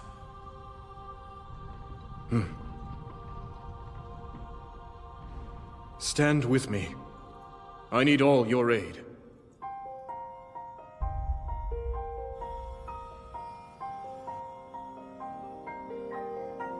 So I think we saw this cutscene in Tears, right? Like, or something close.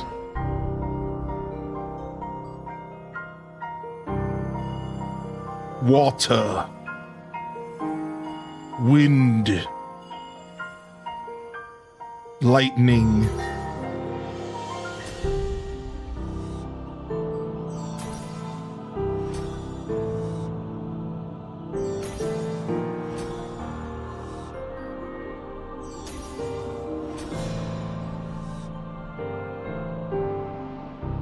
Yeah, go Captain Planet. Yeah. We all gathered here, swear on our lives to serve Rauru, the King of Light. 7 sages. Including Rauru, 7 sages there. He's the king, he's the sage of light, and she's the sage of time. Zelda. Oh, that's the worst exhaustion. Oh, Cyclone Sweep. It's a special ability. It's its own thing. Cut forward like a sweeping cyclone, striking all enemies in your path and washing away foes with a surge of water. Ride the wind to strike at enemies, creating a powerful tornado directly in front of you. Rush forward like a surge of lightning, delivering a series of slashes. Hurl a ball of flame that explodes on impact. The power of the secret stones. The secret stones have drawn out the 4 sages' latent abilities, granting them unique elemental skills. These skills each deal a powerful attack, then buff the user with their respective element for a period of time. Yeah, dude. Put that there. We're gonna put it over the cannon spot for everybody, and we'll just pull out the cannon if we need it. All right, sick. We got our new ability, dude. Yes.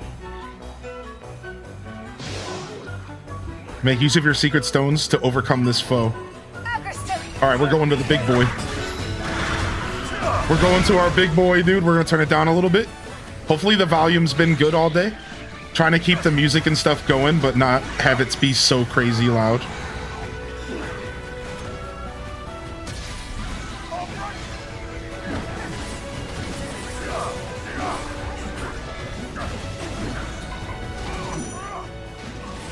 So I guess they want me to switch to water here.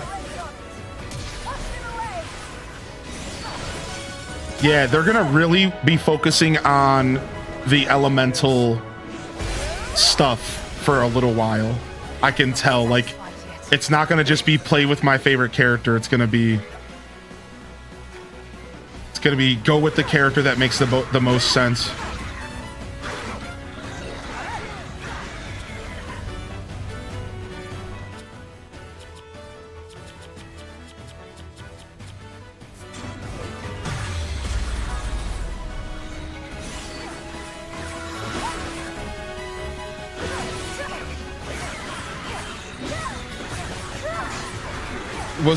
What if it was inevitable for Sonya to die? What if there can't be more sages than there already is? So Zelda traveled back in time. Zelda was an anomaly, and what if Sonya had to die? Dude, that's actually a super intuitive theory. That's a really cool theory that actually has weight behind it. Like, I think that actually there's some weight behind that theory. I think that's actually really interesting. Bonus exchange, Koroks on the minimap, chest on the minimap. All right, we're good. Let's cruise. So the cool thing about this game that I've noticed that I really appreciate is that once you beat a mission, you can do a mission again, and it tracks your record depending on the difficulty you play the game on. So instead of thinking to yourself, I'm gonna have to do a whole another playthrough to play the game on, like, let's say hard mode, you don't actually have to think that way at all, because what you can do instead is you can just replay any mission in the game. You could just replay any mission in the game, and you could just switch the difficulty and play the mission like whenever you want. So it's pretty cool, and I think this is the kind of game where you just want to have one save file. And then as you progress through that save file, you can choose to challenge yourself, right? You can choose to challenge yourself and be like, okay, you know what? I'm going to try hard mode and I'm going to try the same mission, which is nice. So, like, yeah, it's not, I don't think it's the kind of game that they're intending you to...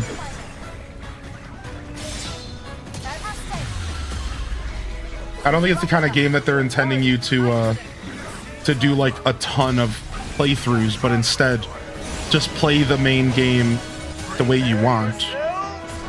I think the only scenario where you would maybe want to not do that, we've held our ground thanks to the sage's power, but there are more enemies coming from the cliffs. Ah, they brought the cliffs back. So I think the only difference would be, like, if you wanted to challenge yourself to play the whole game on hard, because obviously getting experience and stuff like that is gonna be easier on an easier difficulty. So yeah, maybe like you would want to challenge yourself to play the whole game on hard. Like, I could see that still being valuable to some people, but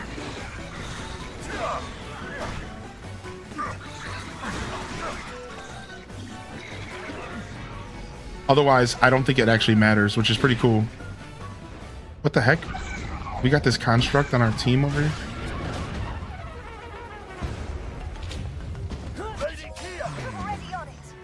Okay, Kia's down here. All my champions got separated by the AI, but I'm just gonna kind of let it happen. But like, I would prefer if they didn't, and I could control it by telling them where to go, but I'm like, whatever. I'll just let it happen because it's just more fun this way.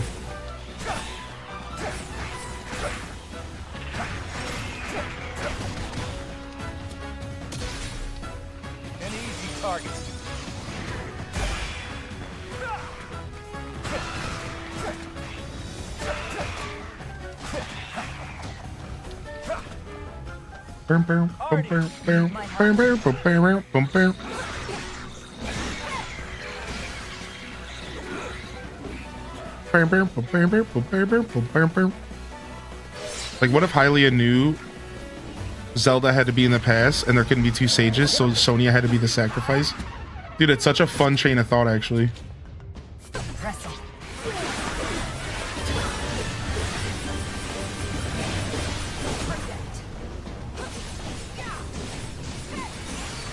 Like some alchemy stuff. Like, there had to be a balance.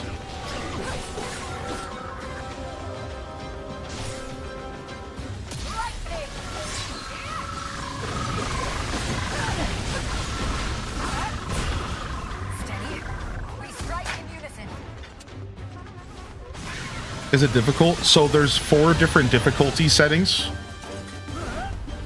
and I can't tell you what the higher difficulties settings are like, but I can tell you that easy mode has been exactly that, easy.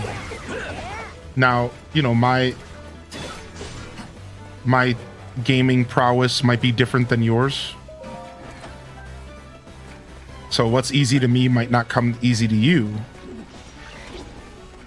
But yeah, I'd say that easy mode has been very relaxed. I haven't really had to use my brain a bunch as far as the strategy side. And that's been nice. Instead, I've got to just enjoy the action combat. And the action combat's been a lot of fun. So for me personally and my experience so far, it's been super lighthearted and just fun, and I haven't had to like stress at all. I'm gonna be real.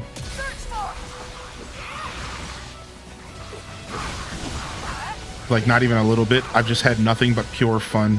There hasn't been a single situation where my HP has dropped low enough that I actually was worried about losing the game. Not yet, anyways.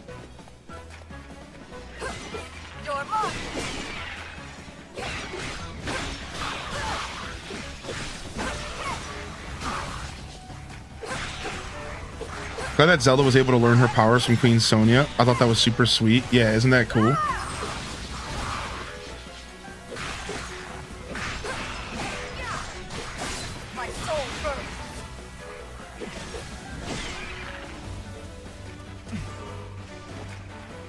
Oh, I didn't mean to use the fan.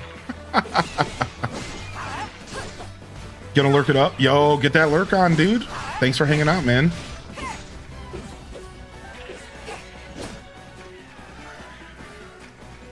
Ravika. Sure. Artie. Need my help? Had to take care of some birds real quick. Ravika. Sure. Why not? All right, so let's go ahead and just order everybody to go. Actually, that's not the play. So let's see. Let's have Goron go here.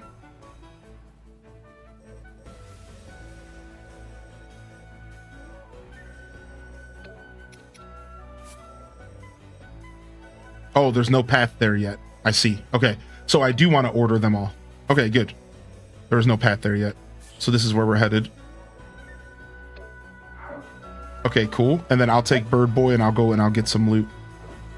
Might as well get some loot real quick. One last enemy left. Better get some loot real quick.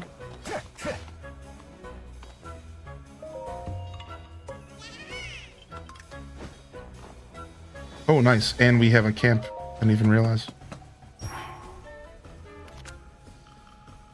Back to the fight then. Nice, very nice. All right, couple Koroks here and there. Actually, real quick, she's right by a Korok I think we can grab. Let's go grab that. Ow.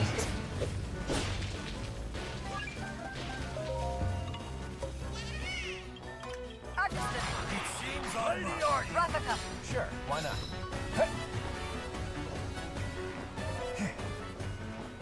Is a map close 1-to-1 for Tears of the Kingdom? Well, sure, but remember, it's ancient Hyrule. It's not Tears of the Kingdom Hyrule. because remember, we're in the past. So it's 1-to-1 with ancient Hyrule, which if you played Tears of the Kingdom, actually ancient Hyrule was depicted in that game. In the Forgotten Temple, there was a map on the ground, and if you go into the back of the Forgotten Temple and look at the map, it's actually more 1-to-1 with that game, with that map specifically. Celeste Islands? No, not at all, because there's a misconception around the idea of Sky Islands only being available like in modern era. Like, no. This isn't so far back that Sky Islands don't exist. In fact, Sky Islands do exist already in this era. Same thing with the depths, same thing with Zonai. So you have to realize that here's a little bit of a lore drop for you. So the actual story of the Zonais is that there was an ancient civilization of Zonai. All right? And this ancient civilization of Zonai destroyed themselves with technology like Atlantis status. All right? So this ancient civilization of Zonai that basically destroyed themselves like Atlantis status with technology, they were the ones who raised the Sky Islands. All right?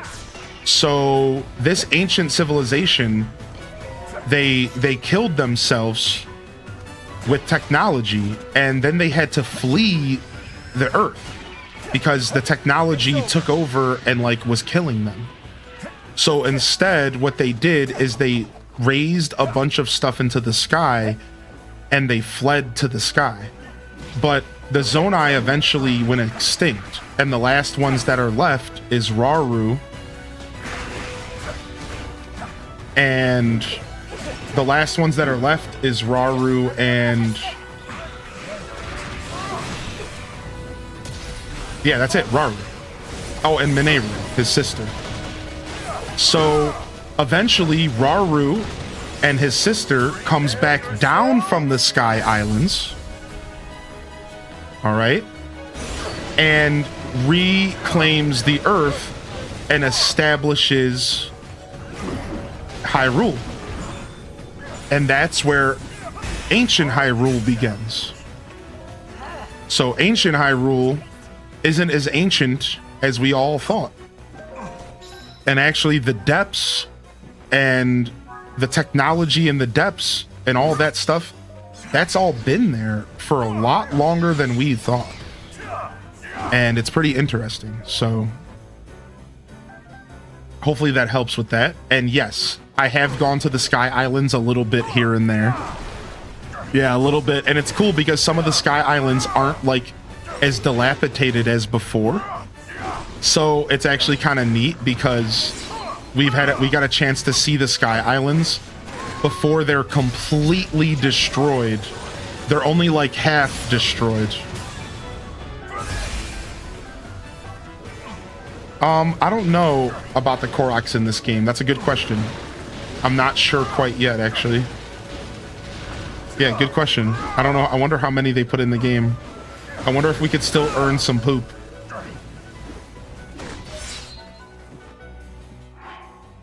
All right, order all. Everyone go there. And I'll go up north. So yeah, I just figured I'd drop you some lore as well. And not just for you, Gil, but just in general, because it's all really confusing. Yes. And we've been talking about it, and it's like, yeah, the Sky Islands are still like were there before, at least I realized. Like, I was kind of under the impression that the Sky Islands were something that Rauru and Mineru did when they raised up the Temple of Time into the sky. But apparently that's not true. What actually happened is that Mineru raised the Temple of Time to the sky, and that's it. Everything else was already there. In fact, they probably got the idea and the technology to do it because there was already stuff in the sky. So interestingly enough, We return to battle. the lore is a little different than I fully realized. I think part of me understood that there was like an ancient Zonai civilization before Rauru, but I don't think I fully understood that like the Sky Islands were already there and that the depths were already there and filled with Zonai, old Zonai tech. Like basically our ancient civilization got an ancient civilization.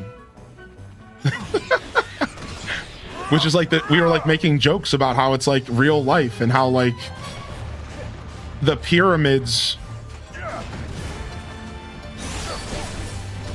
were like they were discovering the pyramids. Ancient civilizations were discovering the pyramids and going, wow, these are ancient.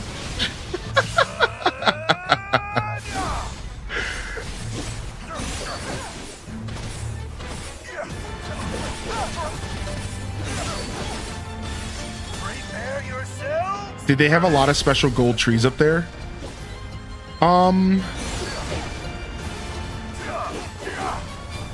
The terrain was definitely different, but it was a lot closer to Tears of the Kingdom than I might have made it sound, to be honest. There was like definitely some obvious, like everything hadn't weathered so much, but no, I don't think there was as much. It wasn't like completely fresh. That would be sick if it was like I don't know. I would have loved to have seen something like that. I'll go to the sky. I'll go to a sky mission in a little bit though, and I can show you at some point. Yeah, it wasn't like like so old that like nature was still blooming. Like not quite. That would have been so sick, actually. All right, so we had our first like really interesting battle moment happened where the game decided that we needed more enemies. So now all the enemies have actually come back. I'm playing as you, so I want you to go here. I want you to go here.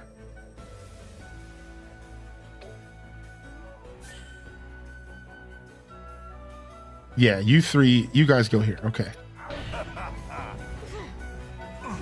It's making me have a great need for a Switch 2.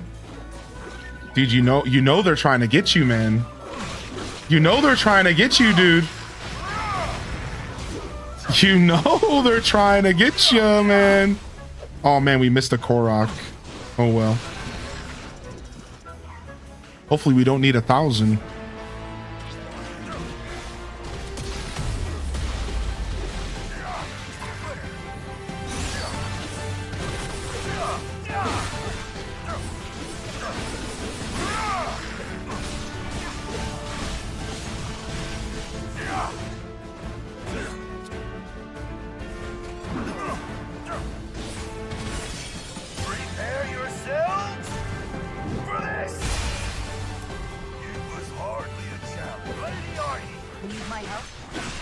Enemy reinforcements have appeared.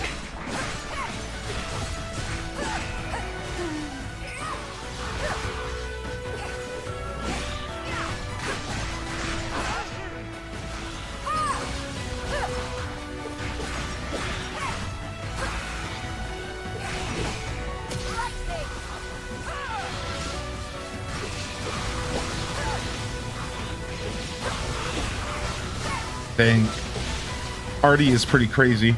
My spear is yours.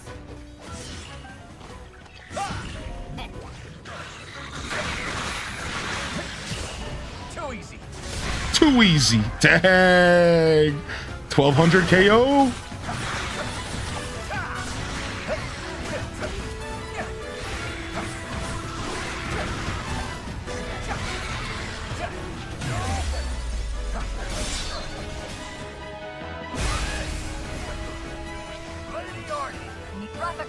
Sure, why not?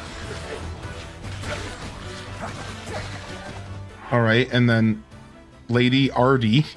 I still can't get over Lady Artie. That's so funny to me. Let's get you back from navigating. Let's get you back from navigating as well, and then we'll have you all just roam the map.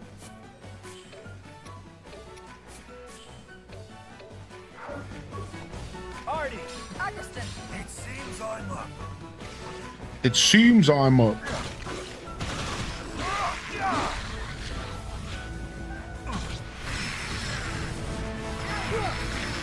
Whoa, look at this, dude. 3 of these bosses at once.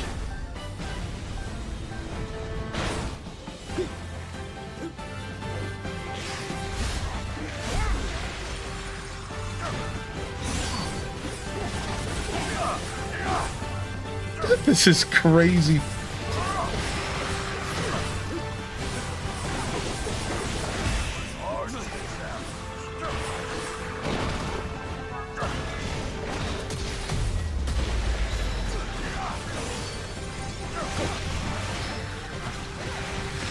Prepare yourselves. Baddies aplenty. Woo.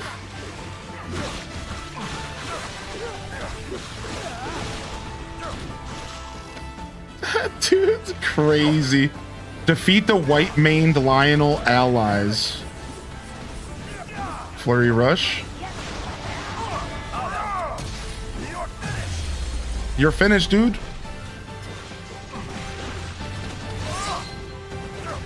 Prepare yourselves. Digging the champions designs too. I agree, actually. I agree with that sincerely. I think they did a good job. I think they did a good job with... Dude, what's this guy about to do? Yeah! Get him, Gorons! Get him! Witness my might. And fall before me. This is crazy.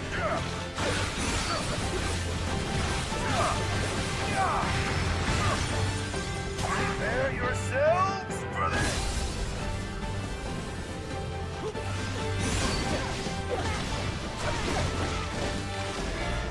What's he doing? What's he doing? I don't know what he's doing. Oh, it was some kind of AoE. It was some kind of ranged attack.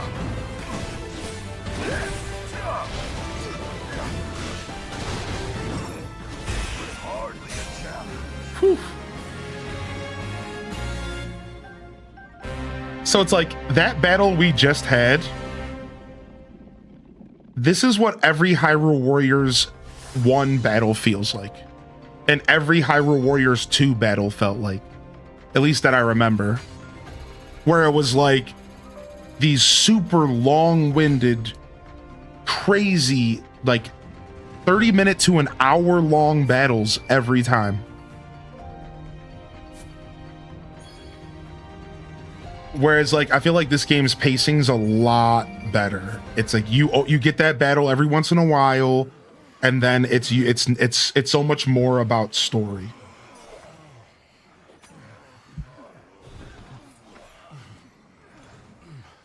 Like, that was only 20-30 minutes. I feel like Hyrule Warriors 1, every battle was an hour long, I swear, dude. I'm all right.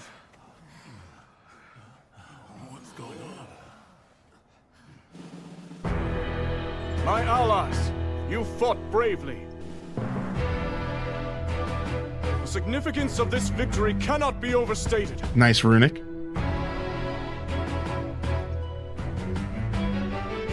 And now, as you can see, our army boasts 6 powerful sages bearing Zonai's secret stones. Join us and fight for our common goal, for the good of Hyrule. Together we shall put an end to Ganondorf's cruel ambitions.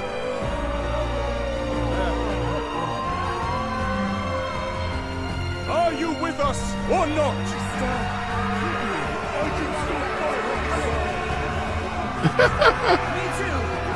Yeah! Woo, woo, woo, wow, wow, wow, woo! time has come.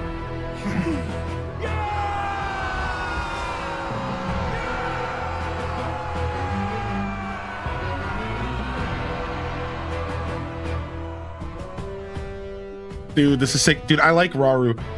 They did a good job designing Rauru in this game. Oh, here's Lenalia. Rauru thus inspired his army. Oh, she's writing stories. Lenalia. What were you writing there? Lady Zelda! You can't startle me like that! Forgive me. That wasn't my intention at all. I've started keeping a record. Yeah, she's the narrator. So future generations can know about everyone who played a part in fighting the Demon King. I don't really know when, but I'm sure it'll come in handy someday. Long after I'm gone, if I had to bet. Even still. Well, I think it's wonderful. Thank you for saying so. But Lady Zelda, I want you to promise that you'll come back safe. I'll try my very best. Is she the one who put the stones that we translate in Tears of the Kingdom? Not quite. Those stones were designed by Mineru, or if I remember correctly, that was a project that Mineru started after all of this stuff ends. So the way it works is that after this all ends and Rauru sacrifices himself, Mineru sets out to make sure that, and she sets up all of those pillars, all of those tablets around the world of Tears of the Kingdom so that she can tell the story of like her people. So that's actually all stuff that allegedly happens after what's happening right here. Now, what could be going on is maybe Mineru used, you know, her writings to help that or something like that. Would be kind of neat, right? But yeah, we've done enough lore discussion here that if I remember correctly, no, Lenalia wouldn't be that person. Now, maybe she is, right? Like maybe Mineru made Lenalia go do that. Yeah, right? Because they don't say how they got created. They just said Mineru had them created. Pretty much, period. If I remember it all correctly. So, like, that's actually interesting because now you're making me think, like, yeah, right, exactly, Lemons. Like, there's a little bit more to this story than we realize.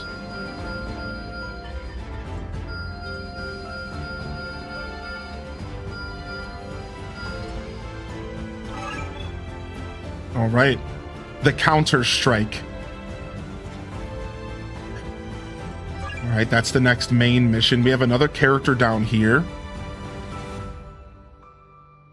A missing Goron who's fond of food.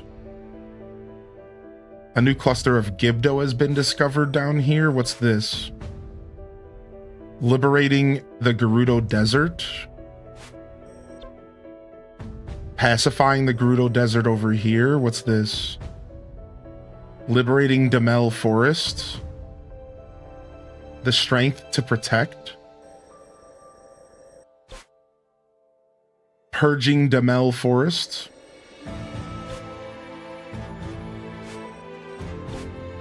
All right.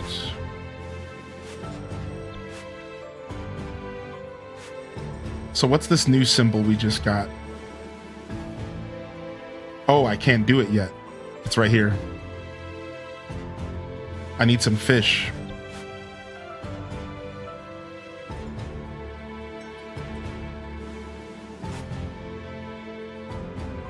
One per 6 or go 1.6 all day, and then just do some Scouts and Knives. Just go to a Scouts and Knives server and just Scouts and Knives it up.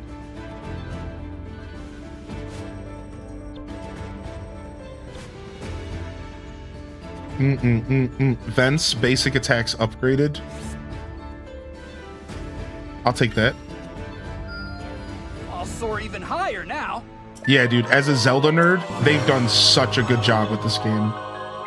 As a Zelda nerd, they've done such a good job. I can tell this will come in handy. Ooh, 2 bonus hearts for Mineru. Nice. Dang, we're out of bright blooms for Rafika's unlocking his rending arrow. Unfortunate.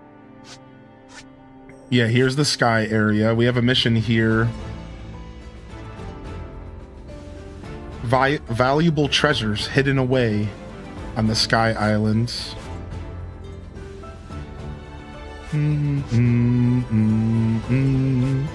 All right, here we go. Bananas and truffles. Easy peasy for basic attacks for vents. We'll take it. What's up, Slacker? Oh, come on. Oh, and we liberated the Hebra people enough for them to give us some loot, which is sick. Rafika's special attack gauge. Okay, we definitely want this, even though we're using all of our prime meat. No quitting just yet. We definitely want those special attack gauges. Those are super nice.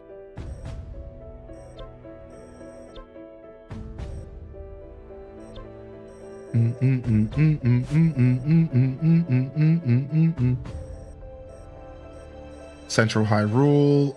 Elden. We haven't gotten our first in Elden yet. It might be nice to try to get that.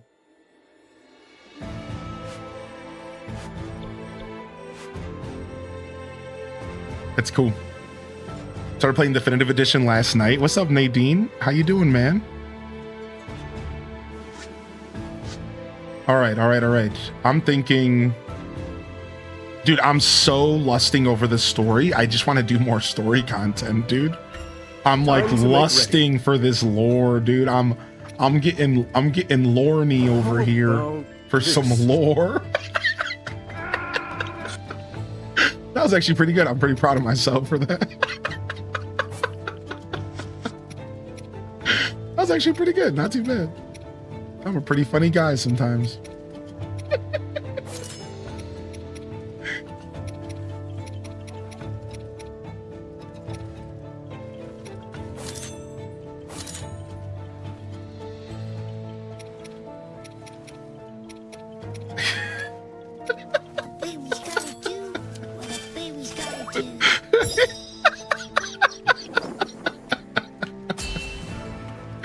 All right, more lore. Let's go. We make for battle.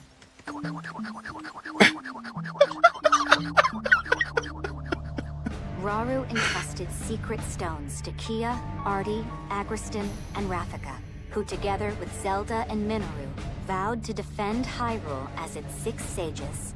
The group then set the oncoming monster horde to rout in a tremendous display of strength. What's up, Taco? With first-hand proof of their combined might, Rauru resolved to go on the offensive against the Demon King's onslaught. Thus, he and the 6 sages held a war council to discuss how they might reclaim Hyrule Castle and defeat Ganondorf once and for all. Ooh, things are getting spicy, dude. Before the final battle could begin, they first needed to clear a path to the castle grounds. To this end, Rauru proposed splitting their forces into 2 separate fronts, each of which would be tasked with stemming the tide of monsters at its source.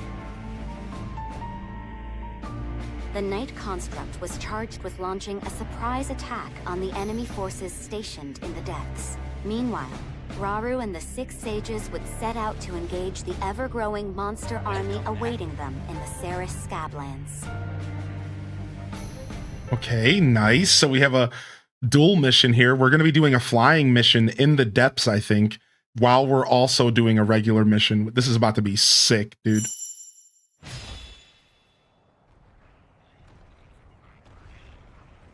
Yeah, we just the flashbacks.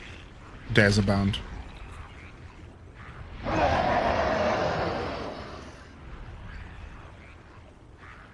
Oh my lord. It's Grim Goma. I don't like that at all. That is freaky with the hair. Ugh.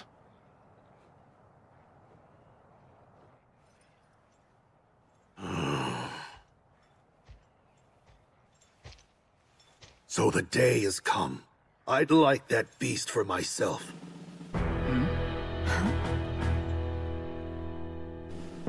When the blood moon first rose over Hyrule, that demon appeared and struck at Death Mountain. It overran our home and summoned that terrible beast to the mountain's crater. Any Goron who still draws breath would want to see the Archfiend slain. I've no doubt.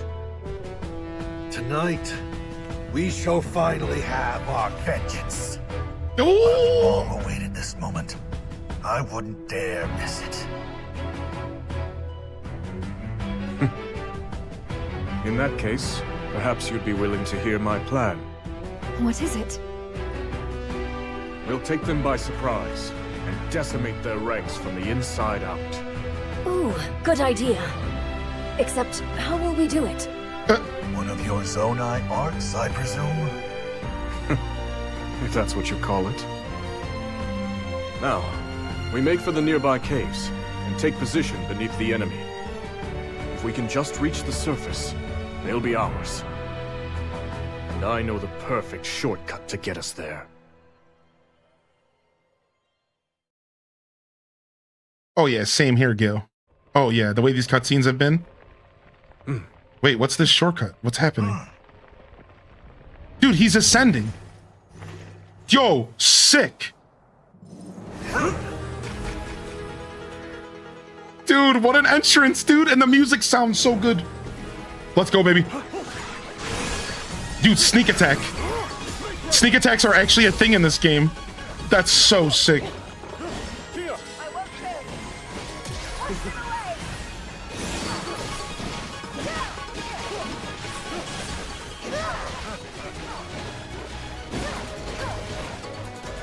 You're going down, buddy. Oh my god, look at this, dude. Am I gonna be able to do this? Got him. Shredded. All right, where we going? Let's go, baby.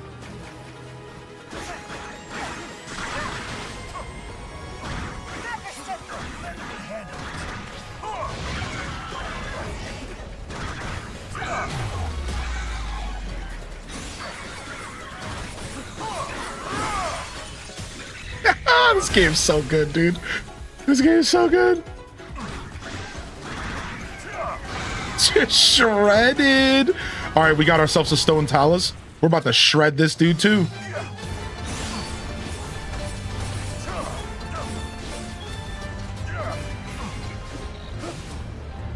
What's it about to do? Oh, it's jumping. Erupting strike. Got him.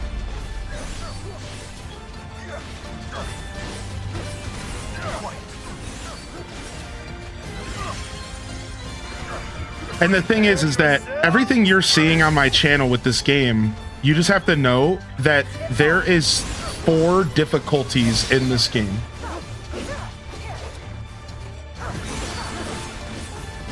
So like, it only gets more insane from here. Do you get what I'm like? It only gets more insane from here. And like the weight and the gravity of your decisions and your choices all only get more serious. So if you're a challenge seeker, this game is going to bring the heat for the challenge seekers, right? It's like you're going to be able to really challenge yourself, or you can do my approach, which was just focused on having a good time and turning it into a classic Zelda experience, and just like not really being terribly difficult, just being fun. It's just about the story, dude. We're just having a blast. And I couldn't be happier with my decision on how to play this game. I've always been a challenge seeker in gaming, but I told myself, this is probably the playthrough that we want to chill at. Like, this is the playthrough where we want to, like, let's just focus on having fun and getting that juicy story content. And it was a good decision. I'm really proud of it. All right, let's go ahead and get those Koroks on the mini-map, as well as those chests. That's all we need from this. All right, let's go.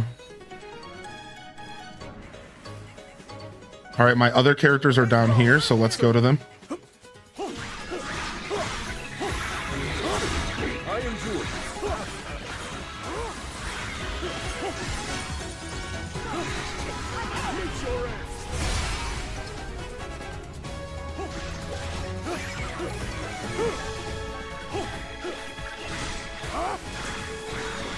Oh, I just realized I haven't seen Raru's special ability yet Strength flows through me. with the Sacred Stone. Let's see it. Well, that wasn't it.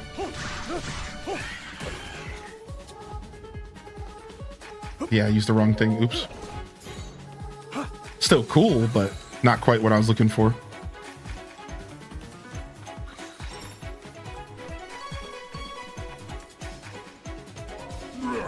Bothersome pest, I'll burn you to ash. Oh no, he's probably gonna block some paths. No, what is this then? Oh, they're bombs. Ah, okay. Okay, with a decent radius, sure. And now the bombs are all around the battlefield, I see. Is that all?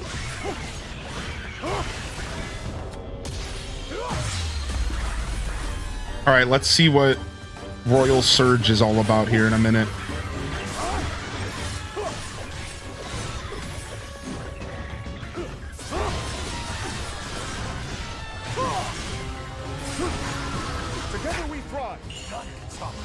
All right, I think he's just going to give me a fire upgrade, right? Yep. That's what the Sage's ability does here.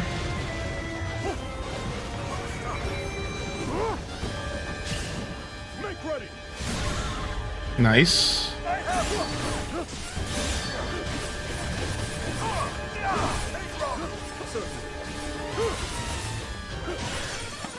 Now then. Dude, the music is so good.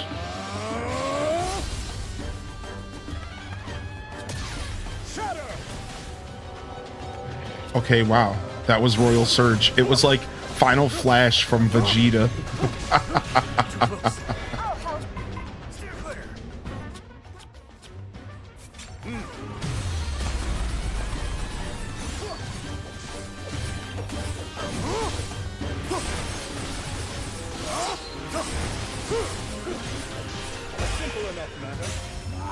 Right in the crotch. Oh yeah, that dude just got crotch busted.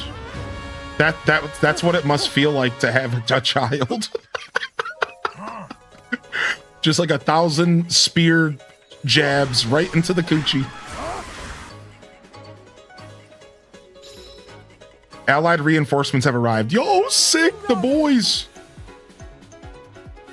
Just like that. Just like that.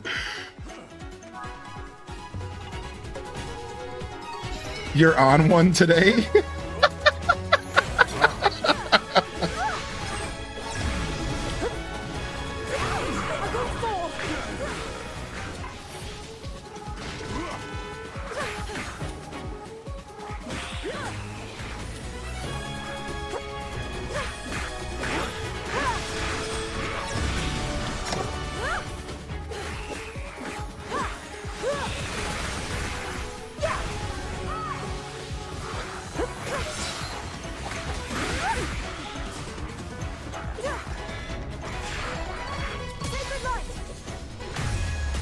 Got him.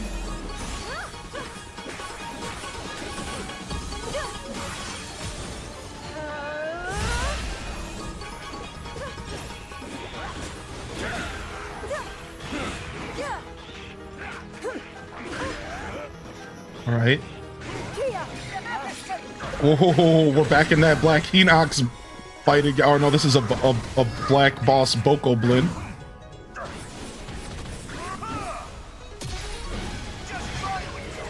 Oh, nice. There's like terrain damage happening now. That's cool, dude. We got terrain damage, baby. This is sick.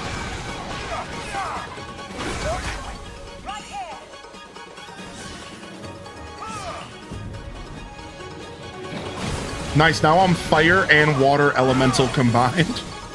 Doesn't even make any sense. I'm not even mad. I'm impressed.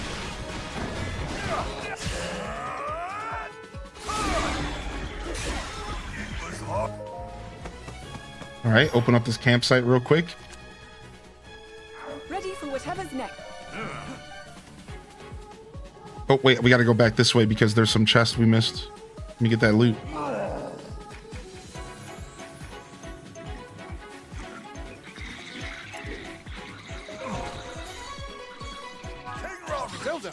All right, let me switch to Zelda because she just walked past the chest as well. And I want that loot.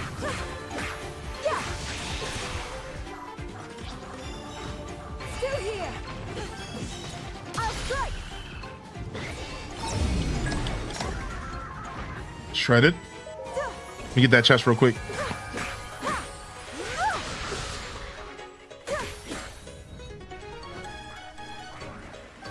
Okay, there's more freaks in here.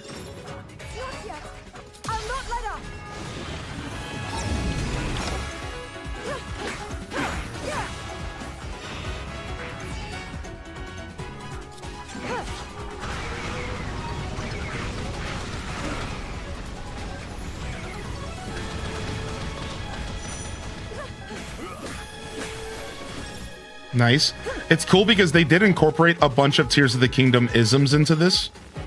Like, you can get battery upgrades, you can use Zone Eye stuff. Like, it's so cool. It really is like a love letter to Tears of the Kingdom fans in a lot of ways. Like, that, I didn't think about that until just now. Like, this game really is kind of a love letter to Tears fans. It really is. Like, it has so many references and just stuff from Tears that, like, somebody was making jokes earlier about, oh, they're just reusing a bunch of assets. This is Nintendo's laziest bit of work. Like, it's so true to Tears that, like, you could call it out if you wanted to.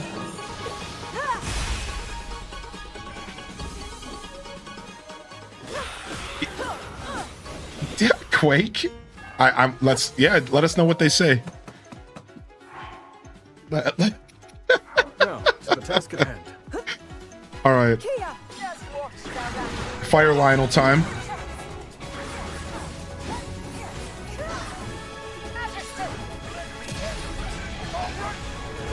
No. I wanted to switch. Got him.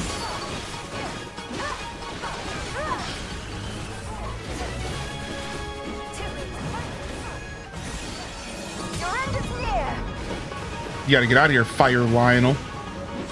We don't like your kind around here.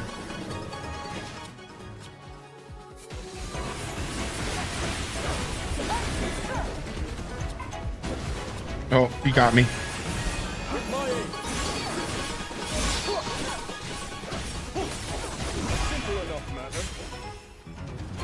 Slade. Peace, nerd. Oh, nice. We got a little Korok here. We could always stop for a little Korok, you know?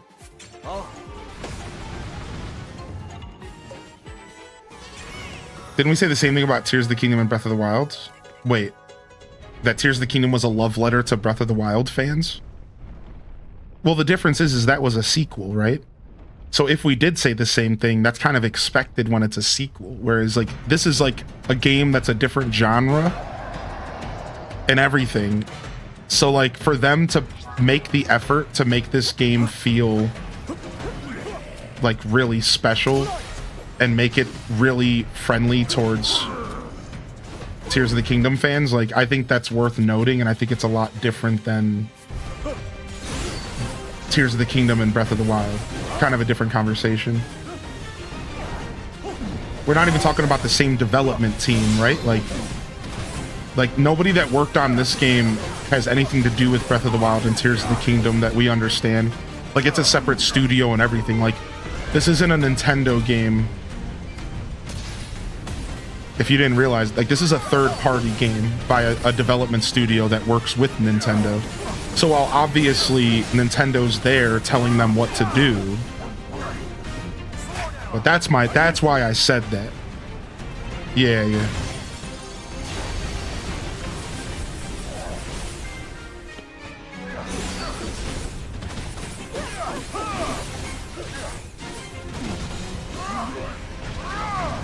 Yeah, Nintendo has a ton of studios like that, where it's like it's third party, so it's technically not Nintendo, but like it is because they work like right alongside Nintendo. It's really strange. Am I supposed to destroy the ball that it's on? This is interesting. I wonder what you want me to do here.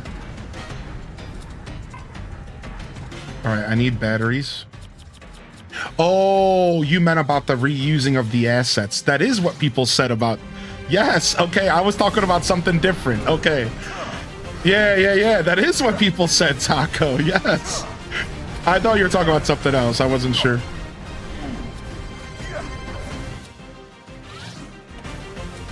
Let's just keep throwing bombs, dude. When in doubt, get the bombs out.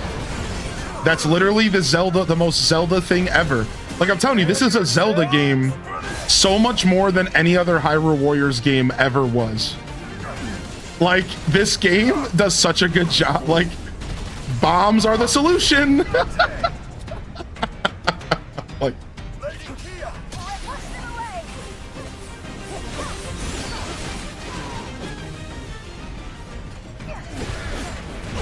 ow, that hurt.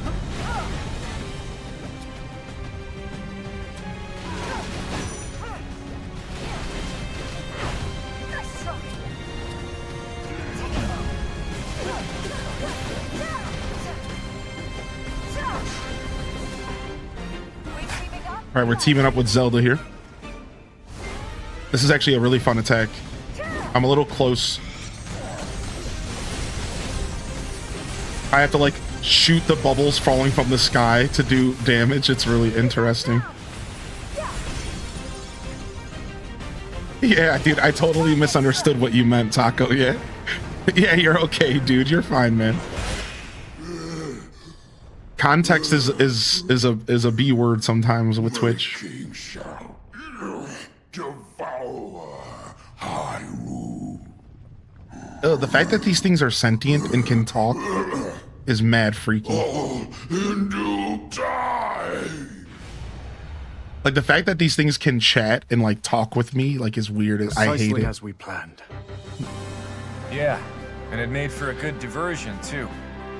The rest is up to Callum. And his friend, of course. What's up, They'll Toon? not lay waste to the terrain in the process. As do I. We should go too, in case they need help. We've nothing to gain. Shut up, Cozy. And much to lose in the face of dangerous new enemies.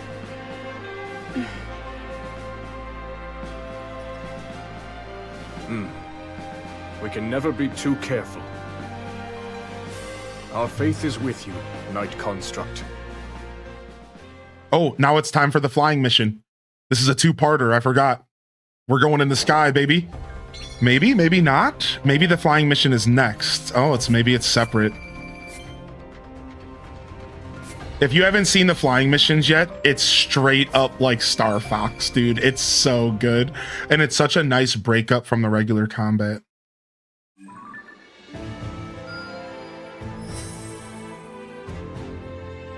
Oh, I think they are about to give us a flying mission. No, dude, nice.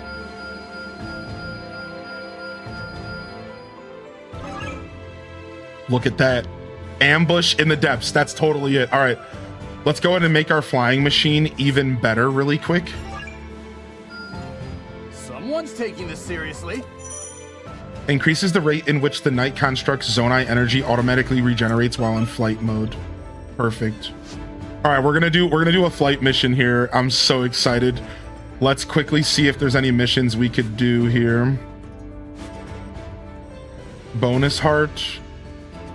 Rafika upgraded basic attacks. We'll take this. Well, isn't this a thrill?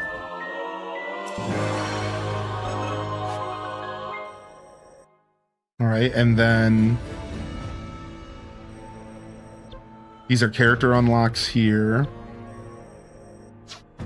The depths are sitting pretty. Oh, could we not do this mission yet? Where did that appear? Here it is. Oh, we can't do it. We need the fish. Interesting.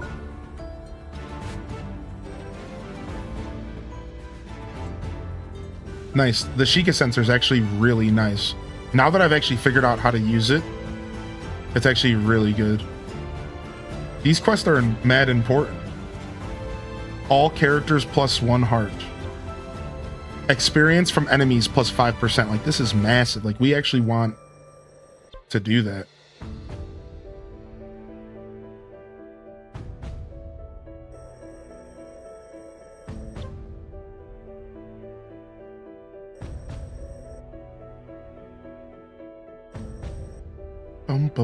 All right, sky mission time.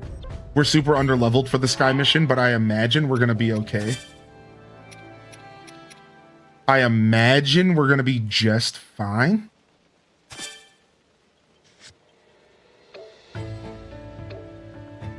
Let's just go do it and see what happens.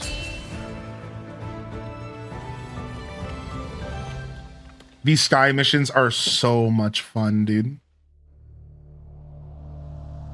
While the battle raged in the Ceres Scablands, Calamo and the Knight Construct headed for the Elma Knolls to carry out their role in the King's operation.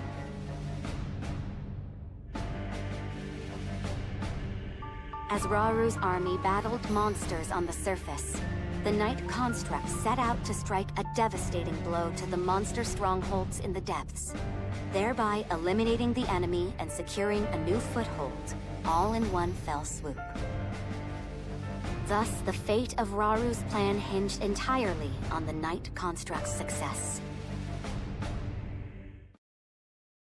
Dude, the fact that we're doing a sky mission in the depths is so cool.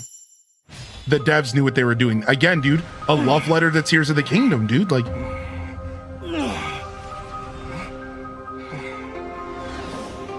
huh? That must be the place they were talking about. You know what to do, bud. So get in there and do it. Huh?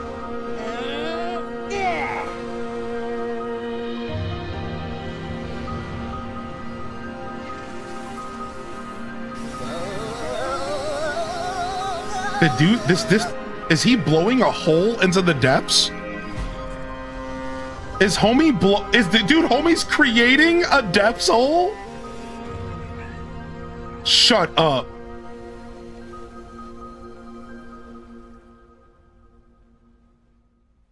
We created an entrance to the depths. Ambush in the depths.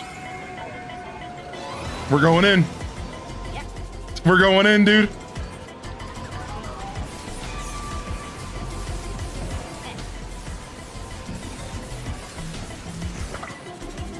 All right, we got ourselves a frost emitter. Flight mode, shock emitters. These Zonai devices can enhance your flight mode capabilities. All right, we got a lightning attack when we dodge. Okay. Emits a bright light that illuminates darkness in front of you. Thank you. Thank you.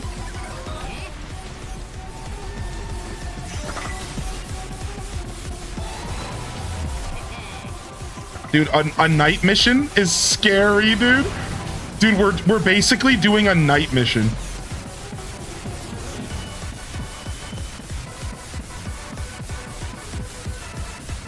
Dude, the music is so good. This is so arcadey and so fun, dude. I feel like I'm at the movie theaters and I'm about to go watch a movie after this.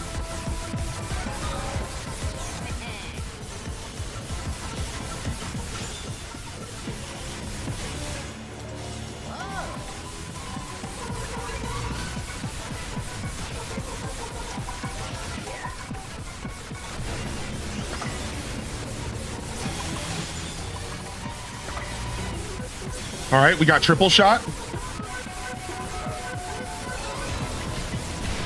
Whoa, that's a Frox, baby.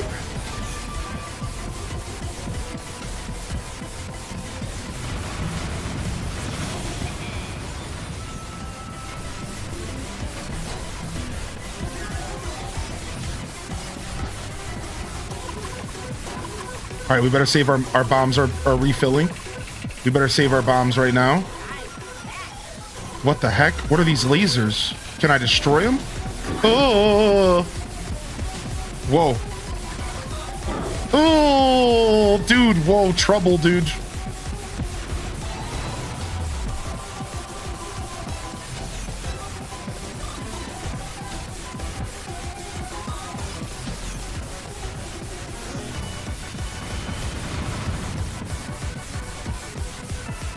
The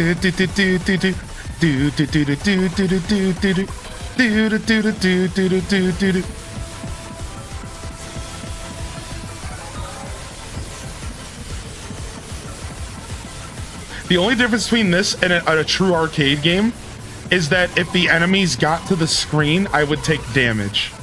That's the only difference between this and like an arcade game, is like the enemies hitting the screen don't do damage to me. So it's more like Star Fox in that sense.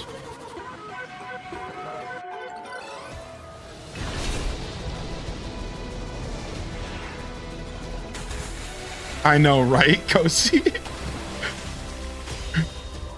I can't read what's going on under my camera. Wait, now we're landing on the ground? No way! It's a half and half mission? Yo, sick, dude! I didn't think we were literally landing here. I thought it was gonna be an all flying mission.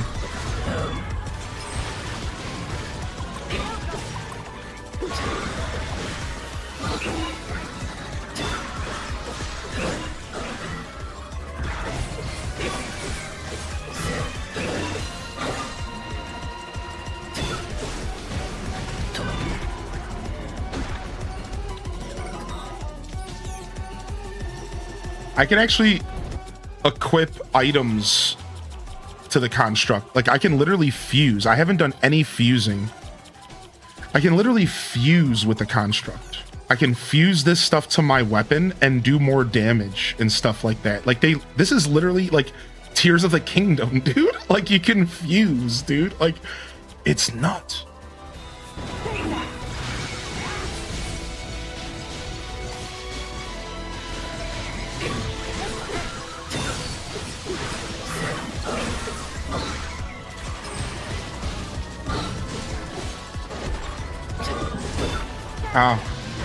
Dude, this Hinox is actually tough all of a sudden.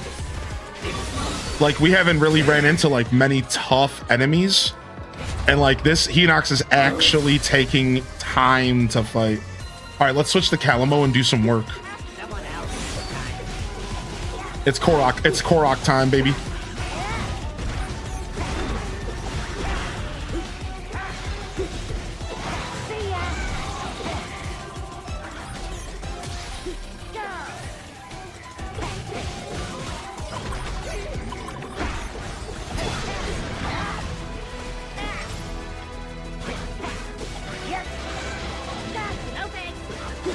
Yeah, this black Hinox is actually like tough, dude. He's not giving me as many opportunities to counter him, which means I don't have as many opportunities to lock him down. And that is actually a really cool way for them to kind of control that in the game. Dang, that I just had an opportunity to counter as I was yapping and I missed it. Dang. But this is the longest fight I've ever had with a Hinox in the game. Like, this guy is no joke.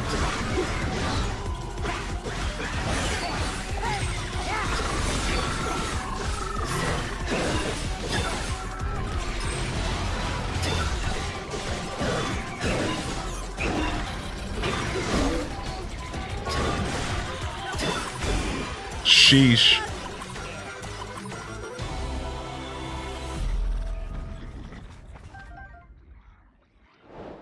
Oh, I get it, because that was the boss of the battle. That was not just any Hinox. That whole mission was flying in and ambushing them there. I see. Okay. So it was like, it wasn't that I was going from a flying mission to a ground mission. It was that they decided to end the flying mission with a ground boss. And the thing is if you missed it, that's not always the case. We fought multiple fly mission bosses. All range mode. It feels like we've been together for ages now. Uh-oh.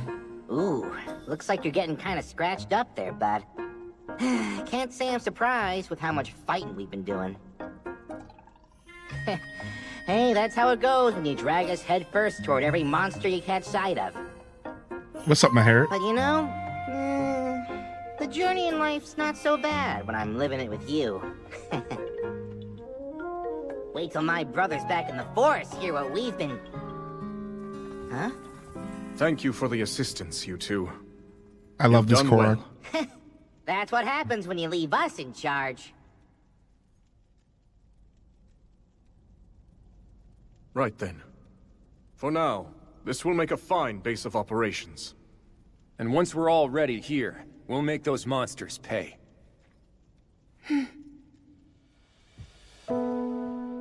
Strange, isn't it? How twins raised separately might end up complete opposites. I understand now. My pride wouldn't let me admit it, but he fights for every one of us. And while I've known that deep down, it's time I finally make amends. So it's hard for her to accept Construct Link because Construct Dark Link killed her dad, who was the king. So the reason that cutscene just happened is because the same device that's helping and fighting alongside them, a similar device murdered her father. So it's like, it's a big deal. Like, her accepting this guy as a part of her team is like a big deal in this scenario because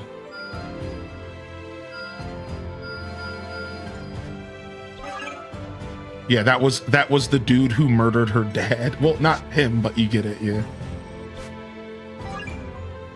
Upgrade basic actions with the two-handed. I'll take that all day.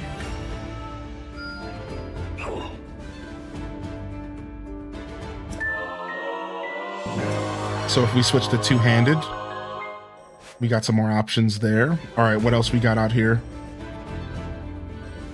That's it for now. We do need to start doing more material collecting. None of our areas are being attacked, and that's good. We've been keeping Ganon at bay.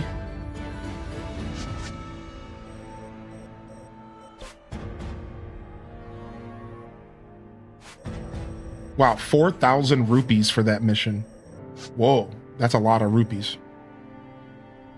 What's up, Nerdy Nurse? Hey, dude. All right, nice. So we have this mission in the depths. Purging the shadows. I can bring anybody I want, but I have to bring Mineru. Ooh. I have to bring Mineru. Before we depart. All right, how much money have we earned recently? 5,000 bucks. That's enough to get some upgrades. All right, so let's go ahead and remove a couple seals from Zelda's weapon. Let's get charge time removed. Materials needed. Wow, they actually make you kind of work for this. Okay.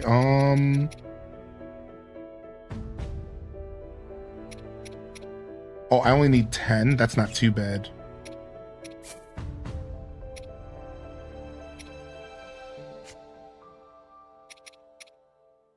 I only need 10 of these. We'll use these. Vegetables and herbs. We'll use these. Monster parts. We have a ton of some of these. We'll use these. And then we can use Bokoblin trophies. That's fine. And rupees. Dang, you're making me pay. All right, so the reason I did that is because now I took away one of my weapon upgrades so I could replace it with something else. So now when I upgrade her, I can give her something better. Sync strike damage plus 8%, unique skill damage plus 8%, strong attack damage plus 4%, regular attack damage plus 4%. Honestly, regular attacks wouldn't hurt because we're using regular attacks more often. So like 4% is more than you think for something that you're clicking the most often. So we'll grab that enhancement, and then we can't really afford to do many more. We're starting to go broke, so that's it here.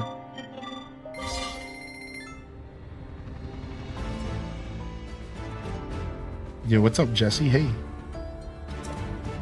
All right, and then what about Rauru? Can we do anything for you? You could definitely use some better stuff here, but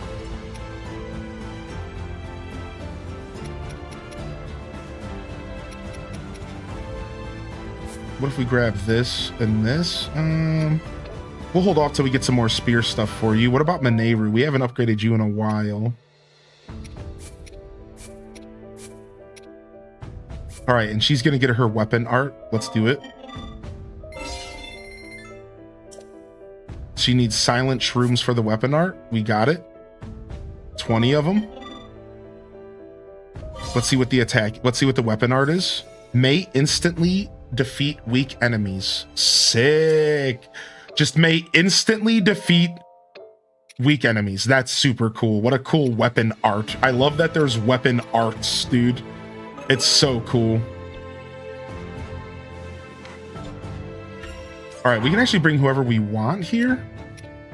I didn't think about that. So if we have Mineru, Zelda, Construct, and Calamo, I kind of like this team, I'm not gonna lie.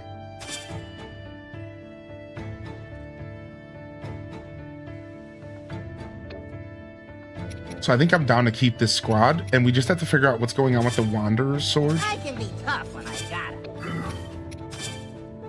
Oh, he can't replace his sword.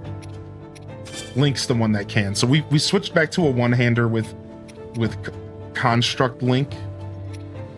Why is this one Seal Resonance +5 attack? What's Seal Resonance mean?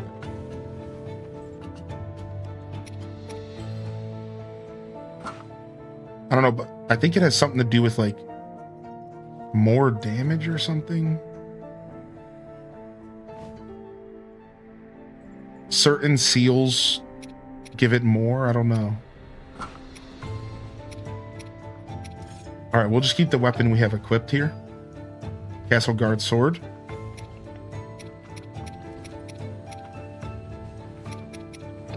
All right, sick. Fortune favors the bold. We'll do a classic here. Vegetables and herbs. Sure. 1, 2.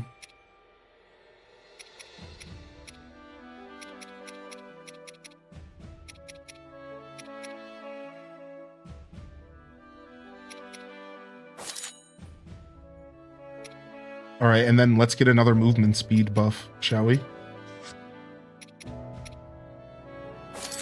Nice, plus 16% movement speed. Even though we should probably go for a special attack charge rate more often, especially if we're lower level. Nice, let's keep going. I can't stop playing this game.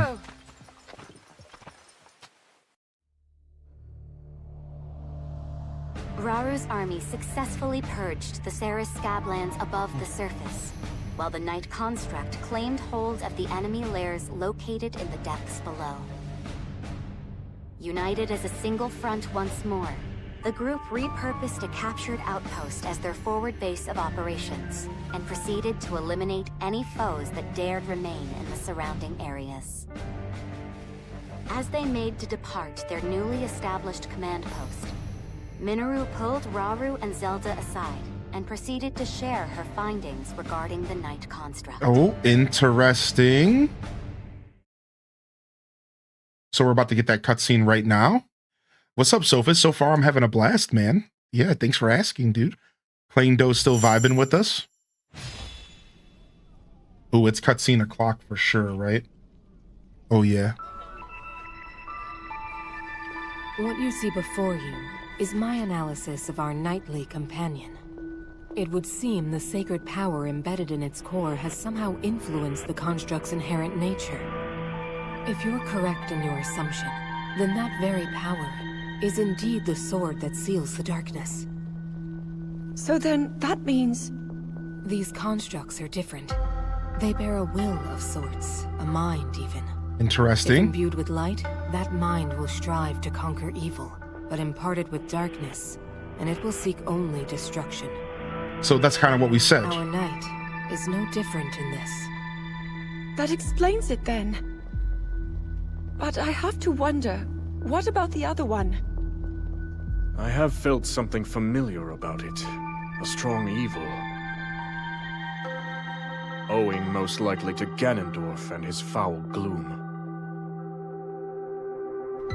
In our ancestors' time, these constructs were weapons, Deadly armaments, able to house their Zonai power. But before they knew it, they'd lost control of their creations. The constructs went berserk, bringing a tragic end to Zonai civilization. Okay. What's up, Panda? At least that's what I've gathered, based on the conclusions of my research, and from what few records managed to survive. If the core is the key, and its power determines their actions, then perhaps our ancestors had more to do with their own downfall than we previously thought. Like they had corrupted their own constructs in the past as well. The soldiers are ready at any time, Your Majesty. We deploy on your command. Then let us focus for now on the battle to come. I sure am, Panda. Interesting. So really what I want to pull from there, what I really want to pull from here real quick is I can't help but to wonder if where this game is, where they're going is that at some point, just like the Guardians, Ganon's going to somehow take over Construct Link for some sort of maybe even brief amount of time, and we're going to have to fight it.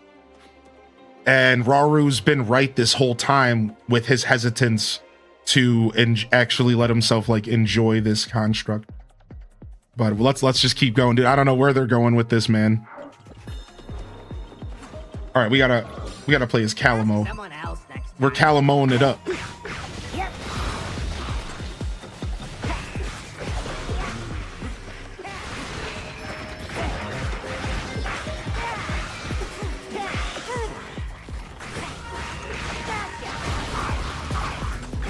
He said, mind if I take a nap? Get out of here, Calamo.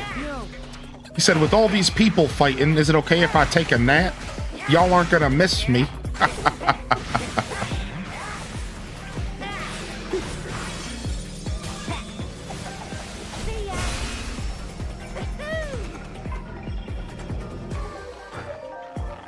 All right. I think the chest automatically open, and you don't actually have to loot the chest if you don't want to. I think that's what's going on with the chest in this game.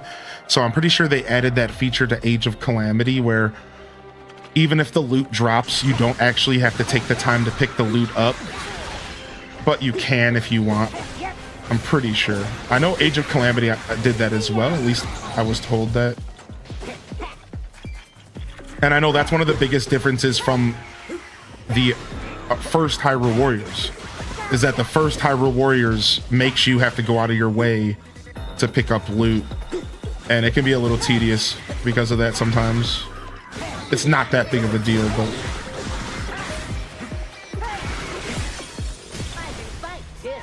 I'm imagining, dude, the higher difficulties, you're gonna have to, the higher difficulties, dude, I imagine you are going to have to actually use the block button.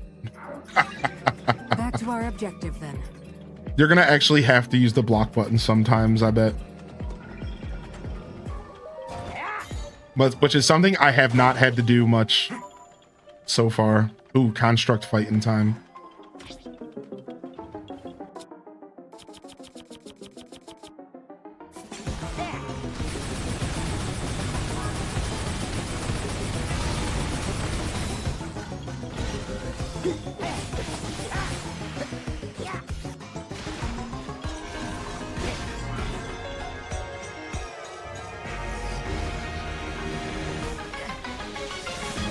Ah, stop.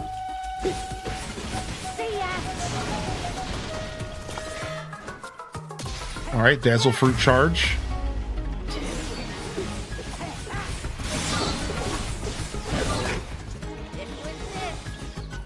Oh, here we go.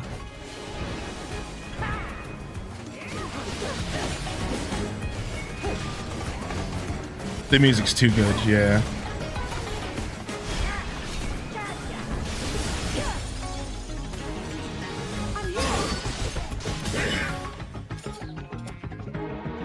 Oh, pulled out the bow. Nasty. Getting nasty on him.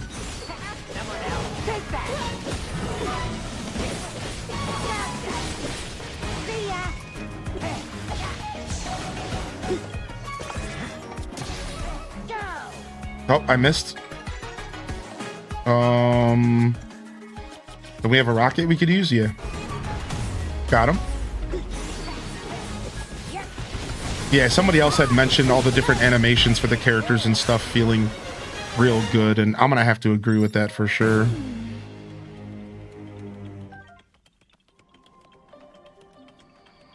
Uh-oh, here we go.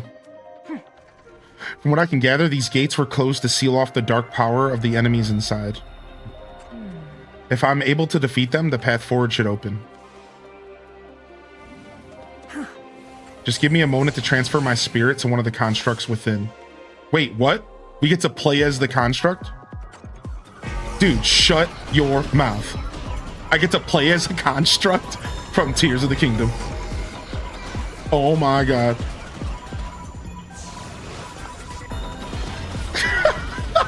Sick, dude.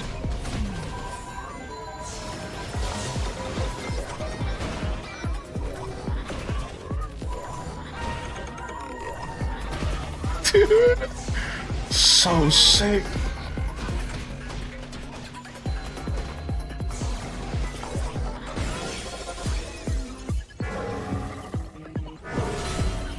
The cube, yeah, dude.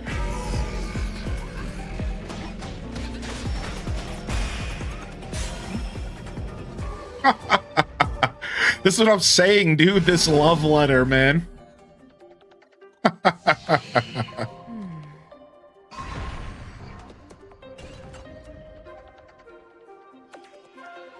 Why does it remind me of Reptar? There was some Reptar energy.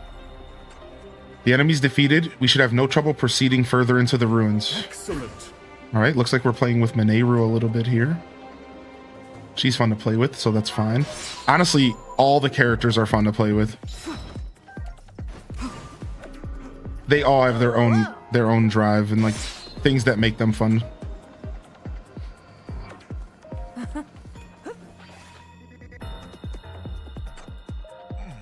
What dreadful gloom. Merely going near the foul substance makes me feel as the very life is draining from my body. Wow, they're introducing us to gloom for the first time, dude. Wow. The gloom drop on us.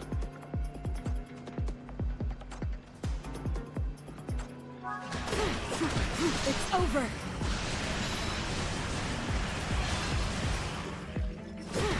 I have you. This is the first time we're seeing gloom in this game at all. This, like the same, not even the substance that like causes you to lose hearts and stuff. Yeah, gloom. I always mix up because Breath of the Wild called it something different, right? It's over.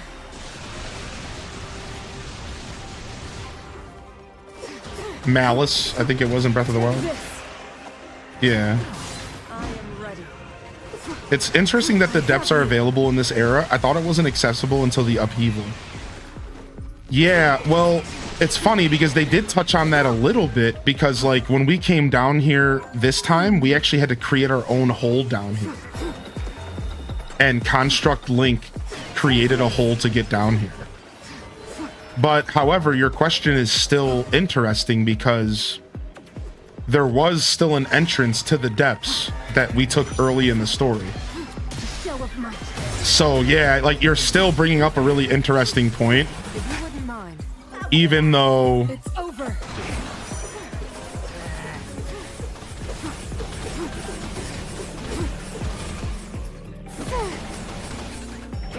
they like half addressed it, you could maybe say. So if we take gloom damage, we lose our hearts, just like Tears of the Kingdom. That's what they just said. Gloom damage is actually going to take our hearts. Zelda.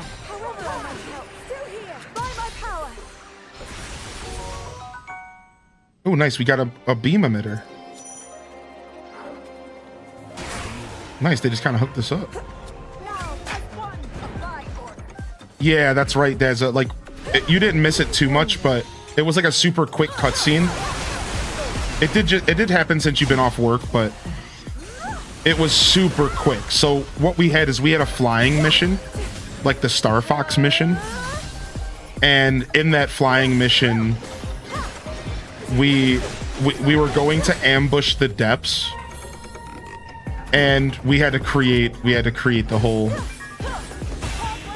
So yeah, it was like super quick moment, but one worth noting.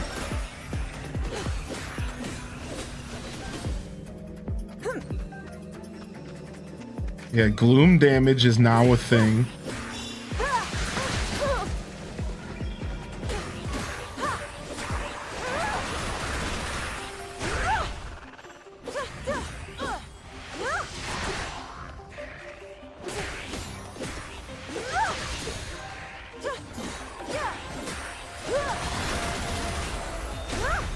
Sick.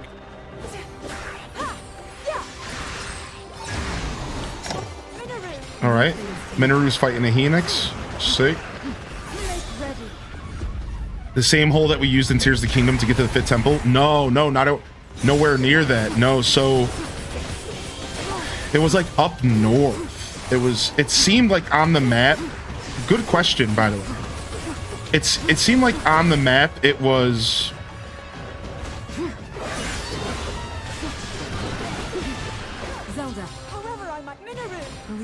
It seemed like on the map it was somewhere like around Hyrule Great Forest. Is kind of the vibe I got.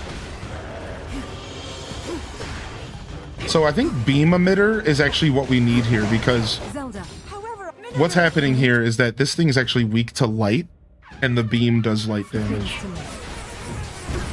Yeah, so even if we don't have like light abilities, I think maybe the beam emitter is what they're weak to. Maybe not. Maybe not. It doesn't have that symbol. So no, I'm wrong. So there's only so many characters that can do like light damage, and obviously Zelda's one of them.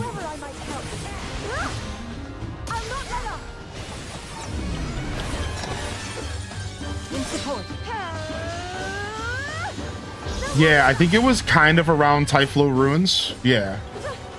But it's hard to say because, you know, we're not quite in the same world. It was definitely up north, though.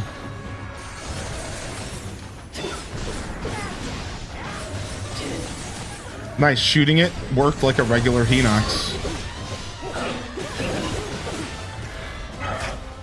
We'll settle this.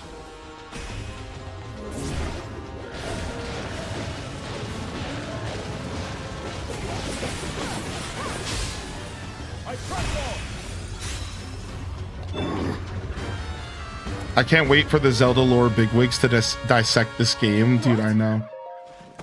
It's just been fun and dissecting it here myself. And like, I'm just going based off of my memory from all of our lore episodes. You know what I mean?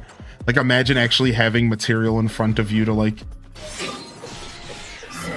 really sit down and sink your teeth into this. All right, let me run up north and grab this chest real quick.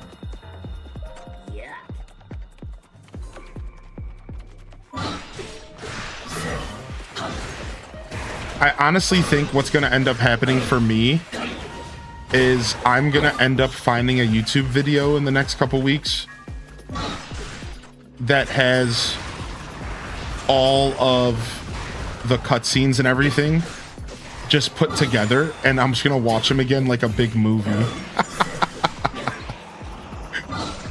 We could do it on stream or in the Discord if y'all want.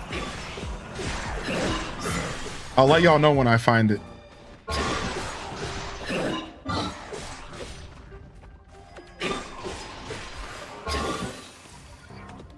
But I'm just gonna watch it all again so I can sop up this lore.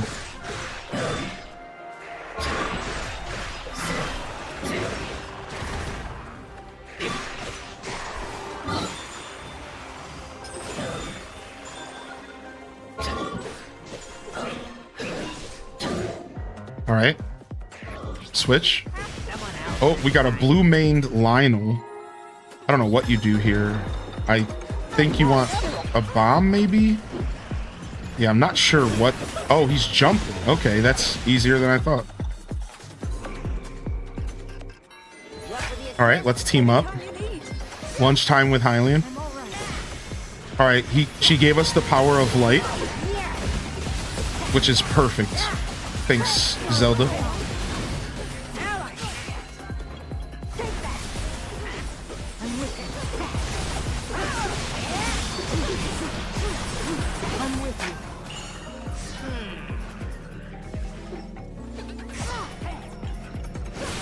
Honestly, the sync strikes are so cool.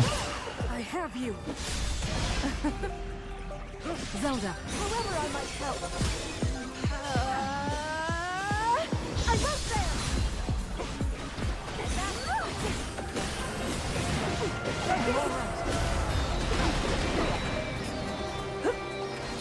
I'll strike.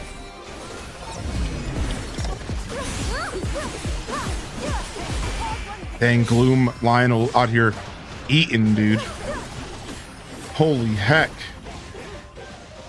All right. We got a boss coming up. Where's he at? Imagine a mashup of cutscenes of this and Tears. That could be fun, yeah.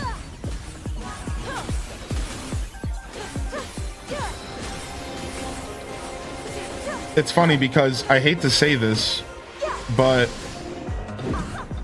I started realizing halfway through this playthrough that I think a lot of us, when we heard about this game being canon, we were like, this is going to uncover all sorts of lore for us, and it's going to give us a bunch of answers that we've been waiting for. And I'm realizing now that, like, actually, just because this is canon doesn't actually mean it's going to tell us anything about Tears of the Kingdom. It just means that it's a real story in the universe. Like, it doesn't actually mean like anything special, you know. I didn't really think about it. Yeah, it's just making a new story. It's just a new story. No worries, Weirdo of Kings, man. Good to see you, bud. So, like, I guess I'm not gonna lie, I was one of those people. I went into this like, all right, we're gonna learn everything.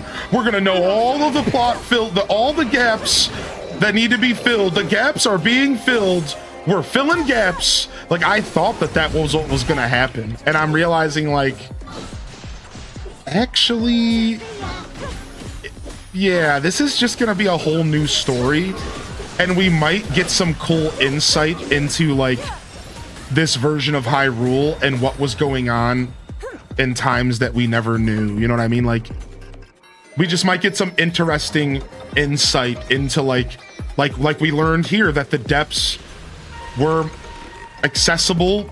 Oh my gosh, Gloom Hands! No, I don't like this.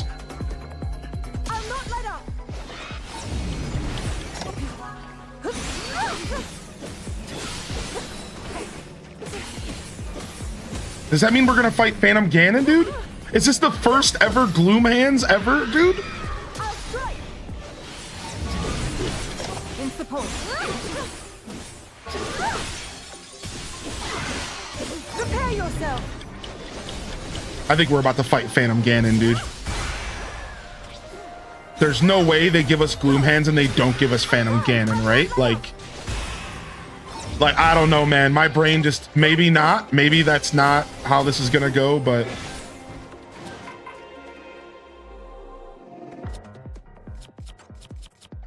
I got him.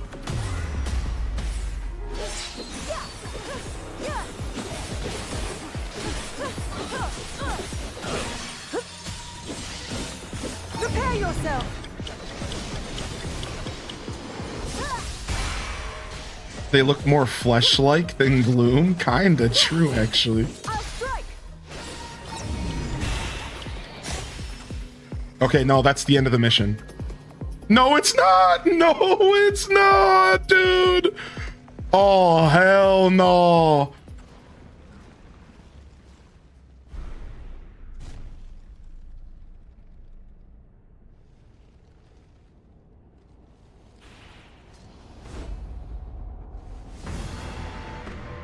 The Demon King's Phantom Saboteur.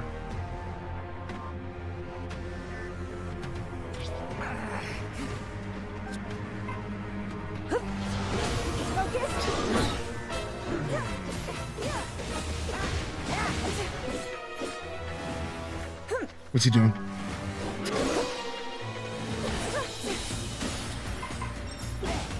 Take some light damage, son. Take some light damage, son. We got light damage for days, dude.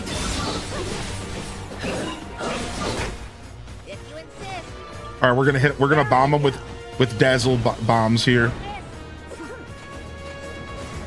Oh, never mind. It didn't give me the option. It's a different attack, I think.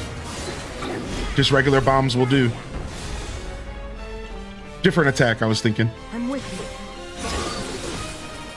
you. I honestly want to be using Zelda here. Funny enough, because Zelda has the light damage in my party, and they let me pick my party.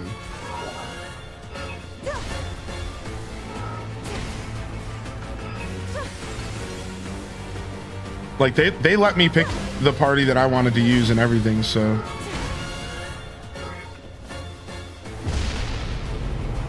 Except for one character. Mineru had to be here. So I wonder if I wouldn't have brought Zelda, maybe I would have had a little bit more trouble. He pulled out his spear, dude. Dude, we're shredding him.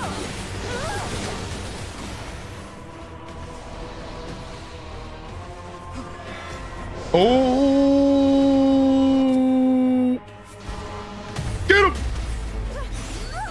Dude, you just pull out the rocket. It's so good. This game's so interesting, man. Okay, what weapon did he pull out now? He's got the sword. Oh! He thinks he's a badass, dude.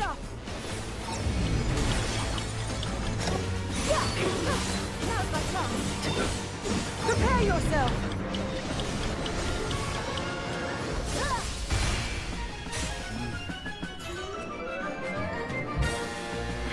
Found a chest in the depths, but didn't pause. I looked back at the screen and the Gloomheads hand me down to 4 hearts. Oh no, Taco.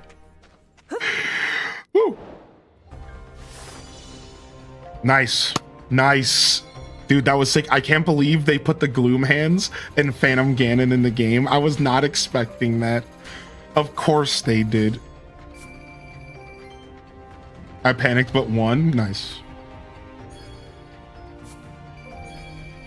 Like, obviously, it's an of course they did, but I just didn't expect it. All right, time for some movies. H-Des Ruffles. That was a tough fight back there. But I always knew the victory for King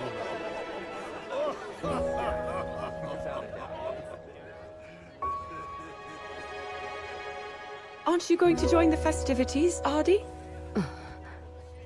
Or are you denying yourself celebration until Ganondorf is slain? Ardy, you've accomplished much in our time together. If you refuse to recognize that, your soldiers will surely do the same. You see through me. Cutting down the Demon King is my first and only aim. Although, you do have a point. I must be the chief that my people need.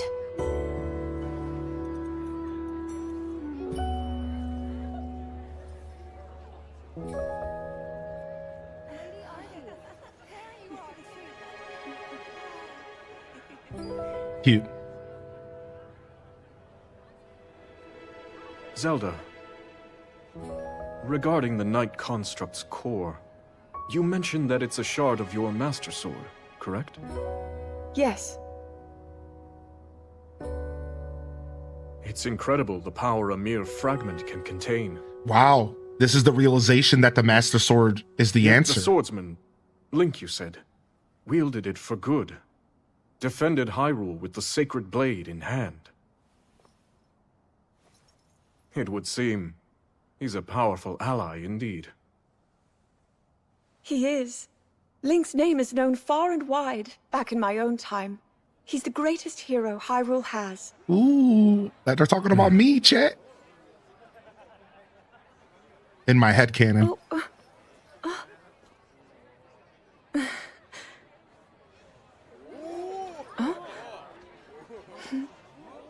I have to say, we never would have got through this without you. Seems he's made some friends. Yes. Everyone looks to be very fond of him. You know, I bet people will be telling stories of him for years to come. Dang, dude. Maybe even in your era, Lady Zelda. The further along the story goes, the more I think it is the ancient hero, but it looks so different. Maybe something's going to happen over time.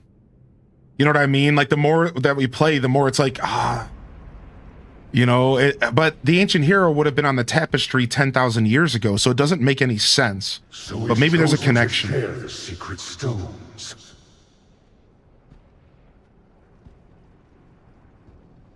The utter coward. Afraid to face me on his own, is he?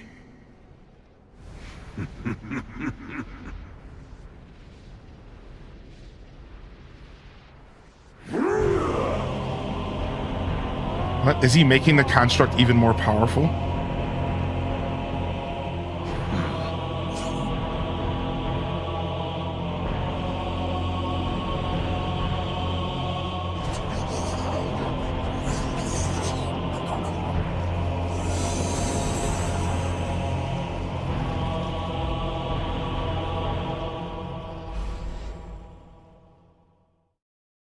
So what, he just made him more powerful? Yeah.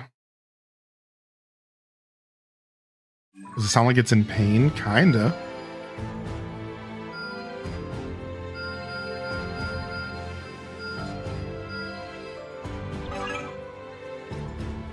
Fire and sand in the Great Hyrule Forest. Oh my lord. Just the little picture of what's happening behind me looks insane. Like, what the heck?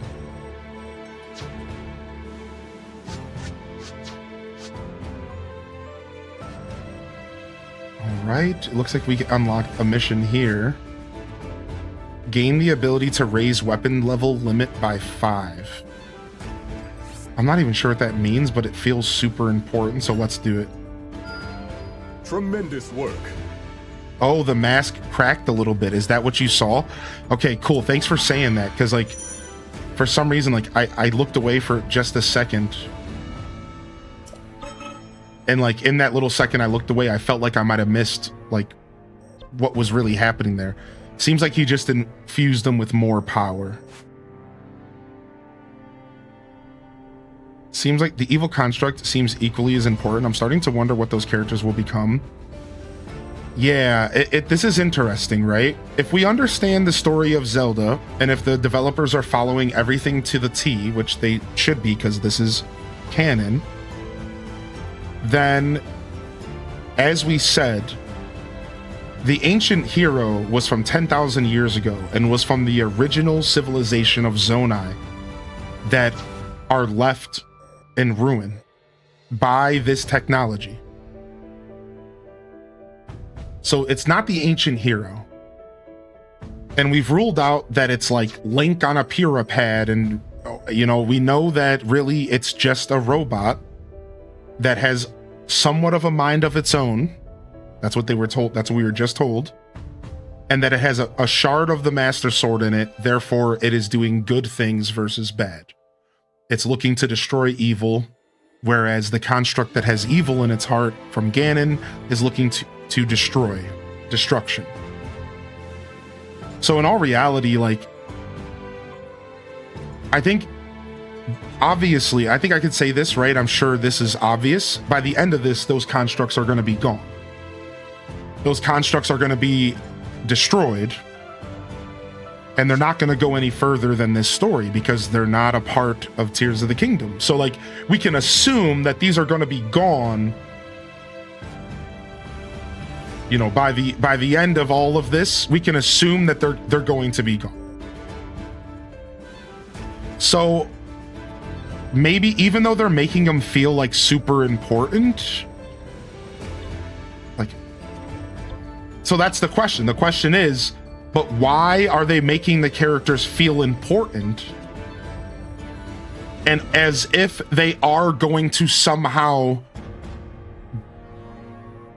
be mentioned or be a part of the story of Tears of the Kingdom. Exactly. Who will these characters become? What will they become?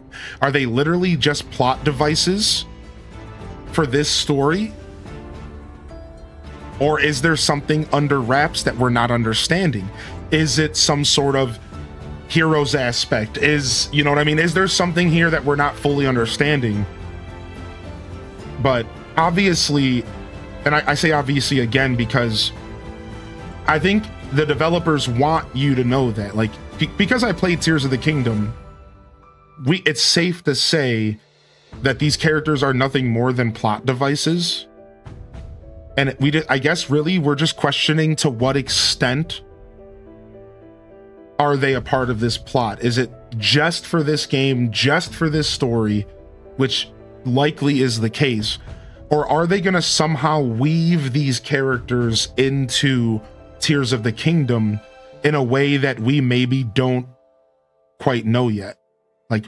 Like we have all been saying, maybe we're going to somehow cross into lore from Tears of the Kingdom, and they're going to somehow weave this into it perfectly. And there's a couple examples in my mind. The big one is the hero aspect suit. Another idea is that maybe these constructs were somewhat of a predecessor towards some of the technology that was used in Breath of the Wild. And what if they could maybe somehow weave this into the Divine Beast? Right? Like maybe this technology gets destroyed in the final battle, since the characters are exclusive for this story. But maybe like something about these constructs is more than we realize. I'm just throwing out random theories because I'm trying to express how I do think maybe these characters might be more important than we realize, just like the story wants us to believe. However, they're likely just a plot device and nothing more, which is fine. What's up, Casanova? So no, we don't need that Master Sword piece back because the Master Sword heals itself. And once Zelda puts the Master Sword in herself and bathes it with light over 1,000 whatever years, then in Tears of the Kingdom, the broken sword is healed. So actually, no, that's funny. That's a good question. That shard never has to come back. That shard never has to come back because that shard fell from the beginning cutscene of Tears of the Kingdom. And like, it's fine. Like, that's fine. Could she grow a second Master Sword from the shard? So that's a funny question, even though you're capping. So obviously that's a joke, but no, because Fi is probably in the other part of the sword, and I think it requires 5 for the regeneration to happen, which they kind of hinted to in Tears of the Kingdom. At this point in the story, though, has Zelda found the Master Sword Link sends over yet? No. And you want to know why? I can confirm that, because at this point in the story, the Temple of Time is not in the sky yet. So at this point in the story, they haven't lost the battle, because this is what happens. This is what happens. So just to kind of give you a recap. So the battle happens between, like, we're going to watch the battle here. We're going to do the battle most likely. We're going to fight the Demon King with Rauru and the sages. And Raru's going to sacrifice himself. That is when Zelda turns herself and gets the sword. It all happens after that. So once Rauru seals Ganon, then Zelda goes, okay, if we're going to be able to defeat Ganon in the future, I have to make the ultimate sacrifice. So then she goes to Mineru. Mineru has and she plots. And between Zelda and Mineru, they both decide to raise the Temple of Time into the sky. Step 1. Step 2, Zelda goes to that point and gets the sword. Step 3, draconification, sword bathes in light for a millennia. Link is able to get it. It's fully grown. So yeah, it's a little bit dicey, but those events don't happen until the end of the war. And we are still in the midst of the war. So once the war ends, we're likely going to see Mineru raise the Temple of Time. I bet you they depict that in this game. I bet you they will. And we'll likely see Zelda. Potentially, this game will actually show what happens with Zelda doing what she does. Maybe we're actually going to get to see it this time. Like fully and utterly, more than just what we saw in that one cutscene, you know? So it could be kind of interesting. I'm really excited to see how they're going to wrap this up, because that's the thing you have to realize. I'm over here racking my brain. How are they going to wrap this up? Once Rauru sacrifices himself, just like Daza and Gilwen said, what are these constructs going to do? So the constructs are obviously going to cancel each other out, right? Something like that's going to happen. Then Rauru's probably going to sacrifice himself. Right? So this is really interesting.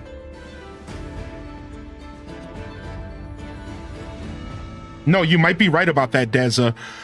If I remember correctly, Mineru raises the Temple of Time very late into the timeline.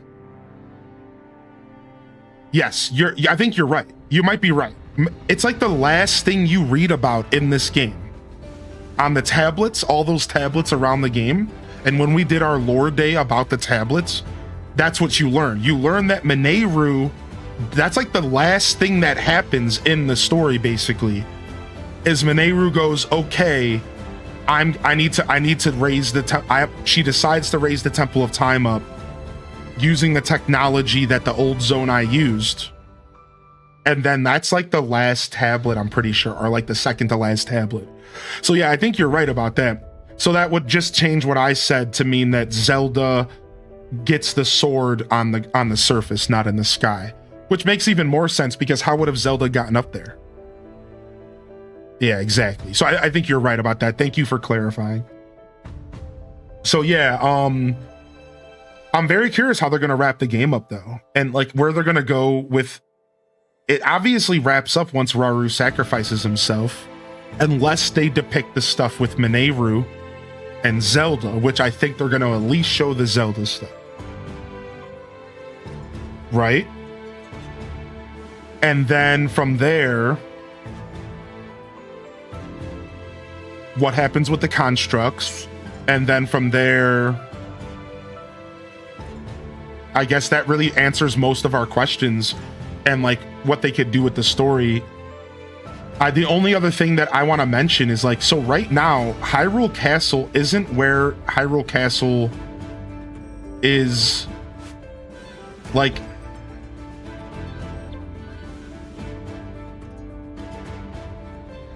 So like, this is the Great Hyrule Forest.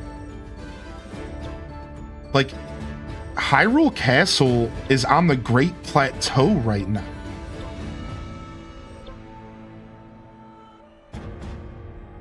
You see that? Right, exactly, Dazzy. You get where I'm going with this. So are we going to see the construction of the new castle, which I think we will, which again was a decision of Zelda / Mineru.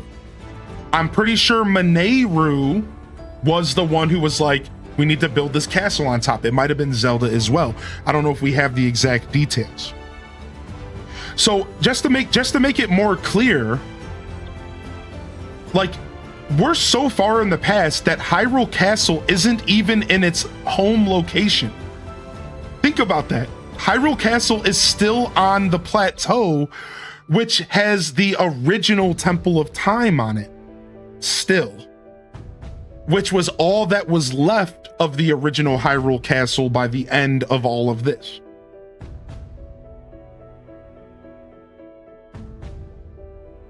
No, it has not, Ashley. No, not yet. Well, you're talking about the Divine Beast, the big guardian. No, you're talking about Spider Boys. No, Guardians have not been mentioned. No, they could be, but not yet. Not yet, anyways. So yeah, So interesting enough, there's still some stuff that's going to happen for sure. Like, we're going to have to see Hyrule Castle get created. Look how much more water is on the map. Look at this. And again, this is the same map that's in the Forgotten Temple. Like, look at this. Like, I wonder, do I have a picture of that map on my album? I actually might. Filter Legend of Zelda. Oh no, this is a new Switch. Frick. This is a different Switch. So yeah, like, look at how much water is in Central Hyrule. It's actually so cool because, like, it's a very ancient version of Hyrule, and there's a lot more water and that water hasn't receded to show land yet. It's really interesting.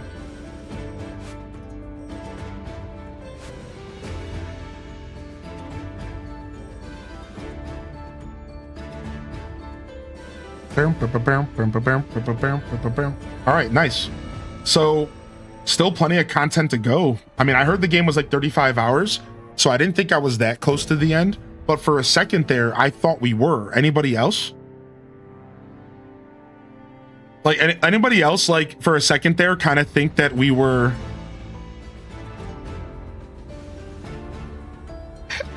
like, that we were gonna, like, potentially... like, we were getting close to the end. Yeah, I was like, dude, the game's almost over. We're about to fight Ganon. And turns out not quite. I think we still have a good amount of content left ahead of us right now.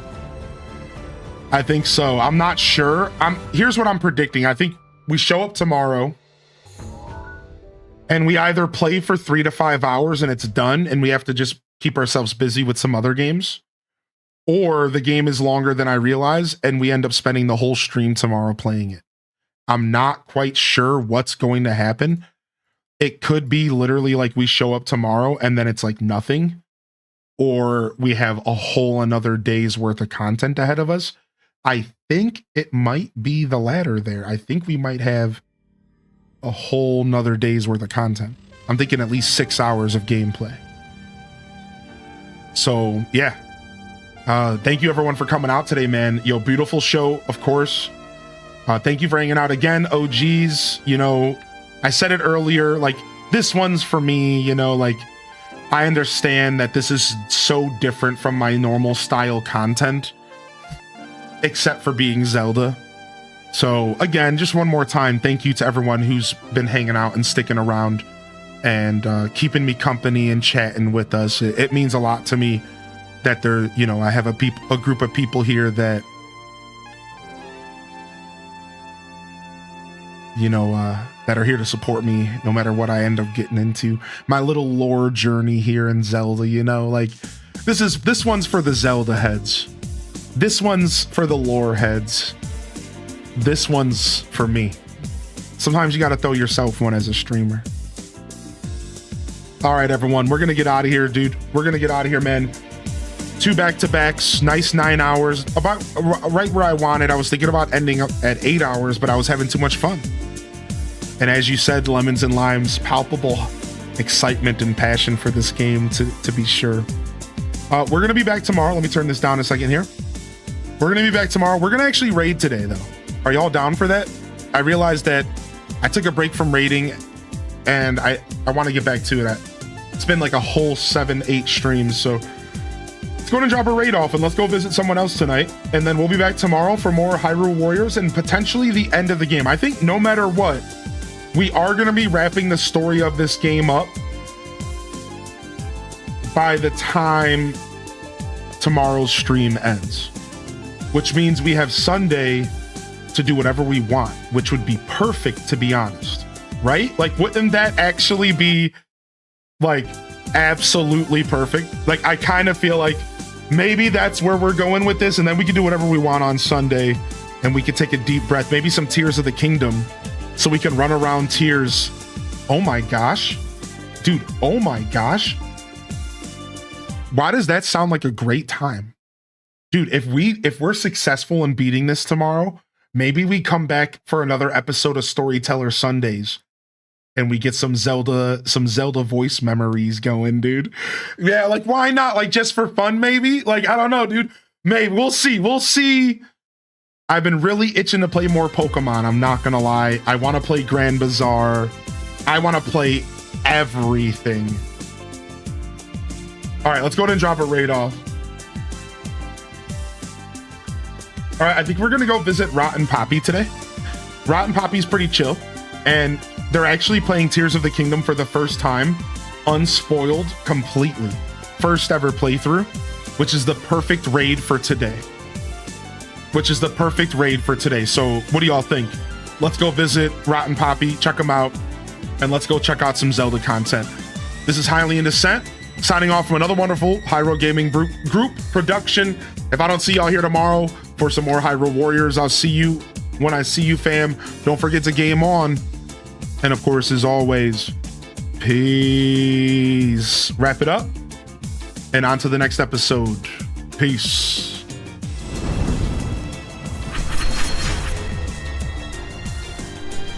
I think we're good. I think we started the raid at the right time, so we can do our proper outro here.